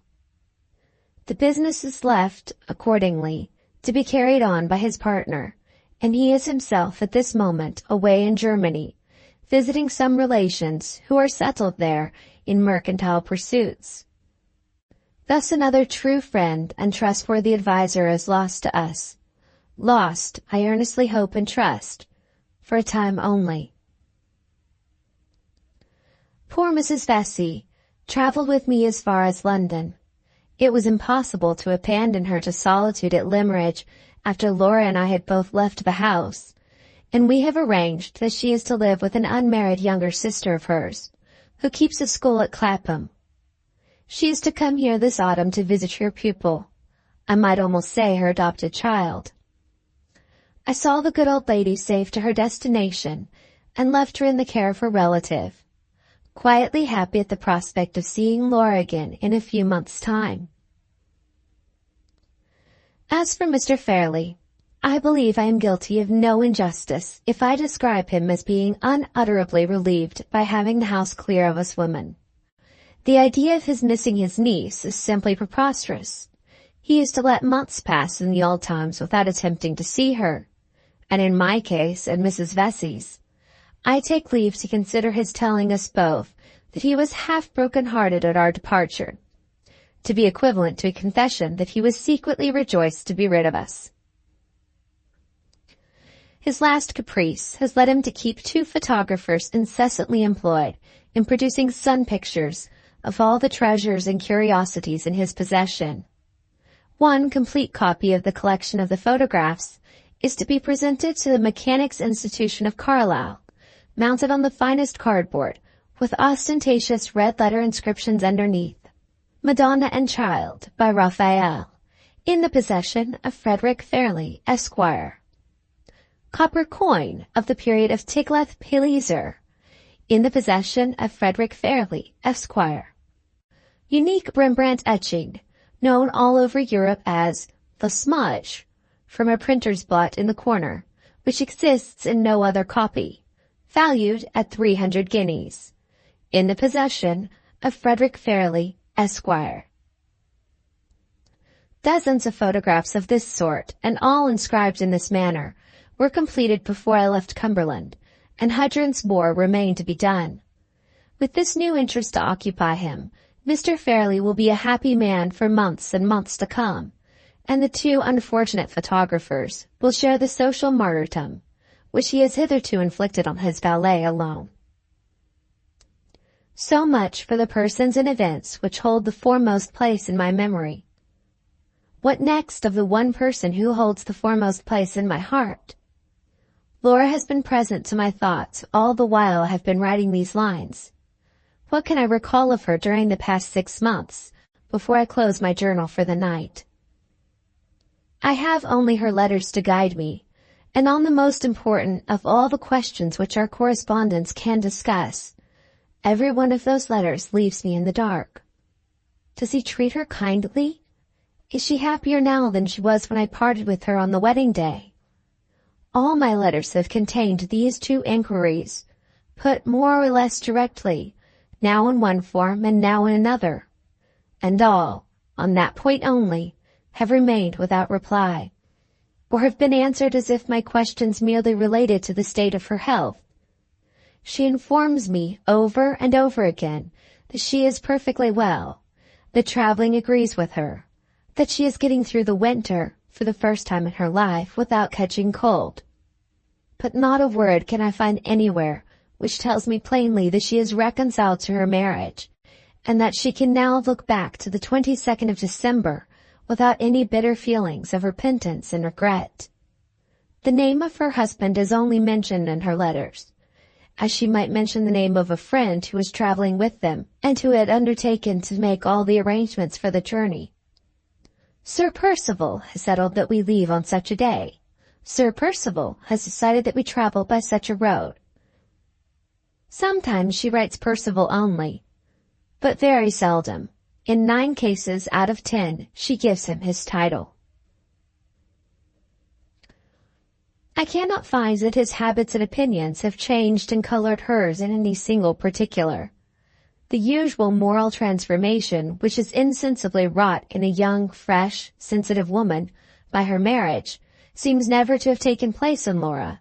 She writes of her own thoughts and impressions amid all the wonders she has seen, exactly as she might have written to someone else, if I had been traveling with her instead of her husband. I see no betrayal anywhere of sympathy of any kind existing between them. Even when she wanders from the subject of her travels, and occupies herself with the prospects that await her in England, her speculations are busied with her future as my sister, and persistently neglect to notice her future as Sir Percival's wife. In all this there is no undertone of complaint to warn me that she is absolutely unhappy in her married life. The impression I have derived from our correspondence does not, thank God, lead me to any such distressing conclusion as that. I only see a sad torpor, an unchangeable indifference, when I turn my mind from her in the old character of a sister, and look at her, through the medium of her letters, in the new character of a wife. In other words, it is always Laura Fairlie who has been writing to me for the last 6 months, and never Lady Glyde. The strange silence which she maintains on the subject of her husband's character and conduct, she preserves with almost equal resolution in the few references which her latter letters contain to the name of her husband's bosom friend, Count Fosco. For some unexplained reason, the Count and his wife appear to have changed their plans abruptly at the end of last autumn, and to have gone to Vienna instead of going to Rome, at which latter place Sir Percival had expected to find them when he left England. They only quitted Vienna in the spring and traveled as far as the Tyrol to meet the bride and bridegroom on their homeward journey. Laura writes readily enough about the meeting with Madame Fosco, and assures me that she has found her aunt so much changed for the better, so much quieter and so much more sensible as a wife than she was as a single woman, that I shall hardly know her again when I see her here. But on the subject of Count Fosco, who interests me infinitely more than his wife, Laura is provokingly circumspect and silent. She only says that he puzzles her, and that she will not tell me what her impression of him is until I have seen him and formed my own opinion first. This, to my mind, looks ill for the Count. Laura has preserved, far more perfectly than most people do in later life, the child's subtle faculty of knowing a friend by instinct, and if I am right in assuming that her first impression of Count Fosco has not been favorable, I, for one, am in some danger of doubting and distrusting that illustrious foreigner before I have so much as set eyes on him. But patience, patience. This uncertainty, and many uncertainties more, cannot last much longer. Tomorrow will see all my doubts in a fair way of being cleared up, sooner or later. 12 o'clock has struck, and I have just come back to close these pages, after looking out at my open window. It is a still, sultry, moonless night. The stars are dull and few. The trees that shut out the view on all sides look dimly black and solid in the distance, like a great wall of rock. I hear the croaking of frogs faint and far off, and the echoes of the great clock hum in the airless calm, long after the strokes have ceased. I wonder how Blackwater Park will look in the daytime. I don't altogether like it by night. 12th, a day of investigations and discoveries. A more interesting day, for many reasons, than I had ventured to anticipate. I began my sightseeing, of course, with the house. The main body of the buildings is of the time of that highly overrated woman, Queen Elizabeth. On the ground floor there are two hugely long galleries with low ceilings, lying parallel with each other and rendered additionally dark and dismal by hideous family portraits, every one of which I should like to burn. The rooms on the floor above the two galleries are kept in tolerable repair, but are very seldom used. The civil housekeeper, who acted as my guide, offered to show me over them, but considerately added that she feared I should find them rather out of order. My respect for the integrity of my own petticoats and stockings infinitely exceeds my respect for all the Elizabethan bedrooms in the kingdom, so I positively declined exploring the upper regions of dust and dirt at the risk of soiling my nice clean clothes. The housekeeper said, "I am quite of your opinion, miss," and appeared to think me the most sensible woman she had met with for a long time past. So much, then, for the main building. 2 wings are added at either end of it. The half-ruined wing on the left, as you approach the house, was once a place of residence standing by itself, and was built in the 14th century. One of Sir Percival's maternal ancestors, I don't remember and don't care which, tacked on the main building at right angles to it in the aforesaid Queen Elizabeth's time. The housekeeper told me that the architecture of the old wing, both outside and inside, was considered remarkably fine by good judges. On further investigation, I discovered that good judges could only exercise their abilities on Sir Percival's piece of antiquity by previously dismissing from their minds all fear of damp, darkness, and rats. Under these circumstances, I unhesitatingly acknowledged myself to be no judge at all, and suggested that we should treat the old wing precisely as we had previously treated the Elizabethan bedrooms. Once more the housekeeper said, "I am quite of your opinion, miss," and once more she looked at me with undisguised admiration of my extraordinary common sense. We went next to the wing on the right, which was built by way of completing the wonderful architectural jumble at Blackwater Park in the time of George II. This is the habitable part of the house, which has been repaired and redecorated inside on Laura's account. My 2 rooms, and all the good bedrooms besides, are on the first floor, and the basement contains a drawing room, a dining room, a morning room, a library, and a pretty little boudoir for Laura, all very nicely ornamented in the bright modern way, and all very elegantly furnished with the delightful modern luxuries. None of the rooms are anything like so large and airy as our rooms at Limmeridge, but they all look pleasant to live in. I was terribly afraid, from what I had heard of Blackwater Park, of fatiguing antique chairs and dismal stained glass, and musty, frowsy hangings, and all the barbarous lumber which people born without a sense of comfort accumulate about them, in defiance of the consideration due to the convenience of their friends. It is an inexpressible relief to find that the 19th century has invaded this strange future home of mine, and has swept the dirty, good old times out of the way of our daily life. I dawdled away the morning, part of the time in the rooms downstairs, and part out of doors in the great square, which is formed by the three sides of the house, and by the lofty iron railings and gates which protect it in front. A large circular fish pond with stone sides and an allegorical leaden monster in the middle occupies the center of the square. The pond itself is full of gold and silver fish, and is encircled by a broad belt of the softest turf I have ever walked on. I loitered here on the shady side pleasantly enough till luncheon time, and after that took my broad straw hat and wandered out alone in the warm, lovely sunlight to explore the grounds. Daylight confirmed the impression which I had felt the night before, of there being too many trees at Blackwater. The house is stifled by them. They are for the most part young, and planted far too thickly.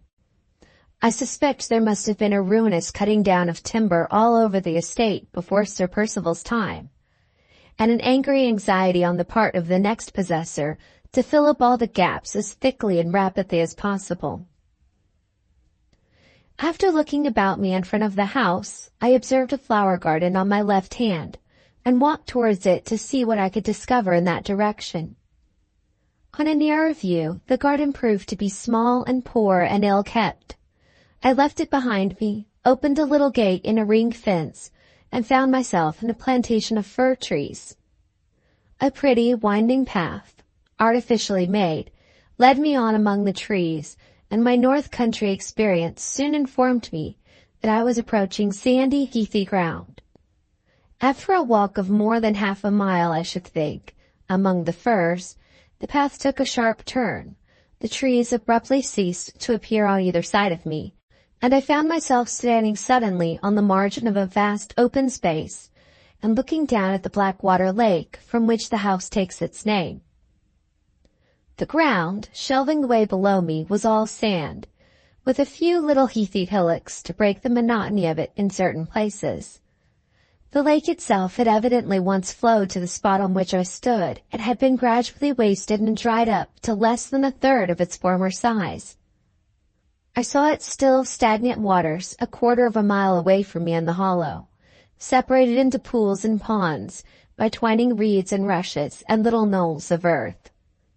On the further bank from me the trees rose thickly again, and shut out the view, and cast their black shadows on the sluggish, shallow water. As I walked down to the lake, I saw that the ground on its further side was damp and marshy, overgrown with rank grass and dismal willows. The water, which was clear enough on the open sandy side where the sun shone, looked black and poisonous opposite to me, where it lay deeper under the shade of the spongy banks and the rank, overhanging thickets and tangled trees. The frogs were croaking, and the rats were slipping in and out of the shadowy water, like live shadows themselves, as I got nearer to the marshy side of the lake.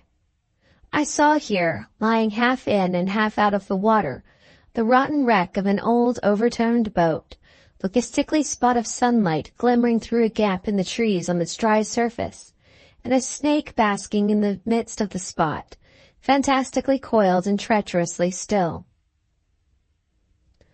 Far and near the view suggested the same dreary impressions of solitude and decay, and the glorious brightness of the summer sky overhead seemed only to deepen and harden the gloom and barrenness of the wilderness on which it shone.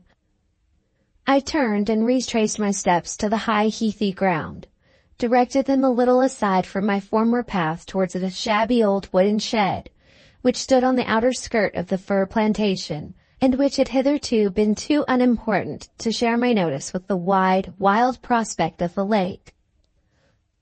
On approaching the shed, I found that it had once been a boathouse, and that an attempt had apparently been made to convert it afterwards into a sort of rude arbor, by placing inside it a firwood seat, a few stools, and a table. I entered the place and sat down for a while to rest and get my breath again. I had not been in the boathouse more than a minute when it struck me that the sound of my own quick breathing was very strangely echoed by something beneath me.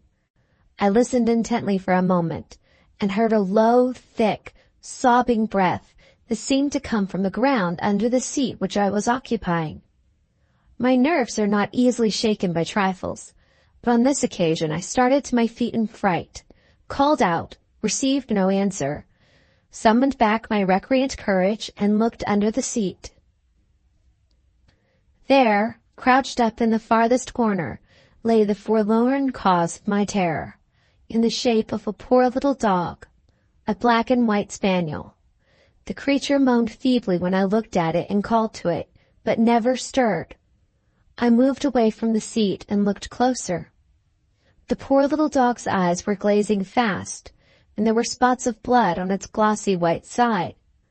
The misery of a weak, helpless, dumb creature is surely one of the saddest of all the mournful sights which this world can show. I lifted the poor dog in my arms as gently as I could, and contrived a sort of makeshift hammock for him to lie in, by gathering up the front of my dress all around him. In this way I took the creature, as painlessly as possible and as fast as possible, back to the house. Finding no one in the hall, I went up at once to my own sitting room, made a bed for the dog with one of my old shawls, and rang the bell. The largest and fattest of all possible housemaids answered it, in a state of cheerful stupidity which would have provoked the patience of a saint. The girl's fat, shapeless face actually stretched into a broad grin at the sight of the wounded creature on the floor. "What do you see here to laugh at?" I asked as angrily as if she had been a servant of my own. "Do you know whose dog it is?" "No, miss, that I certainly don't." She stooped and looked down at the spaniel's injured side, brightened suddenly with the irradiation of a new idea, and pointing to the wound with a chuckle of satisfaction, said, "That's Baxter's doing, that is." I was so exasperated that I could have boxed her ears. "Baxter?" I said. "Who is the brute you call Baxter?" The girl grinned again, more cheerfully than ever. "Bless you, miss, Baxter's the keeper, and when he finds strange dogs hunting about, he takes and shoots them. It's keeper's duty, miss. I think that dog will die." "Here's where he's been shot, ain't it? That's Baxter's duty, that is. Baxter's doing, miss, and Baxter's duty." I was almost wicked enough to wish that Baxter had shot the housemaid instead of the dog. Seeing that it was quite useless to expect this densely impenetrable personage to give me any help in relieving the suffering creature at our feet, I told her to request the housekeeper's attendance with my compliments. She went out exactly as she had come in, grinning from ear to ear. As the door closed on her, she said to herself softly, "It's Baxter's doing and Baxter's duty, that's what it is." The housekeeper, a person of some education and intelligence, thoughtfully brought upstairs with her some milk and some warm water. The instant she saw the dog on the floor, she started and changed color. "Lord bless me," said the housekeeper, "that must be Mrs. Cattrick's dog." "Whose?" I asked in the utmost astonishment. "Mrs. Cattrick's. You seem to know Mrs. Cattrick, Miss Halcombe?" "Not personally, but I have heard of her. Does she live here? Has she had any news of her daughter?" "No, Miss Halcombe, she came here to ask for news." "When?" "Only yesterday. She said someone had reported that a stranger answering to the description of her daughter had been seen in our neighborhood. No such report has reached us here, and no such report was known in the village when I sent to make inquiries there on Mrs. Cattrick's account." "She certainly brought this poor little dog with her when she came, and I saw it trot out after her when she went away. I suppose the creature strayed into the plantations and got shot." "Where did you find it, Miss Halcombe?"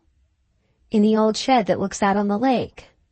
"Ah, yes, that is the plantation side, and the poor thing dragged itself, I suppose, to the nearest shelter, as dogs will, to die." "If you can moisten its lips with the milk, Miss Halcombe, I will wash the clotted hair from the wound. I am very much afraid it is too late to do any good. However, we can but try." "Mrs. Cattrick! The name still rang in my ears, as if the housekeeper had only that moment surprised me by uttering it. While we were attending to the dog, the words of Walter Hartright's caution to me returned to my memory. If ever Anne Catterick crosses your path, make better use of the opportunity, Miss Halcombe, than I made it. The finding of the wounded spaniel had led me already to the discovery of Mrs. Catterick's visit to Blackwater Park, and that event might lead in its turn to something more. I determined to make the most of the chance which was now offered to me, and to gain as much information as I could. "Did you say that Mrs. Catterick lived anywhere in this neighborhood?" I asked. "Oh dear, no," said the housekeeper. "She lives at Welmingham, quite at the other end of the county, 25 miles off at least." "I suppose you have known Mrs. Catterick for some years?" "On the contrary, Miss Halcombe, I never saw her here before she came yesterday. I had heard of her, of course, because I had heard of Sir Percival's kindness in putting her daughter under medical care. Mrs. Catterick is rather a strange person in her manners, but extremely respectable looking. She seemed sorely put out when she found that there was no foundation, not at least that any of us could discover, for the report of her daughter having been seen in this neighborhood." "I am rather interested about Mrs. Catterick," I went on, continuing the conversation as long as possible. "I wish I had arrived here soon enough to have seen her yesterday. Did she stay for any length of time?" "Yes," said the housekeeper. "She stayed for some time, and I think she would have remained longer, if I had not been called away to speak to a strange gentleman, a gentleman who came to ask when Sir Percival was expected back." Mrs. Catterick got up and left at once when she heard the maid tell me what the visitor's errand was. She said to me, at parting, that there was no need to tell Sir Percival of her coming here. I thought that rather an odd remark to make, especially to a person in my responsible position. I thought it an odd remark, too. Sir Percival had certainly led me to believe at Lemridge that the most perfect confidence existed between himself and Mrs. Catterick. If that was the case, why should she be anxious to have her visit at Blackwater Park kept a secret from him? "Probably," I said, seeing that the housekeeper expected me to give my opinion on Mrs. Catterick's parting words. "Probably she thought the announcement of her visit might vex Sir Percival to no purpose, by reminding him that her lost daughter was not found yet. Did she talk much on that subject?" "Very little," replied the housekeeper. "She talked principally of Sir Percival, and asked a great many questions about where he had been travelling, and what sort of lady his new wife was. She seemed to be more soured and put out than distressed, by failing to find any traces of her daughter in these parts. 'I give her up,' were the last words she said that I can remember. 'I give her up, ma'am, for lost.' And from that she passed at once to her questions about Lady Glyde, wanting to know if she was a handsome, amiable lady, comely and healthy and young. Ah, dear, I thought how it would end. Look, Miss Halcombe, the poor thing is out of its misery at last." The dog was dead. It had given a faint, sobbing cry. It had suffered an instant's convulsion of the limbs, just as those last words, "comely and healthy and young," dropped from the housekeeper's lips. The change had happened with startling suddenness. In one moment the creature lay lifeless under our hands. 8 o'clock. I have just returned from dining downstairs in solitary state. The sunset is burning redly on the wilderness of trees that I see from my window, and I am poring over my journal again to calm my impatience for the return of the travelers. They ought to have arrived by my calculations before this. How still and lonely the house is in the drowsy evening quiet. Oh, me! How many minutes more before I hear the carriage wheels and run downstairs to find myself in Laura's arms. The poor little dog! I wish my first day at Blackwater Park had not been associated with death, though it is only the death of a stray animal.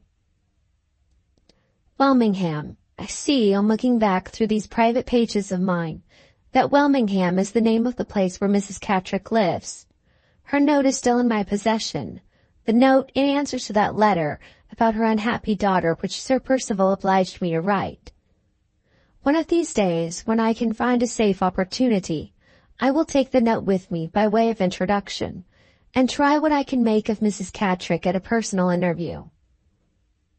I don't understand her wishing to conceal her visit to this place from Sir Percival's knowledge, and I don't feel half so sure, as the housekeeper seems to do, that her daughter Anne is not in the neighbourhood at all. What would Walter Hartright have said in this emergency? Poor, dear Hartright. I am beginning to feel the want of his honest advice and his willing help already. Surely I heard something. Was it a bustle of footsteps below stairs? Yes, I hear the horses' feet. I hear the rolling wheels. The second epoch. 2. June 15th. The confusion of their arrival has had time to subside. 2 days have elapsed since the return of the travellers, and that interval has sufficed to put the new machinery of our lives at Blackwater Park in fair working order. I may now return to my journal with some little chance of being able to continue the entries in it as collectedly as usual. I think I must begin by putting down an odd remark which has suggested itself to me since Laura came back. When two members of a family or two intimate friends are separated, and one goes abroad and one remains at home, the return of the relative or friend who has been travelling always seems to place the relative or friend who has been staying at home at a painful disadvantage when the two first meet. The sudden encounter of the new thoughts and new habits eagerly gained in the one case, with the old thoughts and old habits passively preserved in the other, seems at first to part the sympathies of the most loving relatives and the fondest friends, and to set a sudden strangeness, unexpected by both and uncontrollable by both, between them on either side. After the first happiness of my meeting with Laura was over, after we had sat down together hand in hand to recover breath enough and calmness enough to talk, I felt this strangeness instantly, and I could see that she felt it too. It has partially worn away now that we have fallen back into most of our old habits, and it will probably disappear before long. But it has certainly had an influence over the first impressions that I have formed of her, now that we are living together again, for which reason only I have thought fit to mention it here. She has found me unaltered, but I have found her changed. Changed in person, and in one respect changed in character. I cannot absolutely say that she is less beautiful than she used to be. I can only say that she is less beautiful to me. Others who do not look at her with my eyes and my recollections would probably think her improved. There is more colour and more decision and roundness of outline in her face than there used to be, and her figure seems more firmly set and more sure and easy in all its movements than it was in her maiden days. But I miss something when I look at her, something that once belonged to the happy, innocent life of Laura Fairlie, and that I cannot find in Lady Glyde. There was in the old times a freshness, a softness, an ever-varying and yet ever-remaining tenderness of beauty in her face, the charm of which it is not possible to express in words, or, as poor Hartright used often to say, in painting either. This is gone. I thought I saw the faint reflection of it for a moment when she turned pale under the agitation of our sudden meeting on the evening of her return. But it has never reappeared since. None of her letters had prepared me for a personal change in her. On the contrary, they had led me to expect that her marriage had left her, in appearance at least, quite unaltered. Perhaps I read her letters wrongly in the past, and am now reading her face wrongly in the present. No matter. Whether her beauty has gained or whether it has lost in the last 6 months, the separation either way has made her own dear self more precious to me than ever. And that is one good result of her marriage at any rate. The second change, The change that I have observed in her character has not surprised me, because I was prepared for it in this case by the tone of her letters. Now that she is at home again, I find her just as unwilling to enter into any details on the subject of her married life as I had previously found her all through the time of our separation, when we could only communicate with each other by writing. At the first approach I made to the forbidden topic, she put her hands on my lips, with a look and gesture which, touchingly, almost painfully, recalled to my memories the days of her girlhood, and the happy bygone time when there were no secrets between us. "Whenever you and I are together, Marian," she said, "we shall both be happier and easier with one another if we accept my married life for what it is, and say and think as little about it as possible. I would tell you everything, darling, about myself," she went on, nervously buckling and unbuckling the ribbon round my waist, "if my confidences could only end there. But they could not. They would lead me into confidences about my husband, too. And now I am married, I think I had better avoid them for his sake, and for your sake, and for mine. I don't say that they would distress you, or distress me. I wouldn't have you think that for the world, but I want to be so happy now I have got you back again, and I want you to be so happy too." She broke off abruptly and looked round the room, my own sitting room, in which we were talking. "Ah!"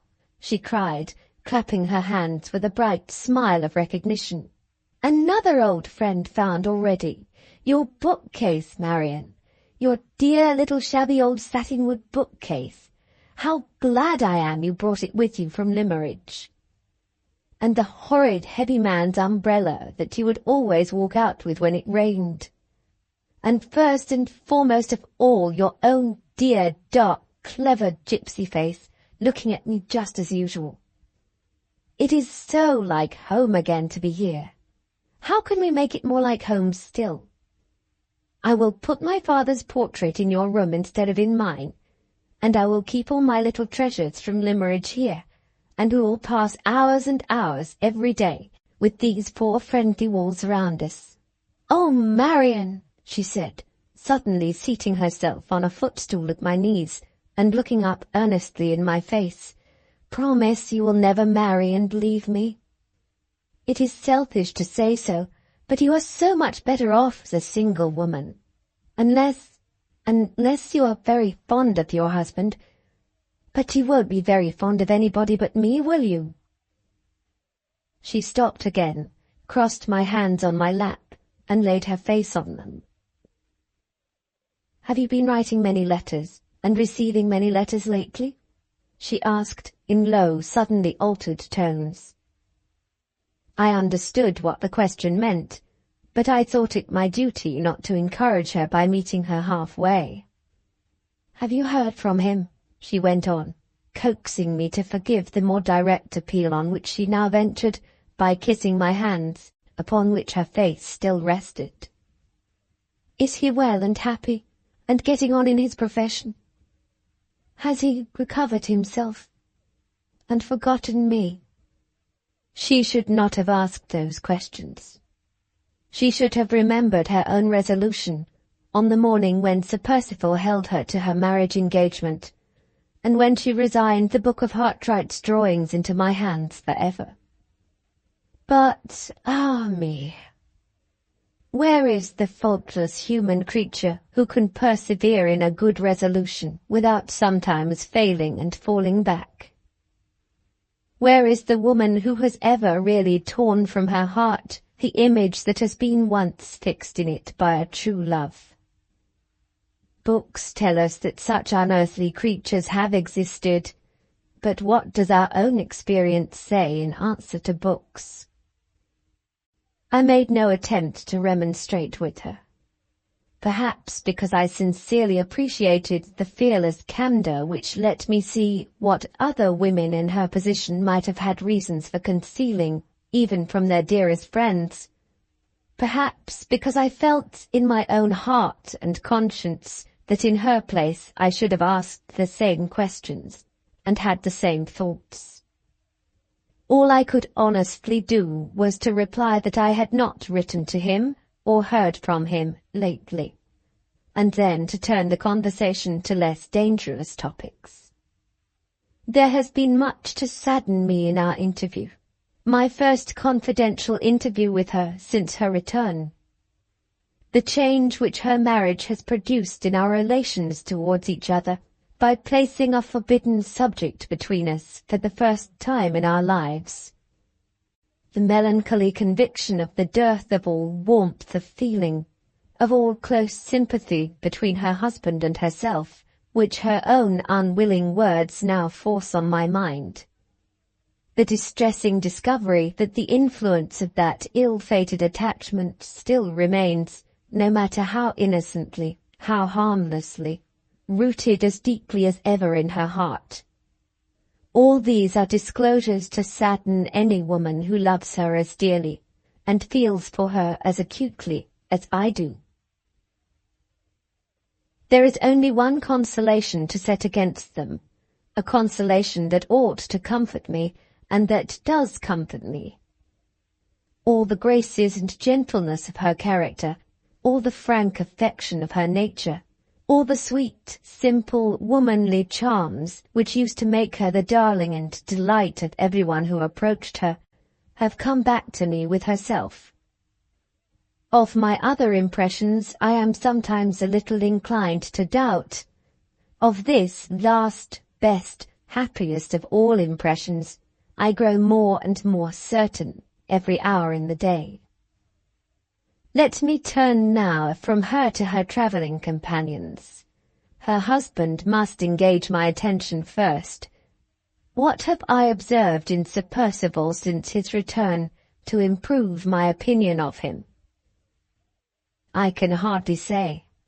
Small vexations and annoyances seem to have beset him since he came back, and no man under those circumstances is ever presented at his best. He looks, as I think, thinner than he was when he left England. His wearisome cough and his comfortless restlessness have certainly increased. His manner, at least his manner towards me, is much more abrupt than it used to be. He greeted me on the evening of his return with little or nothing of the ceremony and civility of former times, no polite speeches of welcome, no appearance of extraordinary gratification at seeing me, nothing but a short shake of the hand and a sharp, "How do you do, Miss Halcombe? Glad to see you again." He seemed to accept me as one of the necessary fixtures of Blackwater Park, to be satisfied at finding me established in my proper place, and then to pass me over altogether. Most men show something of their disposition in their own houses, which they have concealed elsewhere, and Sir Percival has already displayed a mania for order and regularity, which is quite a new revelation of him, so far as my previous knowledge of his character is concerned. If I take a book from the library and leave it on the table, he follows me and puts it back again. If I rise from a chair and let it remain where I have been sitting, he carefully restores it to its proper place against the wall. He picks up stray flower blossoms from the carpet and mutters to himself as discontentedly as if there were hot cinders burning holes in it, and he storms at the servants if there is a crease in the tablecloth or a knife missing from its place at the dinner table, as fiercely as if they had personally insulted him. I have already referred to the small annoyances which appear to have troubled him since his return. Much of the alteration for the worse which I have noticed in him may be due to these. I try to persuade myself that it is so, because I am anxious not to be disheartened already about the future. It is certainly trying to any man's temper to be met by a vexation the moment he sets foot in his own house again, after a long absence. And this annoying circumstance did really happen to Sir Percival in my presence. On the evening of their arrival, the housekeeper followed me into the hall to receive her master and mistress and their guests.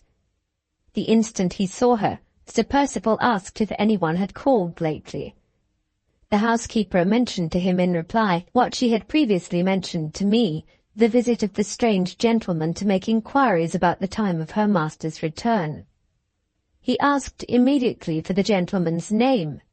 No name had been left. The gentleman's business?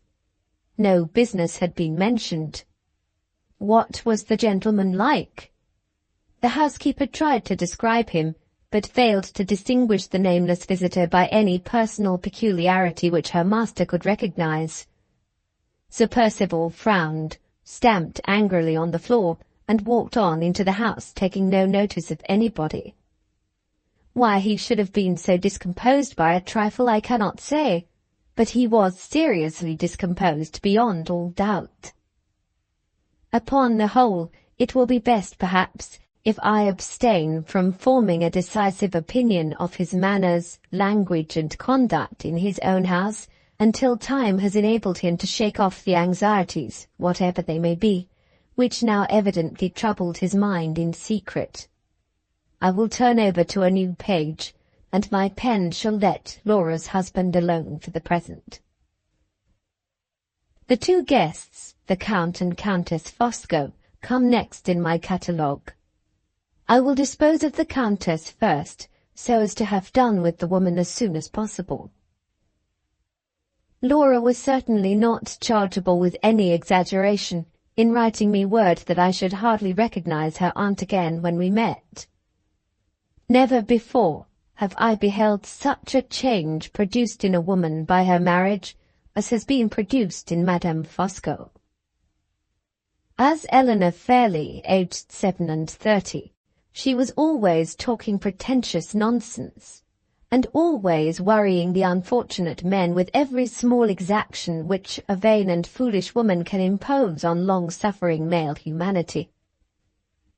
As Madame Fosco, aged 43, she sits for hours together without saying a word, frozen up in the strangest manner in herself.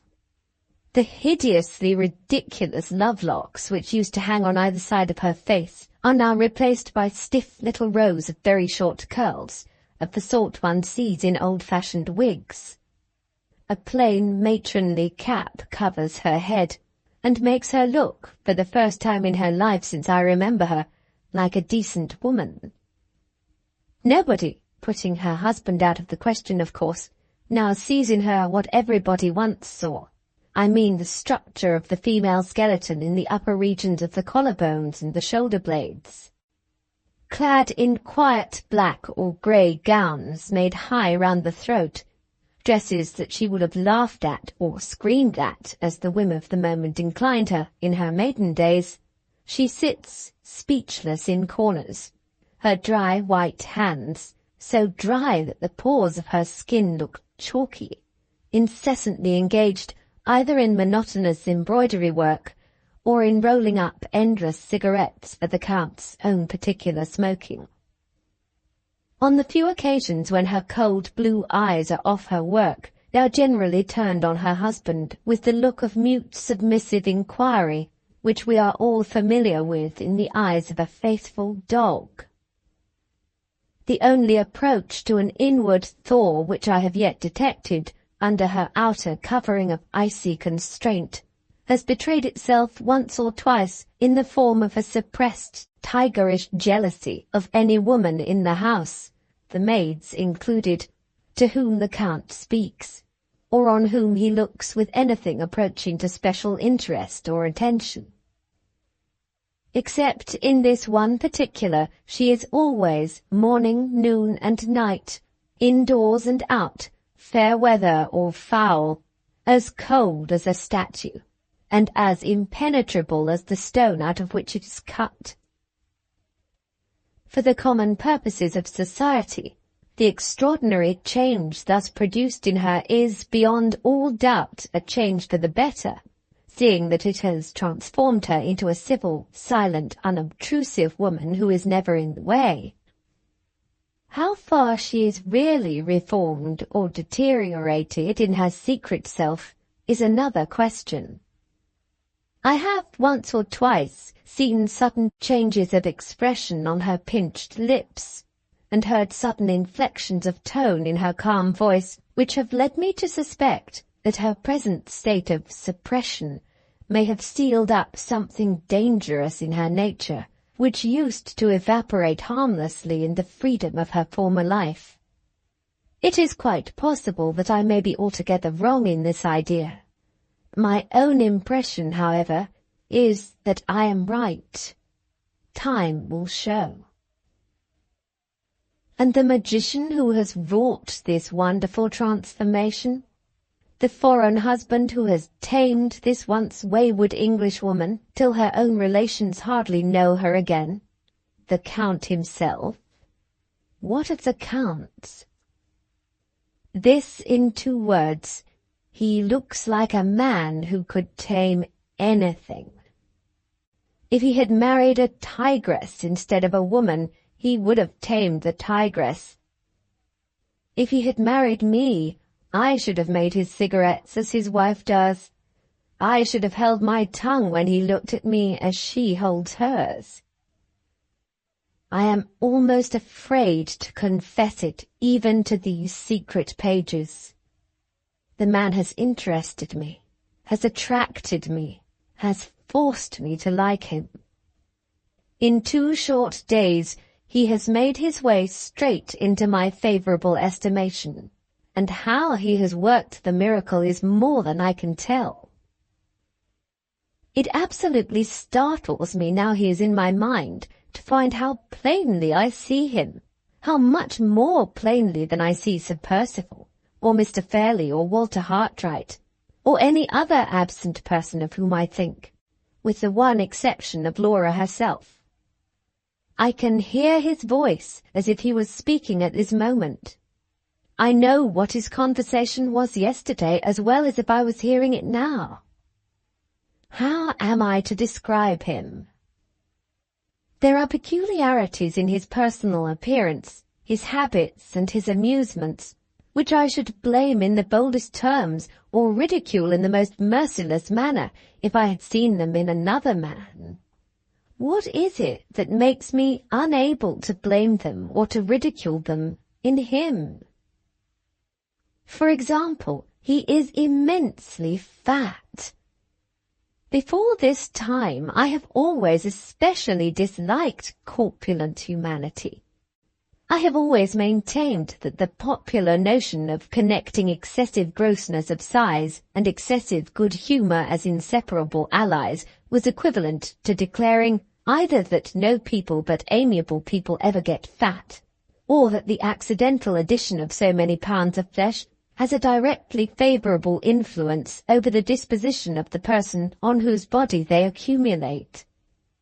I had invariably combated both these absurd assertions by quoting examples of fat people who were as mean, vicious and cruel as the leanest and the worst of their neighbours. I have asked whether Henry VIII was an amiable character, whether Pope Alexander VI was a good man, whether Mr. Murderer and Mrs. Murderess Manning were not both unusually stout people, whether hired nurses, proverbially as cruel a set of women as are to be found in all England, were not for the most part also as fat a set of women as are to be found in all England, and so on through dozens of other examples, modern and ancient, native and foreign, high and low. Holding these strong opinions on the subject with might and main, as I do at this moment, here, nevertheless, is Count Fosco, as fat as Henry VIII himself, established in my favour at 1 day's notice, without let or hindrance from his own odious corpulence. Marvellous indeed! Is it his face that has recommended him? It may be his face.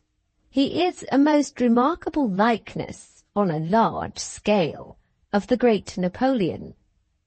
His features have Napoleon's magnificent regularity.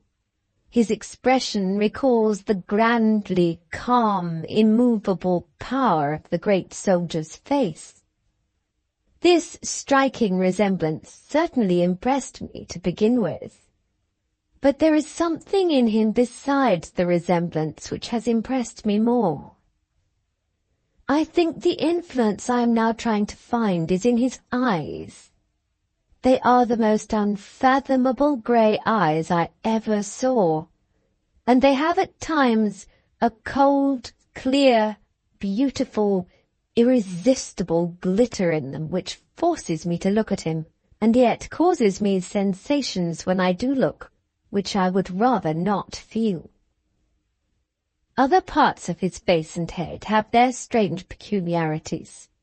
His complexion, for instance, has a singular sallow fairness, so much at variance with the dark brown colour of his hair that I suspect the hair of being a wig, and his face, closely shaven all over, is smoother and freer from all marks and wrinkles than mine, though, according to Sir Percival's account of him, he is close on 60 years of age. But these are not the prominent personal characteristics which distinguish him, to my mind, from all the other men I have ever seen. The marked peculiarity which singles him out from the rank and file of humanity lies entirely, so far as I can tell at present, in the extraordinary expression and extraordinary power of his eyes.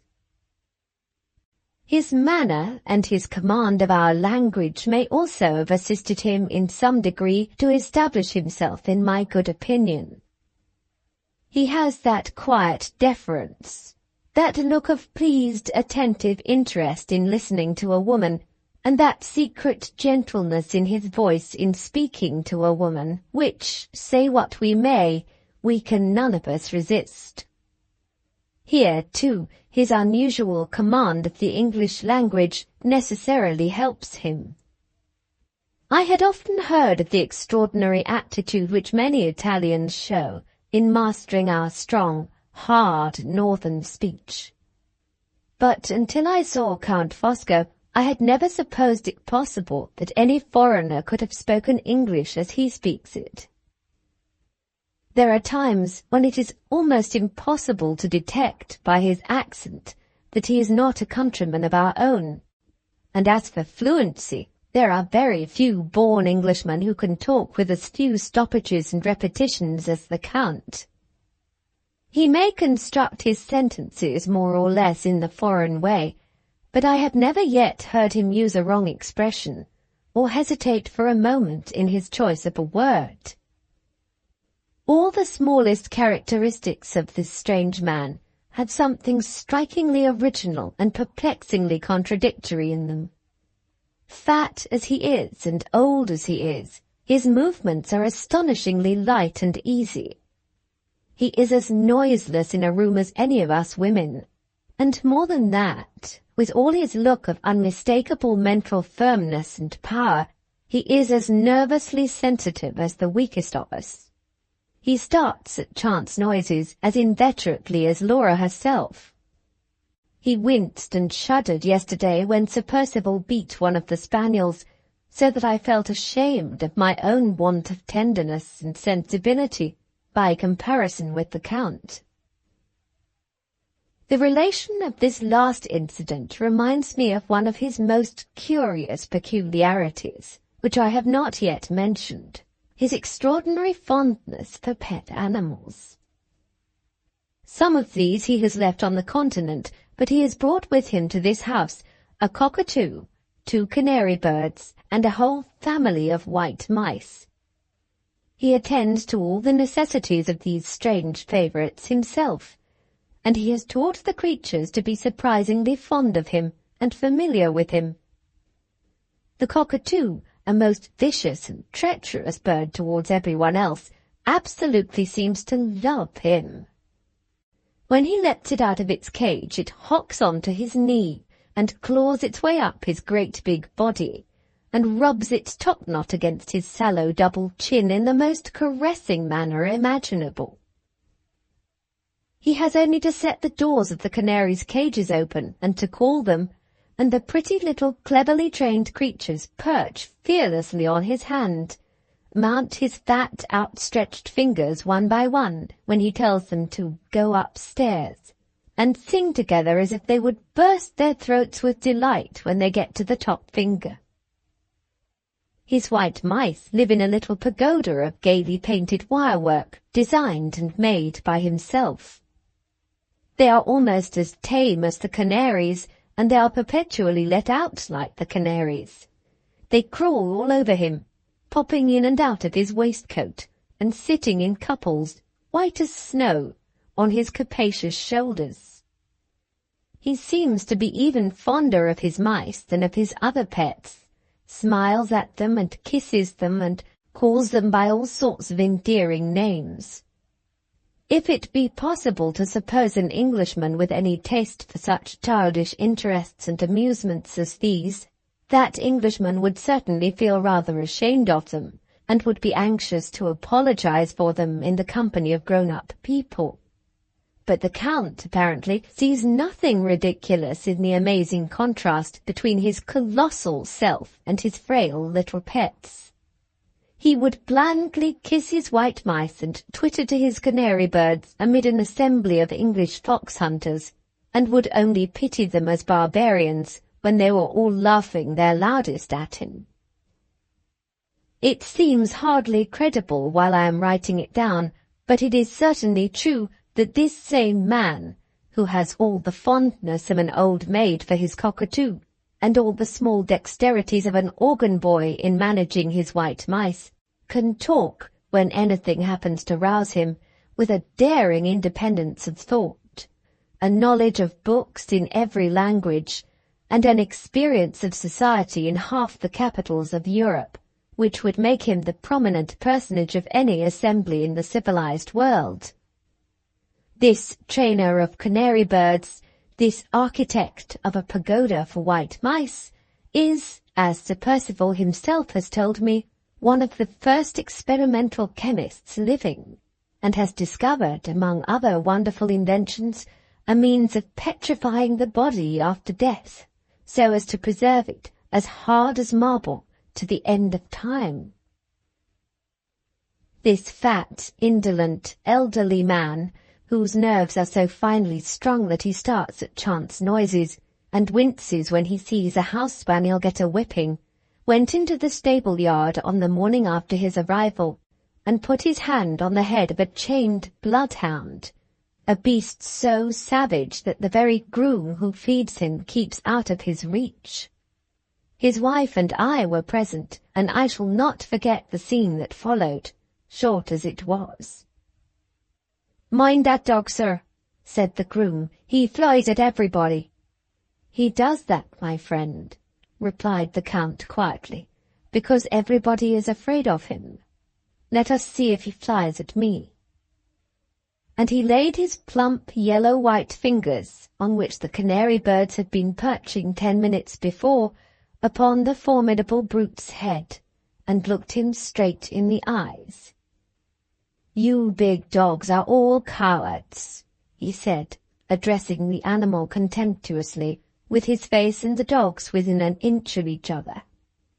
"You would kill a poor cat, you infernal coward. You would fly at a starving beggar, you infernal coward. Anything that you can surprise unawares. Anything that is afraid of your big body and your wicked white teeth and your slobbering, bloodthirsty mouth is the thing that you like to fly at.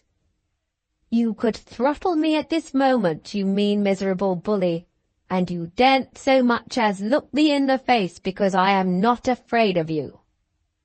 Will you think better of it, and try your teeth in my fat neck? Ha, not you." He turned away, laughing at the astonishment of the men in the yard, and the dog crept back meekly to his kennel. "Ah, my nice waistcoat," he said pathetically. "I'm sorry I came here. Some of that brute slobber has got on my pretty clean waistcoat." Those words express another of his incomprehensible oddities. He is as fond of fine clothes as the veriest fool in existence, and has appeared in 4 magnificent waistcoats already, all of light garish colours and all immensely large even for him, in the 2 days of his residence at Blackwater Park. His tact and cleverness in small things are quite as noticeable as the singular inconsistencies in his character and the childish triviality of his ordinary tastes and pursuits. I can see already that he means to live on excellent terms with all of us during the period of his sojourn in this place. He has evidently discovered that Laura secretly dislikes him. She confessed as much to me when I pressed her on the subject, but he has also found out that she is extravagantly fond of flowers. Whenever she wants a nosegay, he has got one to give her, gathered and arranged by himself, and greatly to my amusement, he is always cunningly provided with a duplicate composed of exactly the same flowers, grouped in exactly the same way, to appease his icily jealous wife before she can so much as think herself aggrieved. His management of the Countess in public is a sight to see. He bows to her, he habitually addresses her as my angel. He carries his canaries to pay her little visits on his fingers and to sing to her. He kisses her hand when she gives him his cigarettes. He presents her with sugar plums in return, which he puts into her mouth playfully from a box in his pocket. The rod of iron with which he rules her never appears in company. It is a private rod, and is always kept upstairs. His method of recommending himself to me is entirely different. He flatters my vanity by talking to me as seriously and sensibly as if I was a man. Yes, I can find him out when I am away from him. I know he flatters my vanity when I think of him up here in my own room. And yet, when I go downstairs and get into his company again, he will blind me again, and I shall be flattered again, just as if I had never found him out at all. He can manage me as he manages his wife and Laura, as he managed the bloodhound in the stable yard, as he manages Sir Percival himself every hour in the day. My good Percival, how I like your rough English humour. My good Percival, how I enjoy your solid English sense. He puts the rudest remarks Sir Percival can make on his effeminate tastes and amusements quietly away from him in that manner, always calling the baronet by his Christian name, smiling at him with the calmest superiority, patting him on the shoulder, and bearing with him benignantly, as a good-humoured father bears with a wayward son. The interest which I really cannot help feeling in this strangely original man has led me to question Sir Percival about his past life. Sir Percival either knows little or will tell me little about it. He and the Count first met many years ago at Rome, under the dangerous circumstances to which I have alluded elsewhere. Since that time they have been perpetually together in London, in Paris, and in Vienna, but never in Italy again, the Count having, oddly enough, not crossed the frontiers of his native country for years past. Perhaps he has been made the victim of some political persecution. At all events, he seems to be patriotically anxious not to lose sight of any of his own countrymen who may happen to be in England. On the evening of his arrival, he asked how far we were from the nearest town, and whether we knew of any Italian gentlemen who might happen to be settled there. He is certainly in correspondence with people on the continent, for his letters have all sorts of odd stamps on them, and I saw one for him this morning, waiting in his place at the breakfast table, with a huge official-looking seal on it. Perhaps he is in correspondence with his government. And yet that is hardly to be reconciled either with my other idea that he may be a political exile. How much I seem to have written about Count Fosco. And what does it all amount to?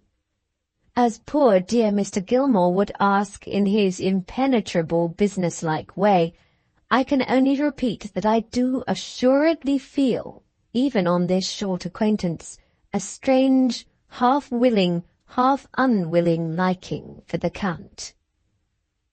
He seems to have established over me the same sort of ascendancy which he has evidently gained over Sir Percival.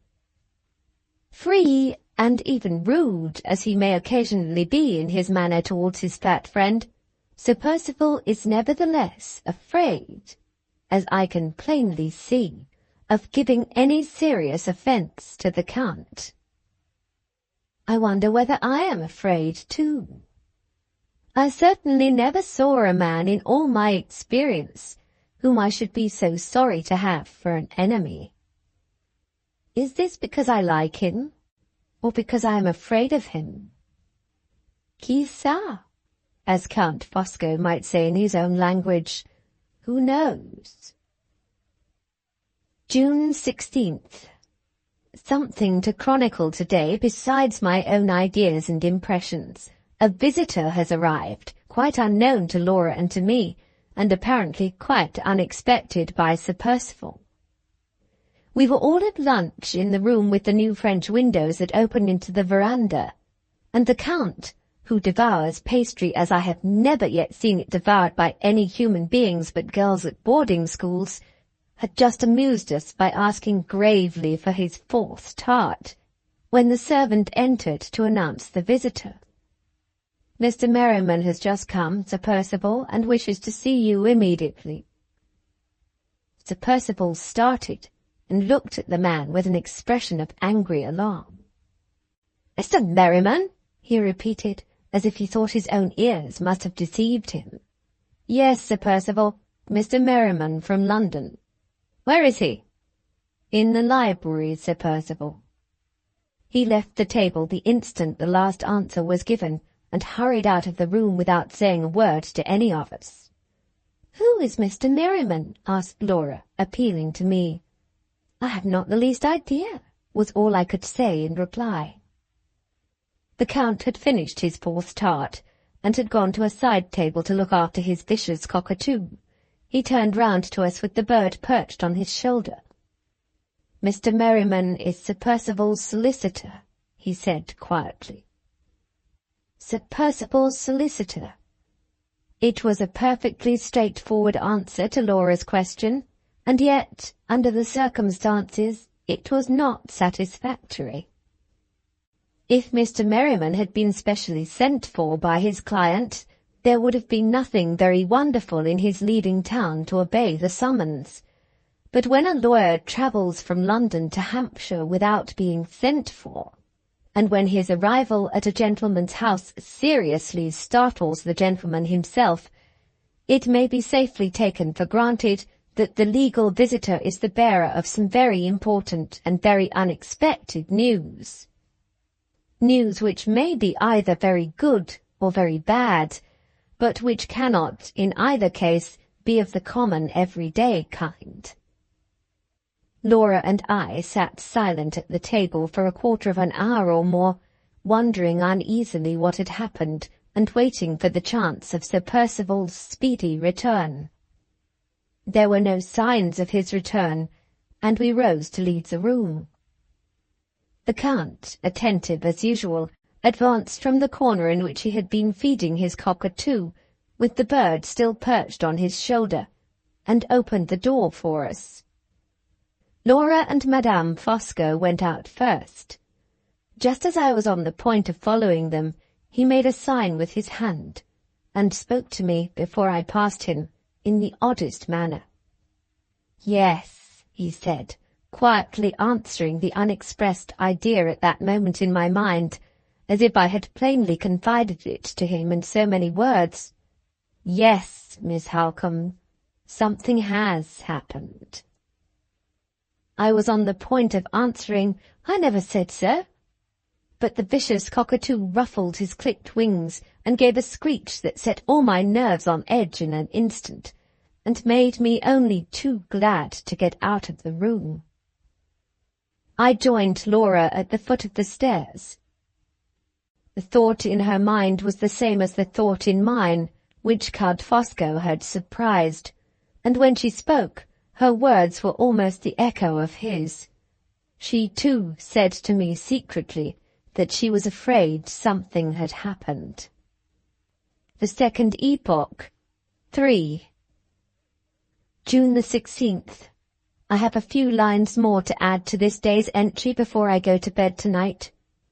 About 2 hours after Sir Percival rose from the luncheon table to receive his solicitor, Mr. Merriman, in the library, I left my room alone to take a walk in the plantations. Just as I was at the end of the landing, the library door opened and the 2 gentlemen came out. Thinking it best not to disturb them by appearing on the stairs, I resolved to defer going down till they had crossed the hall. Although they spoke to each other in guarded tones, their words were pronounced with sufficient distinctness of utterance to reach my ears. "Make your mind easy, Sir Percival," I heard the lawyer say. "It all rests with Lady Glyde." I had turned to go back to my own room for a minute or two, but the sound of Laura's name on the lips of a stranger stopped me instantly. I dare say it was very wrong and very discreditable to listen, but where is the woman in the whole range of our sex who can regulate her actions by the abstract principles of honour, when those principles point one way, and when her affections, and the interests which grow out of them, point the other? I listened, and under similar circumstances I would listen again, yes, with my ear at the keyhole, if I could not possibly manage it in any other way. "You quite understand, Sir Percival," the lawyer went on. "Lady Glyde is to sign her name in the presence of a witness, or of 2 witnesses if you wish to be particularly careful, and is then to put her finger on the seal and say, 'I deliver this as my act and deed.' If that is done in a week's time, the arrangement will be perfectly successful, and the anxiety will be all over. If not—" "What do you mean by if not?" asked Sir Percival angrily. "If the thing must be done, it shall be done, I promise you that, Merriman." "Just so, Sir Percival, just so. But there are 2 alternatives in all transactions, and we lawyers like to look both of them in the face boldly. If through any extraordinary circumstance the arrangement should not be made, I think I may be able to get the parties to accept bills at 3 months. But how the money is to be raised when the bills fall due— "Damn the bills! The money is only to be got in one way, and in that way, I tell you again, it shall be got. Take a glass of wine, Merriman, before you go." "Much obliged, Sir Percival. I have not a moment to lose if I am to catch the up train. You will let me know as soon as the arrangement is complete, and you will not forget the caution I recommended." "Of course I won't. There's the dog-cart at the door for you. My groom will get you to the station in no time. Benjamin, drive like mad. Jump in. If Mr. Merriman misses the train, you lose your place. Hold fast, Merriman, and if you're upset, trust to the devil to save his own." With that parting benediction, the baronet turned about and walked back to the library. I had not heard much, but the little that had reached my ears was enough to make me feel uneasy. The something that had happened was but too plainly a serious money embarrassment, and Sir Percival's relief from it depended upon Laura. The prospect of seeing her involved in her husband's secret difficulties filled me with dismay, exaggerated no doubt by my ignorance of business and my settled distrust of Sir Percival. Instead of going out, as I proposed, I went back immediately to Laura's room, to tell her what I had heard. She received my bad news so composedly as to surprise me. She evidently knows more of her husband's character and her husband's embarrassments than I have suspected up to this time. "I feared as much," she said, "when I heard of that strange gentleman who called and declined to leave his name." "Who do you think the gentleman was, then?" I asked. "Some person who has heavy claims on Sir Percival," she answered, "and who has been the cause of Mr. Merriman's visit here today." "Do you know anything about those claims?" "No, I know no particulars." "You will sign nothing, Laura, without first looking at it?" "Certainly not, Marian. Whatever I can harmlessly and honestly do to help him, I will do, for the sake of making your life and mine, love, as easy and as happy as possible. But I will do nothing ignorantly, which we might one day have reason to feel ashamed of. Let us say no more about it now. You have got your hat on. Suppose we go and dream away the afternoon in the grounds." On leaving the house, we directed our steps to the nearest shade. As we passed an open space among the trees in front of the house, there was Count Fosco, slowly walking backwards and forwards on the grass, sunning himself in the full blaze of the hot June afternoon.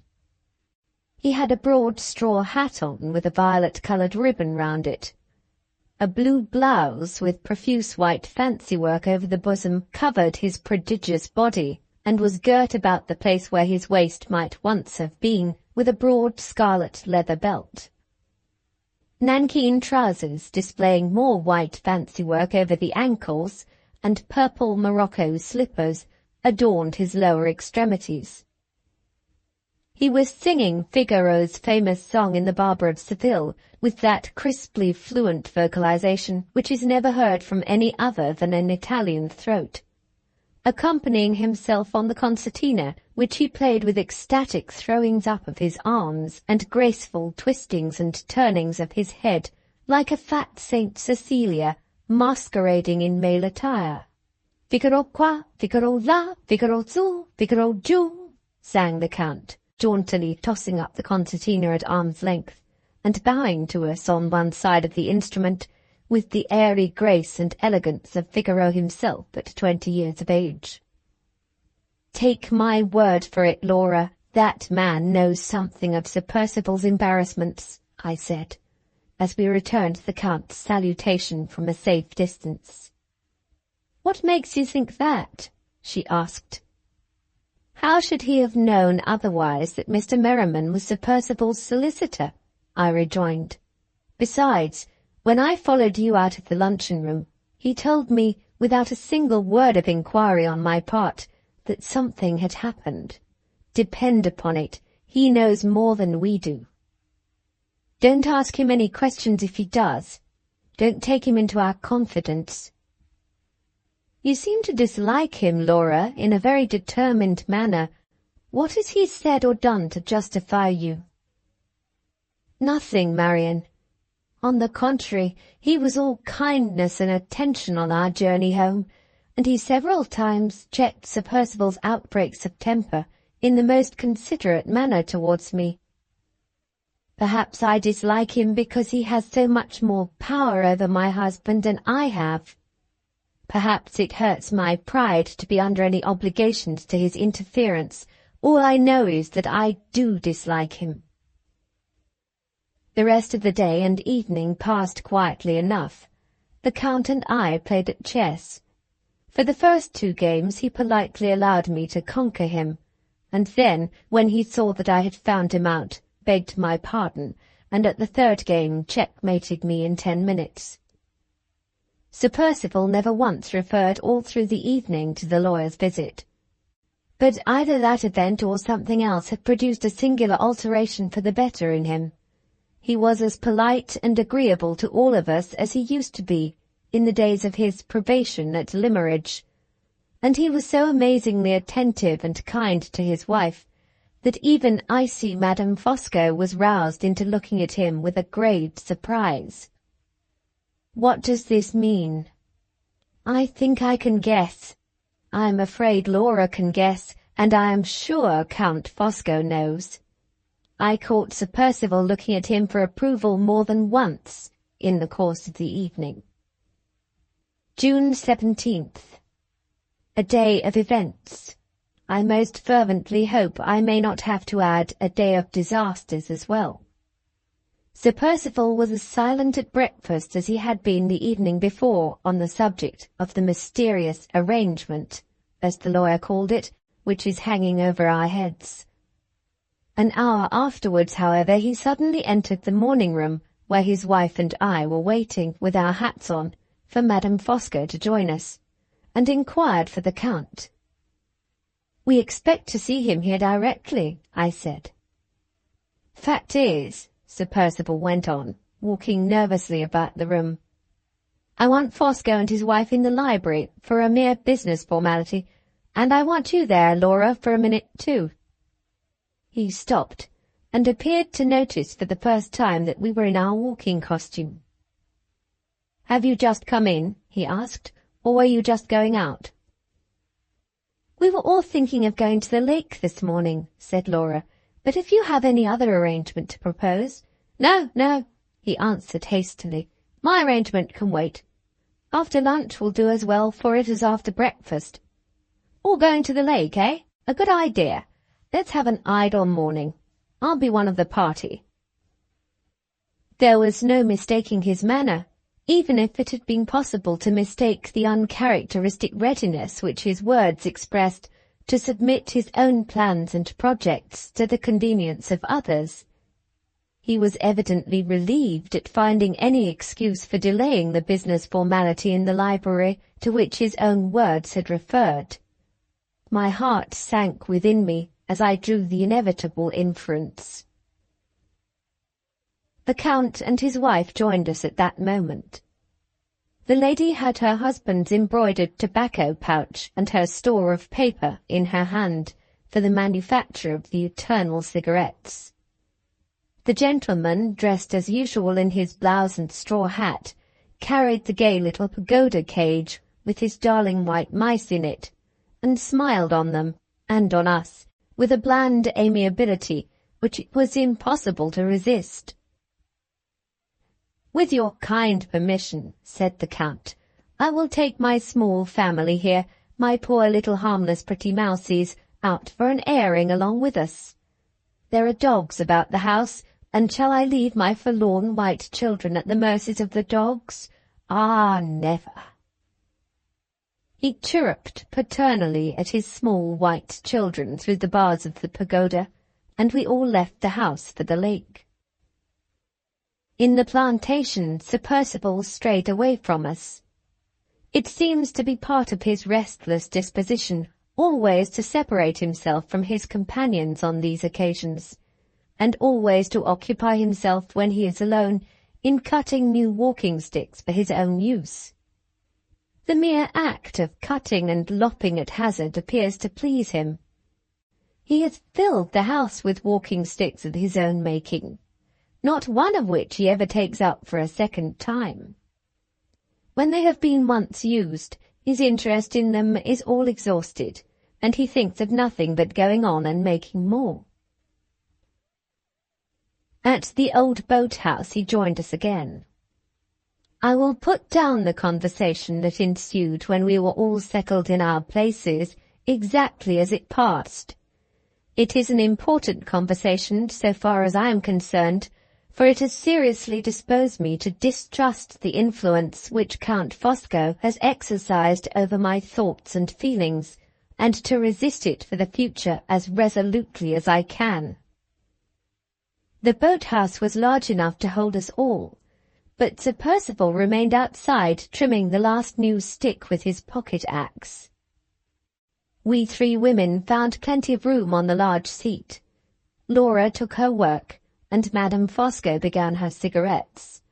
I, as usual, had nothing to do. My hands always were and always will be as awkward as a man's. The Count good-humouredly took a stool many sizes too small for him, and balanced himself on it with his back against the side of the shed, which creaked and groaned under his weight. He put the pagoda cage on his lap, and let out the mice to crawl over him as usual. They are pretty innocent-looking little creatures, but the sight of them creeping about a man's body is for some reason not pleasant to me. It excites a strange responsive creeping in my own nerves, and suggests hideous ideas of men dying in prison, with the crawling creatures of the dungeon preying on them, undisturbed.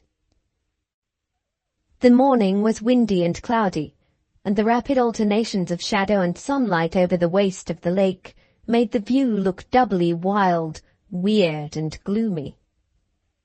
"Some people call that picturesque," said Sir Percival, pointing over the wide prospect with his half-finished walking-stick. "I call it a blot on a gentleman's property. In my great-grandfather's time, the lake flowed to this place. Look at it now. It is not 4 feet deep anywhere, and it is all puddles and pools. I wish I could afford to drain it and plant it all over. My bailiff, a superstitious idiot, says he is quite sure the lake has a curse on it, like the Dead Sea. What do you think, Fosco? Looks just the place for a murder, doesn't it?" "My good Percival," remonstrated the Count, "what is your solid English sense thinking of? The water is too shallow to hide the body, and there is sand everywhere to print off the murderer's footsteps. It is, upon the whole, the very worst place for a murder that I ever set my eyes on." "Humbug," said Sir Percival, cutting away fiercely at his stick. "You know what I mean. The dreary scenery, the lonely situation. If you choose to understand me, you can. If you don't choose, I'm not going to trouble myself to explain my meaning." "And why not?" asked the Count, "when your meaning can be explained by anybody in 2 words. If a fool was going to commit a murder, your lake is the first place he would choose for it. If a wise man was going to commit a murder, your lake is the last place he would choose for it. Is that your meaning? If it is, there is your explanation for you ready-made. Take it, Percival, with your good Fosco's blessing." Laura looked at the Count, with her dislike for him appearing a little too plainly in her face. He was so busy with his mice that he did not notice her. "I am sorry to hear the lake view connected with anything so horrible as the idea of murder," she said. "And if Count Fosco must divide murderers into classes, I think he has been very unfortunate in his choice of expressions. To describe them as fools only seems like treating them with an indulgence to which they have no claim, and to describe them as wise men sounds to me like a downright contradiction in terms. I have always heard that truly wise men are truly good men, and have a horror of crime." "My dear lady," said the Count, "those are admirable sentiments, and I have seen them stated at the tops of copybooks." He lifted one of the white mice in the palm of his hand, and spoke to it in his whimsical way. "My pretty little smooth white rascal," he said, "here is a moral lesson for you. A truly wise mouse is a truly good mouse. Mention that, if you please, to your companions, and never gnaw at the bars of your cage again as long as you live." "It is easy to turn everything into ridicule," said Laura resolutely, "but you will not find it quite so easy, Count Fosco, to give me an instance of a wise man who has been a great criminal." The Count shrugged his huge shoulders and smiled on Laura in the friendliest manner. "Most true," he said. "The fool's crime is the crime that is found out, and the wise man's crime is the crime that is not found out. If I could give you an instance, it would not be the instance of a wise man. Dear Lady Glyde, your sound English common sense has been too much for me. It is checkmate for me this time, Miss Halcombe, huh?" "Stand to your guns, Laura," sneered Sir Percival, who had been listening in his place at the door. "Tell him next that crimes cause their own detection. That's another bit of copybook morality for you, Fosco. Crimes cause their own detection. What infernal humbug!" "I believe it to be true," said Laura quietly. Sir Percival burst out laughing, so violently, so outrageously that he quite startled us all, the Count more than any of us. "I believe it too," I said, coming to Laura's rescue. Sir Percival, who had been unaccountably amused at his wife's remark, was just as unaccountably irritated by mine. He struck the new stick savagely on the sand and walked away from us. "Poor dear Percival!" cried Count Fosco, looking after him gaily. "He is the victim of English spleen. But, my dear Miss Halcombe, my dear Lady Glyde, do you really believe that crimes cause their own detection? And you, my angel," he continued, turning to his wife, who had not uttered a word yet, "do you think so too?" "I wait to be instructed," replied the Countess, in tones of freezing reproof intended for Laura and me, "before I venture on giving my opinion in the presence of well-informed men." "Do you indeed?" I said. "I remember the time, Countess, when you advocated the rights of women, and freedom of female opinion was one of them." "What is your view of the subject, Count?" asked Madame Fosco, calmly proceeding with her cigarettes, and not taking the least notice of me. The Count stroked one of his white mice reflectively with his chubby little finger before he answered. "It is truly wonderful," he said, "how easily society can console itself for the worst of its shortcomings with a little bit of claptrap. The machinery it has set up for the detection of crime is miserably ineffective, and yet only invent a moral epigram saying that it works well, and you blind everybody to its blunders from that moment. Crimes cause their own detection, do they? And murder will out, another moral epigram, will it? Ask coroners who sit at inquests in large towns if that is true, Lady Glyde. Ask secretaries of life assurance companies if that is true, Miss Halcombe.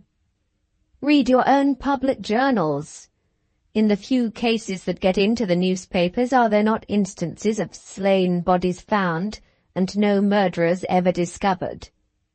Multiply the cases that are reported by the cases that are not reported, and the bodies that are found by the bodies that are not found, and what conclusion do you come to?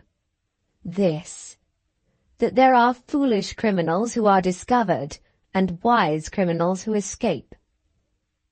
The hiding of a crime or the detection of a crime, what is it? A trial of skill between the police on one side and the individual on the other. When the criminal is a brutal, ignorant fool, the police in 9 cases out of 10 win. When the criminal is a resolute, educated, highly intelligent man, the police in 9 cases out of 10 lose. If the police win, you generally hear all about it. If the police lose, you generally hear nothing. And on this tottering foundation you build up your comfortable moral maxim that crime causes its own detection. Yes, all the crime you know of. And what of the rest? Devilish true and very well put, cried a voice at the entrance of the boat-house. Sir Percival had recovered his equanimity, and had come back while we were listening to the Count. Some of it may be true, I said, and all of it may be very well put. But I don't see why Count Fosco should celebrate the victory of the criminal over society with so much exultation, or why you, Sir Percival, should applaud him so loudly for doing it. Do you hear that, Fosco? Asked Sir Percival. Take my advice and make your peace with your audience. Tell them virtue's a fine thing. They like that, I can promise you. The Count laughed inwardly and silently, and 2 of the white mice in his waistcoat, alarmed by the internal convulsion going on beneath them, darted out in a violent hurry and scrambled into their cage again. The ladies, my good Percival, shall tell me about virtue, he said. "They are better authorities than I am, for they know what virtue is, and I don't." "You hear him," said Sir Percival. "Isn't it awful?" "It is true," said the Count quietly. "I am a citizen of the world, and I have met in my time with so many different sorts of virtue that I am puzzled in my old age to say which is the right sort and which is the wrong. Here in England there is one virtue, and there in China there is another virtue. And John Englishman says my virtue is the genuine virtue, and John Chinaman says my virtue is the genuine virtue. And I say yes to one or no to the other, and am just as much bewildered about it in the case of John with the top boots as I am in the case of John with the pigtail. Ah, nice little mousie, come kiss me. What is your own private notion of a virtuous man, my pretty? A man who keeps you warm and gives you plenty to eat, and a good notion, too, for it is intelligible at the least." "Stay a minute, Count," I interposed. "Accepting your illustration, surely we have one unquestionable virtue in England which is wanting in China. The Chinese authorities kill thousands of innocent people on the most frivolous pretexts. We in England are free from all guilt of that kind. We commit no such dreadful crime. We abhor reckless bloodshed with all our hearts." "Quite right, Marian," said Laura. "Well thought of and well expressed." "Pray allow the Count to proceed," said Madame Fosco with stern civility. "You will find, young ladies, that he never speaks without having excellent reasons for all that he says." "Thank you, my angel," replied the Count. "Have a bonbon." He took out of his pocket a pretty little inlaid box and placed it open on the table. "Chocolat à la vanille," cried the impenetrable man, cheerfully rattling the sweetmeats in the box and bowing all round. "Offered by Fosco as an act of homage to the charming society." "Be good enough to go on, Count," said his wife, with a spiteful reference to myself. "Oblige me by answering Miss Halcombe." "Miss Halcombe is unanswerable," replied the polite Italian. "That is to say, so far as she goes. Yes, I agree with her. John Bull does abhor the crimes of John Chinaman. He is the quickest old gentleman at finding out faults that are his neighbours', and the slowest old gentleman at finding out the faults that are his own, who exists on the face of creation. Is he so very much better in this way than the people whom he condemns in their way? English society, Miss Halcombe, is as often the accomplice as it is the enemy of crime. Yes, yes. Crime is in this country what crime is in other countries, a good friend to a man and to those about him as often as it is an enemy. A great rascal provides for his wife and family. The worse he is, the more he makes them the objects for your sympathy. He often provides also for himself. A profligate spendthrift who is always borrowing money will get more from his friends than the rigidly honest man who only borrows of them once, under pressure of the direst want. In the one case the friends will not be at all surprised, and they will give. In the other case they will be very much surprised, and they will hesitate. Is the prison that Mr. Scoundrel lives in at the end of his career a more uncomfortable place than the workhouse that Mr. Honesty lives in at the end of his career? When John Howard Philanthropist wants to relieve misery, he goes to find it in prisons, where crime is wretched, not in huts and hovels where virtue is wretched too. Who is the English poet who has won the most universal sympathy, who makes the easiest of all subjects for pathetic writing and pathetic painting? That nice young person who began life with a forgery and ended it by a suicide, your dear, romantic, interesting Chatterton. Which gets on best, do you think, of two poor starving dressmakers? The woman who resists temptation and is honest, or the woman who falls under temptation and steals? You all know that the stealing is the making of that second woman's fortune.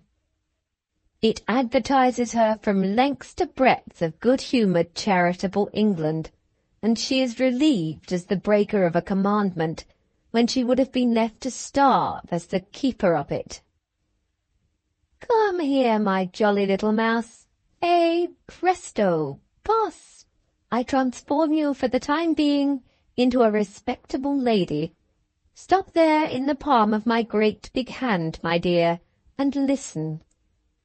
You marry the poor man whom you love, mouse, and one half your friends pity, and the other half blame you. And now, on the contrary, you sell yourself for gold to a man you don't care for, and all your friends rejoice over you, and a minister of public worship sanctions the base horror of the vilest of all human bargains, and smiles and smirks afterwards at your table, if you are polite enough to ask him to breakfast. Presto, puss! Be a mouse again, and squeak. If you continue to be a lady much longer, I shall have you telling me that society abhors crime, and then, mouse, I shall doubt if your own eyes and ears are really of any use to you. I am a bad man, Lady Glyde, am I not? I say what other people only think. And when all the rest of the world is in a conspiracy to accept the mask for the true face, mine is the rash hand that tears off the plump pasteboard and shows the bare bones beneath.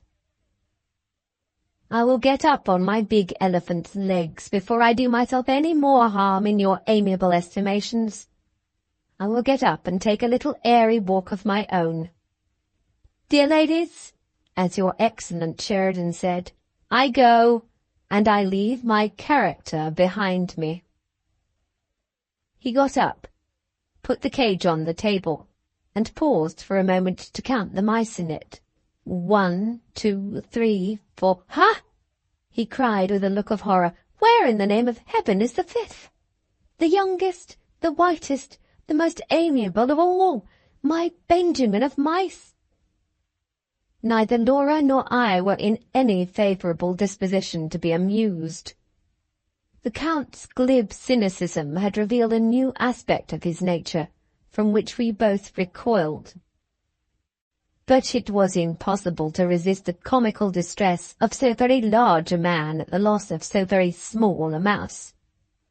We laughed in spite of ourselves, and when Madame Fosco rose to set the example of leaving the boat-house empty so that her husband might search it to its remotest corners, we rose also to follow her out. Before we had taken 3 steps, the Count's quick eye discovered the lost mouse under the seat that we had been occupying. He pulled aside the bench, took the little animal up in his hand, and then suddenly stopped on his knees, looking intently at a particular place on the ground just beneath him. When he rose to his feet again, his hand shook so that he could hardly put the mouse back in the cage, and his face was of a faint, livid yellow hue all over. "Percival," he said in a whisper. "Percival, come here." Sir Percival had paid no attention to any of us for the last 10 minutes. He had been entirely absorbed in writing figures on the sand, and then rubbing them out again with the point of his stick. "What's the matter now?" he asked, lounging carelessly into the boat-house. "Do you see nothing there?" said the Count, catching him nervously by the collar with one hand, and pointing with the other to the place near which he had found the mouse. "I see plenty of dry sand," answered Sir Percival, "and a spot of dirt in the middle of it." "Not dirt," whispered the Count, fastening the other hand suddenly on Sir Percival's collar and shaking it in his agitation. "Blood." Laura was near enough to hear the last word as softly as he whispered it. She turned to me with a look of terror. "Nonsense, my dear," I said. "There is no need to be alarmed. "It is only the blood of a poor little stray dog." Everybody was astonished, and everybody's eyes were fixed on me inquiringly. "How do you know that?" asked Sir Percival, speaking first. "I found the dog here dying, on the day when you all returned from abroad," I replied. "The poor creature had strayed into the plantation, and had been shot by your keeper." "Whose dog was it?" inquired Sir Percival. "Not one of mine." "Did you try to save the poor thing?" asked Laura earnestly. "Surely you tried to save it, Marian?" "Yes," I said. "The housekeeper and I both did our best, but the dog was mortally wounded, and he died under our hands." "Whose dog was it?" persisted Sir Percival, repeating his question a little irritably. "One of mine?" "No, not one of yours." "Whose, then? Did the housekeeper know?" The housekeeper's report of Mrs. Catherick's desire to conceal her visit to Blackwater Park from Sir Percival's knowledge recurred to my memory the moment he put that last question, and I half doubted the discretion of answering it, but in my anxiety to quiet the general alarm, I had thoughtlessly advanced too far to draw back, except at the risk of exciting suspicion, which might only make matters worse. There was nothing for it but to answer at once, without reference to results. "Yes," I said. "The housekeeper knew. She told me it was Mrs. Catherick's dog." Sir Percival had hitherto remained at the inner end of the boat-house with Count Fosco while I spoke to him from the door, but the instant Mrs. Catherick's name passed my lips, he pushed by the Count roughly and placed himself face to face with me under the open daylight. "How came the housekeeper to know it is Mrs. Catherick's dog?" he asked, fixing his eyes on mine with a frowning interest and attention which half angered, half startled me. "She knew it," I said quietly, "because Mrs. Catherick brought the dog with her." "Brought it with her? Where did she bring it with her?" "To this house." "What the devil did Mrs. Catherick want at this house?" The manner in which he put the question was even more offensive than the language in which he expressed it. I marked my sense of his want of common politeness by silently turning away from him. Just as I moved, the Count's persuasive hand was laid on his shoulder, and the Count's mellifluous voice interposed to quiet him. "My dear Percival, gently, gently." Sir Percival looked round in his angriest manner. The Count only smiled and repeated the soothing application. "Gently, my good friend, gently." Sir Percival hesitated, followed me a few steps, and to my great surprise offered me an apology. "I beg your pardon, Miss Halcombe," he said. "I have been out of order lately, and I'm afraid I'm a little irritable. But I should like to know what Mrs. Catherick could possibly want here. When did she come? Was the housekeeper the only person who saw her?" "The only person," I answered, "so far as I know." The Count interposed again. "In that case, why not question the housekeeper?" he said. "Why not go, Percival, to the fountainhead of information at once?" "Quite right," said Sir Percival. "Of course the housekeeper is the first person to question. Excessively stupid of me not to see it myself." With those words he instantly left us to return to the house. The motive of the Count's interference, which had puzzled me at first, betrayed itself when Sir Percival's back was turned. He had a host of questions to put to me about Mrs. Catherick, and the cause of her visit to Blackwater Park, which he could scarcely have asked in his friend's presence. I made my answers as short as I civilly could, for I had already determined to check the least approach to any exchanging of confidences between Count Fosco and myself. Laura, however, unconsciously helped him to extract all my information by making inquiries herself, which left me no alternative but to reply to her, or to appear in the very unenviable and very false character of a depository of Sir Percival's secrets. The end of it was that in about 10 minutes' time the Count knew as much as I know of Mrs. Catterick, and of the events which have so strangely connected us with her daughter Anne from the time when Cartwright met with her to this day. The effect of my information on him was, in one respect, curious enough. Intimately as he knows Sir Percival, and closely as he appears to be associated with Sir Percival's private affairs in general, he is certainly as far as I am from knowing anything of the true story of Anne Catterick. The unsolved mystery in connection with this unhappy woman is now rendered doubly suspicious in my eyes by the absolute conviction which I feel that the clue to it has been hidden by Sir Percival from the most intimate friend he has in the world. It was impossible to mistake the eager curiosity of the Count's look and manner, while he drank in greedily every word that fell from my lips. There are many kinds of curiosity, I know, but there is no misinterpreting the curiosity of blank surprise. If I ever saw it in my life, I saw it in the Count's face. While the questions and answers were going on, we had all been strolling quietly back through the plantation. As soon as we reached the house, the first object that we saw in front of it was Sir Percival's dog-cart, with the horse put to and the groom waiting by it in his stable jacket. If these unexpected appearances were to be trusted, the examination of the housekeeper had produced important results already. "A fine horse, my friend," said the Count, addressing the groom with the most engaging familiarity of manner. "You're going to drive out?" "I am not going, sir," replied the man, looking at his stable jacket, and evidently wondering whether the foreign gentleman took it for his livery. "My master drives himself." "Aha!" said the Count. "Does he indeed? I wonder he gives himself the trouble when he has got you to drive for him. Is he going to fatigue that nice, shining, pretty horse by taking him very far today?" "I don't know, sir," answered the man. "The horse is a mare, if you please, sir. She's the highest courage thing we've got in the stables. Her name's Brown Molly, sir, and she'll go till she drops. Sir Percival usually takes Isaac of York for the short distances." "And your shining, courageous Brown Molly for the long?" "Logical inference, Miss Halcombe," continued the Count, wheeling round briskly and addressing me.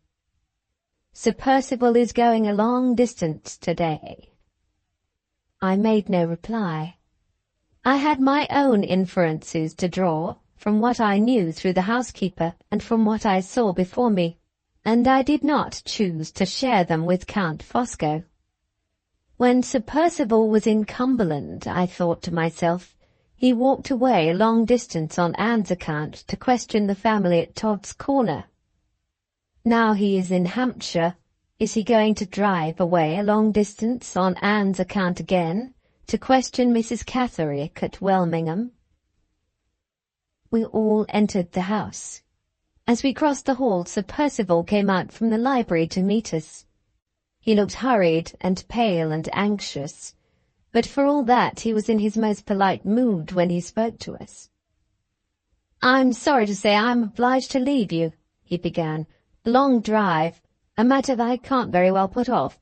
I shall be back in good time tomorrow.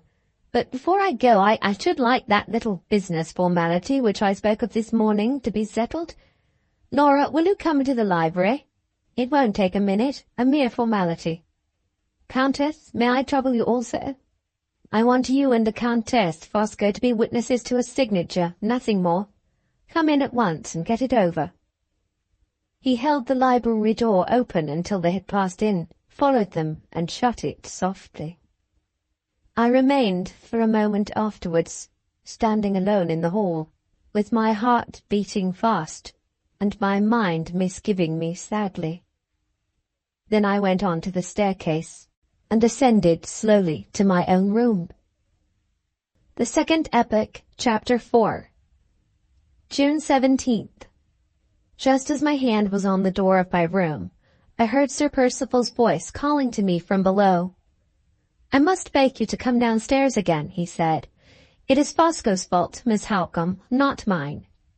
He has started some nonsensical objection to his wife being one of the witnesses, and has obliged me to ask you to join us in the library." I entered the room immediately with Sir Percival. Laura was waiting by the writing table, twisting and turning her garden hat uneasily in her hands. Madame Fosco sat near her in an armchair, imperturbably admiring her husband, who stood by himself at the other end of the library, picking off the dead leaves from the flowers in the window. The moment I appeared, the Count advanced to meet me and to offer his explanations. "1,000 pardons, Miss Halcombe," he said. "You know the character which is given to my countrymen by the English. We Italians are all wily and suspicious by nature in the estimation of the good John Bull. Set me down, if you please, as being no better than the rest of my race. I am a wily Italian and a suspicious Italian. You have thought so yourself, dear lady, have you not? Well, it is part of my wiliness and part of my suspicion to object to Madame Fosco being a witness to Lady Glyde's signature, when I am also a witness myself." "There is not the shadow of a reason for his objection," interposed Sir Percival. "I have explained to him that the law of England allows Madame Fosco to witness his signature as well as her husband." "I admit it," resumed the Count. "The law of England says yes, but the conscience of Fosco says no."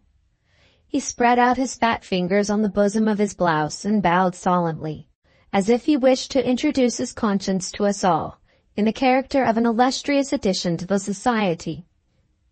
"What this document which Lady Glyde is about to sign may be," he continued, "I neither know nor desire to know. I only say this: circumstances may happen in the future which may oblige Percival or his representatives to appeal to the two witnesses, in which case it is certainly desirable that those witnesses should represent two opinions which are perfectly independent the one of the other. This cannot be if my wife signs as well as myself, because we have but one opinion between us, and that opinion is mine. I will not have it cast in my teeth at some future day that Madame Fosco acted under my coercion, and was, in plain fact, no witness at all. I speak in Percival's interest when I propose that my name shall appear as the nearest friend of the husband, and your name, Miss Halcombe, as the nearest friend of the wife. I am a Jesuit, if you please to think so, a splitter of straws, a man of trifles and crotchets and scruples. But you will humour me, I hope, in merciful consideration for my suspicious Italian character and my uneasy Italian conscience." He bowed again, stepped back a few paces, and withdrew his conscience from our society as politely as he had introduced it. The Count's scruples might have been honourable and reasonable enough, but there was something in his manner of expressing them which increased my unwillingness to be concerned in the business of the signature. No consideration of less importance than my consideration for Laura would have induced me to consent to be witness at all. One look, however, at her anxious face decided me to risk anything rather than desert her. "I will readily remain in the room," I said, "and if I find no reason for starting any small scruples on my side, you may rely on me as a witness." Sir Percival looked at me sharply, as if he was about to say something, but at the same moment Madame Fosco attracted his attention by rising from her chair. She had caught her husband's eye and had evidently received her orders to leave the room. "You needn't go," said Sir Percival. Madame Fosco looked for her orders again, got them again, said she would prefer leaving us to our business, and resolutely walked out. The Count lit a cigarette, went back to the flowers in the window, and puffed little jets of smoke at the leaves, in a state of the deepest anxiety about killing the insects. Meanwhile, Sir Percival unlocked a cupboard beneath one of the bookcases, and produced from it a piece of parchment folded longwise many times over. He placed it on the table, opened the last fold only, and kept his hand on the rest. The last fold displayed a strip of blank parchment, with little wafers stuck on it at certain places. Every line of the writing was hidden in the part which he still held folded up under his hand. Laura and I looked at each other. Her face was pale, but it showed no indecision and no fear. Sir Percival dipped a pen in ink and handed it to his wife. "Sign your name there," he said, pointing to the place. "You and Fosco are to sign afterwards, Miss Halcombe, opposite those 2 wafers. Come here, Fosco. Witnessing a signature is not to be done by mooning out the window and smoking into the flowers." The Count threw away his cigarette and joined us at the table, with his hands carelessly thrust into the scarlet belt of his blouse, and his eyes steadily fixed on Sir Percival's face. Laura, who was on the other side of her husband, with the pen in her hand, looked at him too. He stood between them, holding the folded parchment down firmly on the table, and glancing across at me as I sat opposite to him, with such a sinister mixture of suspicion and embarrassment on his face that he looked more like a prisoner at the bar than a gentleman in his own house. "Sign there," he repeated, turning suddenly on Laura and pointing once more to the place on the parchment. "What is it I am to sign?" she asked quietly. "I have no time to explain," he answered. "The dog cart is at the door and I must go directly. Besides, if I had time, you wouldn't understand. It is a purely formal document full of legal technicalities and all that sort of thing. Come, sign your name and let us have done as soon as possible." "I ought surely to know what I am signing, Sir Percival, before I write my name." "Nonsense! What have women to do with business? I tell you again, you can't understand it." "At any rate, let me try to understand it. Whenever Mr. Gilmore had any business for me to do, he always explained it first, and I always understood him." "I dare say he did. He was your servant and was obliged to explain. I am your husband and am not obliged. How much longer do you mean to keep me here? I tell you again, there is no time for reading anything. The dog cart is waiting at the door. Once for all, will you sign or will you not?" She still had the pen in her hand, but she made no approach to signing her name with it. "If my signature pledges me to anything," she said, "surely I have some claim to know what that pledge is." He lifted up the parchment and struck it angrily on the table. "Speak out," he said. "You are always famous for telling the truth. Never mind, Miss Halcombe. Never mind, Fosco. Say, in plain terms, you distrust me." The Count took one of his hands out of his belt and laid it on Sir Percival's shoulder. Sir Percival shook it off irritably. The Count put it on again with unruffled composure. "Control your unfortunate temper, Percival," he said. "Lady Glyde is right." "Right?" cried Sir Percival. "A wife right in distrusting her husband?" "It is unjust and cruel to accuse me of distrusting you," said Laura. "Ask Marian if I am not justified in wanting to know what this writing requires of me before I sign it." "I won't have any appeals made to Miss Halcombe," retorted Sir Percival. "Miss Halcombe has nothing to do with the matter." I had not spoken hitherto, and I would much rather not have spoken now. The expression of distress in Laura's face when she turned it towards me, and the insolent injustice of her husband's conduct, left me no other alternative than to give my opinion, for her sake, as soon as I was asked for it. "Excuse me, Sir Percival," I said, "but as one of the witnesses to the signature, I venture to think that I have something to do with the matter. Laura's objection seems to me a perfectly fair one, and speaking for myself only, I cannot assume the responsibility of witnessing her signature unless she first understands what the writing is which you wish her to sign." "A cool declaration, upon my soul," cried Sir Percival. "The next time you invite yourself to a man's house, Miss Halcombe, I recommend you not to repay his hospitality by taking his wife's side against him in a matter that doesn't concern you." I started to my feet as suddenly as if he had struck me. If I had been a man, I would have knocked him down on the threshold of his own door, and have left his house, never on any earthly consideration to enter it again. But I was only a woman, and I loved his wife so dearly. Thank God, that faithful love helped me, and I sat down again without saying a word. She knew what I had suffered and what I had suppressed. She ran round to me with the tears streaming from her eyes. "Oh, Marian," she whispered softly, "if my mother had been alive, she could have done no more for me." "Come back and sign," cried Sir Percival from the other side of the table. "Shall I?" she asked in my ear. "I will, if you tell me." "No," I answered. "The right and the truth are with you. Sign nothing unless you have read it first." "Come back and sign," he reiterated in his loudest and angriest tones. The Count, who had watched Laura and me with close and silent attention, interposed for the second time. "Percival," he said, "I remember that I am in the presence of ladies. Be good enough, if you please, to remember it too." Sir Percival turned on him speechless with passion.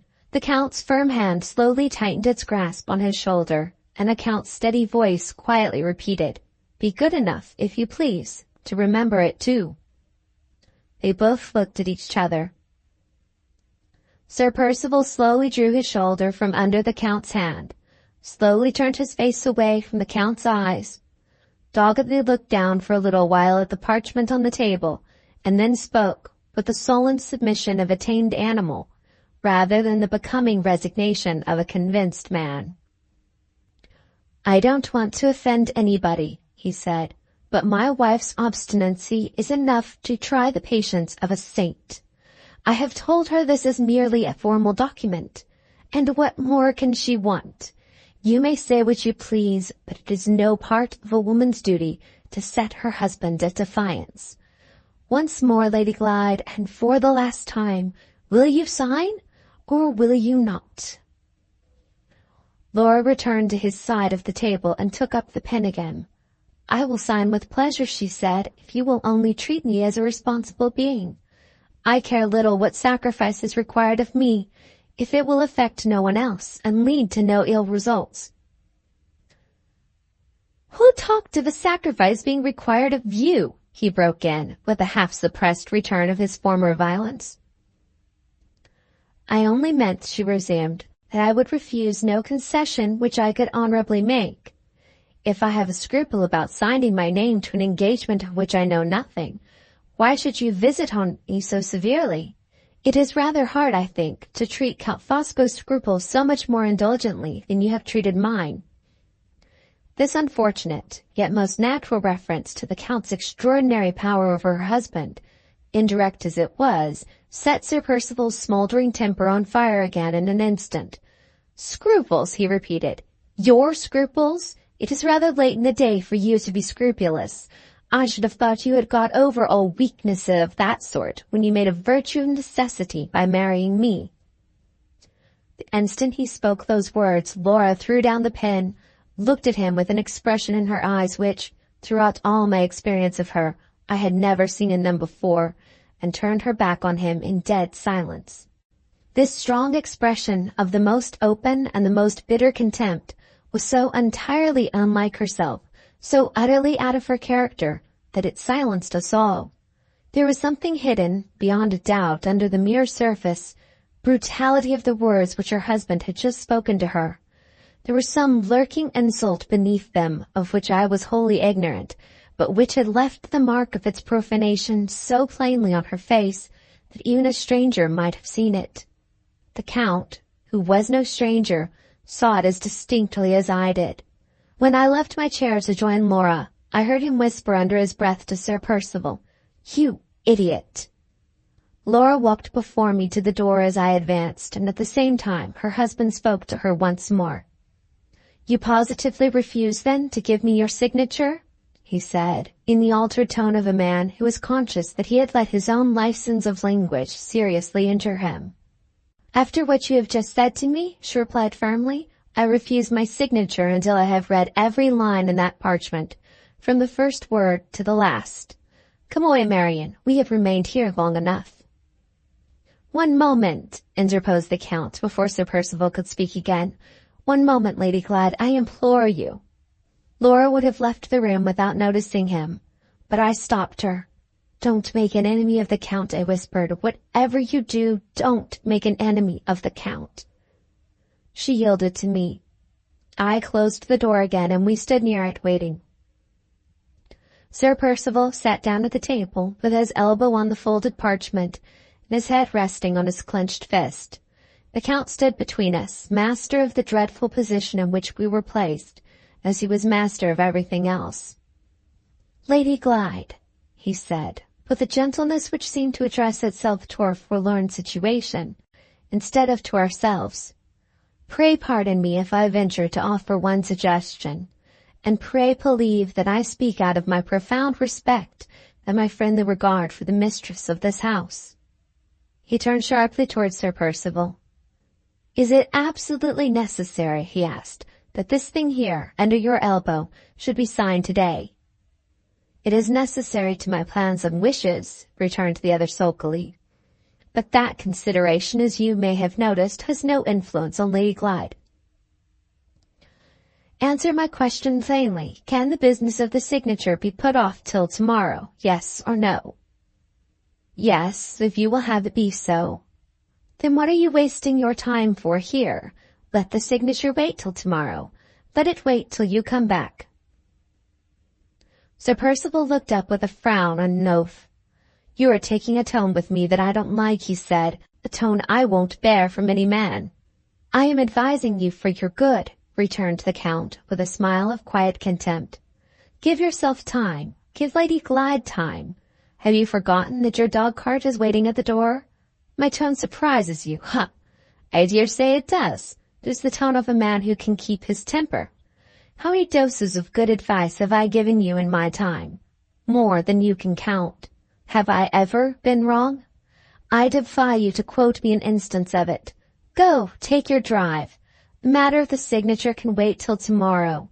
Let it wait, and renew it when you come back." Sir Percival hesitated and looked at his watch.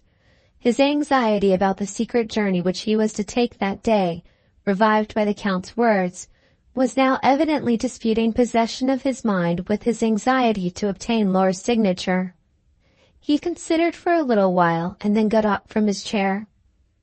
"It is easy to argue me down," he said, "when I have no time to answer you. I will take your advice, Fosco, not because I want it or believe in it, but because I can't stop here any longer." He paused and looked round darkly at his wife. "If you don't give me your signature when I come back tomorrow—" The rest was lost in the noise of his opening the bookcase cupboard again and locking up the parchment once more. He took off his hat and gloves off the table and made for the door. Laura and I drew back to let him pass. "Remember, tomorrow," he said to his wife, and went out. We waited to give him time to cross the hall and drive away. The Count approached us while we were standing near the door. "You have just seen Percival at his worst, Miss Halcombe," he said. "As his old friend, I am sorry for him and ashamed of him. As his old friend, I promise you that he will not break out tomorrow in the same disgraceful manner in which he has broken out today." Laura had taken my arm while he was speaking, and she pressed it significantly when he had done. It would have been a hard trial for any woman to stand by and see the office of apologist for her husband's misconduct quietly assumed by his male friend in her own house, and it was a trial to her. I thanked the Count civilly and let her out.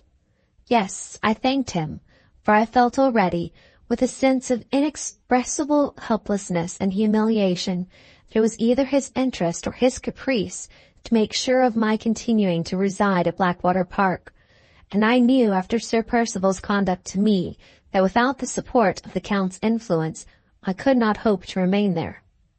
His influence, the influence of all others that I dreaded most, was actually the one tie which now held me to Laura in the hour of her utmost need.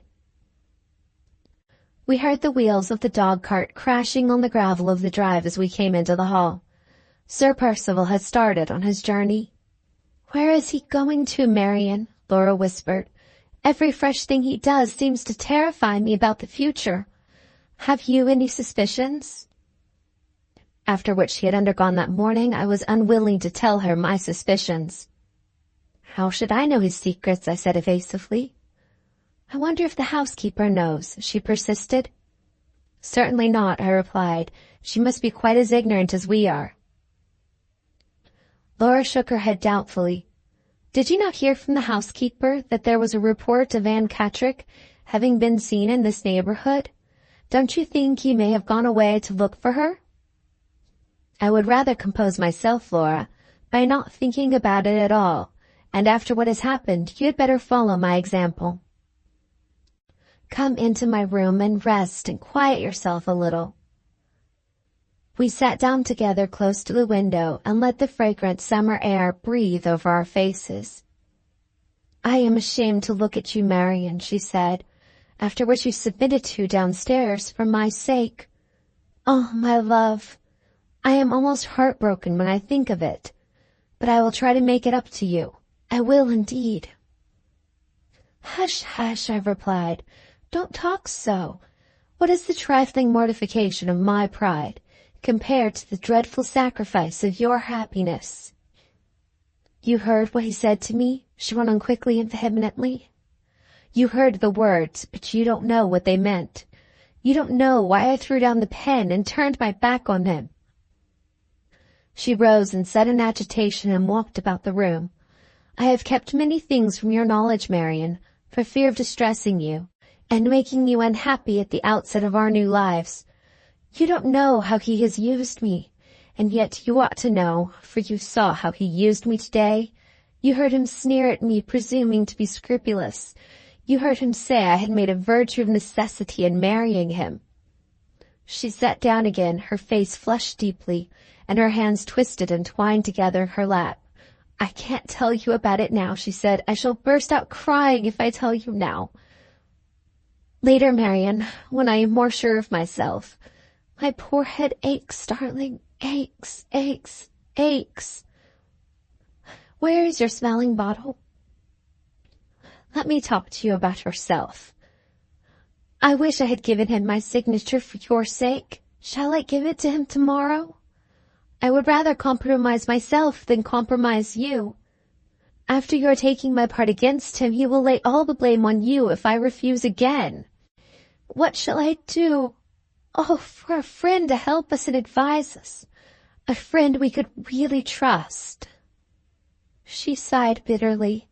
I saw in her face that she was thinking of Hartright, saw it the more plainly because her last words set me thinking of him too. In 6 months only from her marriage, we wanted the faithful service he had offered us in his farewell words. How little I once thought that we should ever want it at all. We must do what we can to help ourselves, I said. Let us try to talk it over calmly, Laura. Let us do all in our power to decide for the best.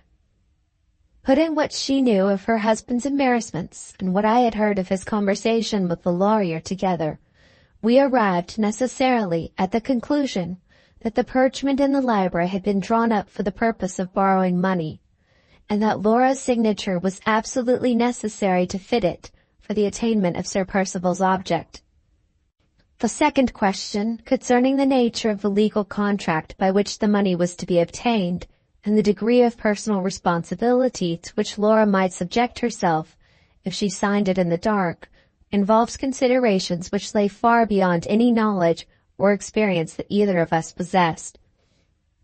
My own convictions led me to believe that the hidden contents of the parchment concealed a transaction of the meanest and the most fraudulent kind.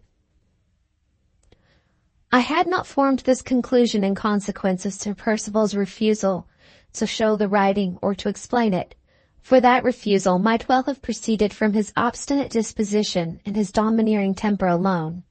My sole motive in distrusting his honesty sprang from the change which I had observed in his language and his manners at Blackwater Park, a change which convinced me that he had been acting a part throughout the whole period of his probation at Limmeridge House. His elaborate delicacy, his ceremonious politeness, which harmonized so agreeably with Mr. Gilmore's old-fashioned notions, his modesty with Laura, his candor with me, his moderation with Mr. Fairlie, all these were the artifices of a mean, cunning, and brutal man, who had dropped his disguise when his practised duplicity had gained its end, and had openly shown himself in the library on that very day. I say nothing of the grief which this discovery caused me on Laura's account, for it is not to be expressed by any words of mine. I only refer to it at all because it decided me to oppose her signing the parchment, whatever the consequences must be, unless she was first made acquainted with the contents. Under these circumstances, the one chance for us when tomorrow came was to be provided with an objection to giving the signature, which might rest on sufficiently firm commercial or legal grounds to shake Sir Percival's resolution, and to make him suspect that we two women understood the laws and obligations of business, as well as himself. After some pondering, I determined to write to the only honest man within reach, whom we could trust to help us discreetly in our forlorn situation. That man was Mr. Gilmore's partner, Mr. Kyrle, who conducted the business now that our old friend had been obliged to withdraw from it, and to leave London on account of his health. I explained to Laura that I had Mr. Gilmore's own authority for placing implicit confidence in his partner's integrity, discretion, and accurate knowledge of all her affairs, and with her full approval I sat down at once to write the letter. I began by stating our position to Mr. Kyrle exactly as it was, and then asking for his advice in return, expressed in plain, downright terms which he could comprehend without any danger of misinterpretations and mistakes. My letter was as short as I could possibly make it, and was, I hope, unencumbered by needless apologies and needless details. Just as I was about to put the address on the envelope, an obstacle was discovered by Laura, which in the effort and preoccupation of writing had escaped my mind altogether. "How are we to get the answer in time?" she asked. "Your letter will not be delivered in London before tomorrow morning, and the post will not bring the reply here till the morning after." The only way of overcoming this difficulty was to have the answer brought to us from the lawyer's office by a special messenger. I wrote a postscript to that effect, begging that the messenger might be dispatched with the reply by the 11 o'clock morning train, which would bring him to our station at 20 minutes past 1, and so enable him to reach Blackwater Park by 2 o'clock at the latest. He was to be directed to ask for me, to answer no questions addressed to him by anyone else, and to deliver his letter into no hands but mine. In case Sir Percival should come back tomorrow before 2 o'clock, I said to Laura, the wisest plan for you to adopt is to be out in the grounds all the morning with your book or your work, and not to appear at the house till the messenger has had time to arrive with the letter. I will wait here for him all the morning to guard against any misadventures or mistakes. By following this arrangement, I hope and believe we shall avoid being taken by surprise. Let us go down to the drawing-room now. We may excite suspicion if we remain shut up together too long." "Suspicion?" she repeated. "Whose suspicion can we excite now that Sir Percival has left the house? Do you mean Count Fosco?" "Perhaps I do, Laura." "You are beginning to dislike him as much as I do, Marian." "No, not to dislike him. Dislike is always more or less associated with contempt. I can see nothing in the Count to despise." "You are not afraid of him, are you?" "Perhaps I am, a little." "Afraid of him, after his interference in our favor today?" "Yes, I am more afraid of his interference than I am of Sir Percival's violence. Remember what I said to you in the library. Whatever you do, Laura, don't make an enemy of the Count." We went downstairs. Laura entered the drawing-room while I proceeded across the hall, with my letter in my hand to put it into the post-bag, which hung against the wall opposite to me. The house door was open, and as I crossed past it, I saw Count Fosco and his wife standing talking together on the steps outside, with their faces turned towards me. The Countess came into the hall rather hastily, and asked if I had leisure enough for 5 minutes' private conversation. Feeling a little surprised by such an appeal from such a person, I put my letter into the bag and replied that I was quite at her disposal. She took my arm with unaccustomed friendliness and familiarity, and instead of leading me into an empty room, drew me out with her to the belt of turf which surrounded the large fish pond. As we passed the Count on the steps, he bowed and smiled, and then went at once into the house, pushing the hall door to after him, but not actually closing it. The Countess walked me gently round the fish pond. I expected to be made the depository of some extraordinary confidence, and I was astonished to find that Madame Fosco's communication from my private ear was nothing more than a polite assurance of her sympathy for me after what had happened in the library. Her husband had told her of all that had passed, and of the insolent manner in which Sir Percival had spoken to me. This information had so shocked and distressed her, on my account and on Laura's, that she had made up her mind, if anything of the sort happened again, to mark her sense of Sir Percival's outrageous conduct by leaving the house. The Count had approved of her idea, and she now hoped that I approved of it too. I thought this a very strange proceeding on the part of such a remarkably reserved woman as Madame Fosco, especially after the interchange of sharp speeches which had passed between us during the conversation in the boat-house on that very morning. However, it was my plain duty to meet a polite and friendly advance on the part of one of my elders with a polite and friendly reply. I answered the Countess accordingly in her own tone, and then, thinking we had said all that was necessary on either side, made an attempt to get back to the house. But Madame Fosco seemed resolved not to part with me, and to my unspeakable amazement resolved also to talk. Hitherto the most silent of women, she now persecuted me with fluent conventionalities on the subject of married life, on the subject of Sir Percival O'Mora, on the subject of her own happiness, on the subject of the late Mr. Fairlie's conduct to her in the matter of her legacy, and on half a dozen other subjects besides, until she had detained me walking round and round the fish pond for more than half an hour, and had quite wearied me out. Whether she had discovered this or not, I cannot say, but she stopped as abruptly as she had begun, looked towards the house door, resumed her icy manner in a moment, and dropped my arm of her own accord before I could think of an excuse for accomplishing my own release from her. As I pushed open the door and entered the hall, I found myself suddenly face to face with the Count again. He was just putting a letter into the post-bag. After he had dropped it in and had closed the bag, he asked me where I had left Madame Fosco. I told him, and he went out at the hall door immediately to join his wife. His manner when he spoke to me was so unusually quiet and subdued that I turned and looked after him, wondering if he were ill or out of spirits. Why my next proceeding was to go straight up to the post-bag and take out my own letter and look at it again, with a vague distrust on me, and why the looking at it the second time instantly suggested the idea to my mind of sealing the envelope for its greater security, were mysteries which are either too deep or too shallow for me to fathom. Women, as everyone knows, constantly act on impulses which they cannot explain even to themselves, and I can only suppose that one of those impulses was the hidden cause of my unaccountable conduct on this occasion. Whatever influence animated me, I found cause to congratulate myself on having obeyed it as soon as I prepared to seal the letter in my own room. I had originally closed the envelope in the usual way, by moistening the adhesive point and pressing it on the paper beneath, and when I now tried it with my finger, after a lapse of full 3/4 of an hour, the envelope opened on the instant, without sticking or tearing.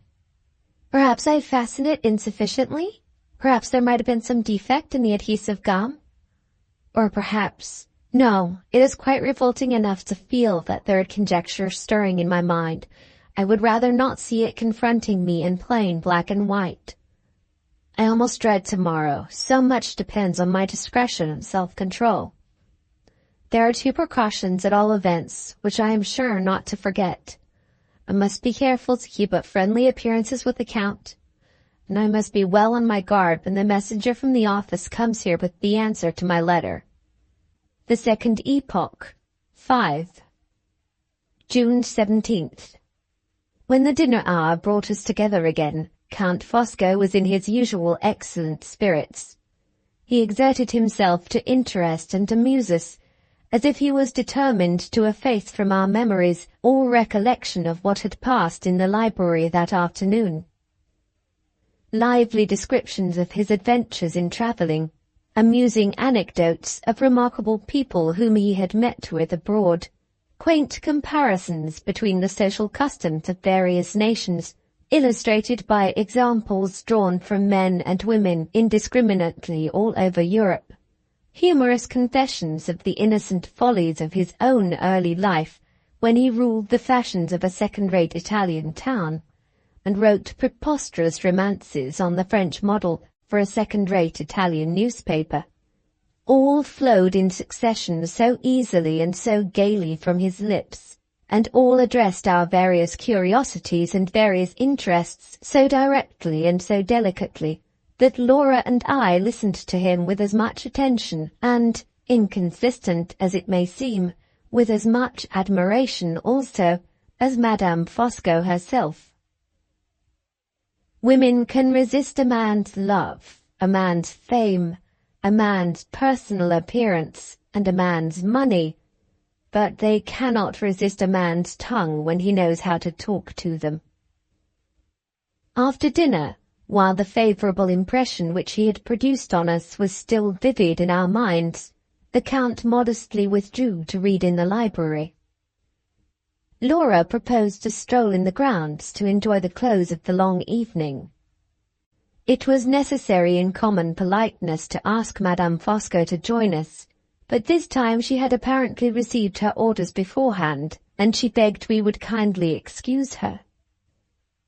"The Count will probably want a fresh supply of cigarettes," she remarked by way of apology, "and nobody can make them to his satisfaction but myself."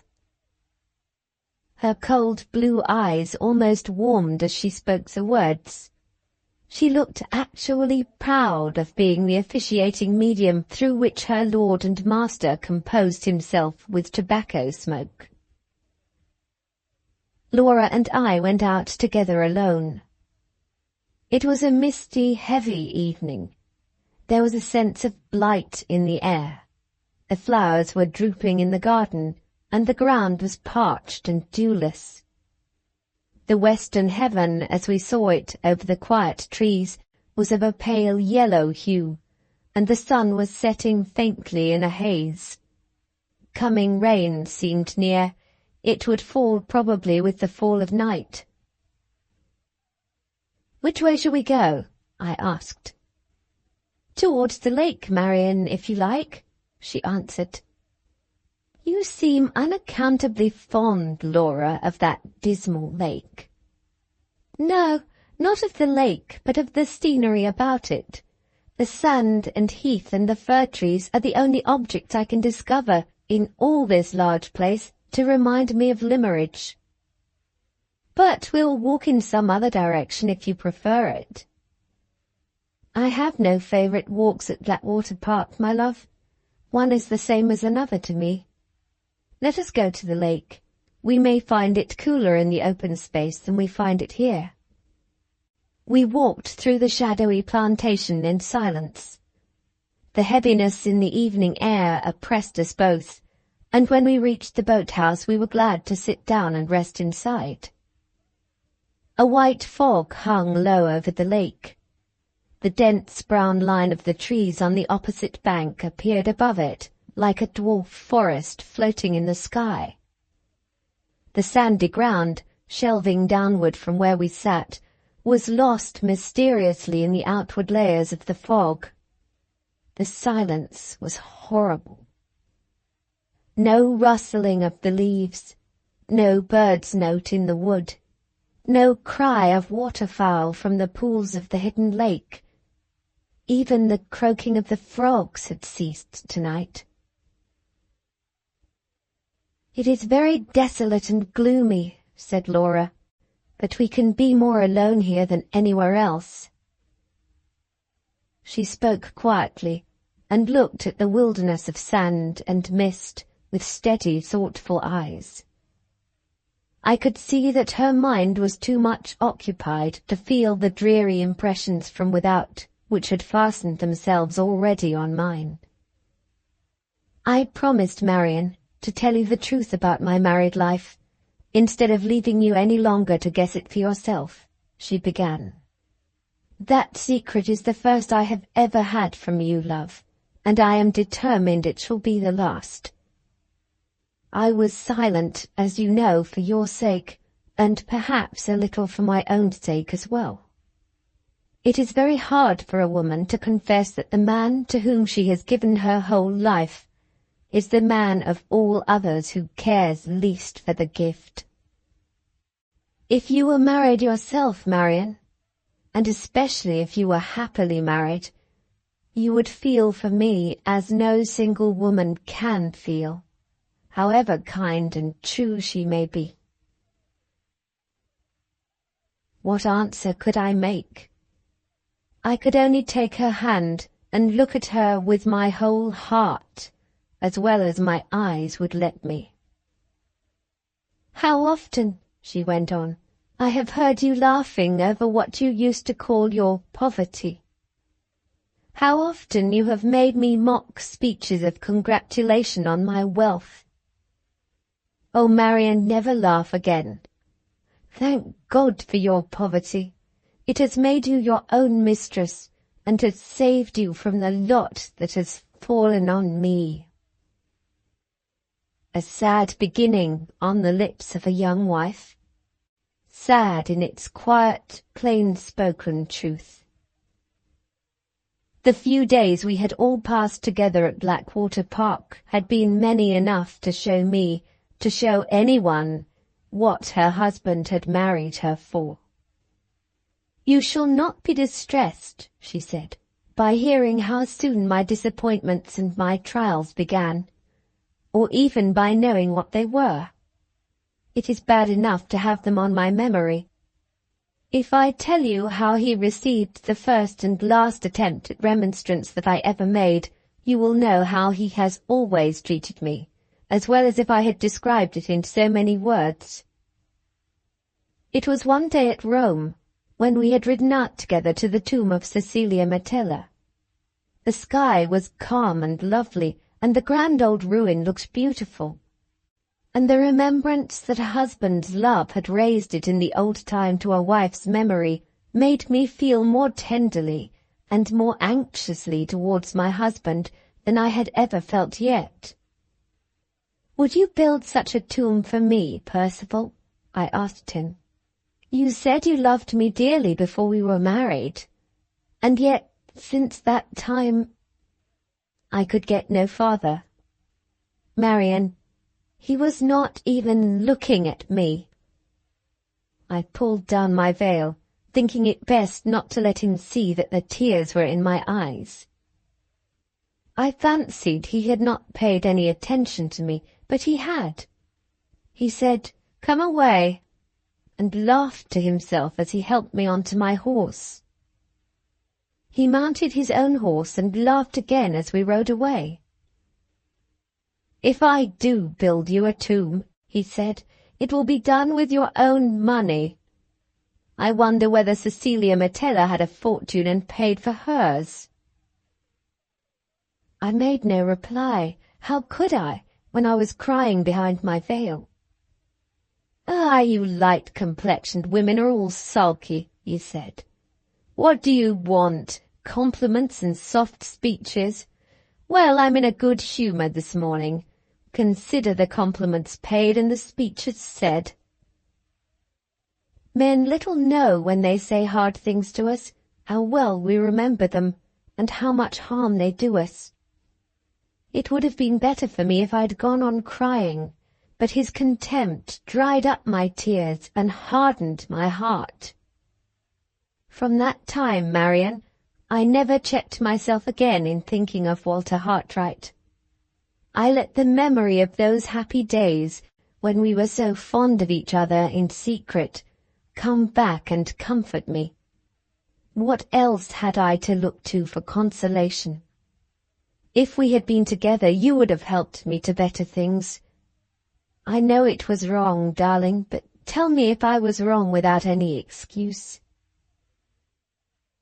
I was obliged to turn my face from her. "Don't ask me," I said. "Have I suffered as you have suffered? What right have I to decide? I used to think of him she pursued, dropping her voice and moving closer to me. I used to think of him when Percival left me alone at night to go among the opera people. I used to fancy what I might have been if it had pleased God to bless me with poverty, and if I had been his wife. I used to see myself in my neat, cheap gown, sitting at home and waiting for him while he was earning our bread. Sitting at home and working for him and loving him all the better because I had to work for him, seeing him come in tired and taking off his hat and coat for him, and Marian pleasing him with little dishes at dinner that I had learned to make for his sake. Oh, I hope he is never lonely enough and sad enough to think of me and see me as I have thought of him and see him. As she said those melancholy words, all the lost tenderness returned to her voice, and all the lost beauty trembled back into her face. Her eyes rested as lovingly on the blighted, solitary, ill-omened view before us, as if they saw the friendly hills of Cumberland in the dim and threatening sky. "Don't speak of Walter any more," I said, as soon as I could control myself. "Oh, Laura, spare us both the wretchedness of talking of him now." She roused herself and looked at me tenderly. "I would rather be silent about him forever," she answered, "than cause you a moment's pain." "It is in your interests," I pleaded. "It is for your sake that I speak. If your husband heard you—" "It would not surprise him if he did hear me." She made that strange reply with a weary calmness and coldness. The change in her manner when she gave the answer startled me almost as much as the answer itself. "Not surprise him?" I repeated. "Laura, remember what you are saying. You frighten me." "It is true," she said. "It is what I wanted to tell you today when we were talking in your room. My only secret when I opened my heart to him at Limmeridge was a harmless secret, Marian. You said so yourself. The name was all I kept from him. And he has discovered it." I heard her, but I could say nothing. Her last words had killed the little hope that still lived in me. "It happened at Rome," she went on, as wearily calm and cold as ever. "We were at a little party given to the English by some friends of Sir Percival's, Mr. and Mrs. Markland. Mrs. Markland had the reputation of sketching very beautifully, and some of the guests prevailed on her to show us her drawings. We all admired them, but something I said attracted her attention particularly to me. "Surely you draw yourself?" she asked. "I used to draw a little once," I answered, "but I have given it up." "If you have once drawn," she said, "you may take to it again one of these days, and if you do, I wish you would let me recommend you a master." I said nothing. You know why, Marian, and tried to change the conversation. But Mrs. Markland persisted. "I have had all sorts of teachers," she went on, "but the best of all, the most intelligent and the most attentive, was a Mr. Hartright. If you ever take up your drawing again, do try him as a master. He is a young man, modest and gentlemanlike. I am sure you will like him." Think of those words being spoken to me publicly, in the presence of strangers who had been invited to meet the bride and bridegroom. I did all I could to control myself. I said nothing, and looked down close at the drawings. When I ventured to raise my head again, my eyes and my husband's eyes met, and I knew by his look that my face had betrayed me. "We will see about Mr. Hartright. he said, looking at me all the time, "when we get back to England. I agree with you, Mrs. Markland. I think Lady Glyde is sure to like him." He laid an emphasis on the last words which made my cheeks burn and set my heart beating as if it would stifle me. Nothing more was said. We came away early. He was silent in the carriage driving back to the hotel. He helped me out and followed me upstairs as usual. But the moment we were in the drawing-room he locked the door, pushed me down into a chair, and stood over me with his hands on my shoulders. "Ever since that morning when you made your audacious confession to me at Limmeridge," he said, "I have wanted to find out the man. And I found him in your face tonight. Your drawing master was the man, and his name is Hartright. You shall repent it, and he shall repent it, to the last hour of your lives. Now go to bed and dream of him if you like, with the marks of my horsewhip on his shoulders. Whenever he is angry with me now, he refers to what I acknowledged to him in your presence with a sneer or a threat. I have no power to prevent him from putting his own horrible construction on the confidence I placed in him. I have no influence to make him believe me or to keep him silent. You looked surprised today when you heard him tell me that I had made a virtue of necessity in marrying him. You will not be surprised again when you hear him repeat it the next time he is out of temper. Oh, Marian, don't, you hurt me." I had caught her in my arms, and the sting and torment of my remorse had closed them round her like a vice. Yes, my remorse. The white despair of Walter's face, when my cruel words struck him to the heart in the summer-house at Limmeridge, rose before me in mute, unendurable reproach. My hand had pointed the way which led the man my sister loved, step by step, far from his country and his friends. Between those two young hearts I had stood to sunder them for ever, the one from the other. And his life and her life lay wasted before me alike in witness of the deed. I had done this, and done it for Sir Percival Glyde. For Sir Percival Glyde. I heard her speaking, and I knew by the tone of her voice that she was comforting me, I, who deserved nothing but the reproach of her silence. How long it was before I mastered the absorbing misery of my own thoughts I cannot tell. I was first conscious that she was kissing me, and then my eyes seemed to wake on a sudden to their sense of outward things, and I knew that I was looking mechanically straight before me at the prospect of the lake. "It is late," I heard her whisper. "It will be dark in the plantation." She shook my arm and repeated, "Marian, it will be dark in the plantation." "Give me a minute longer," I said. "A minute to get better in." I was afraid to trust myself to look at her yet, and I kept my eyes fixed on the view. It was late.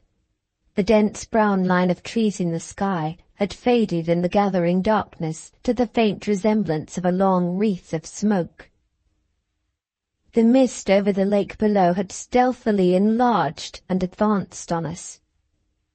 The silence was as breathless as ever, but the horror of it had gone, and the solemn mystery of its stillness was all that remained. "We are far from the house," she whispered. "Let us go back." She stopped suddenly, and turned her face from me towards the entrance of the boat-house. "Marian," she said, trembling violently, "do you see nothing? Look." "Where?"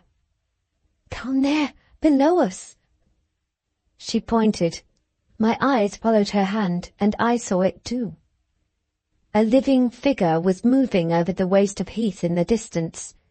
It crossed our range of view from the boathouse and passed darkly along the outer edge of the mist. It stopped far off in front of us, waited, and passed on, moving slowly, with the white cloud of mist behind it and above it. Slowly, slowly, till it glided by the edge of the boathouse, and we saw it no more. We were both unnerved by what had passed between us that evening. Some minutes elapsed before Laura would venture into the plantation, and before I could make up my mind to lead her back to the house. "Was it a man or a woman?" she asked in a whisper as we moved at last into the dark dampness of the outer air. "I am not certain." "Which do you think?" "It looked like a woman." "I was afraid it was a man in a long cloak."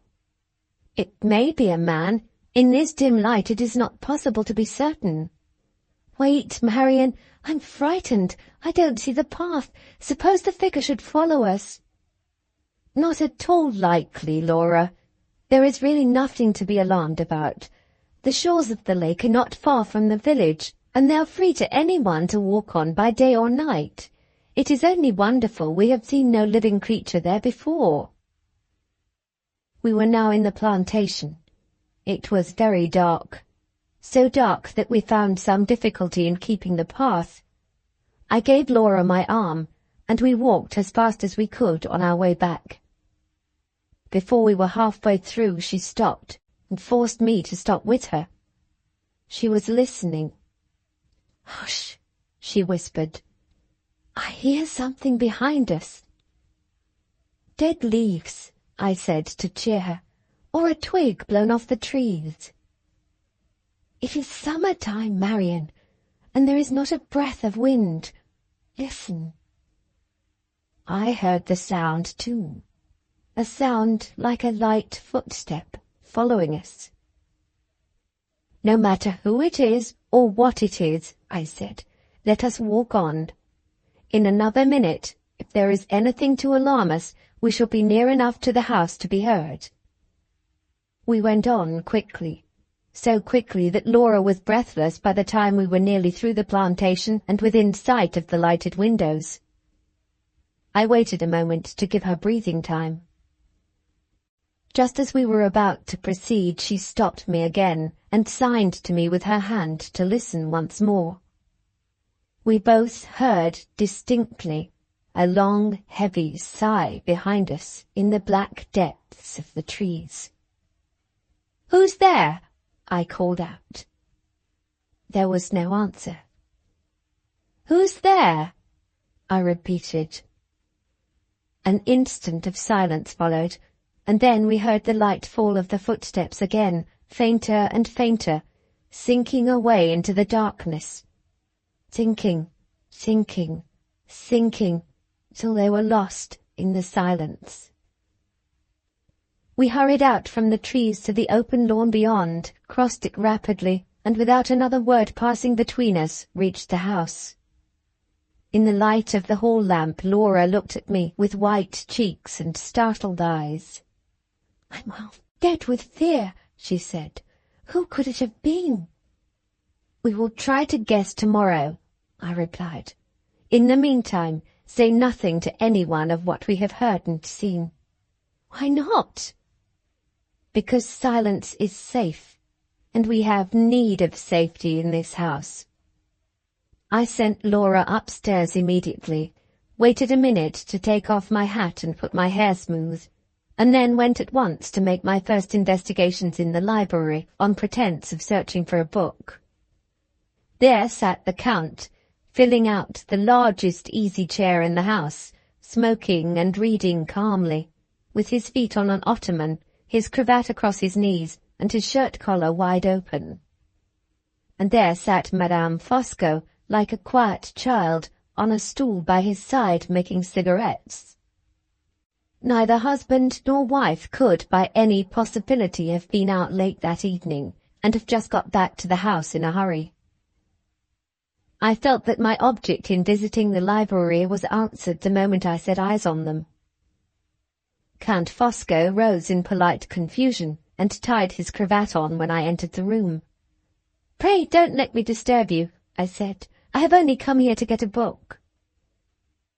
"All unfortunate men of my size suffer from the heat," said the Count, refreshing himself gravely with a large green fan. "I wish I could change places with my excellent wife. She is as cool at this moment as a fish in the pond outside." The Countess allowed herself to thaw under the influence of her husband's quaint comparison. "I am never warm, Miss Halcombe," she remarked, with the modest air of a woman who was confessing to one of her own merits. "Have you and Lady Glyde been out this evening?" asked the Count, while I was taking a book from the shelves to preserve appearances. "Yes, we went out to get a little air." "May I ask in what direction?" "In the direction of the lake, as far as the boathouse." "Aha! As far as the boathouse?" Under other circumstances I might have resented his curiosity, but tonight I hailed it as another proof that neither he nor his wife were connected with the mysterious appearance at the lake. "No more adventures, I suppose, this evening?" he went on. "No more discoveries like your discovery of the wounded dog?" He fixed his unfathomable grey eyes on me, with that cold, clear, irresistible glitter in them which always forces me to look at him, and always makes me uneasy while I do look. An unutterable suspicion that his mind is prying into mine overcomes me at these times, and it overcame me now. "No," I said shortly, "no adventures, no discoveries." I tried to look away from him and leave the room. Strange as it seems, I hardly think I should have succeeded in the attempt if Madame Fosco had not helped me by causing him to move and look away first. "Count, you're keeping Miss Halcombe standing," she said. The moment he turned round to get me a chair, I seized my opportunity, thanked him, made my excuses, and slipped out. An hour later, when Laura's maid happened to be in her mistress's room, I took occasion to refer to the closeness of the night, with a view to ascertaining next how the servants had been passing their time. "Have you been suffering much from the heat downstairs?" I asked. "No, miss," said the girl. "We have not felt it to speak of." "You've been out in the woods then, I suppose?" "Some of us thought of going, miss, but cook said she should take her chair into the cool courtyard outside the kitchen door, and on second thoughts all the rest of us took our chairs out there too." The housekeeper was now the only person who remained to be accounted for. "Is Mrs. Mitchelson gone to bed yet?" I inquired. "I should think not, miss," said the girl, smiling. "Mrs. Mitchelson is more likely to be getting up just now than going to bed." "Why, what do you mean? Has Mrs. Mitchelson been taking to her bed in the daytime?" "No, miss, not exactly, but the next thing to it. She's been asleep all the evening on the sofa in her own room."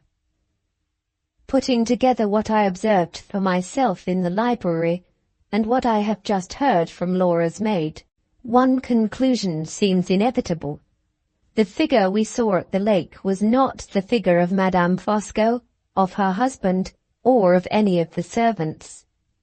The footsteps we heard behind us were not the footsteps of anyone belonging to the house. Who could it have been? It seems useless to inquire. I cannot even decide whether the figure was a man's or a woman's. I can only say that I think it was a woman's. The second epoch, 6. June 18th. The misery of self-reproach which I suffered yesterday evening on hearing what Laura told me in the boathouse returned in the loneliness of the night, and kept me waking and wretched for hours. I lighted my candle at last, and searched through my old journals to see what my share in the fatal error of her marriage had really been, and what I might have once done to save her from it. The result soothed me a little, for it showed that, however blindly and ignorantly I acted for the best. Crying generally does me harm, but it was not so last night. I think it relieved me. I rose this morning with a settled resolution and a quiet mind. Nothing Sir Percival can say or do shall ever irritate me again, or make me forget for one moment that I am staying here in defiance of mortifications, insults, and threats, for Laura's service and for Laura's sake. The speculations in which we might have indulged this morning on the subject of the figure at the lake and the footsteps in the plantation have been all suspended by a trifling accident which has caused Laura great regret. She has lost the little brooch I gave her for a keepsake on the day before her marriage. As she wore it when we went out yesterday evening, we can only suppose that it must have dropped from her dress, either in the boathouse or on our way back. The servants have been sent to search and have returned unsuccessful. And now Laura herself has gone to look for it. Whether she finds it or not, the loss will help to excuse her absence from the house if Sir Percival returns before the letter from Mr. Gilmore's partner is placed in my hands. 1 o'clock has just struck. I am considering whether I had better wait here for the arrival of the messenger from London, or slip away quietly and watch for him outside the lodge gate. My suspicion of everybody and everything in this house inclines me to think that the second plan may be the best. The Count is safe in the breakfast-room. I heard him through the door as I ran upstairs 10 minutes since, exercising his canary birds at their tricks. Come out on my little finger, my pretties. Come out and hop upstairs. 1, 2, 3, and up. 3, 2, 1, and down. 1, 2, 3, twit, twit, twit, twit. The birds burst into their usual ecstasy of singing, and the Count chirruped and whistled at them in return, as if he was a bird himself. My room door is open, and I can hear the shrill singing and whistling at this very moment. If I am really to slip out without being observed, now is my time. 4 o'clock. The 3 hours that have passed since I made my last entry have turned the whole march of events at Blackwater Park in a new direction. Whether for good or for evil I cannot and dare not decide. Let me get back first to the place at which I left off, or I shall lose myself in the confusion of my own thoughts. I went out, as I had proposed, to meet the messenger with my letter from London at the lodge gate. On the stairs I saw no one. In the hall I heard the Count still exercising his birds, but on crossing the quadrangle outside I passed Madame Fosco, walking by herself in her favourite circle, round and round the great fish-pond. I at once slackened my pace, so as to avoid all appearance of being in a hurry, and even went the length, for caution's sake, of inquiring if she thought of going out before lunch. She smiled at me in the friendliest manner, said she preferred remaining near the house, nodded pleasantly and re-entered the hall. I looked back, and saw that she had closed the door before I had opened the wicket by the side of the carriage gates. In less than a quarter of an hour I reached the lodge. The lane outside took a sudden turn to the left, ran on straight for 100 yards or so, and then took another sharp turn to the right to join the high road. Between these two turns, hidden from the lodge on one side, and from the way to the station on the other, I waited, walking backwards and forwards. High hedges were on either side of me, and for 20 minutes by my watch I neither saw nor heard anything. At the end of that time the sound of a carriage caught my ear, and I was met, as I advanced towards the second turning, by a fly from the railway. I made a sign to the driver to stop. As he obeyed me, a respectable-looking man put his head out of the window to see what was the matter. "I beg your pardon," I said, "but am I right in supposing that you are going to Blackwater Park?" "Yes, ma'am." "With a letter for anyone?" "With a letter for Miss Halcombe, ma'am." "You may give me the letter. I am Miss Halcombe." The man touched his hat, got out of the fly immediately, and gave me the letter. I opened it at once and read these lines. I copy them here, thinking it best to destroy the original for caution's sake. "Dear Madam, your letter received this morning has caused me very great anxiety. I will reply to it as briefly and plainly as possible. My careful consideration of the statement made by yourself, and my knowledge of Lady Glyde's position as defined in the settlement, lead me, I regret to say, to the conclusion that a loan of the trust money to Sir Percival, or in other words, a loan of some portion of the £20,000 of Lady Glyde's fortune, is in contemplation, and that she is made a party to the deed in order to secure her approval of a flagrant breach of trust, and to have her signature produced against her if she should complain hereafter. It is impossible on any other supposition to account, situated as she is, for her execution to a deed of any kind being wanted at all. In the event of Lady Glyde's signing such a document, as I am compelled to suppose the deed in question to be, her trustees would be at liberty to advance money to Sir Percival out of her £20,000. If the amount so lent should not be paid back, and if Lady Glyde should have children, their fortune will then be diminished by the sum, large or small, so advanced. In plainer terms still, the transaction, for anything that Lady Glyde knows to the contrary, may be a fraud upon her unborn children. Under these serious circumstances, I would recommend Lady Glyde to assign as a reason for withholding her signature that she wishes the deed to be first submitted to myself as her family solicitor, in the absence of my partner, Mr. Gilmore. No reasonable objection can be made to taking this course, for if the transaction is an honourable one, there will necessarily be no difficulty in my giving my approval.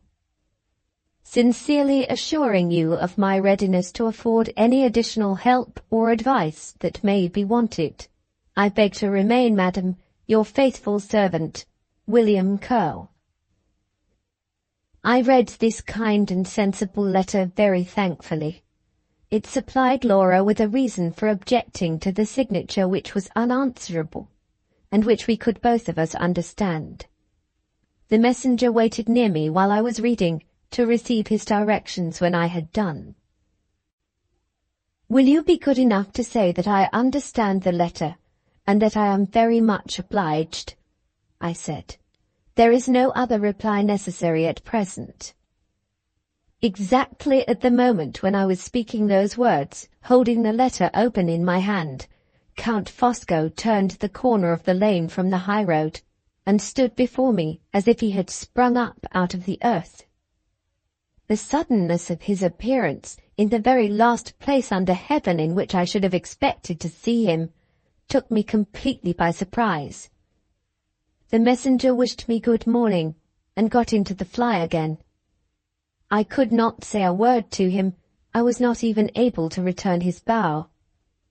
The conviction that I was discovered, and by that man of all others, absolutely petrified me.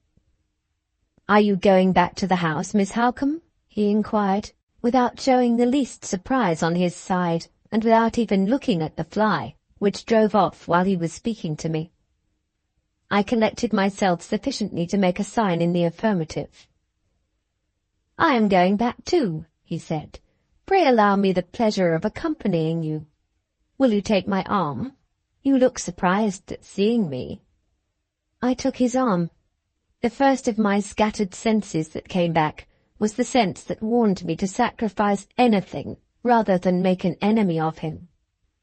"You look surprised at seeing me," he repeated in his quietly pertinacious way. "I thought, Count, I heard you with your birds in the breakfast-room," I answered, as quietly and firmly as I could.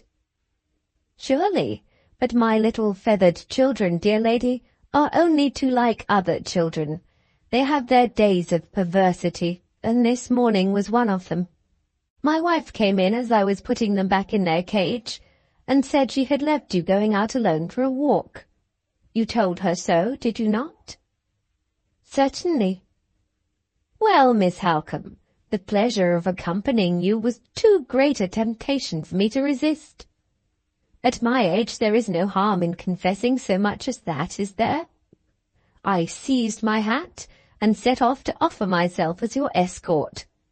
Even so fat an old man as Fosco is surely better than no escort at all. I took the wrong path. I came back in despair, and here I am, arrived, may I say it, at the height of my wishes." He talked on in this complimentary strain with a fluency which left me no exertion to make beyond the effort of maintaining my composure.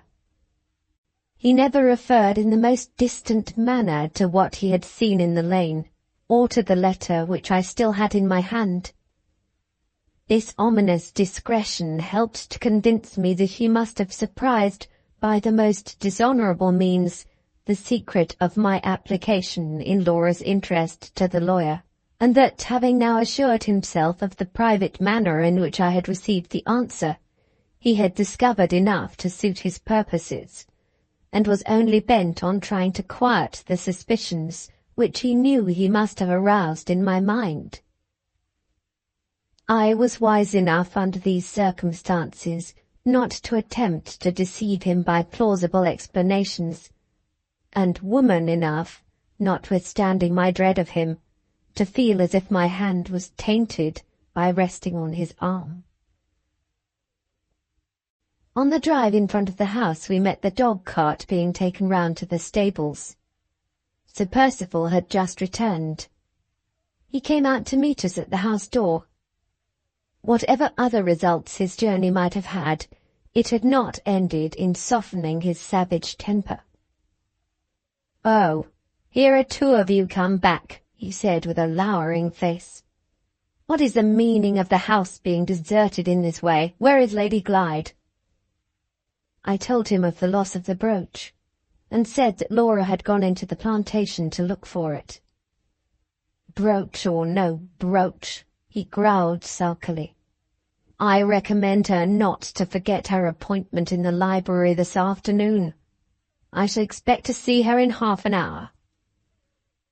I took my hand from the Count's arm and slowly ascended the steps. He honoured me with one of his magnificent bows, and then addressed himself gaily to the scowling master of the house. "Tell me, Percival," he said, "have you had a pleasant drive? And has your pretty shining brown Molly come back at all tired?" "Brown Molly be hanged, and the drive too. I want my lunch." "And I want 5 minutes' talk with you, Percival, first," returned the Count. 5 minutes' talk, my friend, here on the grass." "What about?" "About business that very much concerns you." I lingered long enough in passing through the hall door to hear this question and answer, and to see Sir Percival thrust his hands into his pockets in sullen hesitation. "If you want to badger me with any more of your infernal scruples," he said, "I for one won't hear them. I want my lunch." "Come out here and speak to me," repeated the Count, still perfectly uninfluenced by the rudest speech that his friend could make to him. Sir Percival descended the steps. The Count took him by the arm and walked him away gently. The business, I was sure, referred to the question of the signature. They were speaking of Laura and of me beyond a doubt. I felt heartsick and faint with anxiety. It might be of the last importance to both of us to know what they were saying to each other at that moment, and not one word of it could by any possibility reach my ears. I walked about the house from room to room, with the lawyer's letter in my bosom. I was afraid by this time even to trust it under lock and key, till the oppression of my suspense half maddened me. There were no signs of Laura's return, and I thought of going out to look for her. But my strength was so exhausted by the trials and anxieties of the morning that the heat of the day quite overpowered me, and after an attempt to get to the door, I was obliged to return to the drawing-room and lie down on the nearest sofa to recover. I was just composing myself when the door opened softly and the Count looked in. "1,000 pardons, Miss Halcombe," he said. "I only venture to disturb you because I am the bearer of good news. Percival, who is capricious in everything as you know, has seen fit to alter his mind at the last moment, and the business of the signature is put off for the present. A great relief to all of us, Miss Halcombe, as I see with pleasure in your face. Pray present my best respects and felicitations when you mention this pleasant change of circumstances to Lady Glyde." He left me before I had recovered my astonishment. There could be no doubt that this extraordinary alteration of purpose in the matter of the signature was due to his influence, and that his discovery of my application to London yesterday, and of my having received an answer to it today, had offered him the means of interfering with certain success. I felt these impressions, but my mind seemed to share the exhaustion of my body, and I was in no condition to dwell on them with any useful reference to the doubtful present or the threatening future. I tried a second time to run out and find Laura, but my head was giddy and my knees trembled under me. There was no choice but to give it up again and return to the sofa, sorely against my will. The quiet in the house and the low murmuring hum of summer insects outside the open window soothed me. My eyes closed of themselves, and I passed gradually into a strange condition which was not waking, for I knew nothing of what was going on about me, and not sleeping, for I was conscious of my own repose. In this state my fevered mind broke loose from me while my weary body was at rest, and in a trance or daydream of my fancy, I know not what to call it, I saw Walter Hartright. I had not thought of him since I rose that morning.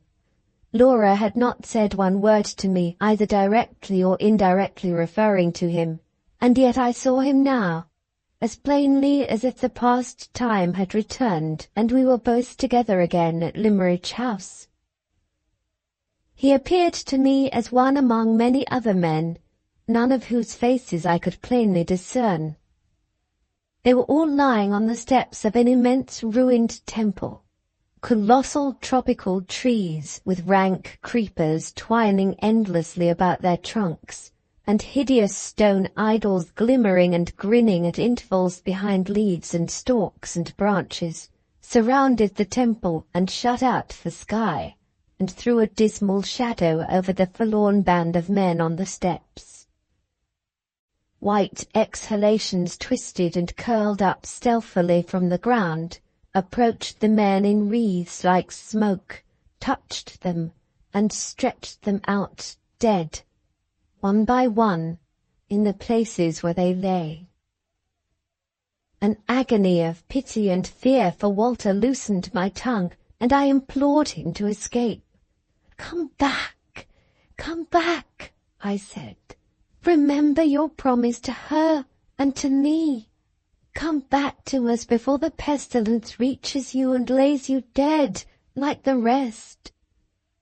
He looked at me with an unearthly quiet in his face. "Wait," he said. "I shall come back." The night when I met the lost woman on the highway was the night which set my life apart, to be the instrument of a design that is yet unseen. Here, lost in the wilderness, or there, welcomed back in the land of my birth, I am still walking on the dark road which leads me and you, and the sister of your love and mine, to the unknown retribution and the inevitable end. Wait and look. The pestilence which touches the rest will pass me.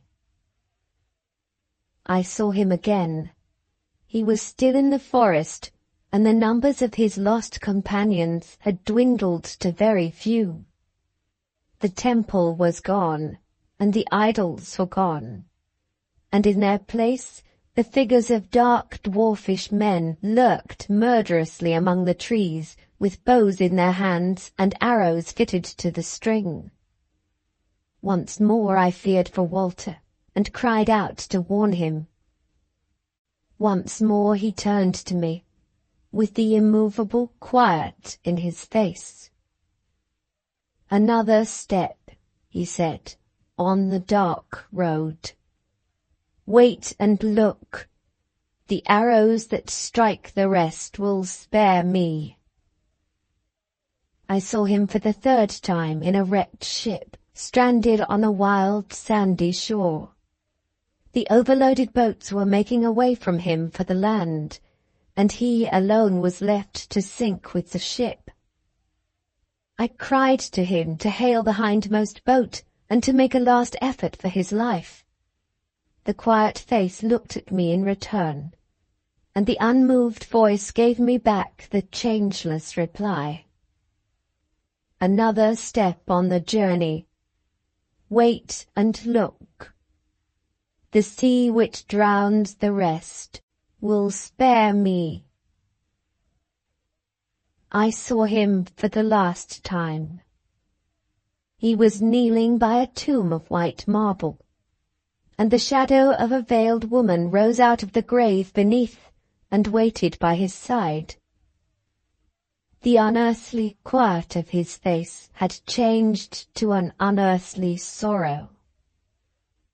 But the terrible certainty of his words remained the same. "Darker and darker," he said, "farther and farther yet. Death takes the good, the beautiful and the young, and spares me. The pestilence that wastes, the arrow that strikes, the sea that drowns, the grave that closes over love and hope, are steps of my journey, and take me nearer and nearer to the end." My heart sank under a dread beyond words, under a grief beyond tears. The darkness closed round the pilgrim at the marble tomb, closed round the veiled woman from the grave, closed round the dreamer who looked on them. I saw and heard no more. I was aroused by a hand laid on my shoulder. It was Laura's. She had dropped on her knees by the side of the sofa. Her face was flushed and agitated, and her eyes met mine in a wild, bewildered manner. I started the instant I saw her. "What has happened?" I asked. "What has frightened you?" She looked round at the half-open door, put her lips close to my ear, and answered in a whisper, "Marian, the figure at the lake, the footsteps last night. I've just seen her. I've just spoken to her." "Who, for heaven's sake?" "Anne Catherick." I was so startled by the disturbance in Laura's face and manner, and so dismayed by the first waking impressions of my dream, that I was not fit to bear the revelation which burst upon me when that name passed her lips. I could only stand rooted to the floor, looking at her in breathless silence.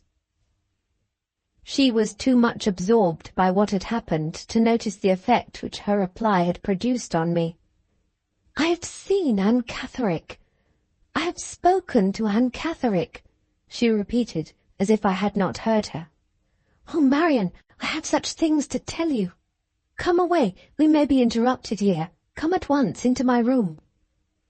With those eager words she caught me by the hand and led me through the library to the end room on the ground floor, which had been fitted up for her own especial use. No third person except her maid could have any excuse for surprising us here. She pushed me in before her, locked the door, and drew the chintz curtains that hung over the inside. The strange, stunned feeling which had taken possession of me still remained, but a growing conviction that the complications which had long threatened to gather about her and to gather about me had suddenly closed fast round us both was now beginning to penetrate my mind. I could not express it in words. I could hardly even realize it dimly in my own thoughts. "Anne Catherick," I whispered to myself, with useless, helpless reiteration. "Anne Catherick." Laura drew me to the nearest seat, an ottoman in the middle of the room. "Look," she said, "look here," and pointed to the bosom of her dress. I saw for the first time that the lost brooch was pinned in its place again. There was something real in the sight of it, something real in the touching of it afterwards, which seemed to steady the whirl and confusion in my thoughts and to help me to compose myself. "Where did you find your brooch?" The first words I could say to her were the words which put that trivial question at that important moment. "She found it, Marian." "Where?" "On the floor of the boathouse." "Oh, how shall I begin? How shall I tell you about it? She talked to me so strangely. She looked so fearfully ill. She left me so suddenly." Her voice rose as the tumult of her recollections pressed upon her mind. The inveterate distrust which weighs night and day on my spirits in this house instantly roused me to warn her, just as the sight of the brooch had roused me to question her the moment before. "Speak low," I said. "The window is open and the garden path runs beneath it. Begin at the beginning, Laura. Tell me word for word what passed between that woman and you." "Shall I close the window?" "No, only speak low. Only remember that Anne Catherick is a dangerous subject under your husband's roof. Where did you first see her?" "At the boathouse, Marian. I went out, as you know, to find my brooch, and I walked along the path through the plantation, looking down on the ground carefully at every step. In that way I got on after a long time to the boathouse, and as soon as I was inside it, I went on my knees to hunt over the floor. I was still searching with my back to the doorway when I heard a soft, strange voice behind me say, 'Miss Fairlie.'" "Miss Fairlie?" "Yes, my old name, the dear familiar name that I thought I had parted from forever." I started up, not frightened. The voice was too kind and gentle to frighten anybody, but very much surprised. There, looking at me from the doorway, stood a woman whose face I never remembered to have seen before. "How was she dressed?" "She had a neat, pretty white gown on, and over it a poor, worn, thin, dark shawl. Her bonnet was of brown straw, as poor and worn as the shawl. I was struck by the difference between her gown and the rest of her dress, and she saw that I noticed it. 'Don't look at my bonnet and shawl,' she said, speaking in a quick, breathless, sudden way. 'If I mustn't wear white, I don't care what I wear. Look at my gown as much as you please. I'm not ashamed of that.' Very strange, was it not? Before I could say anything to soothe her, she held out one of her hands, and I saw my brooch in it. I was so pleased and so grateful that I went quite close to her to say what I really felt. 'Are you thankful enough to do me one little kindness?' she asked.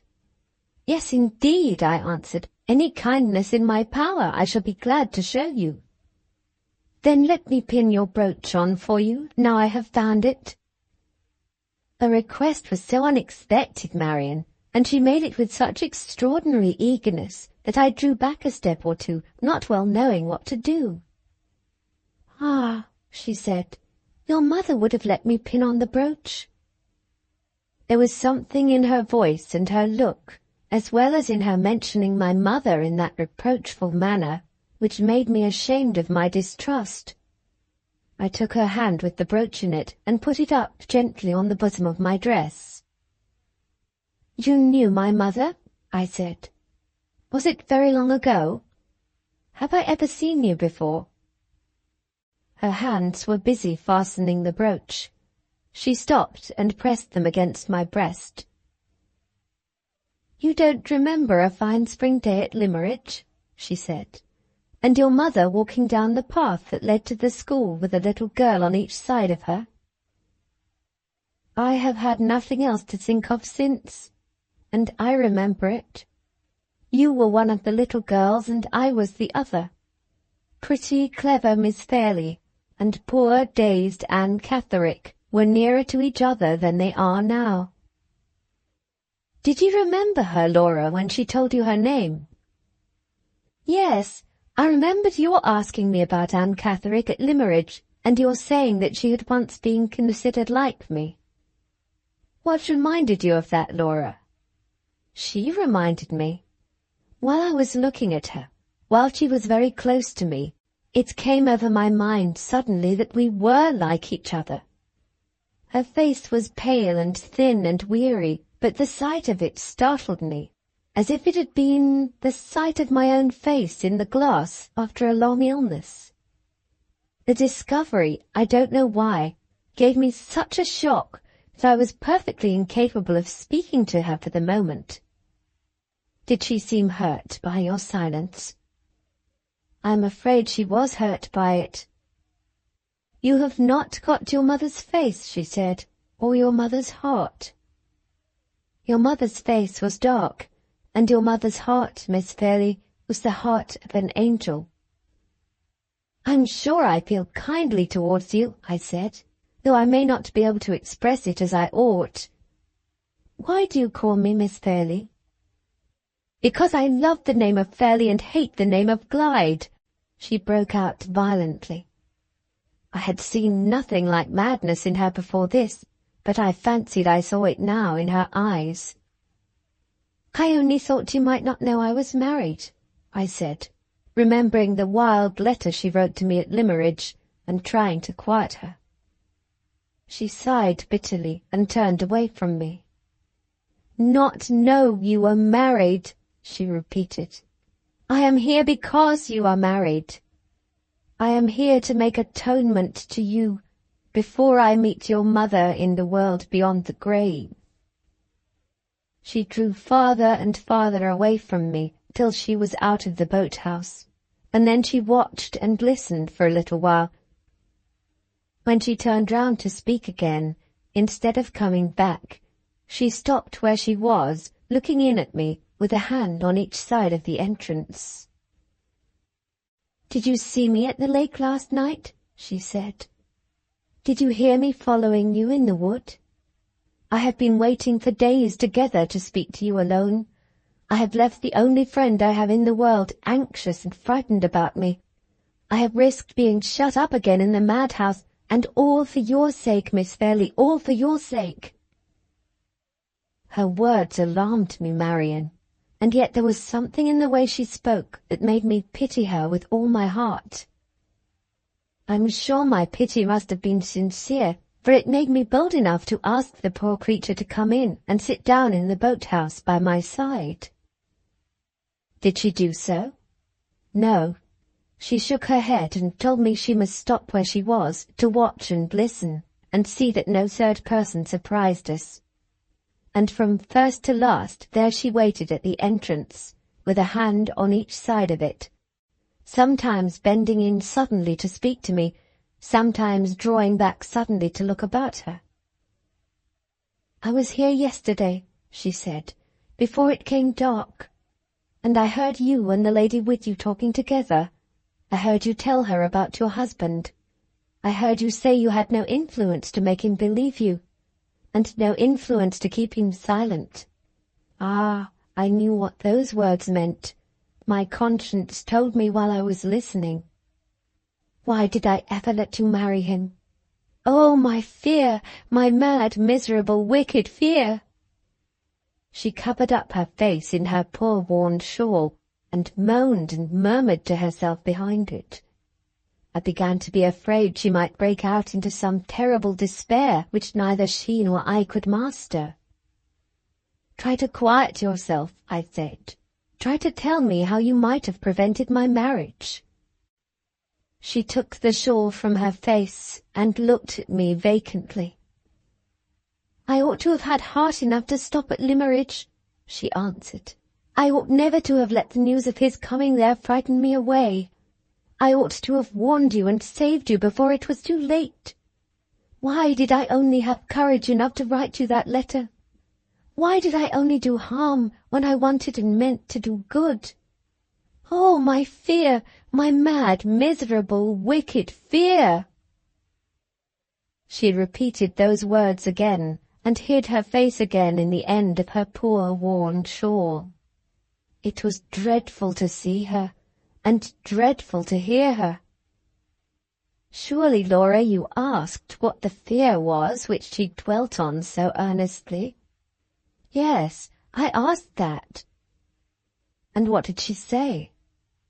She asked me in return if I should not be afraid of a man who had shut me up in a madhouse and who would shut me up again if he could. I said, "Are you afraid still? Surely you would not be here if you were afraid now." "No," she said, "I am not afraid now." I asked why not. She suddenly bent forward into the boathouse and said, "Can't you guess why?" I shook my head. "Look at me," she went on. I told her I was grieved to see that she looked very sorrowful and very ill. She smiled for the first time. "Ill?" she repeated. "I'm dying. You know why I'm not afraid of him now. Do you think I shall meet your mother in heaven? Will she forgive me if I do?" I was so shocked and so startled that I could make no reply. "I have been thinking of it," she went on, "all the time I have been in hiding from your husband, all the time I lay ill. My thoughts have driven me here. I want to make atonement. I want to undo all I can of the harm I once did." I begged her as earnestly as I could to tell me what she meant. She still looked at me with fixed, vacant eyes. "Shall I undo the harm?" she said to herself doubtfully. "You have friends to take your part. If you know his secret, he will be afraid of you. He won't dare use you as he used me. He must treat you mercifully for his own sake, if he is afraid of you and your friends. And if he treats you mercifully, and if I can say it was my doing—" I listened eagerly for more, but she stopped at those words. "You tried to make her go on?" I tried, but she only drew herself away from me again, and leaned her face and arms against the side of the boathouse. "Oh," I heard her say, with a dreadful, distracted tenderness in her voice, "oh, if I could only be buried with your mother! If I could only wake at her side when the angel's trumpet sounds, and the graves give up their dead at the resurrection!" Marian, I trembled from head to foot. It was horrible to hear her. "But there is no hope of that," she said, moving a little so as to look at me again. "No hope for a poor stranger like me. I shall not rest under the marble cross that I washed with my own hands, and made so white and pure for her sake. Oh, no! Oh, no! God's mercy, not man's, will take me to her, where the wicked cease from troubling, and the weary are at rest."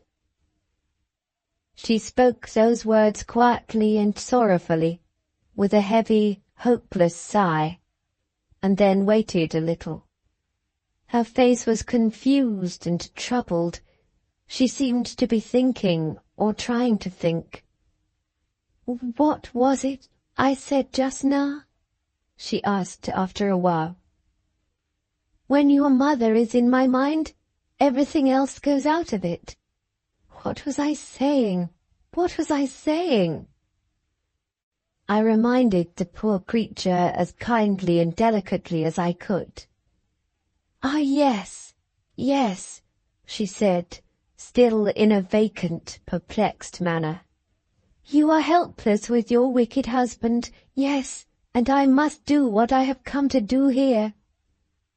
I must make it up to you for having been afraid to speak out at a better time."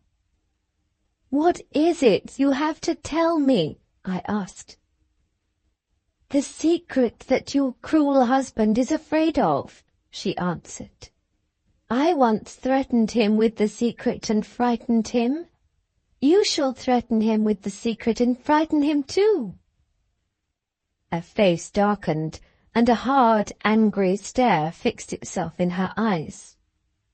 She began waving her hand at me in a vacant, unmeaning manner.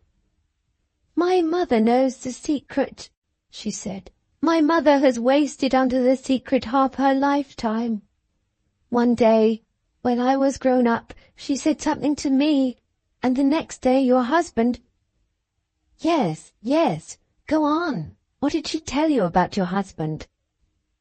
"She stopped again, Marian, at that point, and said no more, and listened eagerly. 'Hush,' she whispered, still waving her hand at me. 'Hush.' She moved aside out of the doorway, moved slowly and stealthily, step by step, till I lost her past the edge of the boathouse. Surely you followed her?" "Yes, my anxiety made me bold enough to rise and follow her. Just as I reached the entrance, she appeared again suddenly round the side of the boathouse. 'The secret!' I whispered to her. 'Wait and tell me the secret!' She caught hold of my arm and looked at me with wild, frightened eyes. 'Not now,' she said. 'We are not alone. We are watched. Come here tomorrow at this time. By yourself, mind, by yourself.' She pushed me roughly into the boathouse again, and I saw her no more. Oh, Laura, Laura! Another chance lost. If I had only been near you, she should not have escaped us. On which side did you lose sight of her?" "On the left side, where the ground sinks and the wood is thickest." "Did you run out again? Did you call after her?" "How could I? I was too terrified to move or speak." "But when you did move, when you came out?" "I ran back here to tell you what had happened." "Did you see anyone or hear anyone in the plantation?" "No, it seemed to be all still and quiet when I passed through it." I waited for a moment to consider. Was this third person, supposed to have been secretly present at the interview, a reality, or the creature of Anne Catherick's excited fancy? It was impossible to determine. The one thing certain was that we had failed again on the very brink of discovery, failed utterly and irretrievably, unless Anne Catherick kept her appointment at the boathouse for the next day. "Are you quite sure you have told me everything that passed, every word that was said?" I inquired. "I think so," she answered. "My powers of memory, Marian, are not like yours, but I was so strongly impressed, so deeply interested, that nothing of any importance can possibly have escaped me." "My dear Laura, the merest trifles are of importance where Anne Catherick is concerned. Think again. Did no chance reference escape her as to the place in which she is living at the present time?" None that I can remember.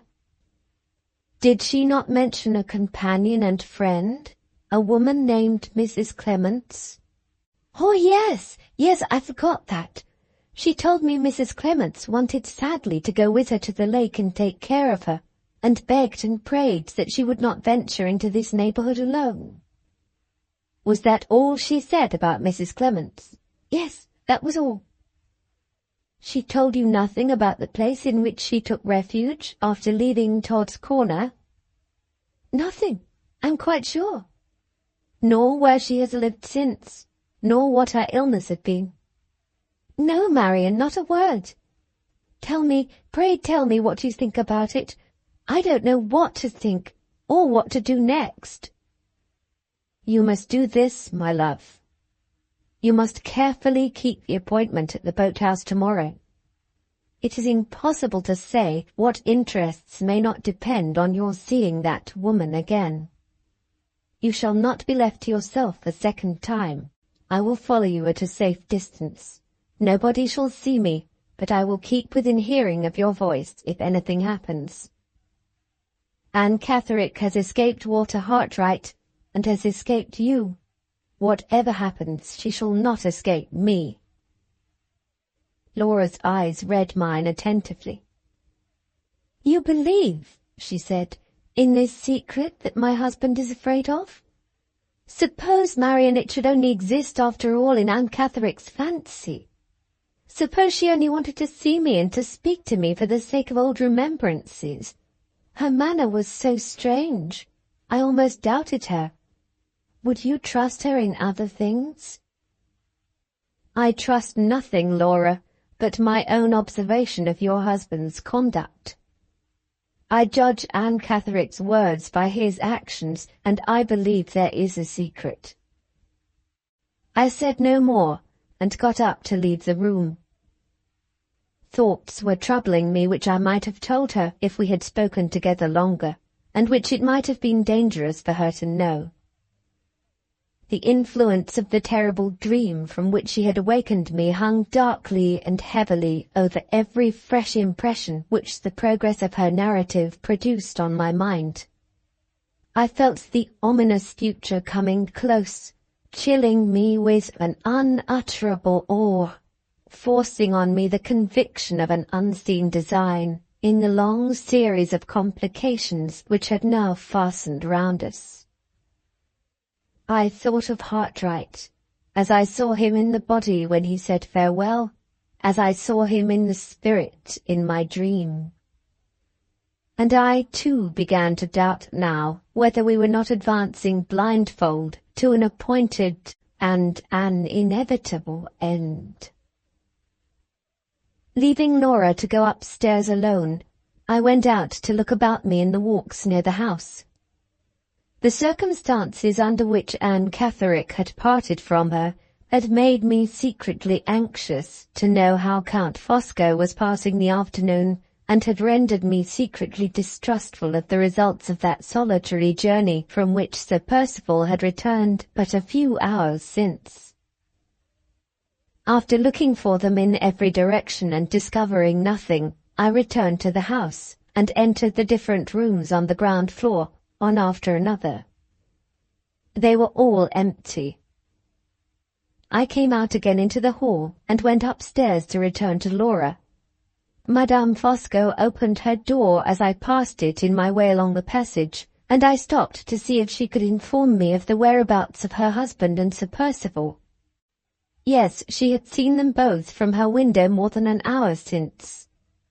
The Count had looked up with his customary kindness, and had mentioned with his habitual attention to her in the smallest trifles that he and his friend were going out together for a long walk.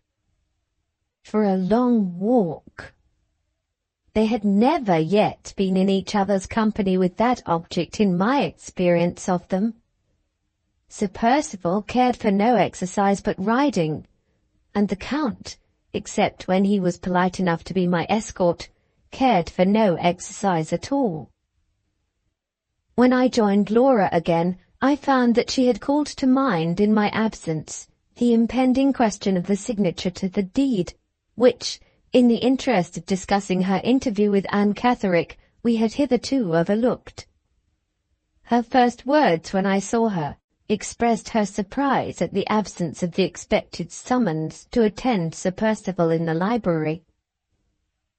"You may make your mind easy on that subject," I said. "For the present, at least, neither your resolution nor mine will be exposed to any further trial. Sir Percival has altered his plans. The business of the signature is put off." "Put off?" Laura repeated amazedly. "Who told you so?" "My authority is Count Fosca. I believe it is to his interference that we are indebted for your husband's sudden change of purpose." "It seems impossible, Marian. If the object of my signing was, as we suppose, to obtain money for Sir Percival that he urgently wanted, how can the matter be put off?" "I think, Laura, we have the means at hand of setting that doubt at rest. Have you forgotten the conversation that I heard between Sir Percival and the lawyer as they were crossing the hall?" "No, but I don't remember." "I do. There were two alternatives proposed. One was to obtain your signature to the parchment. The other was to gain time by giving bills at 3 months. The last resource is evidently the resource now adopted, and we may fairly hope to be relieved from our share in Sir Percival's embarrassments for some time to come." "Oh, Marian, it sounds too good to be true." "Does it, my love? You complimented me on my ready memory not long since, but you seem to doubt it now. I will get my journal, and you shall see if I am right or wrong." I went away and got the book at once. On looking back to the entry referring to the lawyer's visit, we found that my recollection of the two alternatives presented was accurately correct. It was almost as great a relief to my mind as to Laura's to find that my memory had served me, on this occasion, as faithfully as usual. In the perilous uncertainty of our present situation, it is hard to say what future interests may not depend upon the regularity of the entries in my journal, and upon the reliability of my recollection at the time when I make them. Laura's face and manner suggested to me that this last consideration had occurred to her as well as to myself. Anyway, it is only a trifling matter, and I am almost ashamed to put it down here in writing.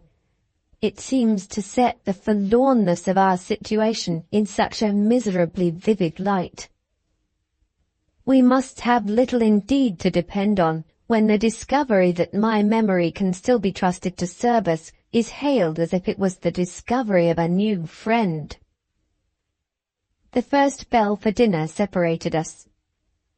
Just as it had done ringing, Sir Percival and the Count returned from their walk. We heard the master of the house storming at the servants for being 5 minutes late, and the master's guest interposing, as usual, in the interests of propriety, patience, and peace. The evening has come and gone. No extraordinary event has happened, but I have noticed certain peculiarities in the conduct of Sir Percival and the Count, which have sent me to my bed feeling very anxious and uneasy about Anne Catherick and about the results which tomorrow may produce. I know enough by this time to be sure that the aspect of Sir Percival which is the most false, and which therefore means the worst, is his polite aspect. That long walk with his friend had ended in improving his manners, especially towards his wife. To Laura's secret surprise and to my secret alarm, he called her by her Christian name, asked her if she had heard lately from her uncle, inquired when Mrs. Vesey was to receive her invitation to Blackwater, and showed her so many other little attentions that he almost recalled the days of his hateful courtship at Limmeridge House. This was a bad sign to begin with, and I thought it more ominous still that he should pretend after dinner to fall asleep in the drawing-room, and that his eyes should cunningly follow Laura and me when he thought we neither of us suspected him. I have never had any doubt that his sudden journey by himself took him to Welmingham to question Mrs. Catherick. But the experience of tonight has made me fear that the expedition was not undertaken in vain, and that he has got the information which he unquestionably left us to collect. If I knew where Anne Catherick was to be found, I would be up tomorrow with sunrise and warn her. While the aspect under which Sir Percival presented himself tonight was unhappily but too familiar to me, the aspect under which the Count appeared was, on the other hand, entirely new in my experience of him. He permitted me this evening to make his acquaintance for the first time in the character of a man of sentiment as I believe really felt, not assumed for the occasion. For instance, he was quiet and subdued. His eyes and his voice expressed a restrained sensibility. He wore, as if there was some hidden connection between his showiest finery and his deepest feeling, the most magnificent waistcoat he has yet appeared in. It was made of pale sea-green silk, and delicately trimmed with fine silver braid. His voice sank into the tenderest inflections. His smile expressed a thoughtful, fatherly admiration whenever he spoke to Laura or to me. He pressed his wife's hand under the table when she thanked him for trifling little attentions at dinner. He took wine with her.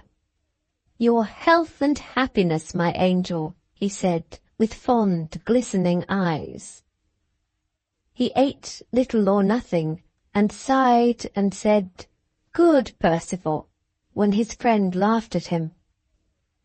After dinner, he took Laura by the hand and asked her if she would be so sweet as to play to him.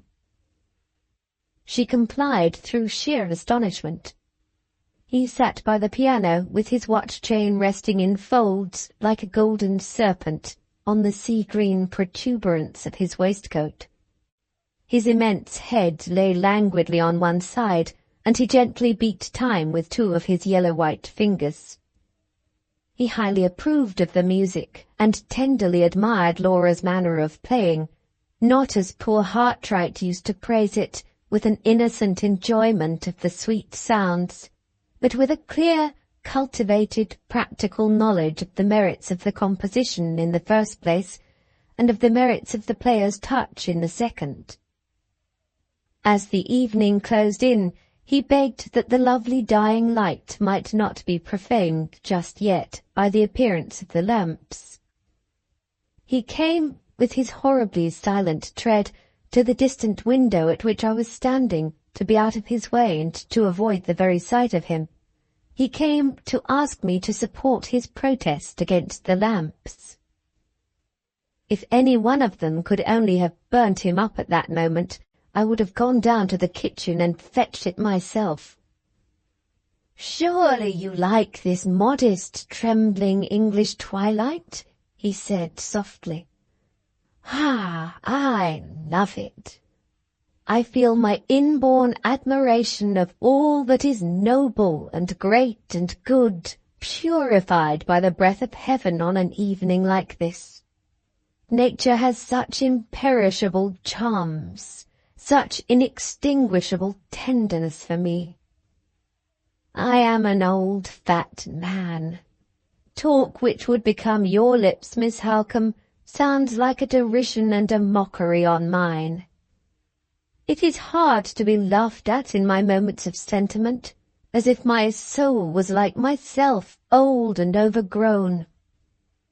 Observe, dear lady, what a light is dying on the trees. Does it penetrate your heart as it penetrates mine?" He paused, looked at me, and repeated the famous lines of Dante on the evening time with a melody and tenderness which added a charm of their own to the matchless beauty of the poetry itself. "Ah!" he cried suddenly, as the last cadence of those noble Italian words died away on his lips. "I make an old fool of myself, and only weary you all. Let us shut up the window in our bosoms and get back to the matter-of-fact world. Percival, I sanction the admission of the lamps. Lady Glyde, Miss Halcombe, Eleanor, my good wife, which of you will indulge me with a game at dominoes? He addressed us all, but he looked especially at Laura. She had learned to feel my dread of offending him, and she accepted his proposal. It was more than I could have done at that moment. I could not have sat down at the same table with him for any consideration. His eyes seemed to reach my inmost soul through the thickening obscurity of the twilight. His voice trembled along every nerve in my body and turned me hot and cold alternately. The mystery and terror of my dream, which had haunted me at intervals all through the evening, now oppressed my mind with an unendurable foreboding and an unutterable awe. I saw the white tomb again, and the veiled woman rising out of it by Hartright's side. The thought of Laura welled up like a spring in the depths of my heart, and filled it with waters of bitterness never known to it before. I caught her by the hand as she passed me on her way to the table, and kissed her as if that night was to part us forever. While they were all gazing at me in astonishment, I ran out through the low window which was open before me to the ground, ran out to hide from them in the darkness, to hide even from myself. We separated that evening later than usual. Towards midnight, the summer silence was broken by the shuddering of a low, melancholy wind among the trees. We all felt the sudden chill in the atmosphere, but the Count was the first to notice the stealthy rising of the wind. He stopped while he was lighting my candle for me, and held up his hand warningly. "Listen," he said. "There will be a change tomorrow. The second epoch, 7. June 19th. The events of yesterday warned me to be ready sooner or later to meet the worst. Today is not yet at an end, and the worst has come. Judging by the closest calculation of time that Laura and I could make, we arrived at the conclusion that Anne Catherick must have appeared at the boat-house at 2:30 on the afternoon of yesterday. I accordingly arranged that Laura should just show herself at the luncheon table today, and should then slip out at the first opportunity, leaving me behind to preserve appearances and to follow her as soon as I could safely do so. This mode of proceeding, if no obstacles occurred to thwart us, would enable her to be at the boat-house before 2:30, and, when I left the table in my turn, would take me to a safe position in the plantation before 3. The change in the weather, which last night's wind warned us to expect, came with the morning. It was raining heavily when I got up, and it continued to rain until 12 when the clouds dispersed, the blue sky appeared, and the sun shone again with the bright promise of a fine afternoon.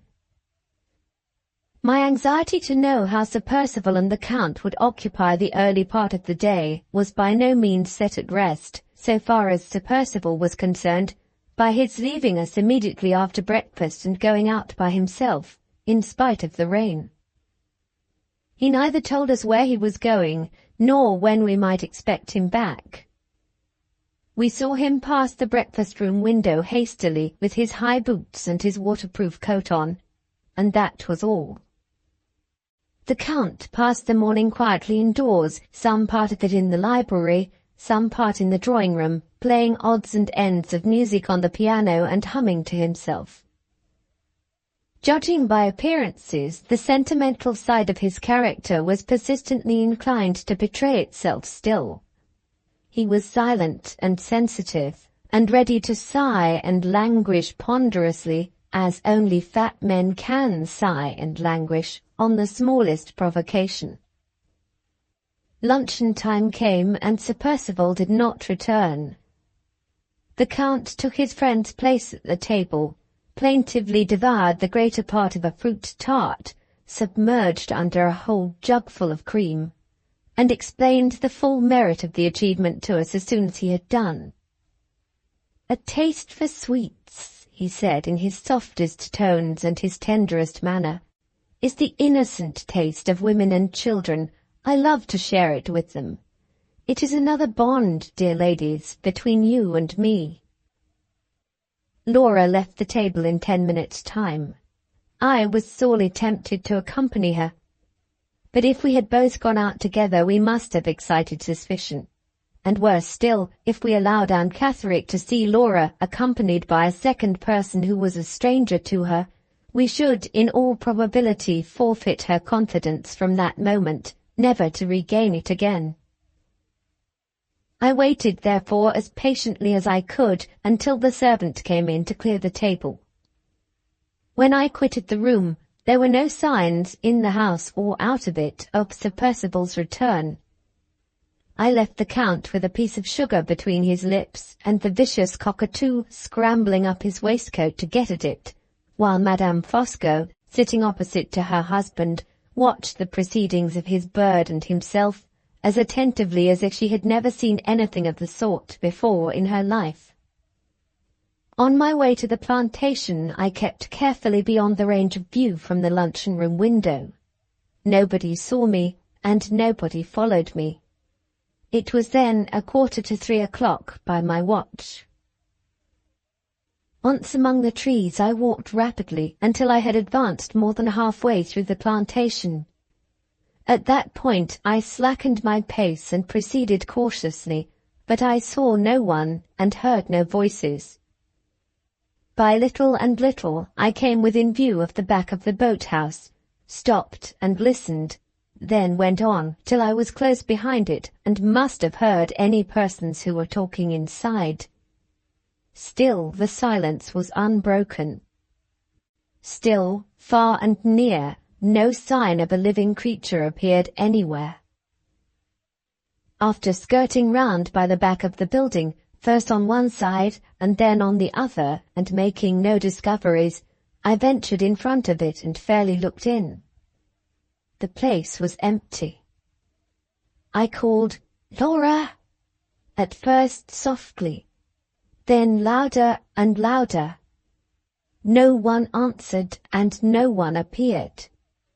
For all that I could see and hear, the only human creature in the neighborhood of the lake and the plantation was myself. My heart began to beat violently, but I kept my resolution, and searched first the boat-house and then the ground in front of it for any signs which might show me whether Laura had really reached the place or not. No mark of her presence appeared inside the building, but I found traces of her outside it, in footsteps on the sand. I detected the footsteps of two persons, large footsteps like a man's, and small footsteps which, by putting my own feet into them and testing their size in that manner, I felt certain were Laura's. The ground was confusedly marked in this way just before the boat-house. Close against one side of it, under shelter of the projecting roof, I discovered a little hole in the sand, a hole artificially made beyond a doubt. I just noticed it, and then turned away immediately to trace the footsteps as far as I could, and to follow the direction in which they might lead me. They led me, starting from the left-hand side of the boat-house, along the edge of the trees, a distance I should think of between 200 and 300 yards, and then the sandy ground showed no further trace of them. Feeling that the persons whose course I was tracking must necessarily have entered the plantation at this point, I entered it too. At first I could find no path, but I discovered one afterwards, just faintly traced among the trees, and followed it. It took me for some distance in the direction of the village, until I stopped at a point where another foot track crossed it. The brambles grew thickly on either side of this second path. I stood looking down it, uncertain which way to take next, and while I looked, I saw on one thorny branch, some fragments of fringe from a woman's shawl. A closer examination of the fringe satisfied me that it had been torn from a shawl of Laura's, and I instantly followed the second path. It brought me out at last, to my great relief, at the back of the house. I say to my great relief because I inferred that Laura must, for some unknown reason, have returned before me by this roundabout way. I went in by the courtyard and the offices. The first person whom I met in crossing the servants' hall was Mrs. Mitchelson, the housekeeper. "Do you know," I asked, "whether Lady Glyde has come in from her walk or not?"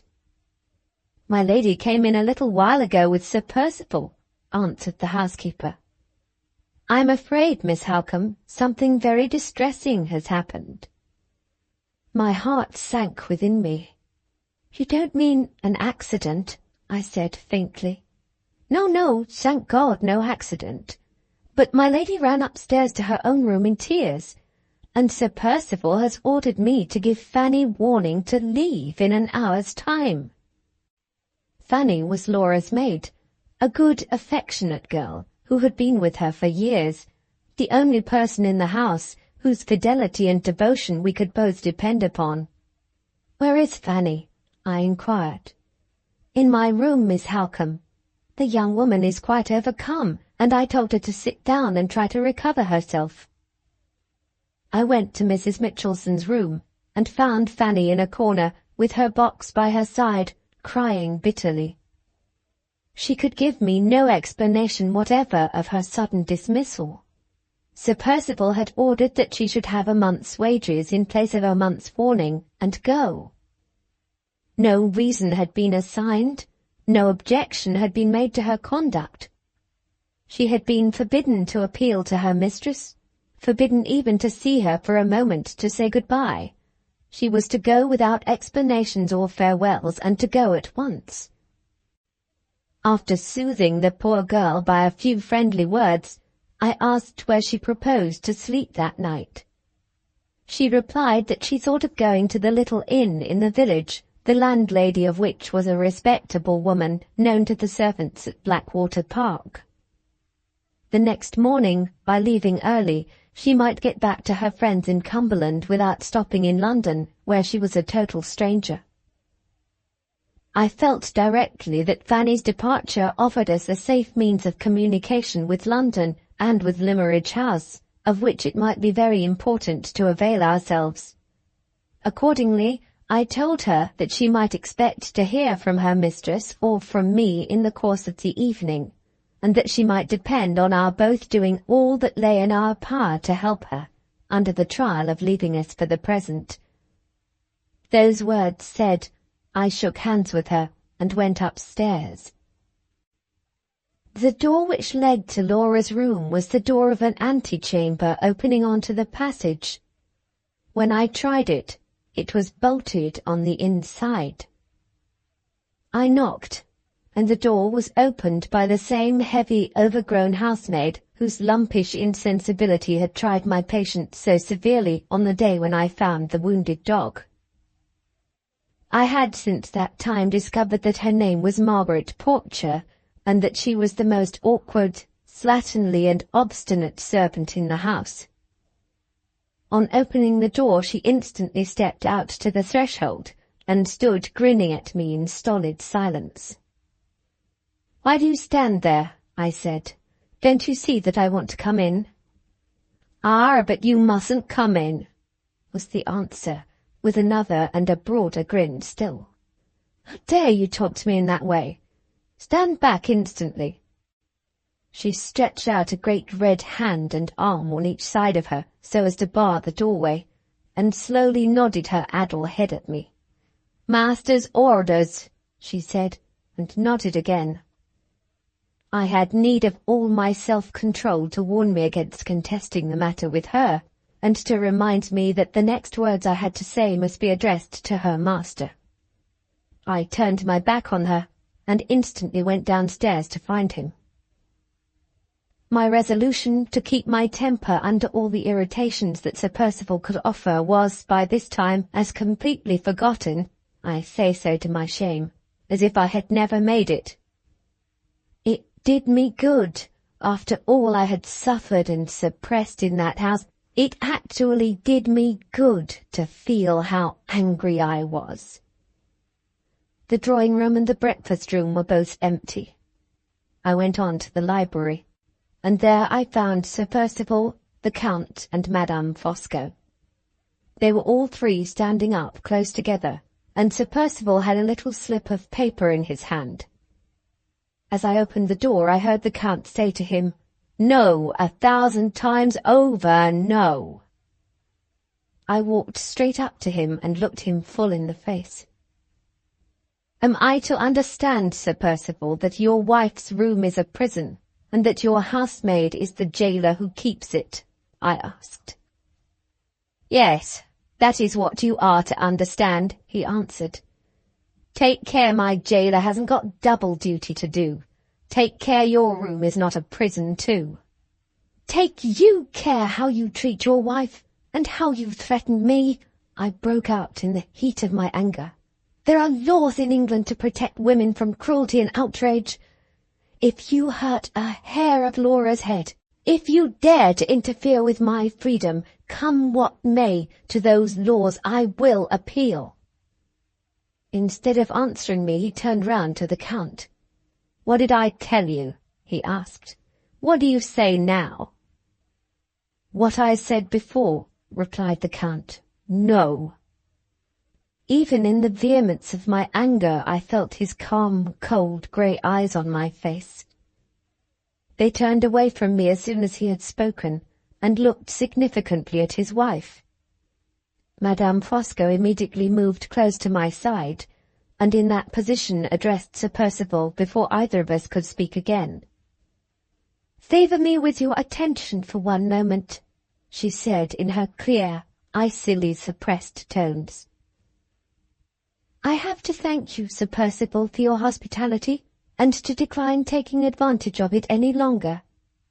I remain in no house in which ladies are treated as your wife and Miss Halcombe have been treated here today." Sir Percival drew back a step and stared at her in dead silence. The declaration he had just heard, a declaration which he well knew, as I well knew, Madame Fosco would not have ventured to make without her husband's permission, seemed to petrify him with surprise. The Count stood by and looked at his wife with the most enthusiastic admiration. "She is sublime," he said to himself. He approached her while we spoke, and drew her hand through his arm. "I am at your service, Eleanor," he went on, with a quiet dignity that I had never noticed in him before, "and at Miss Halcombe's service, if she will honour me by accepting all the assistance I can offer her." "Damn it, what do you mean?" cried Sir Percival, as the Count quietly moved away with his wife to the door. "At other times I mean what I say, but at this time I mean what my wife says," replied the impenetrable Italian. "We have changed places, Percival, for once, and Madame Fosco's opinion is mine." Sir Percival crumpled up the paper in his hand and, pushing past the Count with another oath, stood between him and the door. "Have your own way," he said with baffled rage in his low, half-whispering tones. "Have your own way, and see what comes of it." With those words he left the room. Madame Fosco glanced inquiringly at her husband. "He has gone away very suddenly," she said. "What does it mean?" "It means that you and I together have brought the worst-tempered man in all England to his senses," answered the Count. "It means, Miss Halcombe, that Lady Glyde is relieved from a gross indignity, and you from the repetition of an unpardonable insult. Suffer me to express my admiration of your conduct and your courage at a very trying moment." "Sincere admiration," suggested Madame Fosco. "Sincere admiration," echoed the Count. I had no longer the strength of my first angry resistance to outrage and injury to support me. My heartsick anxiety to see Laura, my sense of my own helpless ignorance of what had happened at the boathouse, pressed on me with an intolerable weight. I tried to keep up appearances by speaking to the Count and his wife in the tone which they had chosen to adopt in speaking to me, but the words failed on my lips. My breath came short and thick. My eyes looked longingly in silence at the door. The Count, understanding my anxiety, opened it, went out, and pulled it to after him. At the same time, Sir Percival's heavy step descended the stairs. I heard them whispering together outside, while Madame Fosco was assuring me, in her calmest and most conventional manner, that she rejoiced for all our sakes that Sir Percival's conduct had not obliged her husband and herself to leave Blackwater Park. Before she had done speaking, the whispering ceased, the door opened, and the Count looked in. "Miss Halcombe," he said, "I am happy to inform you that Lady Glyde is mistress again in her own house. I thought it might be more agreeable to you to hear of this change for the better from me than from Sir Percival, and I have therefore expressly returned to mention it." "Admirable delicacy," said Madame Fosco, paying back her husband's tribute of admiration with the Count's own coin, in the Count's own manner. He smiled and bowed, as if he had received a formal compliment from a polite stranger, and drew back to let me pass out first. Sir Percival was standing in the hall. As I hurried to the stairs, I heard him call impatiently to the Count to come out of the library. "What are you waiting there for?" he said. "I want to speak to you." "And I want to think a little by myself," replied the other. "Wait till later, Percival. Wait till later." Neither he nor his friend said any more. I gained the top of the stairs and ran along the passage. In my haste and my agitation, I left the door of the antechamber open, but I closed the door of the bedroom the moment I was inside it. Laura was sitting alone at the far end of the room, her arms resting wearily on a table, and her face hidden in her hands. She started up with a cry of delight when she saw me.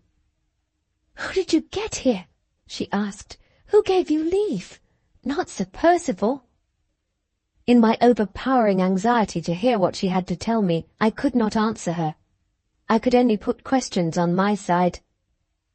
Laura's eagerness to know what had passed downstairs proved, however, too strong to be resisted. She persistently repeated her inquiries. "The Count, of course," I answered impatiently, "whose influence in this house—" She stopped me with a gesture of disgust. "Don't speak of him," she cried. "The Count is the vilest creature breathing. The Count is a miserable spy." Before we could either of us say another word, we were alarmed by a soft knocking at the door of the bedroom. I had not yet sat down, and I went first to see who it was. When I opened the door, Madame Fosco confronted me with my handkerchief in her hand. "You dropped this downstairs, Miss Halcombe," she said, "and I thought I could bring it to you as I was passing by to my own room." Her face, naturally pale, had turned to such a ghastly whiteness that I started at the sight of it. Her hands, so sure and steady at all other times, trembled violently, and her eyes looked wolfishly past me through the open door, and fixed on Laura. She had been listening before she knocked. I saw it in her white face. I saw it in her trembling hands. I saw it in her look at Laura. After waiting an instant, she turned from me in silence, and slowly walked away. I closed the door again. "Oh, Laura, Laura, we shall both rue the day when you called the Count a spy." "You would have called him so yourself, Marian, if you had known what I know. Anne Catherick was right. There was a third person watching us in the plantation yesterday, and that third person, are you sure it was the Count? I am absolutely certain. He was Sir Percival's spy. He was Sir Percival's informer. He set Sir Percival watching and waiting all the morning through for Anne Catherick and for me. Is Anne found? Did you see her at the lake? No. She had saved herself by keeping away from the place. When I got to the boathouse, no one was there. Yes, yes. I went in and sat waiting for a few minutes, but my restlessness made me get up again to walk about a little. As I passed out, I saw some marks on the sand close under the front of the boathouse. I stooped down to examine them, and discovered a word written in large letters on the sand. The word was, "Look."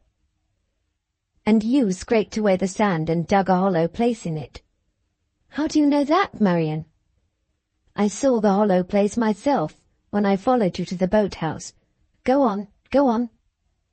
Yes, I scraped away the sand on the surface, and in a little while I came to a strip of paper hidden beneath, which had writing on it. The writing was signed with Anne Catherick's initials. Where is it? Sir Percival has taken it from me. Can you remember what the writing was? Do you think you can repeat it to me?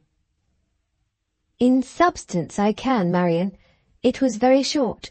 You would have remembered it word for word. Try to tell me what the substance was before we go any further. She complied. I write the lines down here exactly as she repeated them to me. They ran thus. I was seen with you yesterday by a tall, stout old man, and had to run to save myself. He was not quick enough on his feet to follow me, and he lost me among the trees. I dare not risk coming back here today at the same time. I write this and hide it in the sand at 6 in the morning to tell you so. When we speak next of your wicked husband's secret, we must speak safely, or not at all. Try to have patience. I promise you shall see me again, and that soon. A.C. The reference to the tall, stout old man, the terms of which Laura was certain that she had repeated to me correctly, left no doubt as to who the intruder had been. I called to mind that I had told Sir Percival in the Count's presence the day before that Laura had gone to the boathouse to look for her brooch. In all probability he had followed her there in his officious way to relieve her mind about the matter of the signature, immediately after he had mentioned the change in Sir Percival's plans to me in the drawing-room. In this case he could only have got to the neighbourhood of the boathouse at the very moment when Anne Catherick discovered him. The suspiciously hurried manner in which she parted from Laura had no doubt prompted his useless attempt to follow her. Of the conversation which had previously taken place between them, he could have heard nothing. The distance between the house and the lake, and the time at which he left me in the drawing-room, as compared with the time at which Laura and Anne Catherick had been speaking together, proved that fact to us at any rate, beyond a doubt. Having arrived at something like a conclusion so far, my next great interest was to know what discoveries Sir Percival had made after Count Fosco had given him his information. "How came you to lose possession of the letter?" I asked. "What did you do with it when you found it in the sand?" "After reading it once through," she replied, "I took it into the boathouse with me, to sit down and look over it a second time. While I was reading, a shadow fell across the paper. I looked up and saw Sir Percival standing in the doorway, watching me." "Did you try to hide the letter?" "I tried, but he stopped me." "You needn't trouble to hide that," he said. "I happen to have read it." I could only look at him helplessly. I could say nothing. "You understand," he went on. "I have read it. I dug it up out of the sand 2 hours since and buried it again, and wrote the word above it again, and left it ready to your hands. You can't lie yourself out of the scrape now. You saw Anne Catherick in secret yesterday, and you have got her letter in your hand at this moment. I have not caught her yet, but I have caught you. Give me the letter." He stepped close up to me. I was alone with him, Marian. What could I do? I gave him the letter. What did he say when you gave it to him? At first he said nothing. He took me by the arm and led me out of the boathouse, and looked about him on all sides, as if he was afraid of our being seen or heard. Then he clasped his hand fast round my arm, and whispered to me, "What did Anne Catherick say to you yesterday? I insist on hearing every word from first to last." "Did you tell him?" "I was alone with him, Marian. His cruel hand was bruising my arm. What could I do?" "Is the mark on your arm still? Let me see it." "Why do you want to see it?" "I want to see it, Laura, because our endurance must end, and our resistance must begin today. That mark is a weapon to strike him with. Let me see it now. I may have to swear to it at some future time." "Oh, Marian, don't look so... don't talk so. It doesn't hurt me now." "Let me see it." She showed me the marks. I was past grieving over them, past crying over them, past shuddering over them. They say we are either better than men or worse. If the temptation that has fallen in some women's way and made them worse had fallen in mine at that moment. Thank God my face betrayed nothing that his wife could read. The gentle, innocent, affectionate creature thought I was frightened for her, and sorry for her, and thought no more. "Don't think too seriously of it, Marian," she said simply as she pulled her sleeve down again. "It doesn't hurt me now." "I will try to think quietly of it, my love, for your sake." "Well, well. And you told him all that Anne Catherick had said to you, all that you told me?" "Yes, all. He insisted on it. I was alone with him. I could conceal nothing." "Did he say anything when you had done?" "He looked at me and laughed to himself in a mocking, bitter way. 'I mean to have the rest out of you,' he said. 'Do you hear? The rest.' I declared to him solemnly that I had told him everything I knew. 'Not you,' he answered. 'You know more than you choose to tell. Won't you tell it? You shall. I'll wring it out of you at home if I can't wring it out of you here.' He led me away by a strange path through the plantation, a path where there was no hope of our meeting you, and he spoke no more till we came within sight of the house. Then he stopped again and said, 'Will you take a second chance if I give it to you? Will you think better of it and tell me the rest?' I could only repeat the same words I had spoken before. He cursed my obstinacy and went on, and took me with him to the house. 'You can't deceive me,' he said. 'You know more than you choose to tell. I'll have your secret out of you, and I'll have it out of that sister of yours as well. There shall be no more plotting and whispering between you. Neither you nor she shall see each other again until you have confessed the truth. I'll have you watched morning, noon, and night till you confess the truth.' He was deaf to everything I could say. He took me straight upstairs into my own room.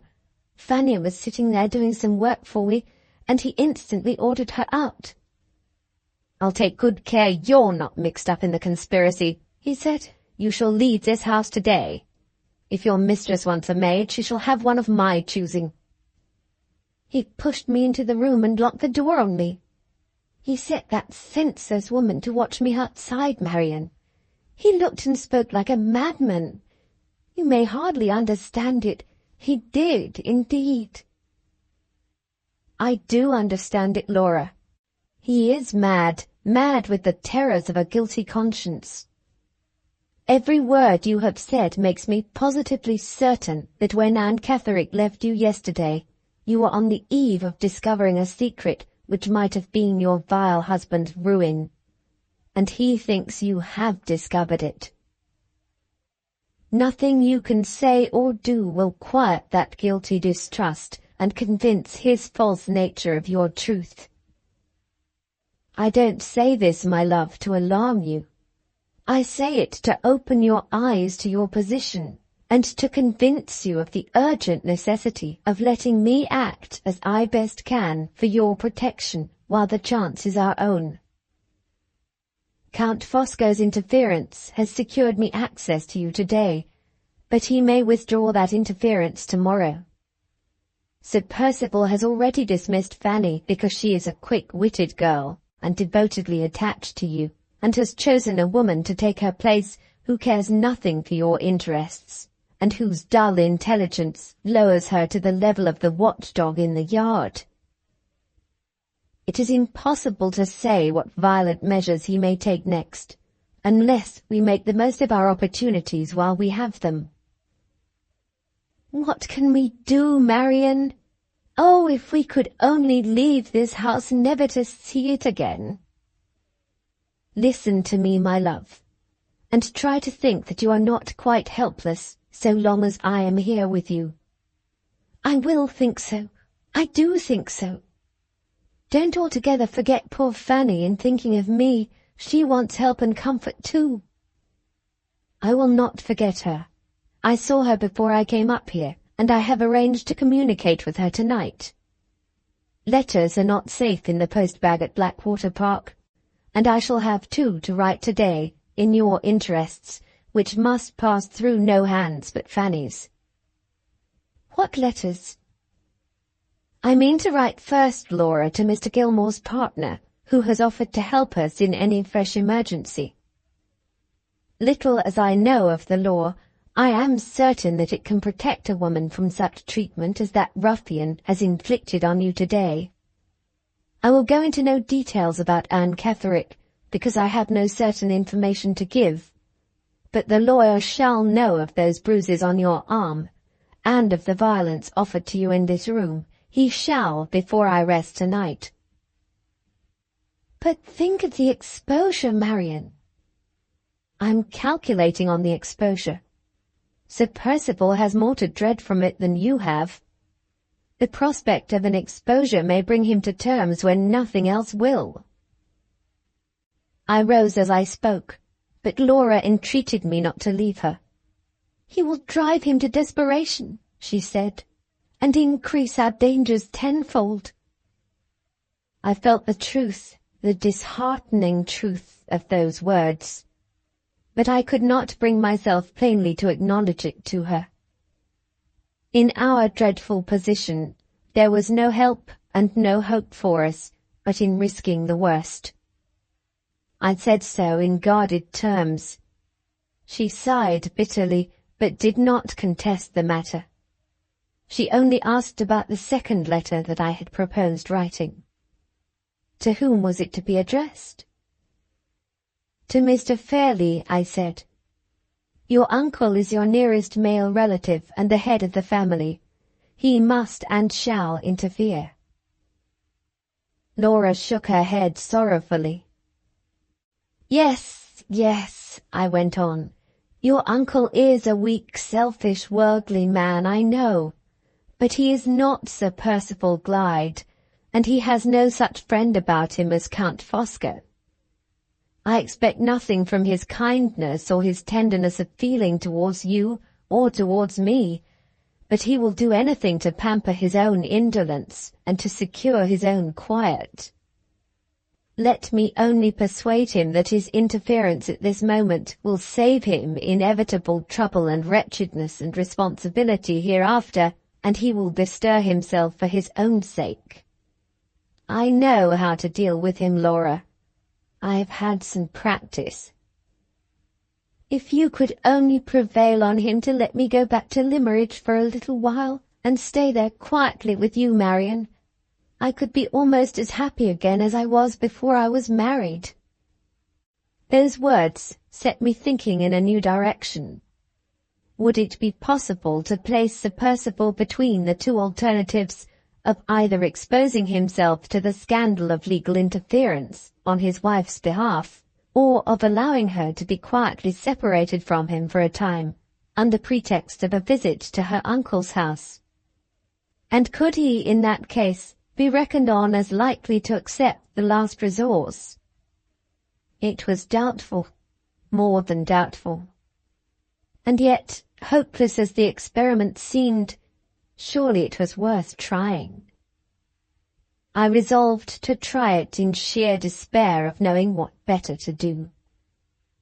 "Your uncle shall know the wish you have just expressed," I said, "and I will ask the lawyer's advice on the subject as well. Good may come of it, and will come of it, I hope." Saying that, I rose again, and again Laura tried to make me resume my seat.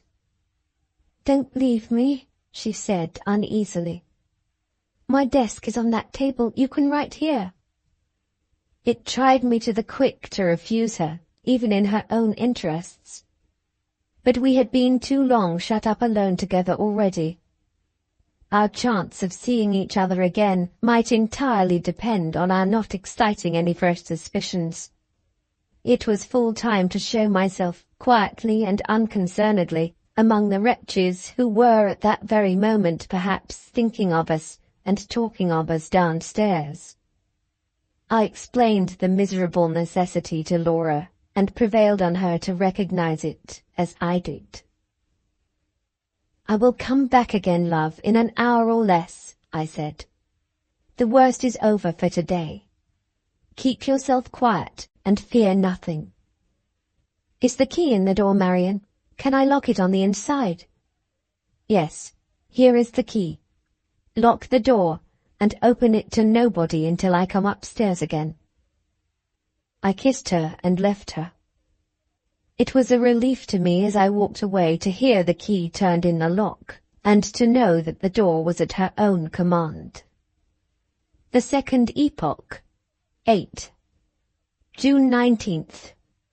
I had only got as far as the top of the stairs when the locking of Laura's door suggested to me the precaution of also locking my own door and keeping the key safely about me while I was out of the room. My journal was already secured with other papers in the table drawer, but my writing materials were left out. These included a seal bearing the common device of two doves drinking out of the same cup, and some sheets of blotting paper, which had the impression on them of the closing lines of my writing in these pages traced during the past night.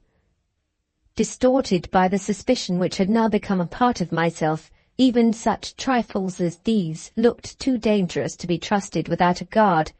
Even the locked table drawer seemed to be not sufficiently protected in my absence, until the means of access to it had been carefully secured as well. I found no appearance of anyone having entered the room while I had been talking with Laura.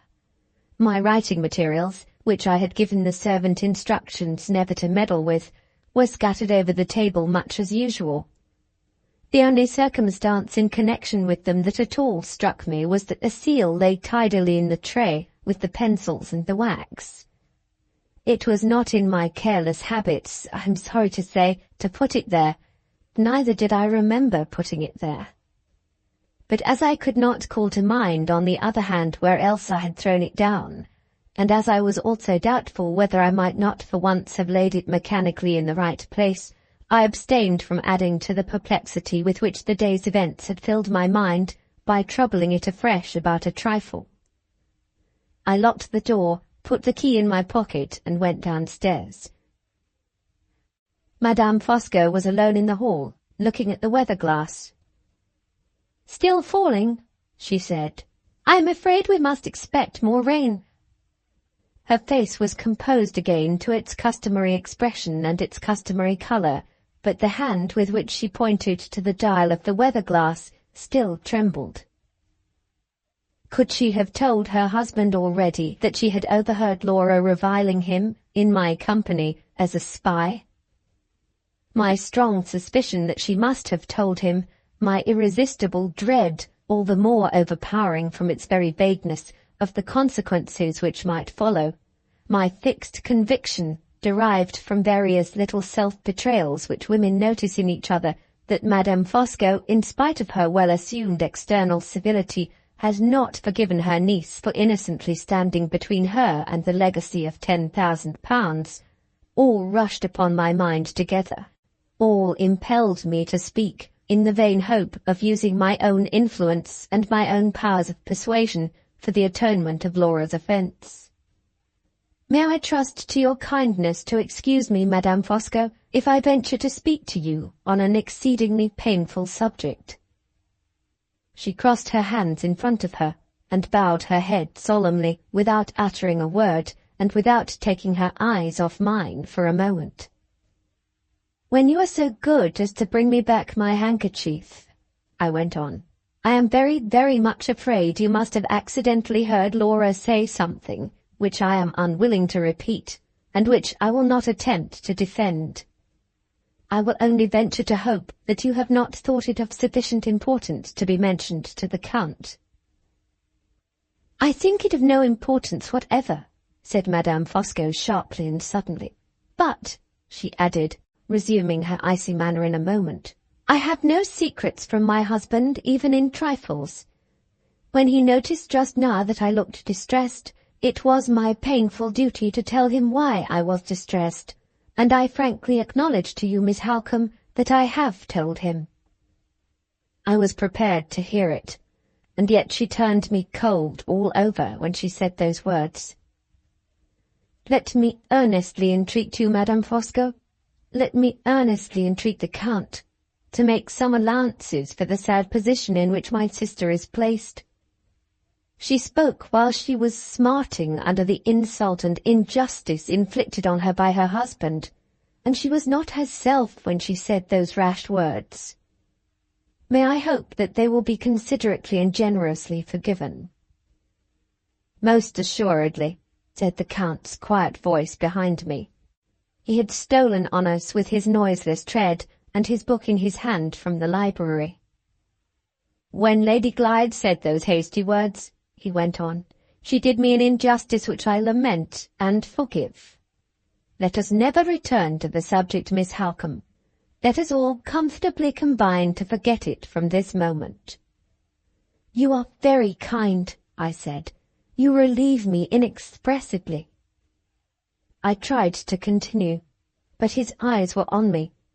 His deadly smile that hides everything was set, hard and unwavering, on his broad, smooth face. My distrust of his unfathomable falseness, my sense of my own degradation in stooping to conciliate his wife and himself, so disturbed and confused me that the next words failed on my lips, and I stood there in silence. I beg you on my knees to say no more, Miss Halcombe. I am truly shocked that you should have thought it necessary to say so much. With that polite speech he took my hand. Oh, how I despise myself! Oh, how little comfort there is even in knowing that I submitted to it for Laura's sake! He took my hand and put it to his poisonous lips. Never did I know all my horror of him till then. That innocent familiarity turned my blood as if it had been the vilest insult that a man could offer me. Yet I hid my disgust from him. I tried to smile.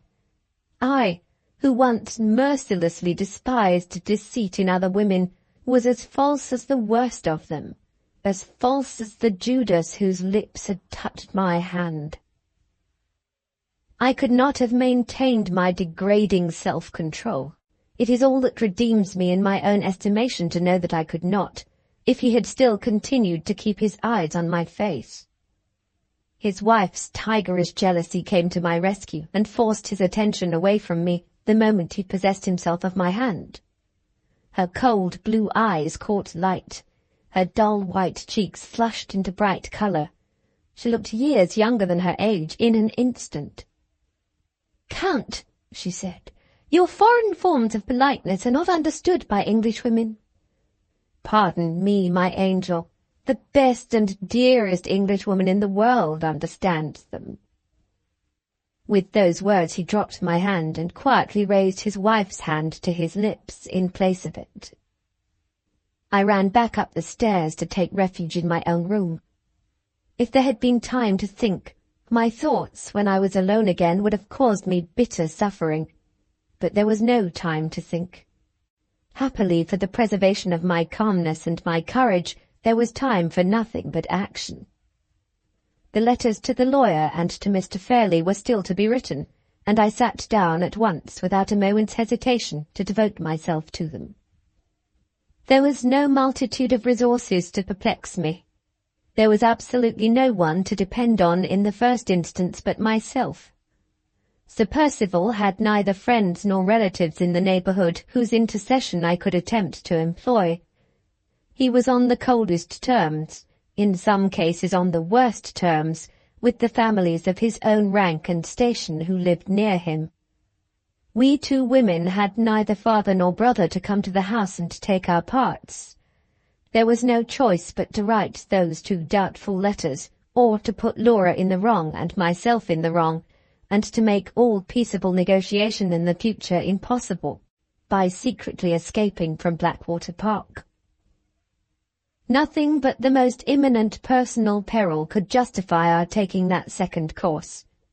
The letters must be tried first, and I wrote them.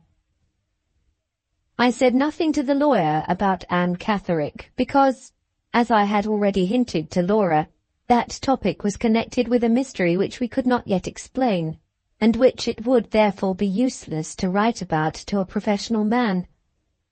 I left my correspondent to attribute Sir Percival's disgraceful conduct, if he pleased, to fresh disputes about money matters, and simply consulted him on the possibility of taking legal proceedings for Laura's protection, in the event of her husband's refusal to allow her to leave Blackwater Park for a time and return with me to Limmeridge. I referred him to Mr. Fairlie for the details of this last arrangement. I assured him that I wrote with Laura's authority, and I ended by entreating him to act in her name to the utmost extent of his power and with the least possible loss of time. The letter to Mr. Fairlie occupied me next. I appealed to him on the terms which I had mentioned to Laura as the most likely to make him bestir himself. I enclosed a copy of my letter to the lawyer to show him how serious the case was, and I represented our removal to Limmeridge as the only compromise which would prevent the danger and distress of Laura's present position from inevitably affecting her uncle as well as herself, at no very distant time. When I had done, and had sealed and directed the two envelopes, I went back with the letters to Laura's room to show her that they were written. "Has anybody disturbed you?" I asked, when she opened the door to me. "Nobody has knocked," she replied, "but I heard someone in the outer room." "Was it a man or a woman?" "A woman. I heard the rustling of her gown." "A rustling like silk?" "Yes, like silk." Madame Fosco had evidently been watching outside. The mischief she might do by herself was little to be feared, but the mischief she might do as a willing instrument in her husband's hands was too formidable to be overlooked. "What became of the rustling of the gown when you no longer heard it in the anteroom?" I inquired. "Did you hear it go past your wall along the passage?" "Yes, I kept still and listened and just heard it." "Which way did it go?" "Towards your room." I considered again. The sound had not caught my ears, but I was then deeply absorbed in my letters, and I write with a heavy hand and a quill pen, scraping and scratching noisily over the paper. It was more likely that Madame Fosco would hear the scraping of my pen than that I should hear the rustling of her dress. Another reason, if I had wanted one, for not trusting my letters to the post-bag in the hall. Laura saw me thinking. "More difficulties," she said wearily. More difficulties and more dangers. No dangers, I replied. Some little difficulty, perhaps. I'm thinking of the safest way of putting my 2 letters into Fanny's hands. You have really written them, then? Oh, Marian, run no risks. Pray, pray, run no risks. No, no, no fear. Let me see. What o'clock is it now? It was 6:15. There would be time for me to get to the village inn and to come back again before dinner. If I waited till the evening, I might find no second opportunity of safely leaving the house. Keep the key turned in the lock, Laura, I said, and don't be afraid about me. If you hear any inquiries made, call through the door and say that I am gone out for a walk. When shall you be back? Before dinner, without fail. Courage, my love. By this time tomorrow you will have a clear-headed, trustworthy man acting for your good. Mr. Gilmore's partner is our next best friend to Mr. Gilmore himself. A moment's reflection, as soon as I was alone, convinced me that I had better not appear in my walking dress until I had first discovered what was going on in the lower part of the house. I had not ascertained yet whether Sir Percival was indoors or out. The singing of the canaries in the library, and the smell of tobacco smoke that came through the door, which was not closed, told me at once where the Count was. I looked over my shoulder as I passed the doorway, and saw to my surprise that he was exhibiting the docility of the birds in his most engagingly polite manner to the housekeeper. He must have specially invited her to see them, for she would never have thought of going into the library of her own accord. The man's slightest actions had a purpose of some kind at the bottom of every one of them. What could be his purpose here? It was no time then to inquire into his motives. I looked about for Madame Fosco next, and found her following her favourite circle round and round the fish-pond. I was a little doubtful how she would meet me after the outbreak of jealousy of which I had been the cause so short a time since. But her husband had tamed her in the interval, and she now spoke to me with the same civility as usual. My only object in addressing myself to her was to ascertain if she knew what had become of Sir Percival. I contrived to refer to him indirectly, and after a little fencing on either side, she at last mentioned that he had gone out. "Which of the horses has he taken?" I asked carelessly. "None of them," she replied. "He went away 2 hours since on foot. As I understood it, his object was to make fresh inquiries about the woman named Anne Catherick. He appears to be unreasonably anxious about chasing her. Do you happen to know if she is dangerously mad, Miss Halcombe?" "I do not, Countess." "Are you going in?" "Yes, I think so. I suppose it will soon be time to dress for dinner." We entered the house together.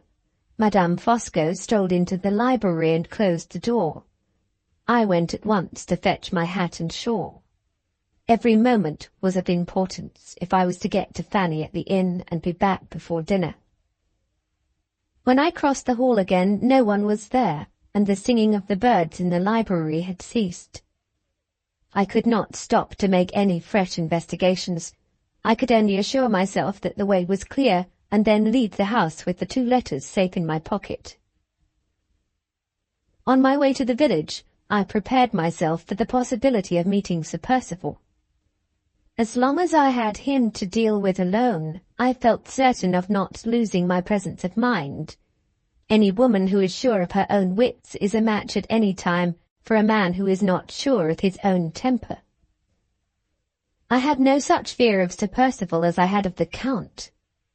Instead of fluttering, it had composed me to hear of the errand on which he had gone out. While the tracing of Anne Catherick was the great anxiety that occupied him, Laura and I might hope for some cessation of any active persecution at his hands. For our sakes now, as well as for Anne's, I hoped and prayed fervently that she might still escape him. I walked on as briskly as the heat would let me, till I reached the crossroad which led to the village, looking back from time to time to make sure that I was not followed by anyone. Nothing was behind me all the way but an empty country wagon. The noise made by the lumbering wheels annoyed me, and when I found that the wagon took the road to the village as well as myself, I stopped to let it go by and pass out of hearing. As I looked toward it more attentively than before, I thought I detected at intervals the feet of a man walking close behind it, the carter being in front by the side of his horses. The part of the crossroad which I had just passed over was so narrow that the wagon coming after me brushed the trees and thickets on either side, and I had to wait until it went by before I could test the correctness of my impression. Apparently that impression was wrong, for when the wagon had passed me, the road behind it was quite clear. I reached the inn without meeting Sir Percival, and without noticing anything more, and was glad to find that the landlady had received Fanny with all possible kindness. The girl had a little parlour to sit in, away from the noise of the tap-room, and a clean bedchamber at the top of the house. She began crying again at the sight of me, and said, poor soul, truly enough, that it was dreadful to feel herself turned out into the world, as if she had committed some unpardonable fault, when no blame could be laid at her door by anybody, not even by her master who had sent her away. "Try to make the best of it, Fanny," I said. "Your mistress and I will stand your friends, and will take care that your character shall not suffer. Now listen to me.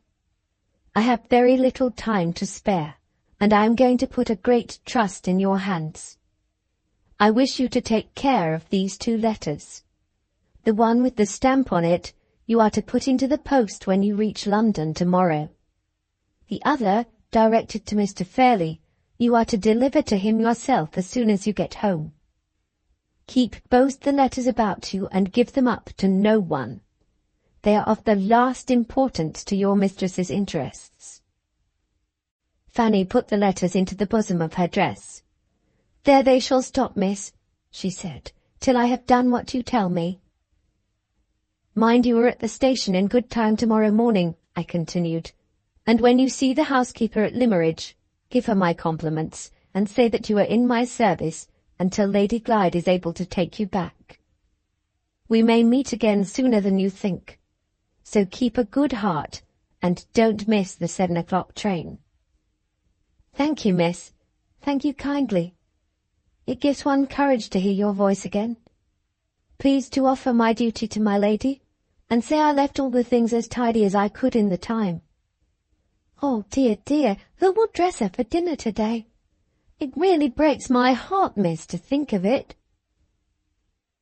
When I got back to the house, I had only a quarter of an hour to spare to put myself in order for dinner, and to say 2 words to Laura before I went downstairs. "The letters are in Fanny's hands," I whispered to her at the door. "Do you mean to join us at dinner?" "Oh, no, no, not for the world." "Has anything happened? Has anyone disturbed you?" "Yes, just now.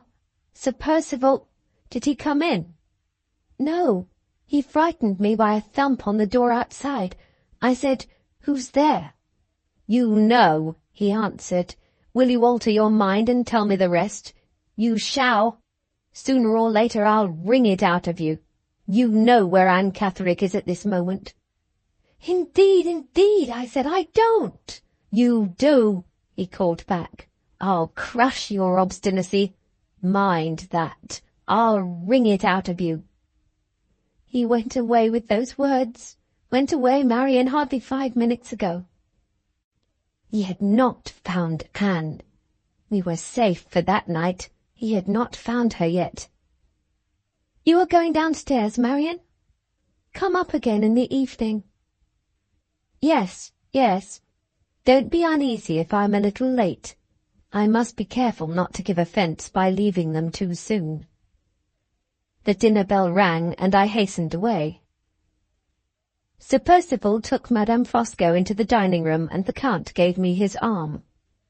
He was hot and flushed, and was not dressed with his customary care and completeness. Had he too been out before dinner, and been late in getting back, or was he only suffering from the heat a little more severely than usual? However this might be, he was unquestionably troubled by some secret annoyance or anxiety, which, with all his powers of deception, he was not able entirely to conceal. Through the whole of dinner he was almost as silent as Sir Percival himself, and he, every now and then, looked at his wife with an expression of furtive uneasiness, which was quite new in my experience of him. The one social obligation which he seemed to be self-possessed enough to perform as carefully as ever was the obligation of being persistently civil and attentive to me. What vile object he has in view I cannot still discover, but be the design what it may, invariable politeness towards myself, invariable humility towards Laura, and invariable suppression at any cost of Sir Percival's clumsy violence, have been the means he has resolutely and impenetrably used to get to his end ever since he set foot in this house. I suspected it when he first interfered in our favour on the day when the deed was produced in the library, and I feel certain of it now. When Madame Fosco and I rose to leave the table, the Count rose also to accompany us back to the drawing-room. "What are you going away for?" asked Sir Percival. "I mean you, Fosco." "I am going away because I have had dinner enough and wine enough," answered the Count. "Be so kind, Percival, as to make allowances for my foreign habit of going out with the ladies, as well as coming in with them." "Nonsense! Another glass of claret won't hurt you. Sit down again like an Englishman. I want half an hour's quiet talk with you over our wine." "A quiet talk, Percival, with all my heart, but not now, and not over the wine. Later in the evening, if you please. Later in the evening." "Civil," said Sir Percival savagely. "Civil behaviour, upon my soul, to a man in his own house." I had more than once seen him look at the Count uneasily during dinner-time, and had observed that the Count carefully abstained from looking at him in return. This circumstance, coupled with the host's anxiety for a little quiet talk over the wine, and the guest's obstinate resolution not to sit down again at the table, revived in my memory the request which Sir Percival had vainly addressed to his friend earlier in the day, to come out of the library and speak to him. The Count had deferred granting that private interview when it was first asked for in the afternoon, and had again deferred granting it when it was a second time asked for at the dinner-table.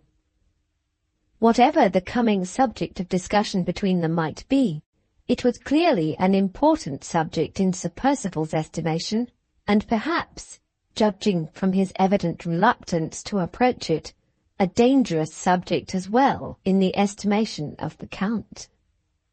These considerations occurred to me while we were passing from the dining-room to the drawing-room. Sir Percival's angry commentary on his friend's desertion of him had not produced the slightest effect. The Count obstinately accompanied us to the tea-table, waited a minute or two in the room, went out into the hall, and returned with the post-bag in his hands. It was then 8 o'clock, the hour at which the letters were always dispatched from Blackwater Park. "Have you any letter for the post, Miss Halcombe?" he asked, approaching me with the bag. I saw Madame Fosco, who was making the tea, pause, with the sugar-tongs in her hand, to listen for my answer. "No, Count, thank you. No letters today." He gave the bag to the servant who was then in the room, sat down at the piano, and played the air of the lively Neapolitan street song, La mia Carolina, twice over. His wife, who was usually the most deliberate of women in all her movements, made the tea as quickly as I could have made it myself, finished her own cup in 2 minutes, and quietly glided out of the room. I rose to follow her example, partly because I suspected her of attempting some treachery upstairs with Laura, partly because I was resolved not to remain alone in the same room with her husband. Before I could get to the door, the Count stopped me by a request for a cup of tea. I gave him the cup of tea and tried a second time to get away. He stopped me again, this time by going back to the piano and suddenly appealing to me on a musical question in which he declared that the honour of his country was concerned. I vainly pleaded my own total ignorance of music and total want of taste in that direction. He only appealed to me again with a vehemence which set all further protest on my part at defiance. The English and the Germans, he indignantly declared, were always reviling the Italians for their inability to cultivate the higher kinds of music. We were perpetually talking of our oratorios, and they were perpetually talking of their symphonies. Did we forget, and did they forget, his immortal friend and countryman Rossini? What was Moses in Egypt but a sublime oratorio, which was acted on the stage instead of being coldly sung in a concert-room? What was the overture to Guillaume Tell but a symphony under another name? Had I heard Moses in Egypt? Would I listen to this, and this, and this, and say if anything more sublimely sacred and grand had ever been composed by mortal man? And without waiting for a word of assent or dissent on my part, looking me hard in the face all the time, he began thundering on the piano and singing to it with loud and lofty enthusiasm, only interrupting himself at intervals to announce to me fiercely the titles of the different pieces of music. Chorus of Egyptians in the Plague of Darkness, Miss Halcombe. Recitativo of Moses with the tables of the law. Prayer of Israelites at the passage of the Red Sea. Aha! Aha! Is that sacred? Is that sublime? The piano trembled under his powerful hands, and the teacups on the table rattled as his big bass voice thundered out the notes, and his heavy foot beat time on the floor. There was something horrible, something fierce and devilish in the outburst of his delight at his own singing and playing, and in the triumph with which he watched its effect upon me as I shrank nearer and nearer to the door. I was released at last, not by my own efforts, but by Sir Percival's interposition. He opened the dining-room door and called out angrily to know what that infernal noise meant. The Count instantly got up from the piano. "Ah, if Percival is coming," he said, "harmony and melody are both at an end. The muse of music, Miss Halcombe, deserts us in dismay, and I, the fat old minstrel, exhale the rest of my enthusiasm in the open air." He stalked out into the veranda, put his hands in his pockets, and resumed the recitativo of Moses, sotto voce, in the garden. I heard Sir Percival call after him from the dining-room window, but he took no notice. He seemed determined not to hear. That long-deferred quiet talk between them was still to be put off, was still to wait for the Count's absolute will and pleasure. He had detained me in the drawing-room nearly half an hour from the time when his wife left us. Where had she been, and what had she been doing in that interval? I went upstairs to ascertain, but I made no discoveries, and when I questioned Laura, I found that she had not heard anything. Nobody had disturbed her. No faint rustling of the silk dress had been audible either in the anteroom or in the passage. It was then 20 minutes to 9. After going to my room to get my journal, I returned and sat with Laura, sometimes writing, sometimes stopping to talk with her. Nobody came near us, and nothing happened. We remained together till 10 o'clock. I then rose, said my last cheering words, and wished her good night.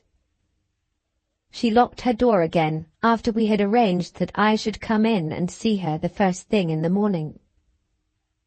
I had a few sentences more to add to my diary before going to bed myself. and as I went down again to the drawing-room after leaving Laura for the last time that weary day, I resolved merely to show myself there to make my excuses, and then to retire an hour earlier than usual for the night. Sir Percival and the Count and his wife were sitting together. Sir Percival was yawning in an easy-chair. The Count was reading. Madame Fosco was fanning herself. Strange to say, her face was flushed now. She, who never suffered from the heat, was most undoubtedly suffering from it tonight. "I'm afraid, Countess, you are not quite so well as usual," I said. "The very remark I was about to make to you," she replied. "You are looking pale, my dear." My dear! It was the first time she had ever addressed me with that familiarity. There was an insolent smile, too, on her face when she said the words. "I am suffering from one of my bad headaches," I answered coldly. "Ah, indeed. Want of exercise, I suppose. A walk before dinner would have been just the thing for you." She referred to the walk with a strange emphasis. Had she seen me go out? No matter if she had. The letters were safe now in Fanny's hands. "Come and have a smoke, Fosco," said Sir Percival, rising, with another uneasy look at his friend. "With pleasure, Percival, when the ladies have gone to bed," replied the Count. "Excuse me, Countess, if I set you the example of retiring," I said. "The only remedy for such a headache as mine is going to bed." I took my leave. There was the same insolent smile on the woman's face when I shook hands with her. Sir Percival paid no attention to me. He was looking impatiently at Madame Fosco, who showed no signs of leaving the room with me. The Count smiled to himself behind his book. There was yet another delay to that quiet talk with Sir Percival, and the Countess was the impediment this time.